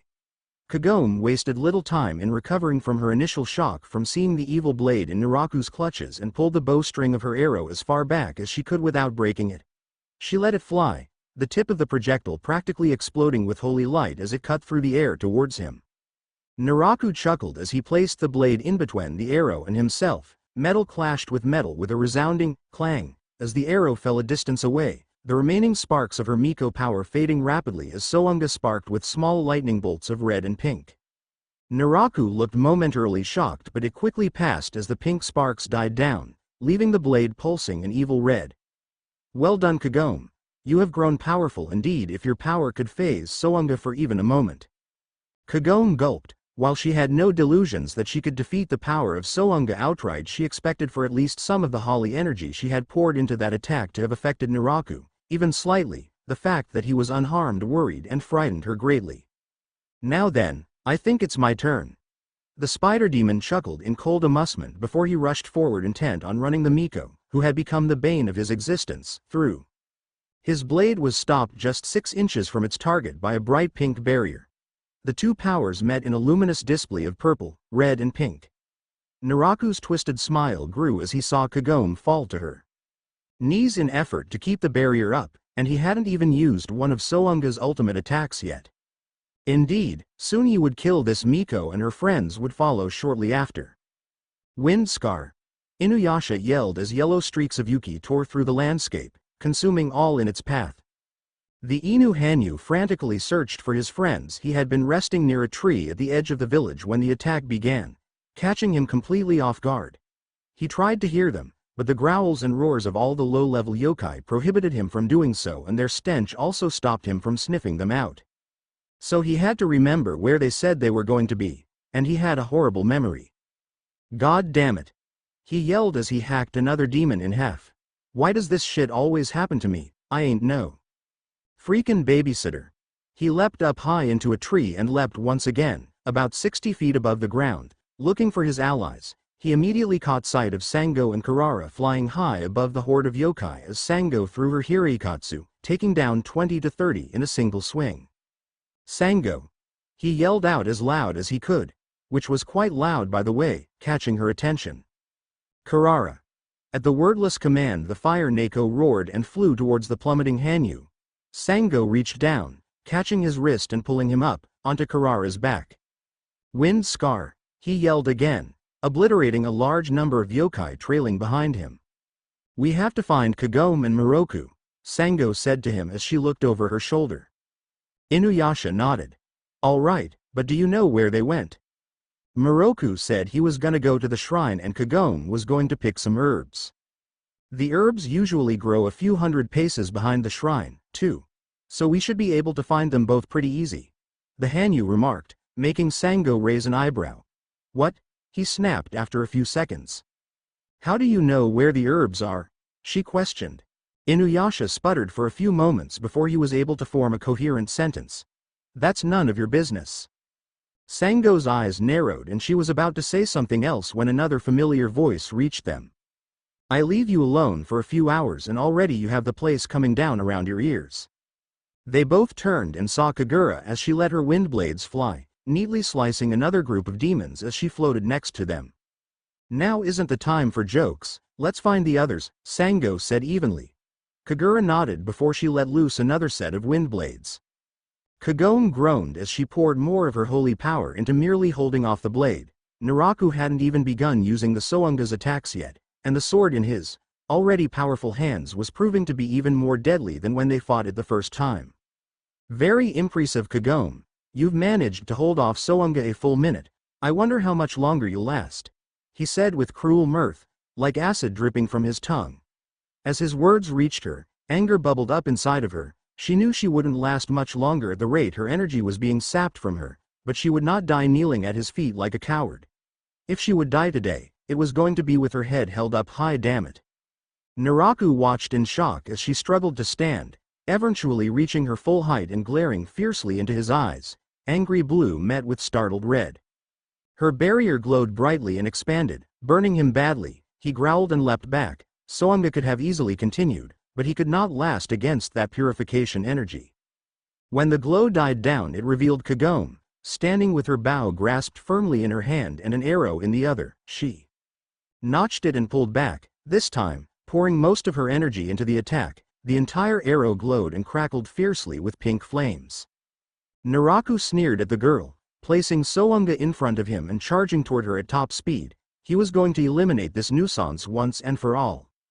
As Naraku rushed, Kagome released her arrow. The bright light practically exploded everywhere, blinding both her, Naraku, and anyone else in the surrounding area. Naraku roared as burning pain tore through his entire body. He focused his Yuki into Sounga, increasing the blade's power, pushing back the holy wave of energy and relieving him of the pain. Even so, his skin was smoking as Kagome's arrow finally faded and fell to the earth with a dull clatter. Naraku snarled at the girl. As Sounga pulsed in his hand, the blade was crying out for her blood, enjoying the power she had just unleashed while Naraku himself was weakened by the attack. Enough, it's time I end this, Kagome. It was fun while it lasted. He spoke with arrogance he did not feel.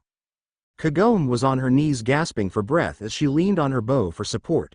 She watched with grim resignation as Naraku lunged forward, Sounga moving to stab her straight through her chest. Before he made it any further, however, a ball of fire, the size of a basketball, came from nowhere and nailed him right in the face, sending him reeling from the back. Kagome gasped as the fireball hit the floor and dissipated, revealing Ship Poo. She mentally screamed at the sight of the young fox Kit, standing like a cat that's about to pounce. His fur and ears were standing on end and his eyes, once a gentle sea green, were now a raging blood red. Naraku sneered at the young Kit, not knowing his identity. What's this, Kagome? Another fool has come to save you. I wonder why so many cling to you, first Inuyasha, then the wolf, and now this little thing. He moved to step forward. The kitsune had merely caught him off guard, and even so, the blow was a minor one with little to no pain at all. He paused, however, when the little kitsune began to glow a fierce red, his Yuki spiking to a level just short of Inuyasha's own power without the Tetsusaiga. The little kitsune sure wasn't little anymore. Naraku watched in silent fascination as the kitsune grew to the point where it was just a few inches short of 5 feet tall while standing on all fours. Kagome was watching the event with a wide-eyed, astonished expression on her face. Shippo? Kyubi, who had been silently making her way through the forest, let a slow smile filter across her features. Look, there he is, Sango yelled, pointing at the monk, who had managed to erect a barrier around the shrine with many sutras that were enhanced by some of Naruto's ninjutsu seals to protect the villagers that had gotten there in time to avoid the horde. Moroku looked up at the sound of her voice. Sango, he cried out in relief before throwing 5 more sutra, which burned a white flame before they shot through 3 demons each. Inuyasha looked to Sango. Since when can he do that? She shrugged and looked just as surprised as the Hanyu. Ha! Kagura yelled as she sent more wind blades down, neatly slicing another group that tried to break through the barrier. Inuyasha, Moroku called, this barrier can stall them well enough, but if it receives too many attacks it will fall. I didn't have time to prepare a proper one, so you must keep the yokai away from it, or the people will all be killed. Where's Kagome? I don't know, I haven't seen her since this morning. Fine, Sango, Kagura, you stay here, I'm going to find Kagome. The 2 females nodded. Before Inuyasha lunged, Sango spoke. How will you know where to look? Almost as if it was waiting for the command, a bright light, that lasted a full 10 seconds came from a few dozen yards into the forest, momentarily blinding all of them. Inuyasha growled low in his throat. That's how, before he leapt to where the light had come from, leaving a worried group behind. Naraku sidestepped as the kitsune lunged at him, his long, pearly white fangs clamping down around the area where his neck once was. Naraku moved to place the blade in a ready position when one of the kitsune's tails shot forward and snaked around his neck, catching him off guard. He couldn't gain his footing before the kitsune pulled him in and stomped down on his chest, pinning him to the ground. Naraku lifted his left hand and caught the kitsune by the throat as it moved to, literally, bite his face off. He shifted the blade in his right hand and stabbed the kitsune clean through. Ship poo! Kagome yelled as the kitsune's eyes again shifted into a dull green, before they closed. Naraku pushed the kit off of him where he hit the floor with a dull thud, turning back into his smaller form. The spider Hanyu stood and watched with cruel satisfaction as Kagome rushed over to the fallen kitsune, cradling him in her arms. Goodbye, Kagome. He chuckled before he raised the blade high above his head. Purple Yuki surrounded the blade, pulsing violently as demonic winds came from every direction and a dark dragon with glowing red eyes emerged from it. Its form evil and full of malice glared hungrily at the Shikon Miko. Gokuryuha! He yelled, bringing the blade down, releasing the dark blade's most powerful attack, the single technique that could never be matched by the Tetsusaiga or the Tensaiga. Kagome closed her eyes waiting for her inevitable death. When she felt a strong arm wrap around her waist and lift her up effortlessly, she clutched at the newcomer for dear life, waiting for the roar of the attack that had nearly taken her life to die down. When she opened her eyes, she thought she would see Inuyasha, but when she saw who her rescuer really was, she had to stifle a gasp. Ah, Lord Sesshomaru, you've decided to grace us with your presence. Naraku sneered at the Arrival.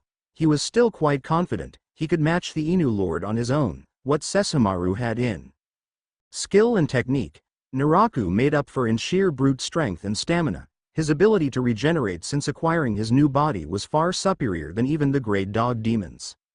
A yellow light slowly approached from behind.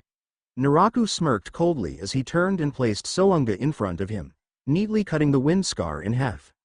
"Ah, Inuyasha. So glad you could join us. Well, now that we're all here, let's really get started." He smirked coldly as his eyes turned completely red and Sunga pulsed violently in his hand. "Hold on guys, I'll be there soon," Naruto thought as he continued leaping from treetop to treetop, still moving at top speed through Inuyasha's forest. Unknown to him, a certain vixen watched him rush past the tree she was leaning against. She smiled. "Soon, Naruto, you're almost there. Well, here it is. Hope you enjoyed it. Also, I've decided to focus a lot of my attention on finishing this, The Strength of Brothers and or Atwist of Fate, since these three are the closest to completion that I have. So to those of you waiting on The Void and Lost Soul, sorry, but I just have too many stories right now and I have to finish at least one of them. Anyway, thanks and review please. Nice long reviews that express your thoughts. Your thoughts. Not just another demand for me to update soon. Also, there might be a few more mistakes on this chapter than in most, but that's because this isn't my computer, so, yeah. Battle for the Shikon. Naruto's arrival. Hi guys, I'm back. To those of you asking why Naraku hasn't been possessed by Sounga and how he can wield it, in this story, Sounga was forged from Kyuubi's fang. Since she gave it to him, she has stopped the sword from possessing him, hence, why he can wield it. Also, some of you are wondering just how strong Naruto, Naraku and Sesshomaru are now that they have their new weapons. Well, here's your answer. Sesshomaru with the new Tensaiga, 13 feet, previously 11, Naraku with Sounga, 18 feet, previously 11. Naruto with his new weapons. Yes, I have settled on a name, it will be revealed after his fight. Anyway, now that we've cleared that up, let's get on with the story. Naraku laughed cruelly, his glowing blood-red eyes watching the two Inu brothers. Inuyasha to his left, Sesshomaru to his right. So then, which one of you will I gut first? He asked himself. Do not flatter yourself, parasite. Sesshomaru spoke as he drew Tenseiga from its sheath. The blade pulsed and glowed with a calm blue glow. That's right, bastard, today is when I'll put you down for good. Inuyasha threw a look at his older half-brother which relayed one simple message. Truce for now at least, as Tetsusaiga also pulsed, the blade glowing a bright yellow color. At this Naraku's smirk dropped lightly but came back full force shortly after. No matter what they threw at him, there was no way he would lose to these mutts. You first then, Inuyasha, he said as he raised the blade and sliced the air. Gokuryuha. Inuyasha snarled as he ran. He remembered the last time he had seen that attack. He had tried to send it back with the Bakuryuha. Let's just say that it ended with less than favorable results. He wasn't about to try his hand on it again. Sesshomaru left his perch on the tree and rushed towards the Hanyu, his claws dripping with acid as he let his whip fly. Naraku turned and batted the attack away with Sounga as if it was an annoying fly, and then blocked the Tensaiga as Sesshomaru took a swing at him. Lord Sesshomaru, you insult me. What good is fighting with a blade that does not cut? He laughed mockingly at the dog demon. Sesshomaru narrowed his eyes. He placed more pressure on the blade and then. Naraku barely reacted in time as he stepped back, avoiding the claw swipe delivered by Sesshomaru's other hand. He had been so used to seeing the dog demon with just one arm he didn't even realize he was hiding the newly restored one in his sleeve. Even so, he had 3 slashes on his face to prove his carelessness. Sesshomaru's claws dripped with acid as he spoke. I do not need a blade that cuts flesh to defeat you, Hanyu. Naraku snarled at the dog demon before rushing him again. Sesshomaru took up his fighting stance and met his charge with his own. Metal clashed with metal as the two exchanged blows. Loud clangs echoed through the forest. Naraku took a horizontal swing at the dog demon, only to have Sesshomaru spin once, around the swing, and deliver a solid elbow to the spider Hanyu's face. Naraku reeled from the blow and watched as Sesshomaru's claws again glowed green with his acidic yuki. As the dog demon moved to impale him, Naraku reacted. Turning Sounga in his grasp, he stabbed it into Sesshomaru's palm. Naraku's strength, added to Sesshomaru's own momentum, dug the blade as deep as the forearm, just slightly above the wrist. Sesshomaru cursed before pulling his hand back and punching the Hanyu away with it. Naraku smirked as he took up his fighting stance again. HRAGH. Naraku spun around, barely having enough time to block the Tetsusaiga as Inuyasha came at him with a downward swing. Sesshomaru seized this opportunity and rushed forward, approaching Naraku from behind. The spider demon turned, one hand still holding Inuyasha back while the other turned into numerous tentacles that rushed the Western Lord. Sesshomaru didn't even pause in his stride as he formed his poison whip and sliced the incoming appendages to ribbons. Naraku cursed as he pushed Inuyasha's sword to the side and kicked the dog Hanyu right in the chest, sending him sprawling back. He leapt away just as Sesshomaru took a swing with the Tensaiga. However, something most unexpected occurred. When Sesshomaru completed his swing, a black, cut or slice momentarily appeared in thin air, revealing a black arc that closed shortly after. As Naraku landed, he stared at the Western Lord with a new sense of caution. What the fuck was that? Inuyasha yelled as he got to his feet. Sesshomaru stared dispassionately at his younger brother. That half-breed is the Tensaiga's ultimate attack, the Meido Zangetsuha. It opens a portal into the realm of the dead. He stared back at Naraku. It kills any who touch it instantly. Naraku's eyes narrowed before he smirked. Then I suppose I had better keep you occupied, Lord Sesshomaru. He turned and sliced his sword over the ground. Sesshomaru and Inuyasha tensed. They felt a foul presence fill the air. An arm, rotting and half-decayed, emerged from the ground, and then a body, one of a bull demon, more soon followed, a horse demon, various low-level yokai wolf demons, until there were virtually hundreds of them. Sesshomaru and Inuyasha both growled at the sight. They remembered these from the last time they had fought Sounga. Kagome gasped from her place nearby. That's right, Sounga can revive any demon it's killed. Naraku must have done this before he came. She looked uneasily at Shippu's unconscious form and bit her lip in hesitation. Finally coming to a decision, she stood and ran. When she was satisfied with the distance, she set Shippo down as gently as possible and stabbed one of her arrows next to him, erecting a small but strong barrier to protect him. She gave him one more worried glance before she grabbed her bow and rushed to get back.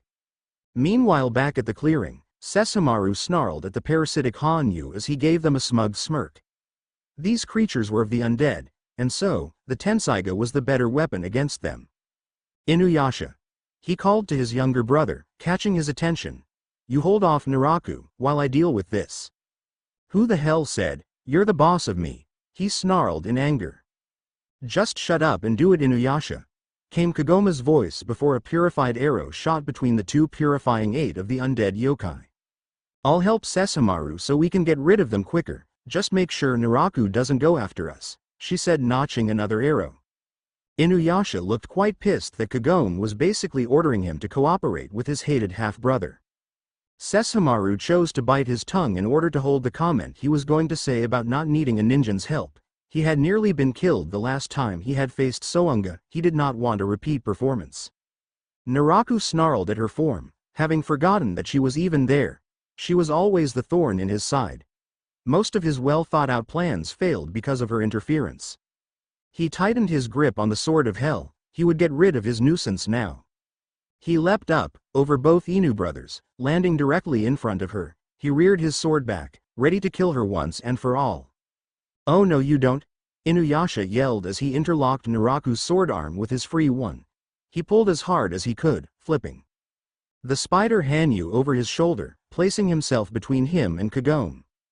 Naraku rolled with the momentum, getting to his feet in a second and raising his sword in preparation to use the Gokuryuha. Inuyasha, however, followed up the toss with a swing of the Tetsusaiga. Wind Scar. The attack was launched at point-blank range. Naraku barely had time to place the Sounga in front of him for protection as it deflected most of the attack. Even so, when the dust settled, his entire body was covered in deep gashes and lacerations. Naraku snarled, "You'll pay for that, worthless mutt. Just try it, bastard. Kagome, go and get rid of those zombies." The futuristic Miko nodded before rushing past the two. Meanwhile, in a clearing just a few hundred yards away, the remaining members of the group were fighting off the army of yokai. "Hiriko's you," Sango yelled, throwing her large boomerang again, slicing off the heads of 8 or 9 demons. "Fujin no Mai," Kagura yelled, sending another wave of her wind blades. Moroku threw 10 sutras, which formed a semicircle in front of him. He chanted a prayer and slammed his staff on the ground. It glowed for a brief moment before several beams of white light shot out from them and headed towards the sutras, at random intervals at high speeds, purifying several of the demons in front of him with each blast. Sango caught the monk's display and swooped down, unsheathing her sword and killing another demon on the way. "What on earth did you just do, Moroku?" The lecherous monk smiled before showing several complicated-looking sutras wrapped to the bottom of his staff. "I combined religious incantations along with Naruto-sama's seals. These at the bottom of the staff amplify my own holy energy, and the ones I threw draw it out, like a focus." Sango smiled. "I'm glad. I think he'll be proud of you once he gets back." Moroku smiled and nodded. "I hate to interrupt, but will you two fools stop this foolishness? We're in the middle of a battle." Kagura spoke, sending out more of her wind blades. Sango nodded. "Karara," she commanded. The fire Neko roared before she rushed up to gain altitude. Before she was out of range, however, Moroku somehow managed to cop a feel of his favorite part of her anatomy. Sango resisted the urge to bash him unconscious, for now. Once that battle was over, though, he would be getting his punishment. Karara rose until she was high above all of the other demons. Sango shifted through her weapons pouch and took out several shuriken and kunai, throwing them down, like a rain of metal. Sesshomaru sidestepped a sloppy swing one of the undead attempted to deliver from behind and lobbed off the foul creature's head. The body dropped without another motion. He vanished a moment later, reappearing almost 10 yards away, the tensaiga pulsing in his hand as the dead bodies fell easily. He rushed forward again, leaping high into the air, where he landed in the center of a large group of their undead opponents. He began spinning, and in a second, a black void appeared, indicating the Mado Zangetsuha was being used. The zombies immediately caught in the attack were sucked into the void, once again going to the land of the dead where they belonged. Others remained unaffected, at least until the Zangetsuha formed a complete circle around the dog demon. Now the souls of the undead demons were literally being sucked straight out of their bodies, leaving the rotting corpses lifeless once again. As Kagome launched another of her purified arrows, she couldn't help but feel rather inadequate next to the demon lord. He had just killed about, well, a lot of them in just a few seconds, while she couldn't hope to come close to that power unless she poured over 1/3 of her strength into it. Never mind that she killed roughly 20 of them with each shot. She was getting ready to launch another arrow at one of the approaching demons when something caught in her peripheral vision. One of the undead demon was literally coming out of a shadow of a tree behind Sesshomaru. The Taiyokai was busy fending off attacks from 4 other demons and was currently too distracted to sense it.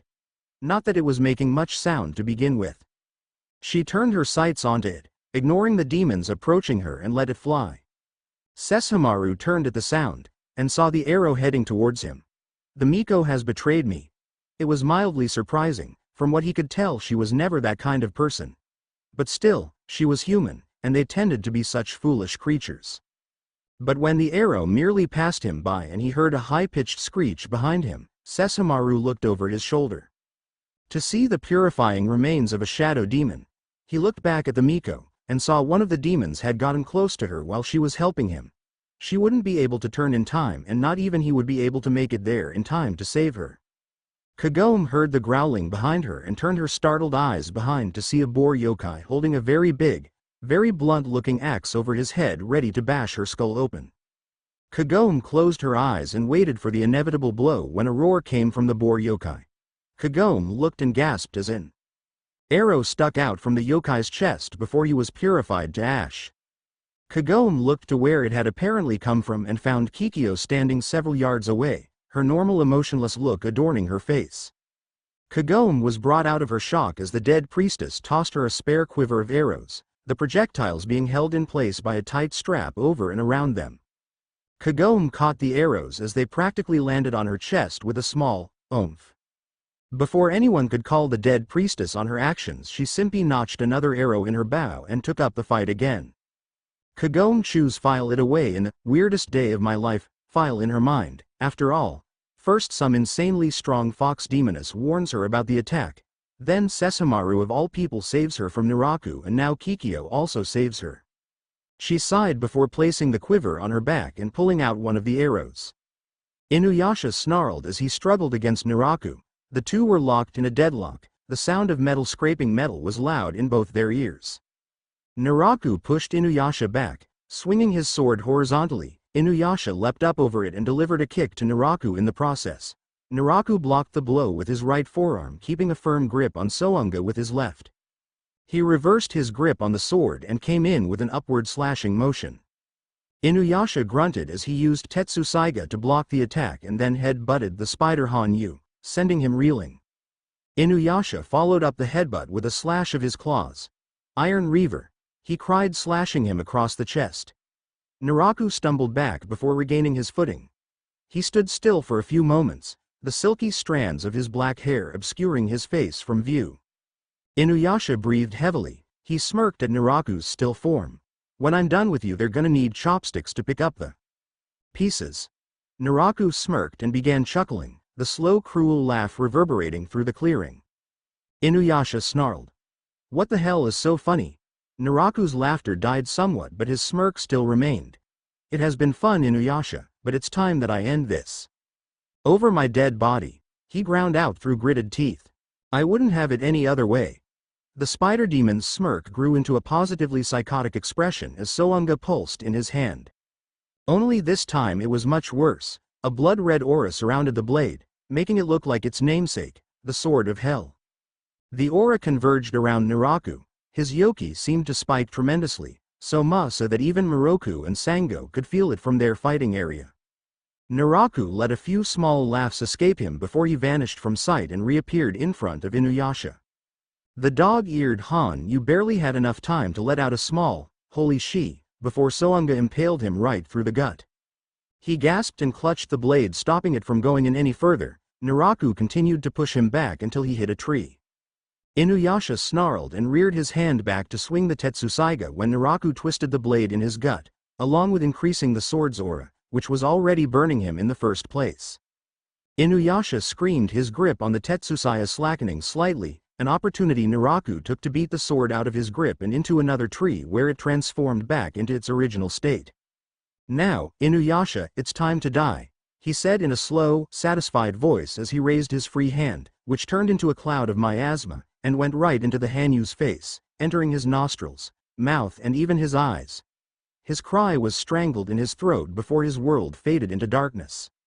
"Inuyasha." Naraku heard Kagome scream. He turned slowly, reveling in the anger and worry that rolled off her in waves. When he turned though, he was surprised to see Kikyo standing just a few yards behind Kagome. Most of the undead were, well, dead already, and the ones that weren't were too injured to be any real threat. Naraku laughed as he removed the blade from Inuyasha's stomach and tossed him aside, his pale, near lifeless form falling over with a dull thud. At the sight of his brother's lifeless form falling to the ground, Sesshomaru felt a small pain in his chest. Saying they had their differences was an understatement, but still, there was just something that felt wrong about his brother, laying there at Naraku's feet. Sesshomaru narrowed his eyes. The Han you would pay. With this thought in mind, Sesshomaru cut up the last of his undead opponents and rushed Naraku, fully intent on killing him. Naraku laughed and raised his blade before meeting Sesshomaru's charge with his own. The two demons met halfway, their clash sending a shockwave through the forest as their respective yuki crackled and permeated the air in its heavy, oppressing grip. Kagome felt an arm grip her shoulder. She turned to see Kikyo with a grim expression on her face. Come, we have to get Inuyasha out of here. If Sesshomaru-sama gains the upper hand, Naraku could try to use him against us, or he could simply be caught in the crossfire. Kagome nodded, trying to keep her composure despite the situation, and followed Kikyo as they moved to the fallen Hanyu. Sesshomaru's fight, meanwhile, was getting more and more intense with every second as both demons raised their yuki higher and higher to match each other's strength. Their blows were moving too fast to be caught by human eyes. It was broken when Sesshomaru dodged another of Naraku's swings and lashed out with his yuki, pushing Naraku back with enough force to send him up to the treetops. The Western Taiyokai followed shortly after meeting the Hanyu in midair, where they again exchanged attacks. Kagome and Kikyo were currently carrying Inuyasha away from the battle when Kagome suddenly remembered something. Ship-poo, she yelled, startling Kikyo. The fox kit? The undead priestess asked. Yes, he was hurt during the battle. I placed a barrier around him, but I have to go get him. Kikyo paused for a moment before she hefted more of Inuyasha's weight over her shoulder. Go then. Kagome nodded in appreciation before she gently removed Inuyasha's weight from herself and ran in the direction she had left the young kit. Naraku and Sesshomaru landed on a tree branch where the two took a moment to gain their balance before beginning their exchange anew, with Sesshomaru again pushing Naraku back. Naraku gritted his teeth when he felt his foot reach the edge of the tree. He blocked a swing from Tensaiga, then another and a third, before Sesshomaru swiped at his legs. The moment he chose to somersault over the dog demon. He swung as he passed over. Sesshomaru ducked, avoiding the attack, and spun around, fluidly blocking Naraku's next swing as he landed. The blow, however, was strong enough to open his guard, leaving him open to the next attack, which was a solid kick to Sesshomaru's chest, which sent the Taiyokai flying back. Naraku appeared behind the Taiyokai, raising Sounga. When he brought it down, however, Sesshomaru simply vanished, using his yokai cloud to carry him through the air at extremely high speeds. To Naraku, the Western Lord was barely a white blur as numerous slashes appeared all across his body, the Black Crescent of the Zangetsuha appearing with each of the Taiyokai's strikes, taking more and more of the souls that made up his whole body. His eyes bled into red. He refused to die at the hands of this dog. Sounga, sensing his lust for power and desire to live, fed off these emotions like a hungry parasite as its red aura spiked and then exploded outwards in a great wave. Sesshomaru, caught off guard by this new development, wouldn't pull back in time and received the blast full force. Other than the minimal protection the Tensaiga offered in the onslaught, he had little more protection. The Taiyokai gritted his teeth, refusing to cry out in pain, even as the wave of red yuki washed over him. It felt as if he had descended into the deepest pit of hell. His own yoki tried to fight against it, but even he found himself powerless against the blade of hell. When the dust settled, Naraku stood, a satisfied expression adorning his face as the Western Lord slowly stood up. His clothes were scorched, and burn marks covered nearly his whole body. Naraku laughed, raising the Sounga over his head. Farewell, Lord Sesshomaru. Before he could attack, however, he heard the twang of a bowstring reach his ears and lazily leaned back, letting the projectile pass him by harmlessly. Kagome had been on her way to get Shippo, but when she had seen the red blast hit Sesshomaru, she knew that it would be too much, even for the Western Lord. While one part of her told her to run, The other would never allow her to simply leave someone to die, especially if the person had saved her before. He extended his free hand, which turned into a mass of tentacles, and grabbed the futuristic Miko by her throat, never removing his eyes from the Taiyokai, stopping her from grabbing another arrow. Even so, her Miko aura struggled against his Yuki, attempting to purify him. He chuckled at her fire. "Well, Kagome, since you're so eager, you can die with him," he laughed before throwing her at the Inu. Sesshomaru caught her and placed her down. He would have tried to in order to get out of Gokuryuha's attack range, but the spider Hanyu had already proven more than capable of keeping up with him. His only choice was to try and stave off the attack with one of Tensaiga's barriers. "Miko, you are adept at barriers, are you not?" He spoke calmly, not turning to face her. As he felt her nod, he spoke again. "When he releases his attack, form the strongest barrier you can. Once the attack dies down, I will attack him. He will most likely overestimate himself and believe we will both perish with his next attack and let his guard down." Kagome nodded again and focused. Already the telltale winds were picking up as the dragons came from the blade, their red eyes speaking of hatred and bloodlust as it built up. Naraku's expression was positively gleeful. This was the moment where he eliminated his three greatest threats. Inuyasha was already as good as dead, and now Sesshomaru and Kagome would soon follow him. After them, there was no one in the four great yokai territories that could stand up to him. "Farewell," he yelled as he swung.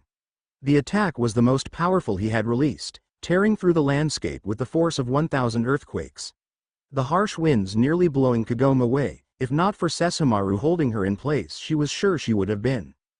Kagome focused all of her strength and formed a barrier in front of them, the pearlescent white light a stark contrast to the purple wave of destruction heading for them. Sesshomaru soon formed his own barrier behind hers, and the two braced themselves for the inevitable attack. A massive explosion rocked the entire area. The trees were completely uprooted and blown away. Absolutely nothing survived. Kagome's scream could barely be heard over the roar of the thrashing winds, but she was confused. She still hadn't felt any strain on her barrier. Was Sesshomaru attempting to hold off the attack himself? She looked at him, but one look at his surprised eyes revealed that it was not he who was responsible to their survival. She followed his gaze and gasped as she saw the silhouette of a person beyond the dust cloud. When it finally settled, she had to stifle another gasp, and the tears of joy that threatened to fall down her cheeks. Stark blonde hair, sea blue eyes that shined with mirth, and a black face mask. Naruto stood before her, a sword with the design of a dragon being held in his grasp as it glowed blue and hissed from the heat of the previously deflected attack. "Naruto?"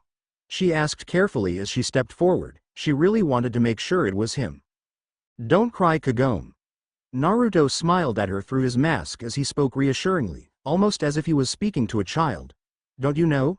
The hero always shows up late." She smiled. Only he could pull off a joke at a time like this. Naruto's eyes lost all mirth as he turned them onto the spider Hanyu's fearful ones. "Now then, I think you and I have a score to settle." "There ya go. Hope I made this fight scene believable. I have personally never seen either Sounga or Sesshomaru's Mido Zangetsuha in action, so if anyone can explain them thoroughly to me, then please do so. I get all my mental images from Wikipedia and small flashes I catch on YouTube AMVs. Anyway, read and review please. Battle of the Shikon PRT 3. Hi guys, I'm back, miss me? Well, here's the new chapter. Naruto stared at the spider Hanyu, his cool blue hues promising a very swift, yet very painful death to the spider demon. Naraku shook his head as he was still reeling from the shock. This is not possible. He suddenly felt an arm sling over his shoulders. He turned and saw Naruto leaning on him as he held up two fingers as if to clarify. Correction, not probable. Naraku snarled and swiped at the young Anbu with his blade, cutting off his head in one swift chop before the blonde vanished in a puff of smoke. "How are you still alive? You died, I know you did." He yelled in anger as he searched for the odd ninja. Death, the end of all vital functions or processes in an organism or cell. Naruto read from a dictionary he had somehow miraculously picked up from thin air before he snapped it shut and threw it at the Hanyu. Naraku shredded it to pieces as he snarled at the blonde. "Mo, and that was my last one too." Naruto whined theatrically at the sight of his torn dictionary. Naraku's fury spiked so much Naruto felt as if the temperature rose several notches as the yuki around both him and Soanga grew. The spider demon raised the evil blade in front of him and swung. Gokuryuha. The dragon twister streaked towards him, tearing up earth, rubble, trees and roots alike as it headed towards him. Naruto unsheathed his blue dragon sword and lazily placed it in front of him. When the attack finally reached him, it met with a solid, unshakable barrier. It splintered, spreading out behind him in a dazzling light show. Naruto looked around as the lights surrounded him. Pretty, he stated after a moment. Then, he griped his blade harder and cut the air in front of him, dispelling both the barrier and the Gokuryuha. Well, the first ability is easy enough, a barrier that cannot be broken. Let's see what else I can discover about these blades. He wondered as unsheathed his second red fox sword. Naraku snarled, his entire eye glowing absolutely red as his rage spiked tremendously. Sesshomaru, Taiyokai of the western lands and the strongest Mikos since the great Midoriko herself couldn't defeat him, he refused to admit defeat to this damn human. The fox sword pulsed in his hands as red chakra formed around it. However, the difference of his and Soanga's red aura was that Soanga's aura was a dark, and seemed to consume yet clash with everything that came into contact. Even Naraku's own aura, never blending, always separate, while the fox sword's red aura took the form of a flame, melding with Naruto's own chakra as it slowly crept up his arm, embracing his familiar presence. Naruto closed his eyes and suddenly felt a rush, as if he was moving at very high speed before images began flashing through his mind's eye. I see. He raised his fox blade, the chakra slowly growing outwards until it suddenly exploded in a great wave of red chakra. It looked as if a tornado of flames towered above him. The harsh winds making Kagome have to brace herself against a tree in order to keep herself steady. Naraku shielded his eyes, his anger rising as he was involuntarily pushed back. Even Sesshomaru looked as if he was struggling to hold his ground. Naruto stared at the spider demon with cold resolve before he cut the air in front of him. Kitsune Goka. Umi no Ho. He yelled as the red chakra that toured above him exploded forth, heading towards the spider Hanyu. Naraku snarled as he raised his own blade. Purple winds encircled him as he poured more power into the attack than what he had ever done before. Gokuryuha. He yelled with all his might as he slawed the air with the Soanga. Purple dragons flew from the blade and the surrounding winds, heading straight for the red wave of flame-like chakra that approached him. Suddenly, the red mass shifted its form to form several fox-like shapes in an imitation to the dragon heads. The two attacks clashed in a great explosion. Not even the tree Kagome had held herself against could hold against the great winds caused by the force of the blast. Both her and the unconscious Shippo would have been sent flying had it not been for a Taiyokai who found it in his BST interest to create distance between himself and these two attacks. The Miko was just on his way. Naruto watched the two attacks collide and felt a slender arm wrap around his shoulders as delicate fingers caressed his masked cheek. He felt a definite feminine chin rest on his right shoulder and felt the rumble in her chest as she laughed. Not bad for your first try. He glanced back at her fanged smirk. You truly don't have anything better to do, do you? She stepped back and put her hands in the air in an, I don't know, gesture. Eternity is a long time. Have to pass the time somehow. By the way, you might want to pay attention, she said, pointing back at Naraku's direction. The blonde turned in time to see his attack break through Naraku's and continue on its way. What, that's impossible. Naraku thought in absolute bafflement. He barely brought himself out of his stupor in time to form one of his barriers. But, to his immense surprise and terror, he felt the orb around him weaken, to be able to break through his barrier. As well as the Gokuryuha, that power was unimaginable. He placed Soanga in front of him, allowing it to take the last vestiges of the attack. Even so, he was severely shaken up. When the dust settled, he swallowed the lump of fear in his throat and glared at the blonde with all the hatred he could muster.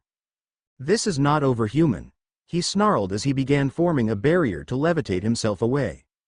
Naruto calmly connected his two blades and spun them once over his head. Leaving so soon? Please, have a taste of some spine-chilling terror before you go, he said mockingly before he swung the blade, sending the red blast streaking towards the spider Hanyu. Naraku placed Soanga in front of him and strengthened his barrier as he sped up his ascent. The barrier threatened to break again before he finally escaped the blonde's range. Naruto watched the Hanyu leave with his proverbial tail between his legs, the remainder of his broken army following shortly after. He sighed once before an ear-piercing squeal nearly busted his eardrums while simultaneously giving him a heart attack. He turned and barely managed to catch the bundle of energy known as Rin as she glomped him, nearly toppling him over in the process. NARUTOSAMARINSAWITHIGBO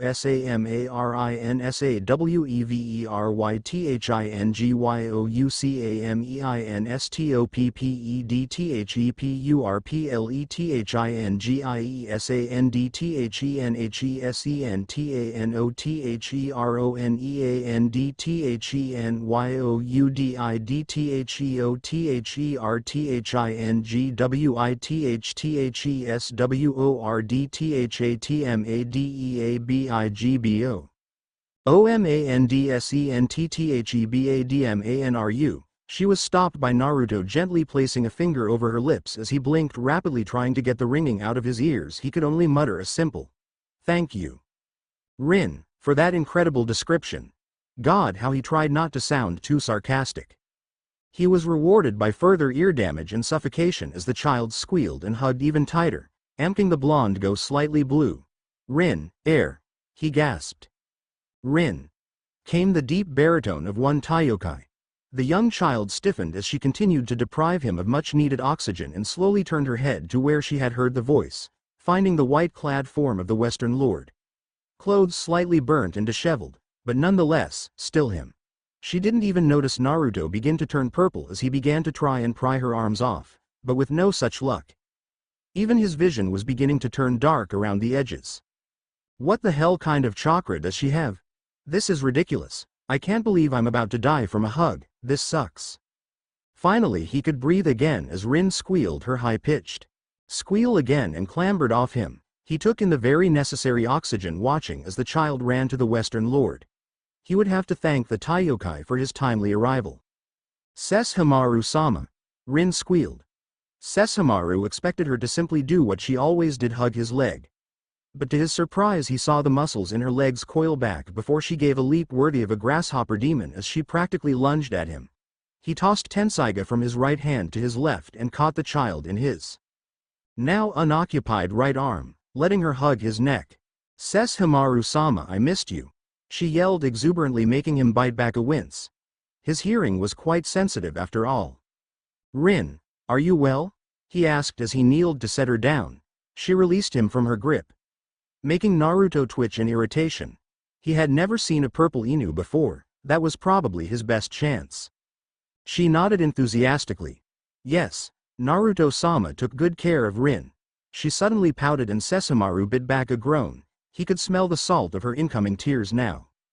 Why did Sesshomaru-sama leave Rin? He rolled the words along his tongue for a bit before he spoke. "I was, in a place where you could not go," he stated simply. Her pout suddenly turned into a smile. "Okay," she chirped. Sesshomaru raised an eye at the girl's rapidly changing moods. Naruto smiled at the interaction between the demon lord and young girl. He turned at the sound of footsteps and found Kagome walking over to him, tears falling from her eyes and trailing down her pale cheeks.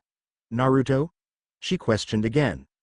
His familiar smile adorned his features as he separated and sheathed his swords as he walked over to her. "Hey Kagome, it's been a while," he said as he smiled before he let his eyes travel to the unconscious Kitsune in her arms. Kagome followed his gaze. Sadness replaced her joy at her reunion with her friend. "Shippo?" Naruto questioned. At Kagome's nod he placed a hand over the wounded Kitsune. "Don't worry, he'll be fine." She smiled and nodded optimistically. Kikyo grunted as she set Inuyasha down on the forest floor. She had heard distant rumbles and harsh gusts of wind hit her frame, nearly making her fall with their intensity, but she had made it a very good distance away. Finally settling him down, she began to look for a way to extract the poison from his system. As she was looking, she didn't notice the presence behind her until the person's voice reached her ears. "Oh, little Miko, that technique is all wrong." Kikyo turned and found a scarlet-haired fox demoness approaching. She reached for her bow when the Kitsune waved her hand, freezing her in place. Kikyo tried to move, but no matter how hard she tried, her limbs just wouldn't move. It was as if all her muscles had just seized up. Kyuubi walked over to the fallen Hanyu and smirked at his unseeing amber gaze. She placed an open palm in front of his mouth as Kikyo watched helplessly. Inuyasha began to convulse and shake violently as spasms racked his body. He opened his mouth and his eyes, and the miasma began to leak out, the purple cloud of burning poison forming a ball in the palm of her hand. She smirked as she stood, dispelling the cloud of poison. "Tell the Hanyu when he wakes up not to get killed again. Next time, I won't have to save him," she said before walking away. As soon as she was out of sight, Kikyo felt that she could move again. She began checking the Hanyu and sighed in relief when she found no tray of the poison in him. "Lady Kagome," came Miroku's voice as he ran towards them, Sango, Karara and Kagura following through the air. Each paused as they caught sight of the familiar masked figure. Naruto simply smiled and waved. "Hiya." Getting out of their stupor, the three made their way over. As soon as Sango was off, Karara transformed into her smaller self and bounded up Naruto's pants and onto his shoulder, mewing happily as she licked his cheek. Naruto laughed as he scratched under her chin. "Been a while there, Karara." He looked around and finally noticed something. "I don't hear cursing, thrashing, or sounds of near destruction, so, where's Inuyasha?" he questioned. At Kagome's gasp, he knew something was wrong. Kikyo stiffened as she heard footsteps. This time, not waiting to grab her bow, she gripped it and turned. Notching an arrow, she waited for the figures to come into view. Finally, Kagome, Miroku, Sango, and Kagura appeared, followed closely by Naruto and Karara, along with Rin and Sesshomaru, who had followed merely to see if this day marked his brother's death. Kagome knelt next to the fallen Hanyu and placed it into his forehead. "But, he was poisoned. How'd you manage to get it all out so quickly?" Kikyo shook her head. "I didn't do this. A fox demoness came and extracted the poison from him." It was lost to all but Sesshomaru, but the only blonde of the group had suddenly tensed and was now trying to discreetly get a bit further away from the group. Sesshomaru sniffed the air and noticed that the ninja had the female kitsune's scent all over him. This immediately caught the group's attention. Sango narrowed her eyes. Did she have long red hair, black armor and red eyes?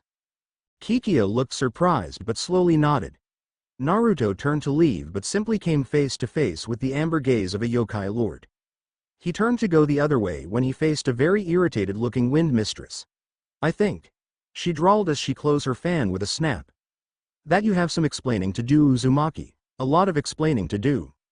Naruto laughed somewhat nervously. "What makes you think I know anything?" She walked forward, stuck a hand in his top pocket and pulled out a note. "This smells a lot like that demoness," she explained before she opened the note and read. "No matter what he says, he knows everything. Feel free to beat the answers out of him," she read out loud. Naruto blinked. "When did she?" "When she put an arm around me during the battle, that bitch." Meanwhile, in a nearby tree, a certain woman chuckled at his predicament. Well, here ya go. Next chapter is when Naruto reveals everything to the Inu group. Secrets revealed. Here I am.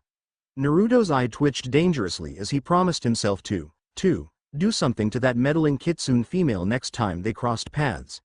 He wasn't sure exactly what he could do, but damn it, he would figure something out. Ahem. The sound of Kagura clearing her throat to catch his attention brought him out of his musings of revenge. At everyone's glares that clearly said, "You had better start talking." He sighed. He supposed it had to happen eventually. He had hoped against hope that they wouldn't bring it up, but even without Kyuubi he knew he had to face the Piper since Gamakichi had practically yelled it out to the world. Speaking of which, the Toad was probably pissed right now because he forgot to summon him so they could talk. Ah well, he'd summon him soon, he couldn't be that pissed. Meanwhile, in the summon realm, a giant orange toad was currently playing darts. His target was the picture of a fox head, and every time he threw a dart he would always mutter something along the lines of, "I'll fucking kill him." The blonde sighed and held up his hands in a placating gesture. Fine, I'll talk," he said. He then pointed to Inuyasha, "But only after he wakes up. This isn't a story I'm repeating twice." The group nodded their consent. Sesshomaru looked like he was about to say something, but Naruto cut him off. "And I would like to have a word with you in private, Sesshomaru-sama." The Taiyokai paused before he slowly nodded at the blonde ninja.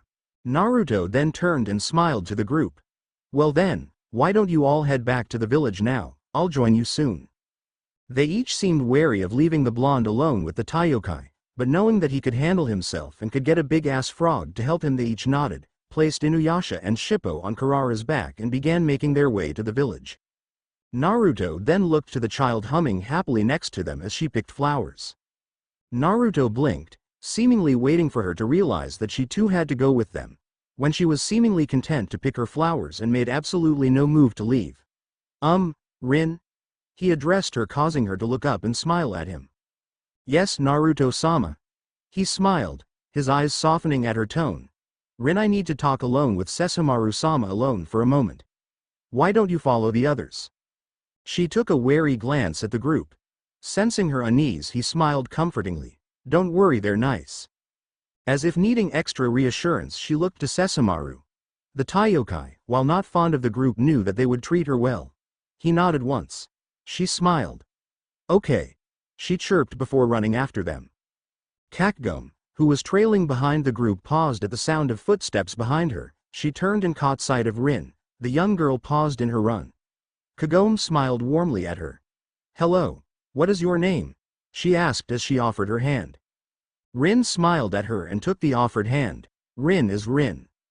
Rin, huh? That's a nice name. Naruto watched the group leave before he turned back to Sesshomaru. The Taiokai wore an expression of blankness. How surprising. He cleared his throat before spoke. Lord Sesshomaru, I could beat around the bush all day with boring drabble, but I want for two reasons. The first is that I don't want to, and the second is that you'll probably get sick and tired of the pointless drabble and either demand for me to get to the point or lob my head off, which I prefer to have firmly on my shoulders, thank you. Your point? Sesshomaru interrupted, as he indeed did get tired of the humans babbling quite quickly. Naruto smirked. Simple. I would like to propose an alliance of sorts, at least until we defeat Naraku.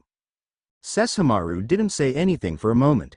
It appears human, that those blades of yours give you more than enough strength to defeat Naraku, even with Sounga at his side, he said with just a hint of anger seeping into his voice. The fact that this human was stronger than him was definitely an irritating notion. Naruto nodded. True, but still, Naraku will no doubt try something when we meet again, Inuyasha. Well, can't really think straight in a situation where he or his allies are cornered. You on the other hand, can. Naruto said as he stroked the dog demon's ego. Probably the best way to get him to agree. Flattery will get you nowhere, human. Sesshomaru said, shooting down that thought before it could even take flight. Naruto's shoulders sagged as he put on a disappointed expression. And I was sure that would work. He then looked at Sesshomaru square in the eye. Still, it's basically the same deal. Naraku's demise would be much easier if you were there, and probably a lot quicker.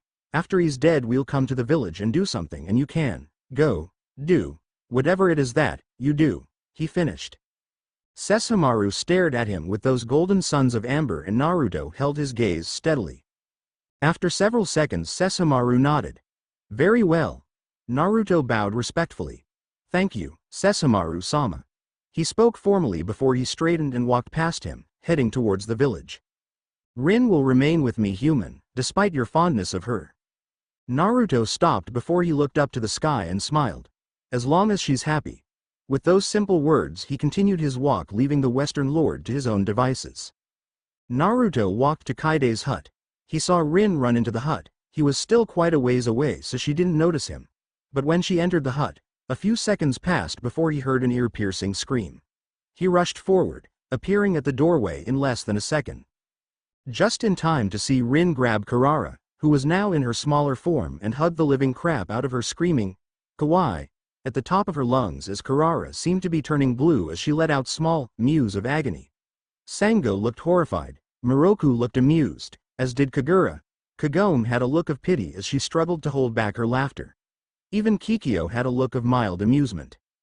Naruto blinked a few times before he let a slow chuckle escape his lips. He laughed again, and again. It grew louder, the rich deep baritone growing until it was loud guffaws of laughter as he wiped a stray tear. When he looked back at the group, many of them were looking at him with somewhat astonished eyes. What? He questioned. Kagome snapped out of her trance as she spoke. Well, that's the first time we've heard you laugh like that. It's nice. Naruto stopped, Realizing that it had been quite a while since he had laughed like that, he smiled. It feels nice too. So Naruto, Kagome said, eyeing the blades on his back, what have you been up to? Naraku flew through the air within the safety of his barrier. His rage was so great he was practically frothing at the mouth. His anger was palpable as Soanga pulsed in his hand. He continued to fly until a great claw of red chakra appeared from out of nowhere and shattered his barrier like nothing, sending him careening down to the forest floor. He crashed. A great dust cloud was picked up from the impact. He recovered from his daze just as he felt something slam into his arm, pinning him down. He looked up into the red eyes of the fox demoness that had brought him the sword in the first place. He tried to call on Soanga's power, but the blade was strangely silent, unresponsive in the presence of this female. Now, he heard her growl. You're going to be a good little spider, Han, and you'll do exactly as I say. He snarled and was about to attack when he saw a bundle in her arms. His blood went cold as she unfurled the silk blanket, revealing the baby to be none other than his heart. Kyuubi's smile was positively evil as she finished her previous sentence. Right, parasite? It was hours later that Inuyasha groaned as he awoke from his slumber. The sound of numerous voices reached his ears. They seemed close. Oh my head. The Hanyu growled. Awake, I see. That voice. He slowly opened his eyes and let them fall to the masked blonde sitting next to him, who was currently poking he fire. It took the dog-eared Hanyu a moment to catch up with who was currently sitting next to him. When it finally did, he shot to his feet and pointed at him dramatically. What the hell are you doing here? Naruto blinked at the Hanyu before looking back to the fire, then back at him. I appear to be making tea. He replied simply as he gestured to the kettle hanging peacefully over the fire. Inuyasha looked to the kettle, then to Naruto. He was about to grab the ninja by the throat and shake him till he either explained all the weird shit about himself or until his brains fell out of his skull. Either would prove satisfying. Just as he was about to follow through with his brilliant course of action, two voices reached his ears that made his blood run cold and his heart skip several beats. Inuyasha. The Hanyu slowly turned and found Kikyo and Kagome in the same room, looking at him. Oh, shit. The tension, which had been in the room from the very beginning, seemed to thicken. Kagome and Kikyo had basically ignored each other throughout the entire day. They had each spoken to someone, of course, but never each other. Now, however, this encounter had just hit a very troublesome snag. Namely, Inuyasha. Before the awkward, tense silence could go on, Sesshomaru, having heard Inuyasha's yell from the forest, parted the sackcloth door and entered, clearly sending a message to the blonde, which clearly read, I am sick and tired of waiting, human, start talking. Sesshomaru-sama. Rin yelled out delightedly as she ran up to him and hugged his leg before she held up Kurara for him to look, probably giving the poor feline heart failure as the Taiyokai turned his eyes onto her. Look how pretty. Kurara could only let out a small mew as Sesshomaru continued to stare. His response was enough for Rin as she happily returned to her place between Kagome and Naruto. Oh, keep petting Kurara. Sesshomaru then turned his gaze onto Naruto. The blonde sighed. Inuyasha, sit down. The Hanyu looked like he wanted to say something about Sesshomaru's presence, but for once, realized that now was the time to hold his tongue and so, complied with the command. Naruto sighed and rubbed his head. All right, I don't know where to begin, so I'll let you guys ask whatever you want and I'll answer. The first question came from Sesshomaru. Who is the fox demoness and what is your connection to her? Well, I call her Kyuubi. If that's her real name or just her title, I don't know. Inuyasha heard Sesshomaru's sharp intake of breath. It was too quiet for human ears but not for him, and realized that if Sesshomaru of all people had any form of reaction to this Kyuubi chick, it must have been a pretty big deal. As for my connection to her, I was her jailer. Sesshomaru's eyes narrowed. Oh, he recognized that name all right. The greatest of the great beasts of myth. The most powerful being ever to walk the face of the earth. So much so that she was called the first living natural disaster. This human claimed to have been able to hold her back. The very thought was ludicrous.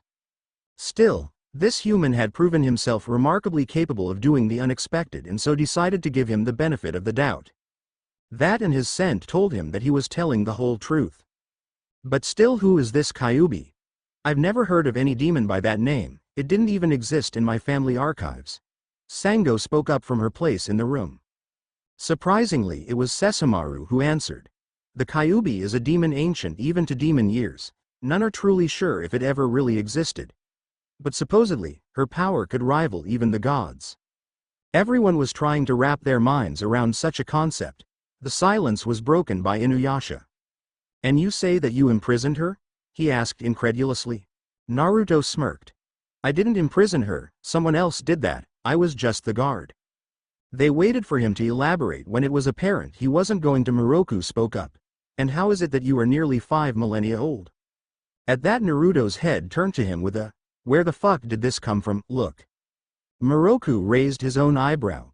When you fought Naraku with that big frog, he said it had been 4,500 years since you've spoken.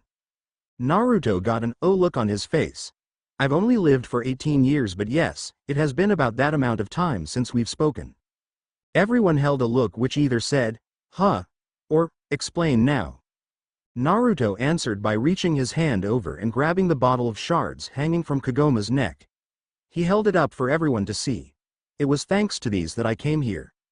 He tossed the shards back to her as Kikyo asked her question. How so? The Shikon jewel is only 6 to 8 centuries old, not nearly as old as the time you claim to come from. He sighed and leaned back against the wall. You remember that I told you that I was the Kyuubi's jailer. At their nods he continued. Well, she was released, and when that happened, the demons in the Shikon jewel reacted to it, and were drawn to her like a moth to the flame. I found the jewel, and was then asked to come here. Why? Kagome asked. He looked to her. I was sent to help you and Kikyo. Help me and Kikyo? Kagome repeated confused. Naruto nodded. It was Midoriko. She was worried that the conflict within the two of you caused by Mr. Indecision here. He ignored the Hanyu's indignant, but guilty grunt. Would cause you to make a selfish wish on the jewel. So I was sent to help you two face your demons and to help kill Naraku. There was silence after that. Again it was Sesshomaru who broke it. Why did you release the Kyuubi? Naruto turned to face him. What do you mean? You stated that the Nine Tails was your prisoner. What caused you to release her? Naruto closed his eyes as another voice spoke up for him. He died. The entire group looked to the doorway, believing that the person had spoken from outside the hut. As they each looked outside, the voice spoke again, this time coming from inside the hut. They each turned and found Kyuubi, sitting behind Naruto, whose right eye was again twitching dangerously. She had her arms wrapped around him in a hug, with both legs wrapped around his waist as she stroked his masked cheek with the back of her hand. Isn't that right, Naru-chan? If she wasn't an omnipotent kitsune that could wipe out half the island with a single swipe of her tails, he would have seriously considered doing some bodily harm to the kitsune. Almost as if sensing his thoughts, she smirked. Ah, are you angry about the little note? What are you doing here? He asked quickly, getting tired of her antics. She smirked. My, can't even let a beautiful demon have her fun. Well, since you're so eager. Slipped a hand in his back pouch, letting it linger there for just a little while longer than necessary, and took a kunai. She threw the knife to the wall, attaching a piece of paper to it, letting the knife stab itself into the wall, displaying a map of central Japan. A big red X stood out. That's where Naraku will be heading next. I suggest you get moving soon. It should take you about a day or two at the most. Hello, pretty lady. Rin ran over to the Kyuubi, immediately recognizing her as she plopped down next to her. Kyuubi smiled and ruffled her hair. Well, hello there, Rin. So good to see you again. Has Naruto taught you anything new? She nodded enthusiastically. Kyuubi nodded and caught the anger and worry in Sesshomaru's scent, repressed as it was. The others, now knowing of her true identity, were wary of her, as they should be. She then noticed the unconscious fox demon, nestled near the fire, bandages wrapped around his midsection. Ah, she said, appraising Ly as she let some of her chakra seep from her claws. It floated down towards the unconscious kitling. Kagome moved to step forward and grabbed Shippo when her whole body was paralyzed on the spot. Don't worry, girl. The kitsune spoke simply as her chakra reached the kitling. Shippo glowed for a brief moment before it faded. Finally the paralysis wore off. Kagome moved forward and checked the young fox, noticing that his wound was completely healed. What are you up to? Naruto cut in, knowing that she was setting them up for her games again. She ran her claws down his jawline and down to his neck as she rested her head on his shoulder. You just need to trust me a little while longer, Naruto, just a while longer. That said, she vanished in a swirl of red chakra. He sighed and stood. Are there any other questions? As they each held their silence, he spoke. Good, you're all taking this rather well. Yeah, well, there are few things I won't believe at this point, Kagome muttered to herself. Naruto nodded in understanding. Good, but the night's not over yet, Inuyasha, Kagome, Kikyo, I think it's time we had a little talk. Hey, who the hell said you could order me around? Inuyasha barked. He grabbed the Hanyu by the ear roughly and even used a little chakra in his grip. I said so, because this is a conversation the three of you should have had long ago. Everyone watched the three leave. Moroku, Sango and even Kagura to a degree were dreading this more and more with each passing second. Sesshomaru watched his brother, the two Mikos and the strange human leave before he turned back to Rin. Rin. The little child scurried up to him. Yes, Sesshomaru-sama? The human, Naruto, he tutored you in his techniques? He asked curiously. She nodded happily and placed Kurara on her head, who sagged with relief at the return of oxygen. The little girl formed her hand seals happily as everyone watched in curiosity. Poof poof poof, everyone watched in mild amazement as three identical clones stood next to her, minus Kurara perched on their heads. Sesshomaru looked at both clones and passed his hand through one, dispelling it. His clones are solid, hers are not. Still, this is impressive for one her age. If he could continue tutoring her, then she could defend herself. While Sesshomaru was confident in his ability to protect her, it never hurt to be safe. It was something to mull over for the future. LOORRRRDDDDDD. Sesh hoem mmmarruuuuuuuu. Sesshomaru refrained from groaning and slapping his head in annoyance. Why did he keep the kappa around again? Shikon-sama, came Rin's enthusiastic yell, as both her and her clones turned and rushed the kappa yokai. Shikon screeched to a halt, his face growing pale, turning it from a sickly dark green to a light lime green as he saw not one, not two but three little balls of evil coming towards him. He fainted dead on the spot. Rin stopped and looked down at Shikon's still form. Shikon-sama? She questioned as she took out a stick and began poking him. Naruto released Inuyasha's ear once they were a good distance away from the village.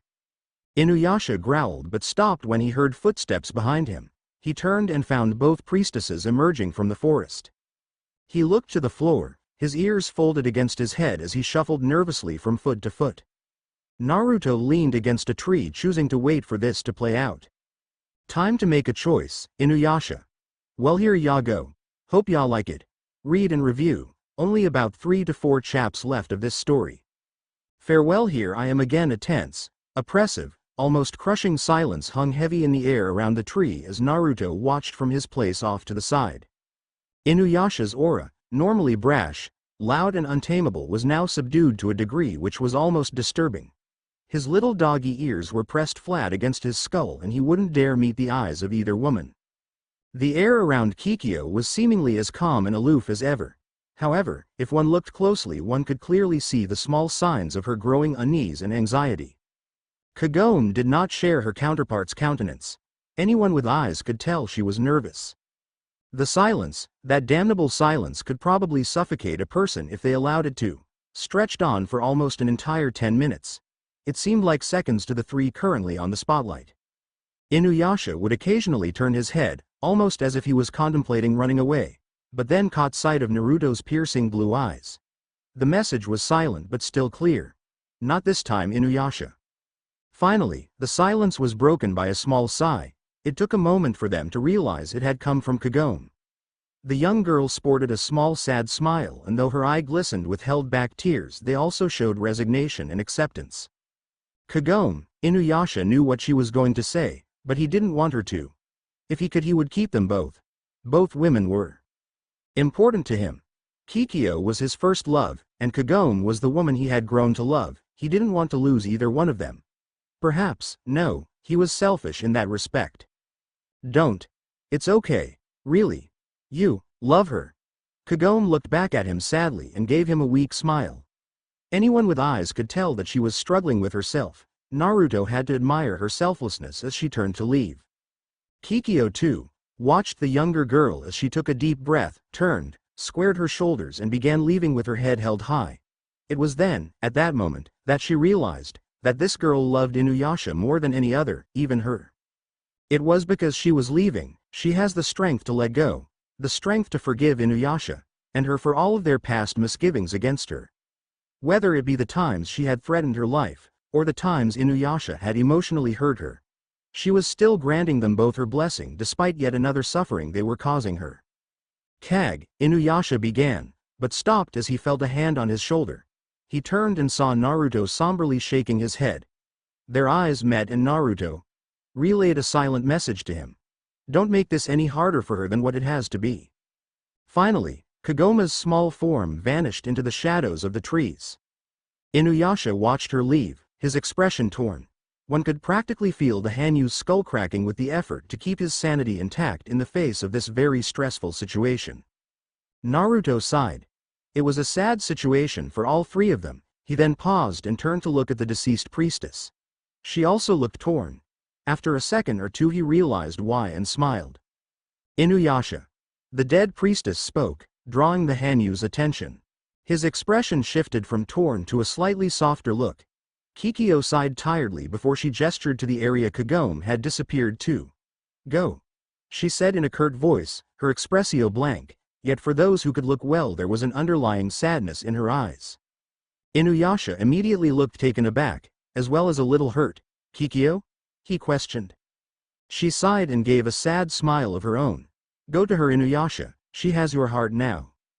But no, she interrupted him. You do love me, but not in that way, not anymore, she spoke in a calm tone, though Naruto noticed that there was a slight waver in her voice. Kikyo, Inuyasha began again but was silenced as she stepped forward. She stood in front of him. She gently raised a hand and placed it above his chest. Inuyasha, our love was a short one brought to an abrupt end, but that is the key in that analogy, our love ended that day. He moved to protect but again she cut him off. Naruto smiled somewhat at that. Indeed, things always went much more smoothly when Inuyasha would just shut up and listen to the truth. Kikyo took a deep breath.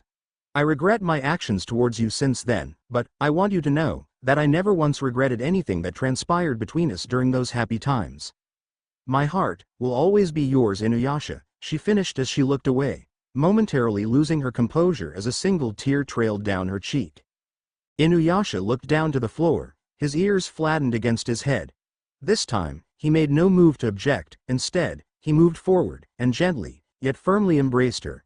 Kikyo, he whispered. As a tear trails down his own cheek, he knew that this wasn't just her letting him pursue Kagome. This was a goodbye. Once he left, so would she. Finally, after almost a minute they broke the hug. Inuyasha slowly stepped back, and in a single leap, bounded up to the treetops after Kagome. All was silent in the clearing for a while before Naruto spoke. That was quite brave of you, Kikyo. She took a deep breath as she nodded slowly. They deserve each other. She can make him happy, even more than what I ever could. Naruto nodded before he walked forward, so that he was in front of her, his left shoulder in front of her chin. For what it's worth, it was an honor to have met you, Kikyo. She nodded and turned to look at his eyes. The honor was mine. Uzumaki Naruto. The sound of metal piercing flesh practically echoed through the clearing. Kikyo gasped in pain as she clutched her new injury made by the kunai blade in his hand. Her flesh was turning to ash as the souls contained in her clay body began leaving. This time, she did nothing to stop them.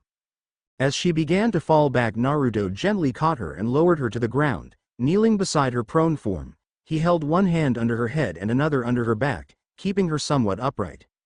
She looked up into his eyes as her breathing became more and more shallow, her body weakening by the second as the souls left her. She looked up to his gentle gaze, finding some comfort in them. Thank you, she whispered tiredly. You helped me overcome my own demons. Shish, he said, closing his eyes. You don't have to thank me, I did what any other would do. She shook her head as her eyes glazed over. I never realized it before, but death is so peaceful. She whispered the last part as her head fell to the side shortly before it slowly dissolved into ash. the last of the souls finally leaving to their final resting place as the ash slipped through his fingers to be carried by the wind. He sighed, before he wiped his eyes and stood. He looked to where Inuyasha had left and smiled somberly. This ending was somewhat bittersweet, but he supposed it was for the best. He was about to leave and head back when he remembered something. He promptly pivoted on his heel and left in the other direction. It was almost an hour later that Naruto came across a cliff face. He didn't even pause in his gait as he leapt over it, plummeting down to certain doom.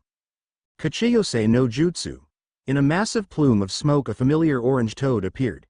It had a pipe and was currently reading a massive scroll. Gamakichi snapped his head up looking around before its eyes settled on Naruto, who had leapt down from his place on his head and was now standing at the edge of the cliff looking at him with his eyes crinkling up into a smile. Gamakichi stared at the blonde for a good 20 seconds before he calmly rolled up the scroll, placed it down on the ground, then put out his pipe and placed that next to the scroll. Then he took a deep calming breath as he extended his massive tongue and wrapped it around a confused-looking Naruto and lifted him up so he was at eye level with the toad. Then Gamakichi proceeded to do two things. The first was shake Naruto as wildly as he could and the second was yell at the top of his powerful lungs. "You fucking asshole! It's been 2 months. 2 whole fucking months since you last summoned me, you dumb bastard. Who the fuck do you think you are? The entire summoning realm is in an uproar now that rumors of another summoner still being alive. Do you have any idea how much paperwork I've had to deal with? 6,856,298 papers? 6,856,298 papers, he practically screeched, waving his arms about wildly to emphasize his point. Why the fuck should I have to put up with this bullshit? Huh?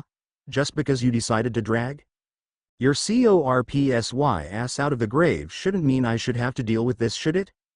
Naruto weakly raised a single finger to answer him amidst the yelling and shaking. Well, but was immediately cut off by Gamakichi's enraged yell. Shut up. Don't you dare interrupt me when I'm ranting at you. Think I'm ranting to hear myself rant? Silence. Answer me. Naruto spoke this time as Gamakichi appeared to finally be finished. His argument to such anger and annoyance was a simple "I'm sorry." He wasn't even sure. Gamakichi sighed before he set the blonde down. Naruto sat down so as to fight off the dizziness. Gamakichi too sat down, now being at eye level with Naruto. Start explaining now. Naruto sighed. Well, it all started when I met this woman called Midoriko. And so now, I find myself here, informing you why I'm here. Naruto finished his tale. Gamakichi nodded as he smoked from his pipe. I see, it appears you are still Konoha's most surprising ninja bro? Naruto smiled sadly. As of now, I'm Konoha's only ninja. Gamakichi, realizing his mistake, quickly changed the subject. So, Kyuubi gave you those swords, Naruto nodded and fingered the 2 blades on his back. What did you name them? The Toad Boss questioned. Naruto's reply was a simple raising of his eyebrow. Name? Of course. Kichi said, incredulous. Every demonic blade is unique, and so must be granted a unique name. It's tradition. Naruto looked pensive for a moment before he unsheathed the 2 blades and looked at them.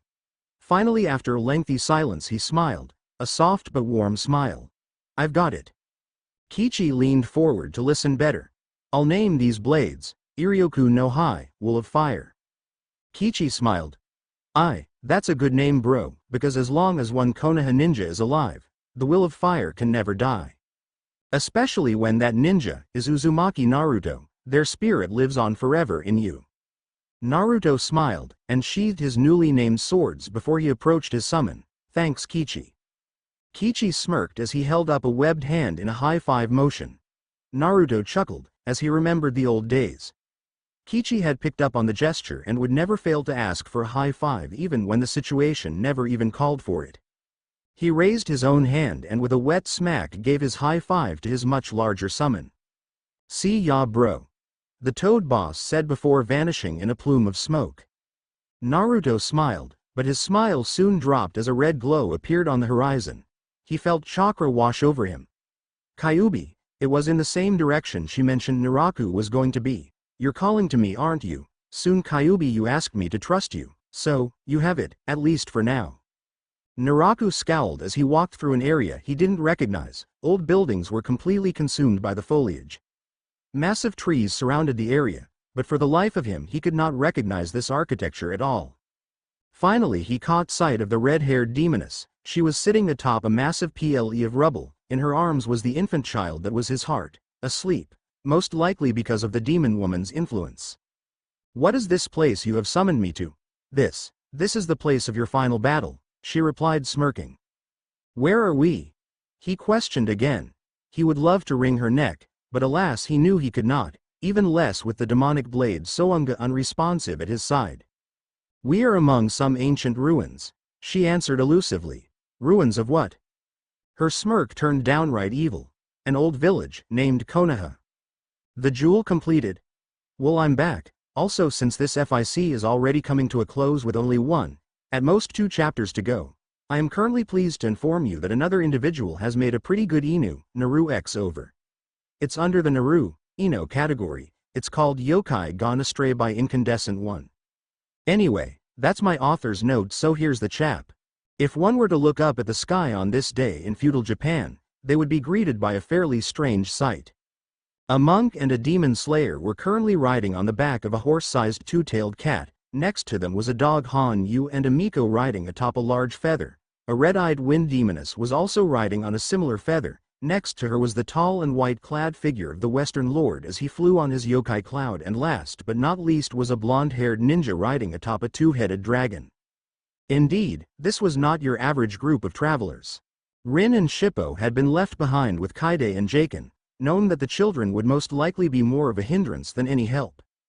Naruto had left Rin with another small scroll on the henge technique to help the poor old woman and ugly green imp keep her occupied, while Sesshomaru had instructed Jaken to help the kitsune transform back to his original self. Why the Taiyokai did it may have been out of pity. After all, who wouldn't pity Shippo after the affectionate, borderline homicidal greeting little Rin had give the cute ball of fluffiness that he now was? Naruto was certain his spine would most likely not have a quick recovery. He smirked at that. Poor Shippo. He let his eyes travel to Inuyasha and Kagome.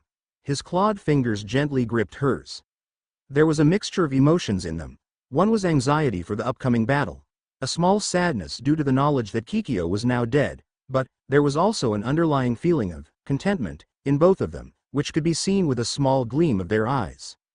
The group was currently traveling towards the destination Kyuubi had pointed them towards. Sesshomaru and Inuyasha were both somewhat skeptical, but seeing as it is the best lead that they had, the two followed with minimal fuss. The group were fast approaching a jagged cliff face. Just beyond that was the alleged location of Naraku's final hiding place, and hopefully his final resting place as well. When they were close to the mountainside, they rose straight up, Karara and Un's claws digging into the hard, jagged rock face as they stopped their forward momentum and then ran along the wall, keeping pace with the rest of the group. Finally, the group of 9 reached the top of the cliffs, only to see an awe-inspiring, yet equally grim sight, one which also caused Naruto's eyes to widen in something akin to horror.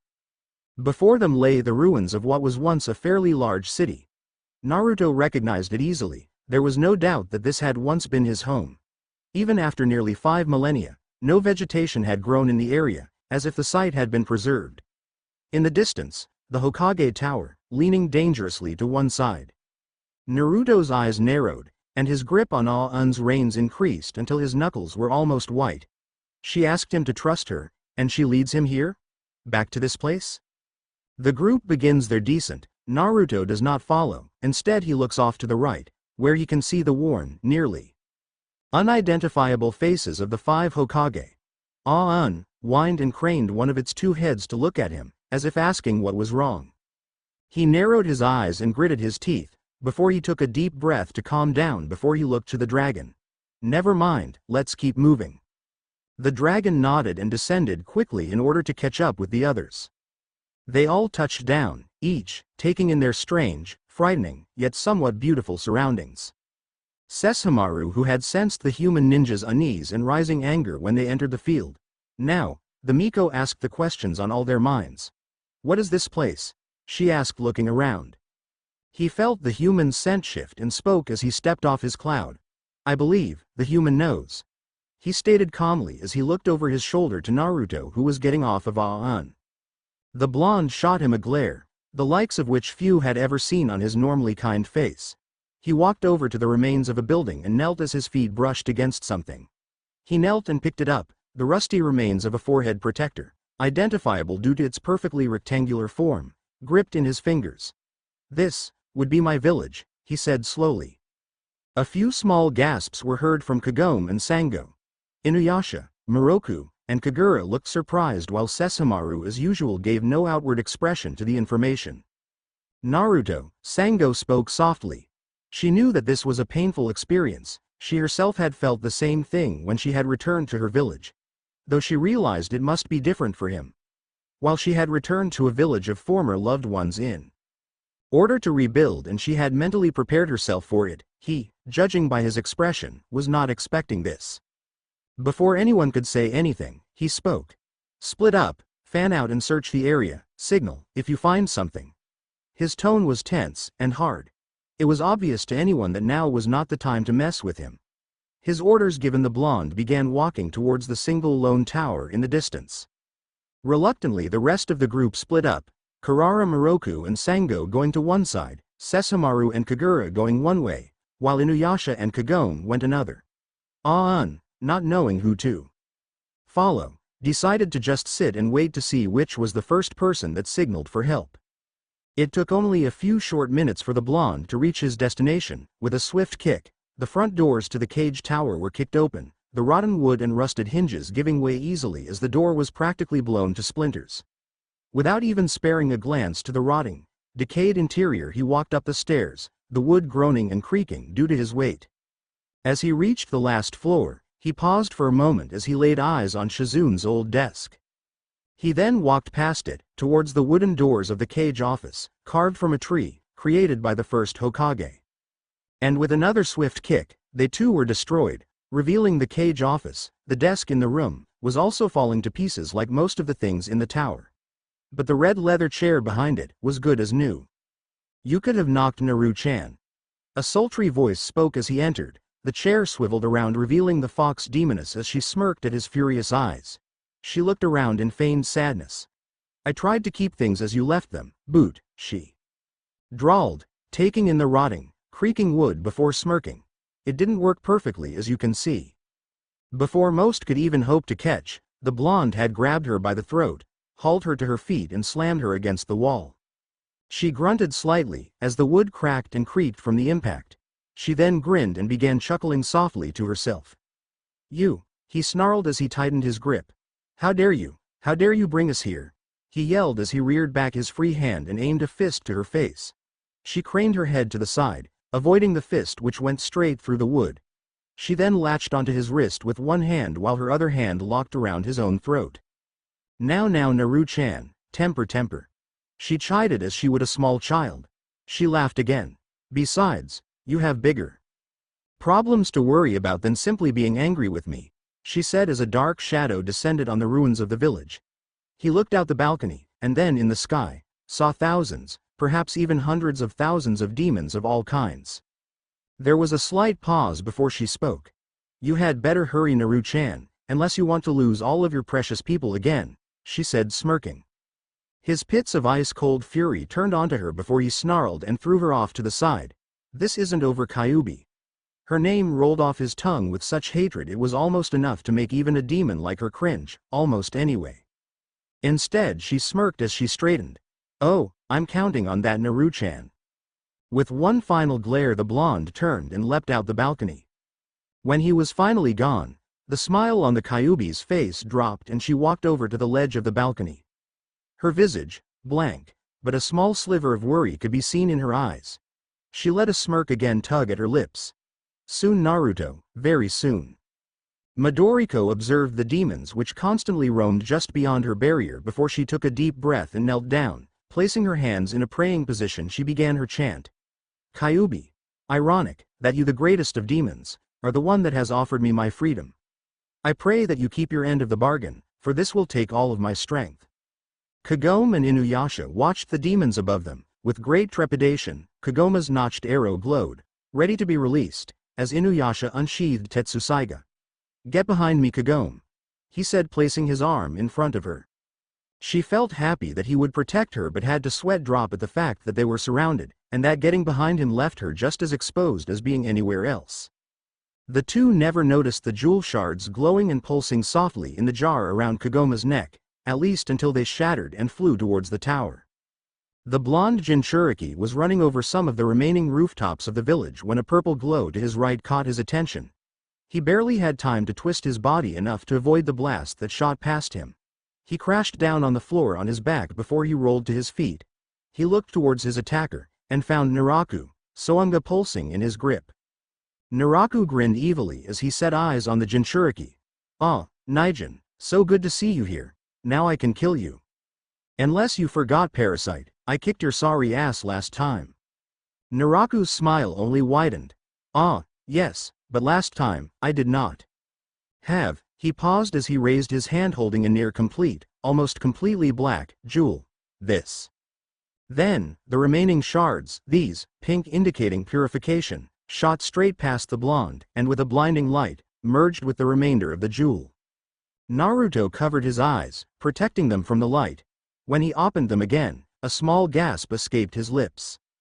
In Naraku's hand was the very complete, and very tainted jewel of 4 souls. Naruto moved to take the jewel away, but with a deafening roar Naraku slammed the jewel into his chest. Naruto crossed his arms to shield himself from the fierce shockwave. He leapt back to avoid the poisonous Yuki. With grim, yet determined eyes he unsheathed his 2 blades. With a resounding snap, the 2 blades were joined and the blonde took up his stance, as the demons circling above the ruined village descended. As the blonde watched the light die down, the blonde promised himself one single thing: not again. Well, I'm not really satisfied with this chapter, but hey, this is just basically a prelude to the next chapter, so I kinda rushed it. Next chap will most likely be mildly long, or at least longer than my normal chaps. To those of you begging for a Bleach crossover, good news, I might do one. I finally found a site that I didn't have to join to get Bleach mangas, so I started reading. If I like the series, and it has a plot that I can work with, then I'll think of something. Anyway, read and review. So far, no one has been able to guess what Kyuubi's planning. A new beginning here I am again. Now this will hopefully be the final chapter unless I decide to be cruel and leave you all with a cliffhanger. Here ya go. Naruto's chakra fared wildly, as red chakra pulsed from the blade in his grip. He spun the staff blade once over his head before he swung it in a wide arc in front of him. The red blast of power was blinding as it tore everything apart in its path toward the spider Hanyu. To Naruto's slight surprise, Naraku simply raised Soanga and with minimal effort erected a barrier that stopped the attack dead in its tracks. Now that the dust cleared, he could see Naraku for what he truly was. The spider demon's features had changed. His mandible had turned into a similar one as a spider's, but when he closed it his features appeared very normal, if only for a single line that went from his bottom lip down to his chin. Think of the vampires in Blade 2. His eyes were completely red along with 8 horns sticking out of his head, forming something akin to a crown, which framed his black hair almost perfectly. 4 bony protrusions extended from his back, showing his spider demon blood to the world. As soon as the attack died down, Naraku swung his own blade at the blonde ninja with a loud cry of Gokuryuha. The yoki around Soanga surged before the ground before the spider demon seemed to explode as purple dragons rose up and headed for the blonde Jinchuriki. Naruto raised his own blade, forming a blue barrier around him. The attack hit and broke like water on rock as it moved past him and destroyed the earth behind him, leaving 2 jagged trenches to either side of him. As the attack died down, Naruto shot forward, his sword flashing as he swung. The clash of metal against metal was loud in his ears as their blades met. He spun around, moving to slash at Naraku's feet with the other end of his staff blade, but was met instead by one of the bony legs that came from his back. Naruto's eyes narrowed. Those things were harder than steel. He sidestepped as the other 3 legs moved to impale him, instead crashing to the floor. He appeared at the spider's side. He moved to impale him, but Naraku managed to move Soanga in time to block the attack.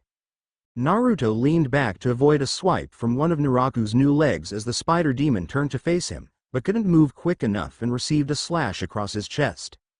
Naraku chuckled but stopped as he noticed a bright glow coming from the Jinchuriki's free hand. Rasengan! Naruto yelled, slamming the ball of chakra into the spider demon's chest, sending him flying back, crashing into one of the ruined buildings.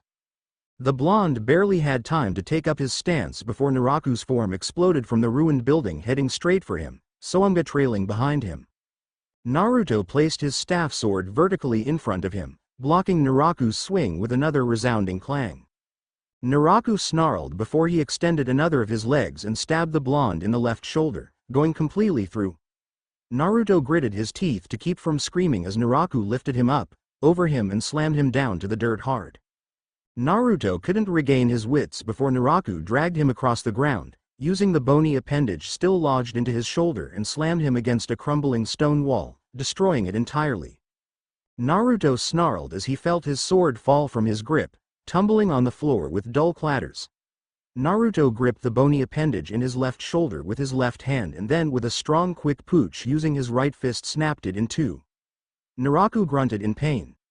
Naruto rolled with his current momentum, got to his feet and lunged at the parasite. Naraku, caught off guard by the blonde's fast recovery, couldn't react before Naruto appeared, kneeling down in front of him, pulled out the broken appendage from his shoulder with a savage jerk, and stabbed it right through Naraku's left kneecap. Naraku screamed and would have collapsed had it not been for his new legs, two of which he used to hold himself upright. Naraku raised Soanga and brought it down, the purple, malevolent energy cackling wildly before a blast went off in Naruto's face point-blank range. Naraku grinned, certain of his victory, when a flash of red broke through the purple stream of energy. He couldn't pull back before red overtook purple, exploding in a shower of yuki and chakra, destroying most of his body, only his right arm holding Soanga, half of his left arm, and 2 out of 4 of the bony legs on his back remained. He snarled as he was thrown back. As the dust cleared, it revealed Naruto holding Iroku no Hai in front of him. The blonde barely had time to bring the weapon to himself, using a modified replacement technique, replacing the sword with a stone at his side. Naruto stood slowly, wincing at the pain in his rapidly healing shoulder.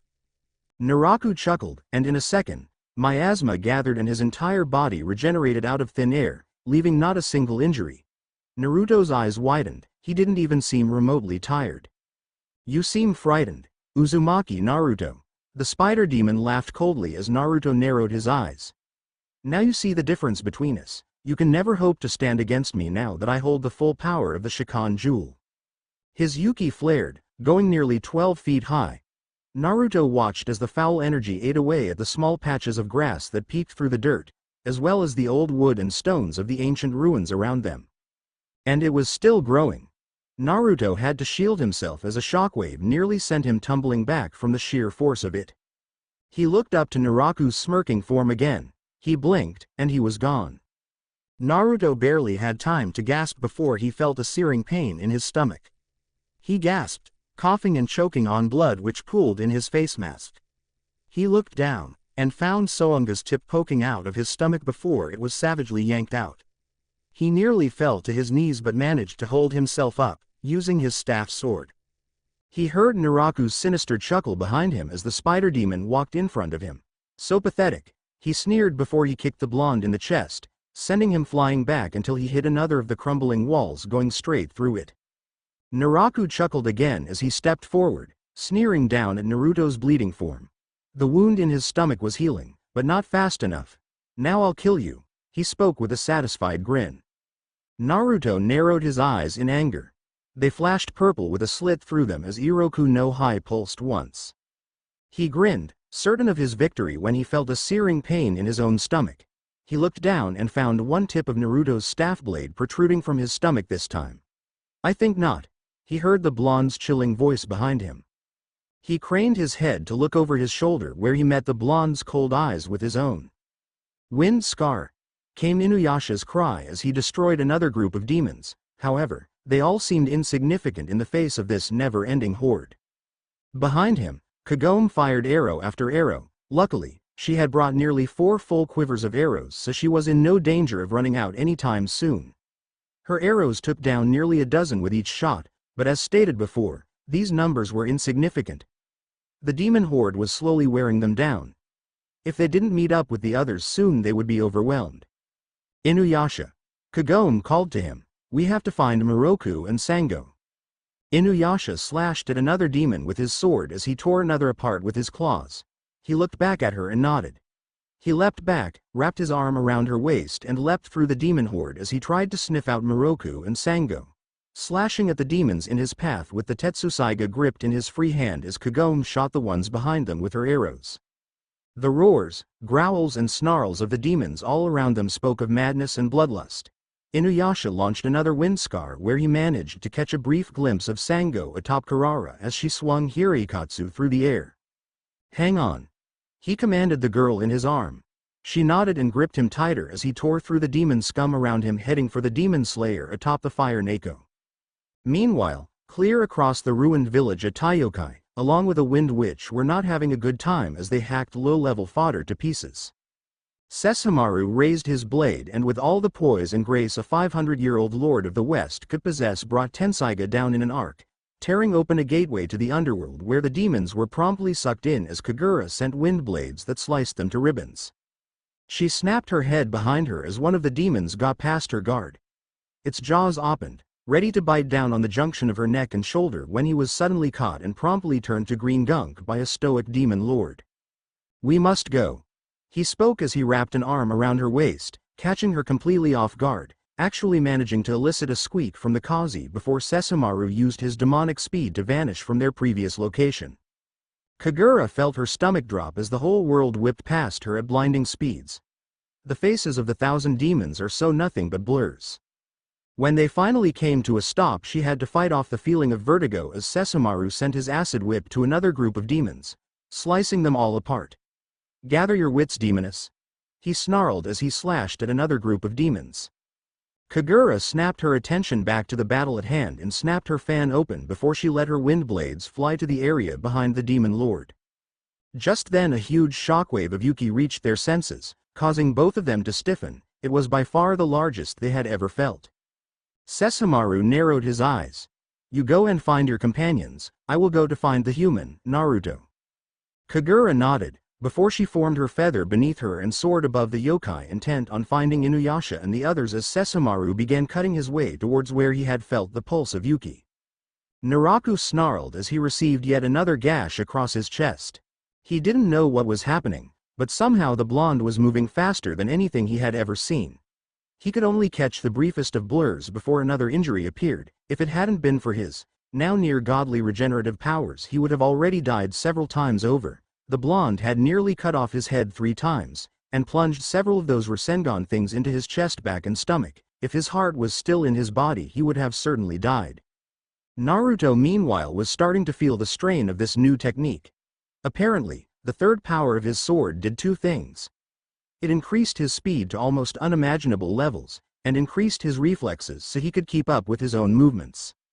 But this power was coming at a heavy price. His chakra was draining, and Naraku's Yuki still hadn't wavered in its potency, meaning he wasn't weakening. He would be out of chakra long before Naraku was. "Damn it!" he snarled angrily as he stopped in his run. Naraku, catching sight of the blonde, raised his sword and sent another Gokuryuha towards him, only to have Naruto appear right next to him, sword already raised as red chakra cackled around a Kitsune Goka. "Umi no Ho!" he screamed as he brought the blade down, sending the most powerful blast of red Yuki he had ever made straight at the demon from barely 2 feet away. Naraku placed Sounya in front of him and tried to ward off the attack, but soon it became too much. The spider demon struggled to stand as the attack finally died down, revealing his broken, mangled body, which was quickly regenerating. He struggled to stand, but a sudden fierce gust of wind nearly knocked him back down. When he looked to the source he felt his eyes go wide with fear. Naruto, standing amidst the ruins of his old village, gripped his blade firmly in his left hand, its form cackling with red and blue chakra. In the other, glowing with power, was a fully formed Rasengan. Its form quickly gaining 4-bladed extensions, marking its evolution to the most powerful ninjutsu ever created, the Futon Rasen Shuriken. His eyes, however, struck the most fear into him. They held a determination, a promise, that he would not stop, that he would not ever back down until one, or both, were dead on this field of battle. The spider demon snarled as he straightened, pushing down his fear. He would never fear this human again, not now, not when he had the power of the Shikon jewel. He smirked. Boy, I will take a great deal of pleasure when I kill you, he sneered before he smiled again. As a matter of fact, I think I won't kill you. No, I'll keep you alive, so you can watch as I destroy everything you hold precious. As soon as the words left his mouth, he knew it was the wrong thing to say. The boy's chakra flared. Its pale blue light was like a roaring fire in the night as it illuminated everything. The low-level demons were drawn to this light, like moths to the flame as they approached cautiously. Naruto suddenly threw down his blade, surprising Naraku a great deal. He then formed a single seal with his now free hand. Initial Gate Kai. Naraku watched as his chakra flared even higher. He was fairly certain it could be seen for several hundred yards. He formed another single-handed seal. Heel Gate Kai. Naraku watched in wide-eyed amazement and terror as all of the boy's injuries healed in a second. Life Gate Kai. His skin turned red and his chakra flared again. The Rasengan in his hand pulsed, and grew several inches in diameter. His pupils vanished, turning his eyes completely white. Wound Gate Kai. By now his chakra was flaring around so wildly his face mask had been completely blown off. Limit Gate Kai. Kyuubi, who was watching the proceedings from a distance away, could only smirk. That's it, Naruto, just a little more. The demons that had been closing in around him at this point were completely blown away. Naraku himself barely managed to keep his feet as the chakra pushed him back several feet. Naruto then gripped his wrist. The wind Rasengan pulsed wildly as he pushed more chakra into it, pushing his control of the technique to its very limits as the wind picked up in its ferocity and the earth shook beneath his feet, the loose cloth of his headband whipping behind him as if caught in an upwards wind. Naraku shot forward with all the speed he could muster, intent on stopping the blonde before he completed his technique. Gokuryuha, he yelled, sending the blast ahead of him. Naruto's eyes snapped open, the red of his iris breaking through the white formed by unlocking the third gate. He gripped his blade and vanished before the blast reached him, appearing in front of Naraku again. Futon. Rasen Shuriken, he roared, slamming the attack dead center into Naraku's chest. Inuyasha snarled as a demon bit into his shoulder. He ripped the disgusting thing over his shoulder and stabbed it on the ground before he spun around again. Wind Scar. He yelled, sending the yellow streaks of energy into the mass of roaring demons. Inuyasha. Sango yelled down to the Hanyu. That blue light, what do you think it is? She yelled again as she threw the Hirikatsu again. What the hell do you think? Kagura yelled as she sent another volley of wind blades. It isntsesshomaru and it isnt Naraku. Who else could it possibly be? The entire group exchanged worried glances as they each came to the same conclusion. Naruto. Well, come on, we gotta go help the moron, Inuyasha yelled as he cut another demon down. No, you idiot, Kagura yelled. We need to find the kid. Naraku's heart. If we find him we can kill him easily. Did you even look at this place, bitch? We'll be looking forever in these damn ruins, he snarled back. Whatever we're gonna do, we have to do it now, Kagome cut in as she launched another arrow. Inuyasha struggled with himself for a moment before he finally spoke. All right, you guys look for the brat, all. I'm afraid that won't be necessary. A voice cut him off as a blast of red chakra destroyed all the demons around them in an instant.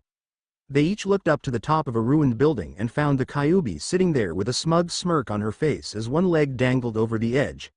In her left hand Naraku's heart was nestled, safely. The entire group tensed, knowing that this was one demon they stood absolutely no chance against. Inuyasha, however, would not back down without at least some of his fight showing through. Give us the kid now, lady. Or do you want me to cut you down with him? He snarled. Kagura brandished her fan. This was her revenge staring at her. Just a simple wind blade and she would enjoy the satisfaction of seeing Naraku dead. Kyuubi chuckled. My what bravado, no child, you see, I cannot have Naraku die until he's fulfilled his purpose. So therefore, this child remains with me. Everyone tensed, but before they could say anything, boom, the entire group was blown clear off their feet as a massive explosion erupted behind them, from where they had seen the blue light. It was huge, dome-shaped and had to be at least 100 feet high.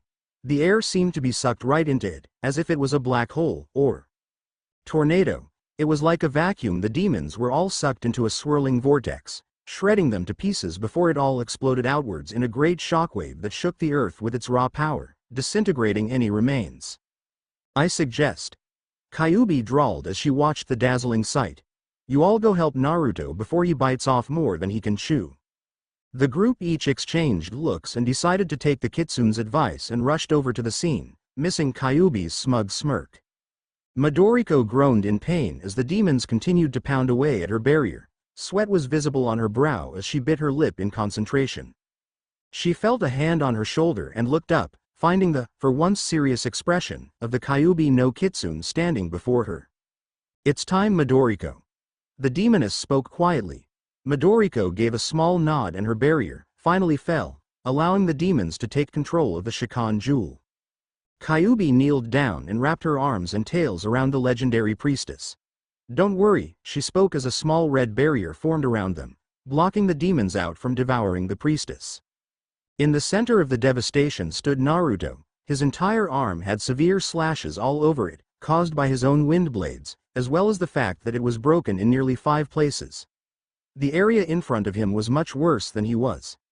Everything had been cut to pieces. A massive crater spread out in front of him. Chunks of demonic remains were littered all over the place along with their blood. Naruto sighed in something akin to relief. The demonic horde above them began to disperse and Naraku was nowhere to be seen. He felt around for his Yuki, but after several seconds that he couldn't even detect a faint wisp of his Yuki, he sighed in relief. Naraku was dead. He heard footsteps behind him and turned, finding Sesshomaru standing there with his usual stoic look. Though one could tell he was impressed. Hell, if you weren't impressed by a 100-foot crater, you had some serious problems. Sesshomaru then looked to the right. Naruto followed his gaze and found the rest of the Inu Taichi approaching them.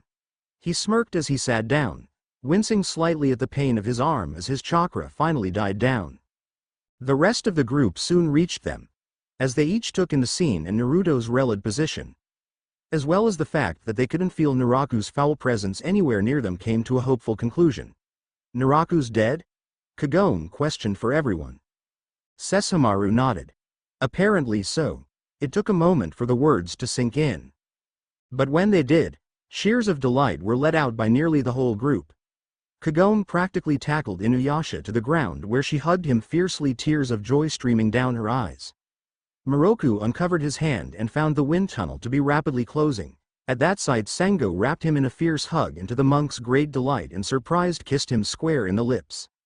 Kagura smiled, a smile which was almost radiant in itself. Naruto smiled as well. Seeing their faces in such unbridled delight, he wondered if this is what it would have been like had they won the war against Oto and Akatsuki in Konoha. He stood shakily, using his sword for support.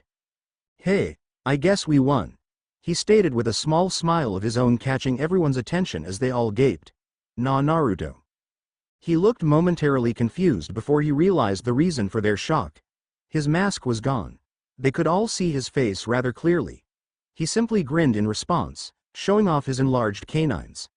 Well now, I suppose, wearing my mask around you is somewhat pointless, The group smirked somewhat, but their smirk soon died as the earth began to shake beneath them and the clouds turned purple again. Moroku looked at his hand and saw to his horror the wind tunnel opening again.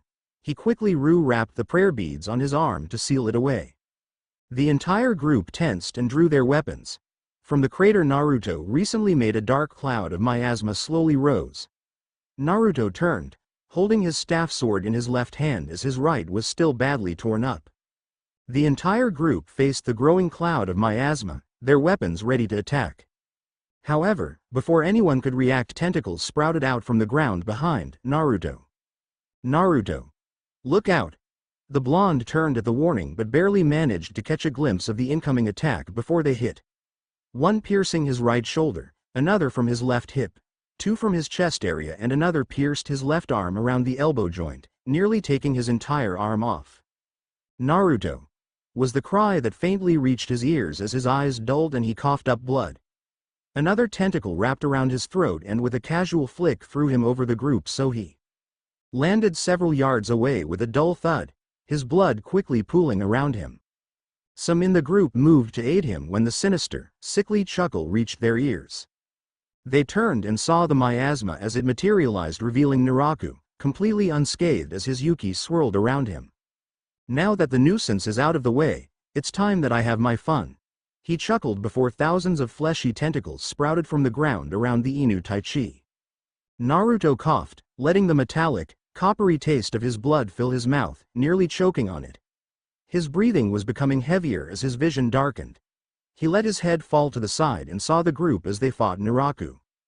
His eyes dulled before he felt his head being lifted, then gently dropped down onto something soft. He weakly looks up and sees Kyuubi's red eyes staring back. He was resting on her lap. As she ran a hand lazily through his blonde hair, he sees concern in her eyes. He feels her place something in his hand, and he recognizes it as Iroku no Hai's hilt. She leans down and whispers in his ear, "Naruto, listen to me. You need to unlock the final power." She speaks calmly as her Yuki works on keeping him alive. "I can't," he rasps out. "If you don't, then they will die," she says fiercely. His eyes widen as his breathing quickens somewhat. She feels him grip the blade tighter. However, another coughing fit hits him, making him lose all of his strength as he fell back, his grip on the blade going slack. Kyuubi could feel his life slipping away. She snarled before she picked him up by the scruff of his shit, getting him up to his full height, though she held him up, as his legs had no strength in them. "Enough," she snarled. "Are you so weak that you would fail twice? You would let your precious people die twice? You are a disgrace to the memory of the Leaf Village." She saw his eyes open as he gritted his teeth in anger. "You are nothing but a weak boy, Naruto," she snarled, watching as his grip on the sword tightened again. "Have you forgotten your promise, Naruto?" "Silence. Have you forgotten your promise, Naruto?" she asked again, a bit more forcefully that time. Again silence. "Have you forgotten?" she yelled that time, watching as the boy's eyes flashed red. Live, the blade in his hand pulsed. Naruto awoke to the familiar sensation of the wind whipping through his hair. "What the?" he questioned before a purple glow to his right caught his attention. He twisted himself out of the way and hit the ground. Getting to his feet quickly, he looked towards his attacker, and found Naraku, Soanga pulsing in his grip. Naraku grinned evilly as he set eyes on the Jinchuriki. "Ah, Nijin, so good to see you here. Now I can kill you," he spoke smugly. Naruto then saw that he looked as he did before he absorbed the Shikon jewel. Naraku sneered at him. "So you choose to play the stoic? Well, little ninja, let's see how smug you are when you see what I have." He sneered as he raised his clawed hand, revealing a broken Shikon jewel. Everything seemed to snap in place for Naruto at that moment. The fourth skill is to go back in time. Just then the remaining fragments of the Shikon jewel shot past him, forming the complete jewel again.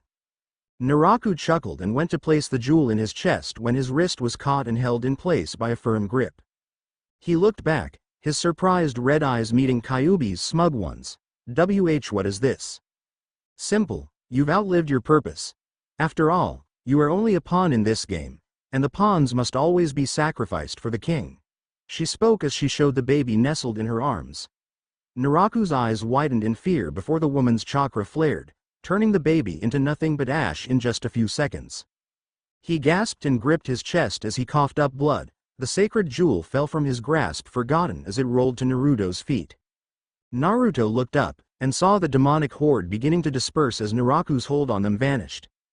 The spider demon coughed as he collapsed on his knees. Kyuubi walked to his side and with a casual flick of her pristine claws lobbed off the Hanyu's head, letting his body fall with a dull thud. Naruto looked over his shoulder where he could see the Inu group approaching. He looked to the Kyuubi's serious expression and narrowed his eyes, kneeling down to pick up the jewel at his feet. Tell me now, why have you done this? What was your purpose, now before the others arrive?"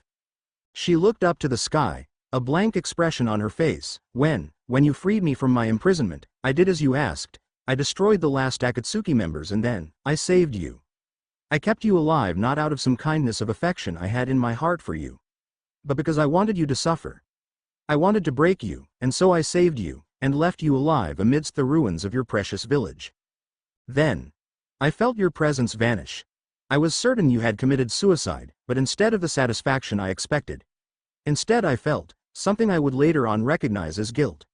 At the time, however, I shrugged it off and simply chalked it up as the last of your human influence on me. And so I did what I always did after that. I destroyed everything. Any village ninja or otherwise that dared stand in my way was destroyed. Then, at the end, when the world was finally brought to its knees by the might of the 9 Biju, I looked back on my actions, as I always did, and felt regret, for the first time in all my millennia of life. I felt remorse for my actions. I was disgusted with myself. And so, I left. The other tailed demons found me to be weak, and so tried to usurp my power, leading up to the war that lasted nearly 2 millennia. The Biju Wars, which finally broke the world and sent it into darkness. After that, I slept, and I watched as the world rebuilt itself from the destruction that I caused. I was determined to rest for all eternity, and leave the world free from me when I felt it. She looked to him then, her eyes glinting with something he couldn't identify. You had returned. At first I wasn't sure, but when I confirmed it, I wanted to make it up to you, I suppose, and this was the best way for me to do it. You wanted to make it up to me? By doing what? Manipulating me? Manipulating everyone to play your sick little game? As he spoke, his voice got louder and louder until he was right in front of her, his hand gripping her collar as he glared deep into her red eyes. She sighed and bowed her head. No, everything I have done has led up to this moment. In your hand, you now hold the complete Shikon jewel, and also the blade I gave you. She locked gazes with him. Give me the jewel, Naruto. Give me the jewel and I can send you back. His breath hitched as his eyes widened. He released his grip on her out of pure surprise. What did you say? Her features were still blank as she stared at him. I can send you back. If you give me the jewel, my power will escalate to the point where I can enhance the power of your sword's 4th technique. Enough to send you back to your home. Naruto seemed as if he had just been nailed in the side of the head with a sledgehammer as he stepped back as if in a daze. He suddenly felt very dizzy. You. His words were jumbled in his own mind. You can stop it. You can stop it all. You can save your friends, your family. You can have the life that was stolen from you. Why would you do this? He questioned again.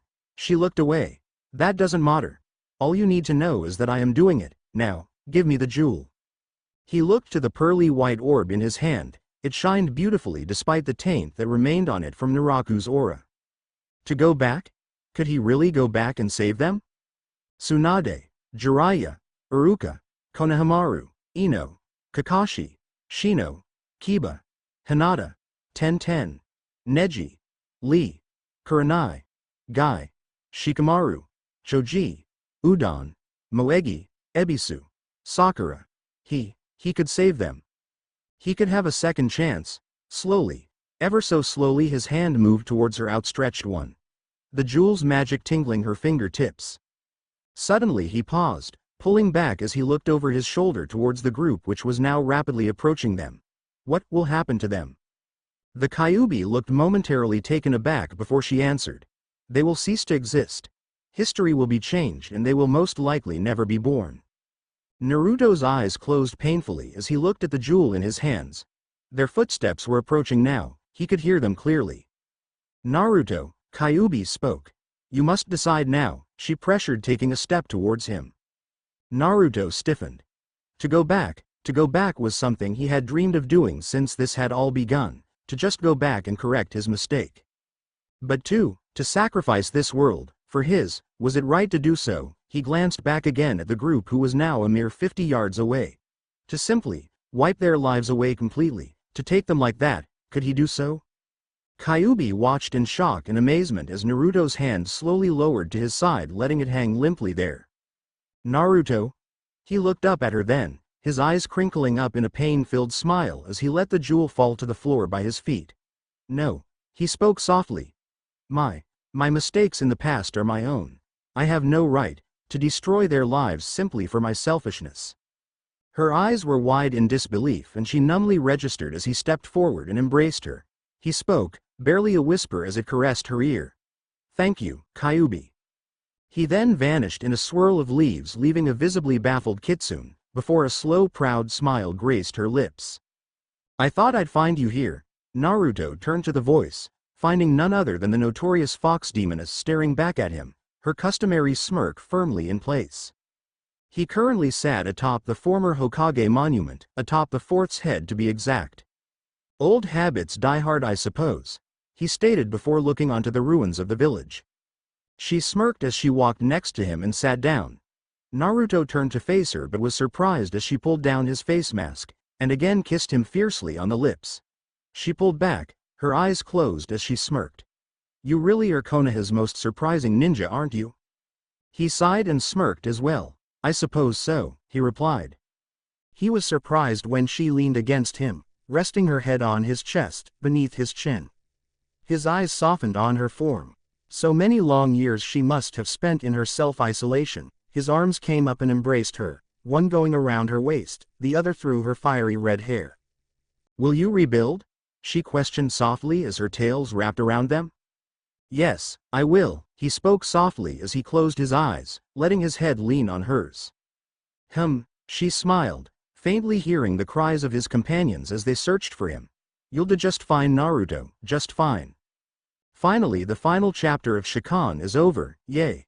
Anyway, now that this is done, I'm going to attempt, I repeat, attempt, to keep my mind on some of my other ongoing stories and at least finish one more before I start a new one.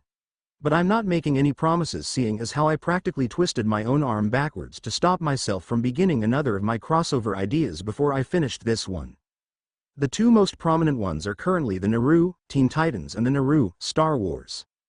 So anyway, that's my author's note read and review. This is the final chap, no more after this.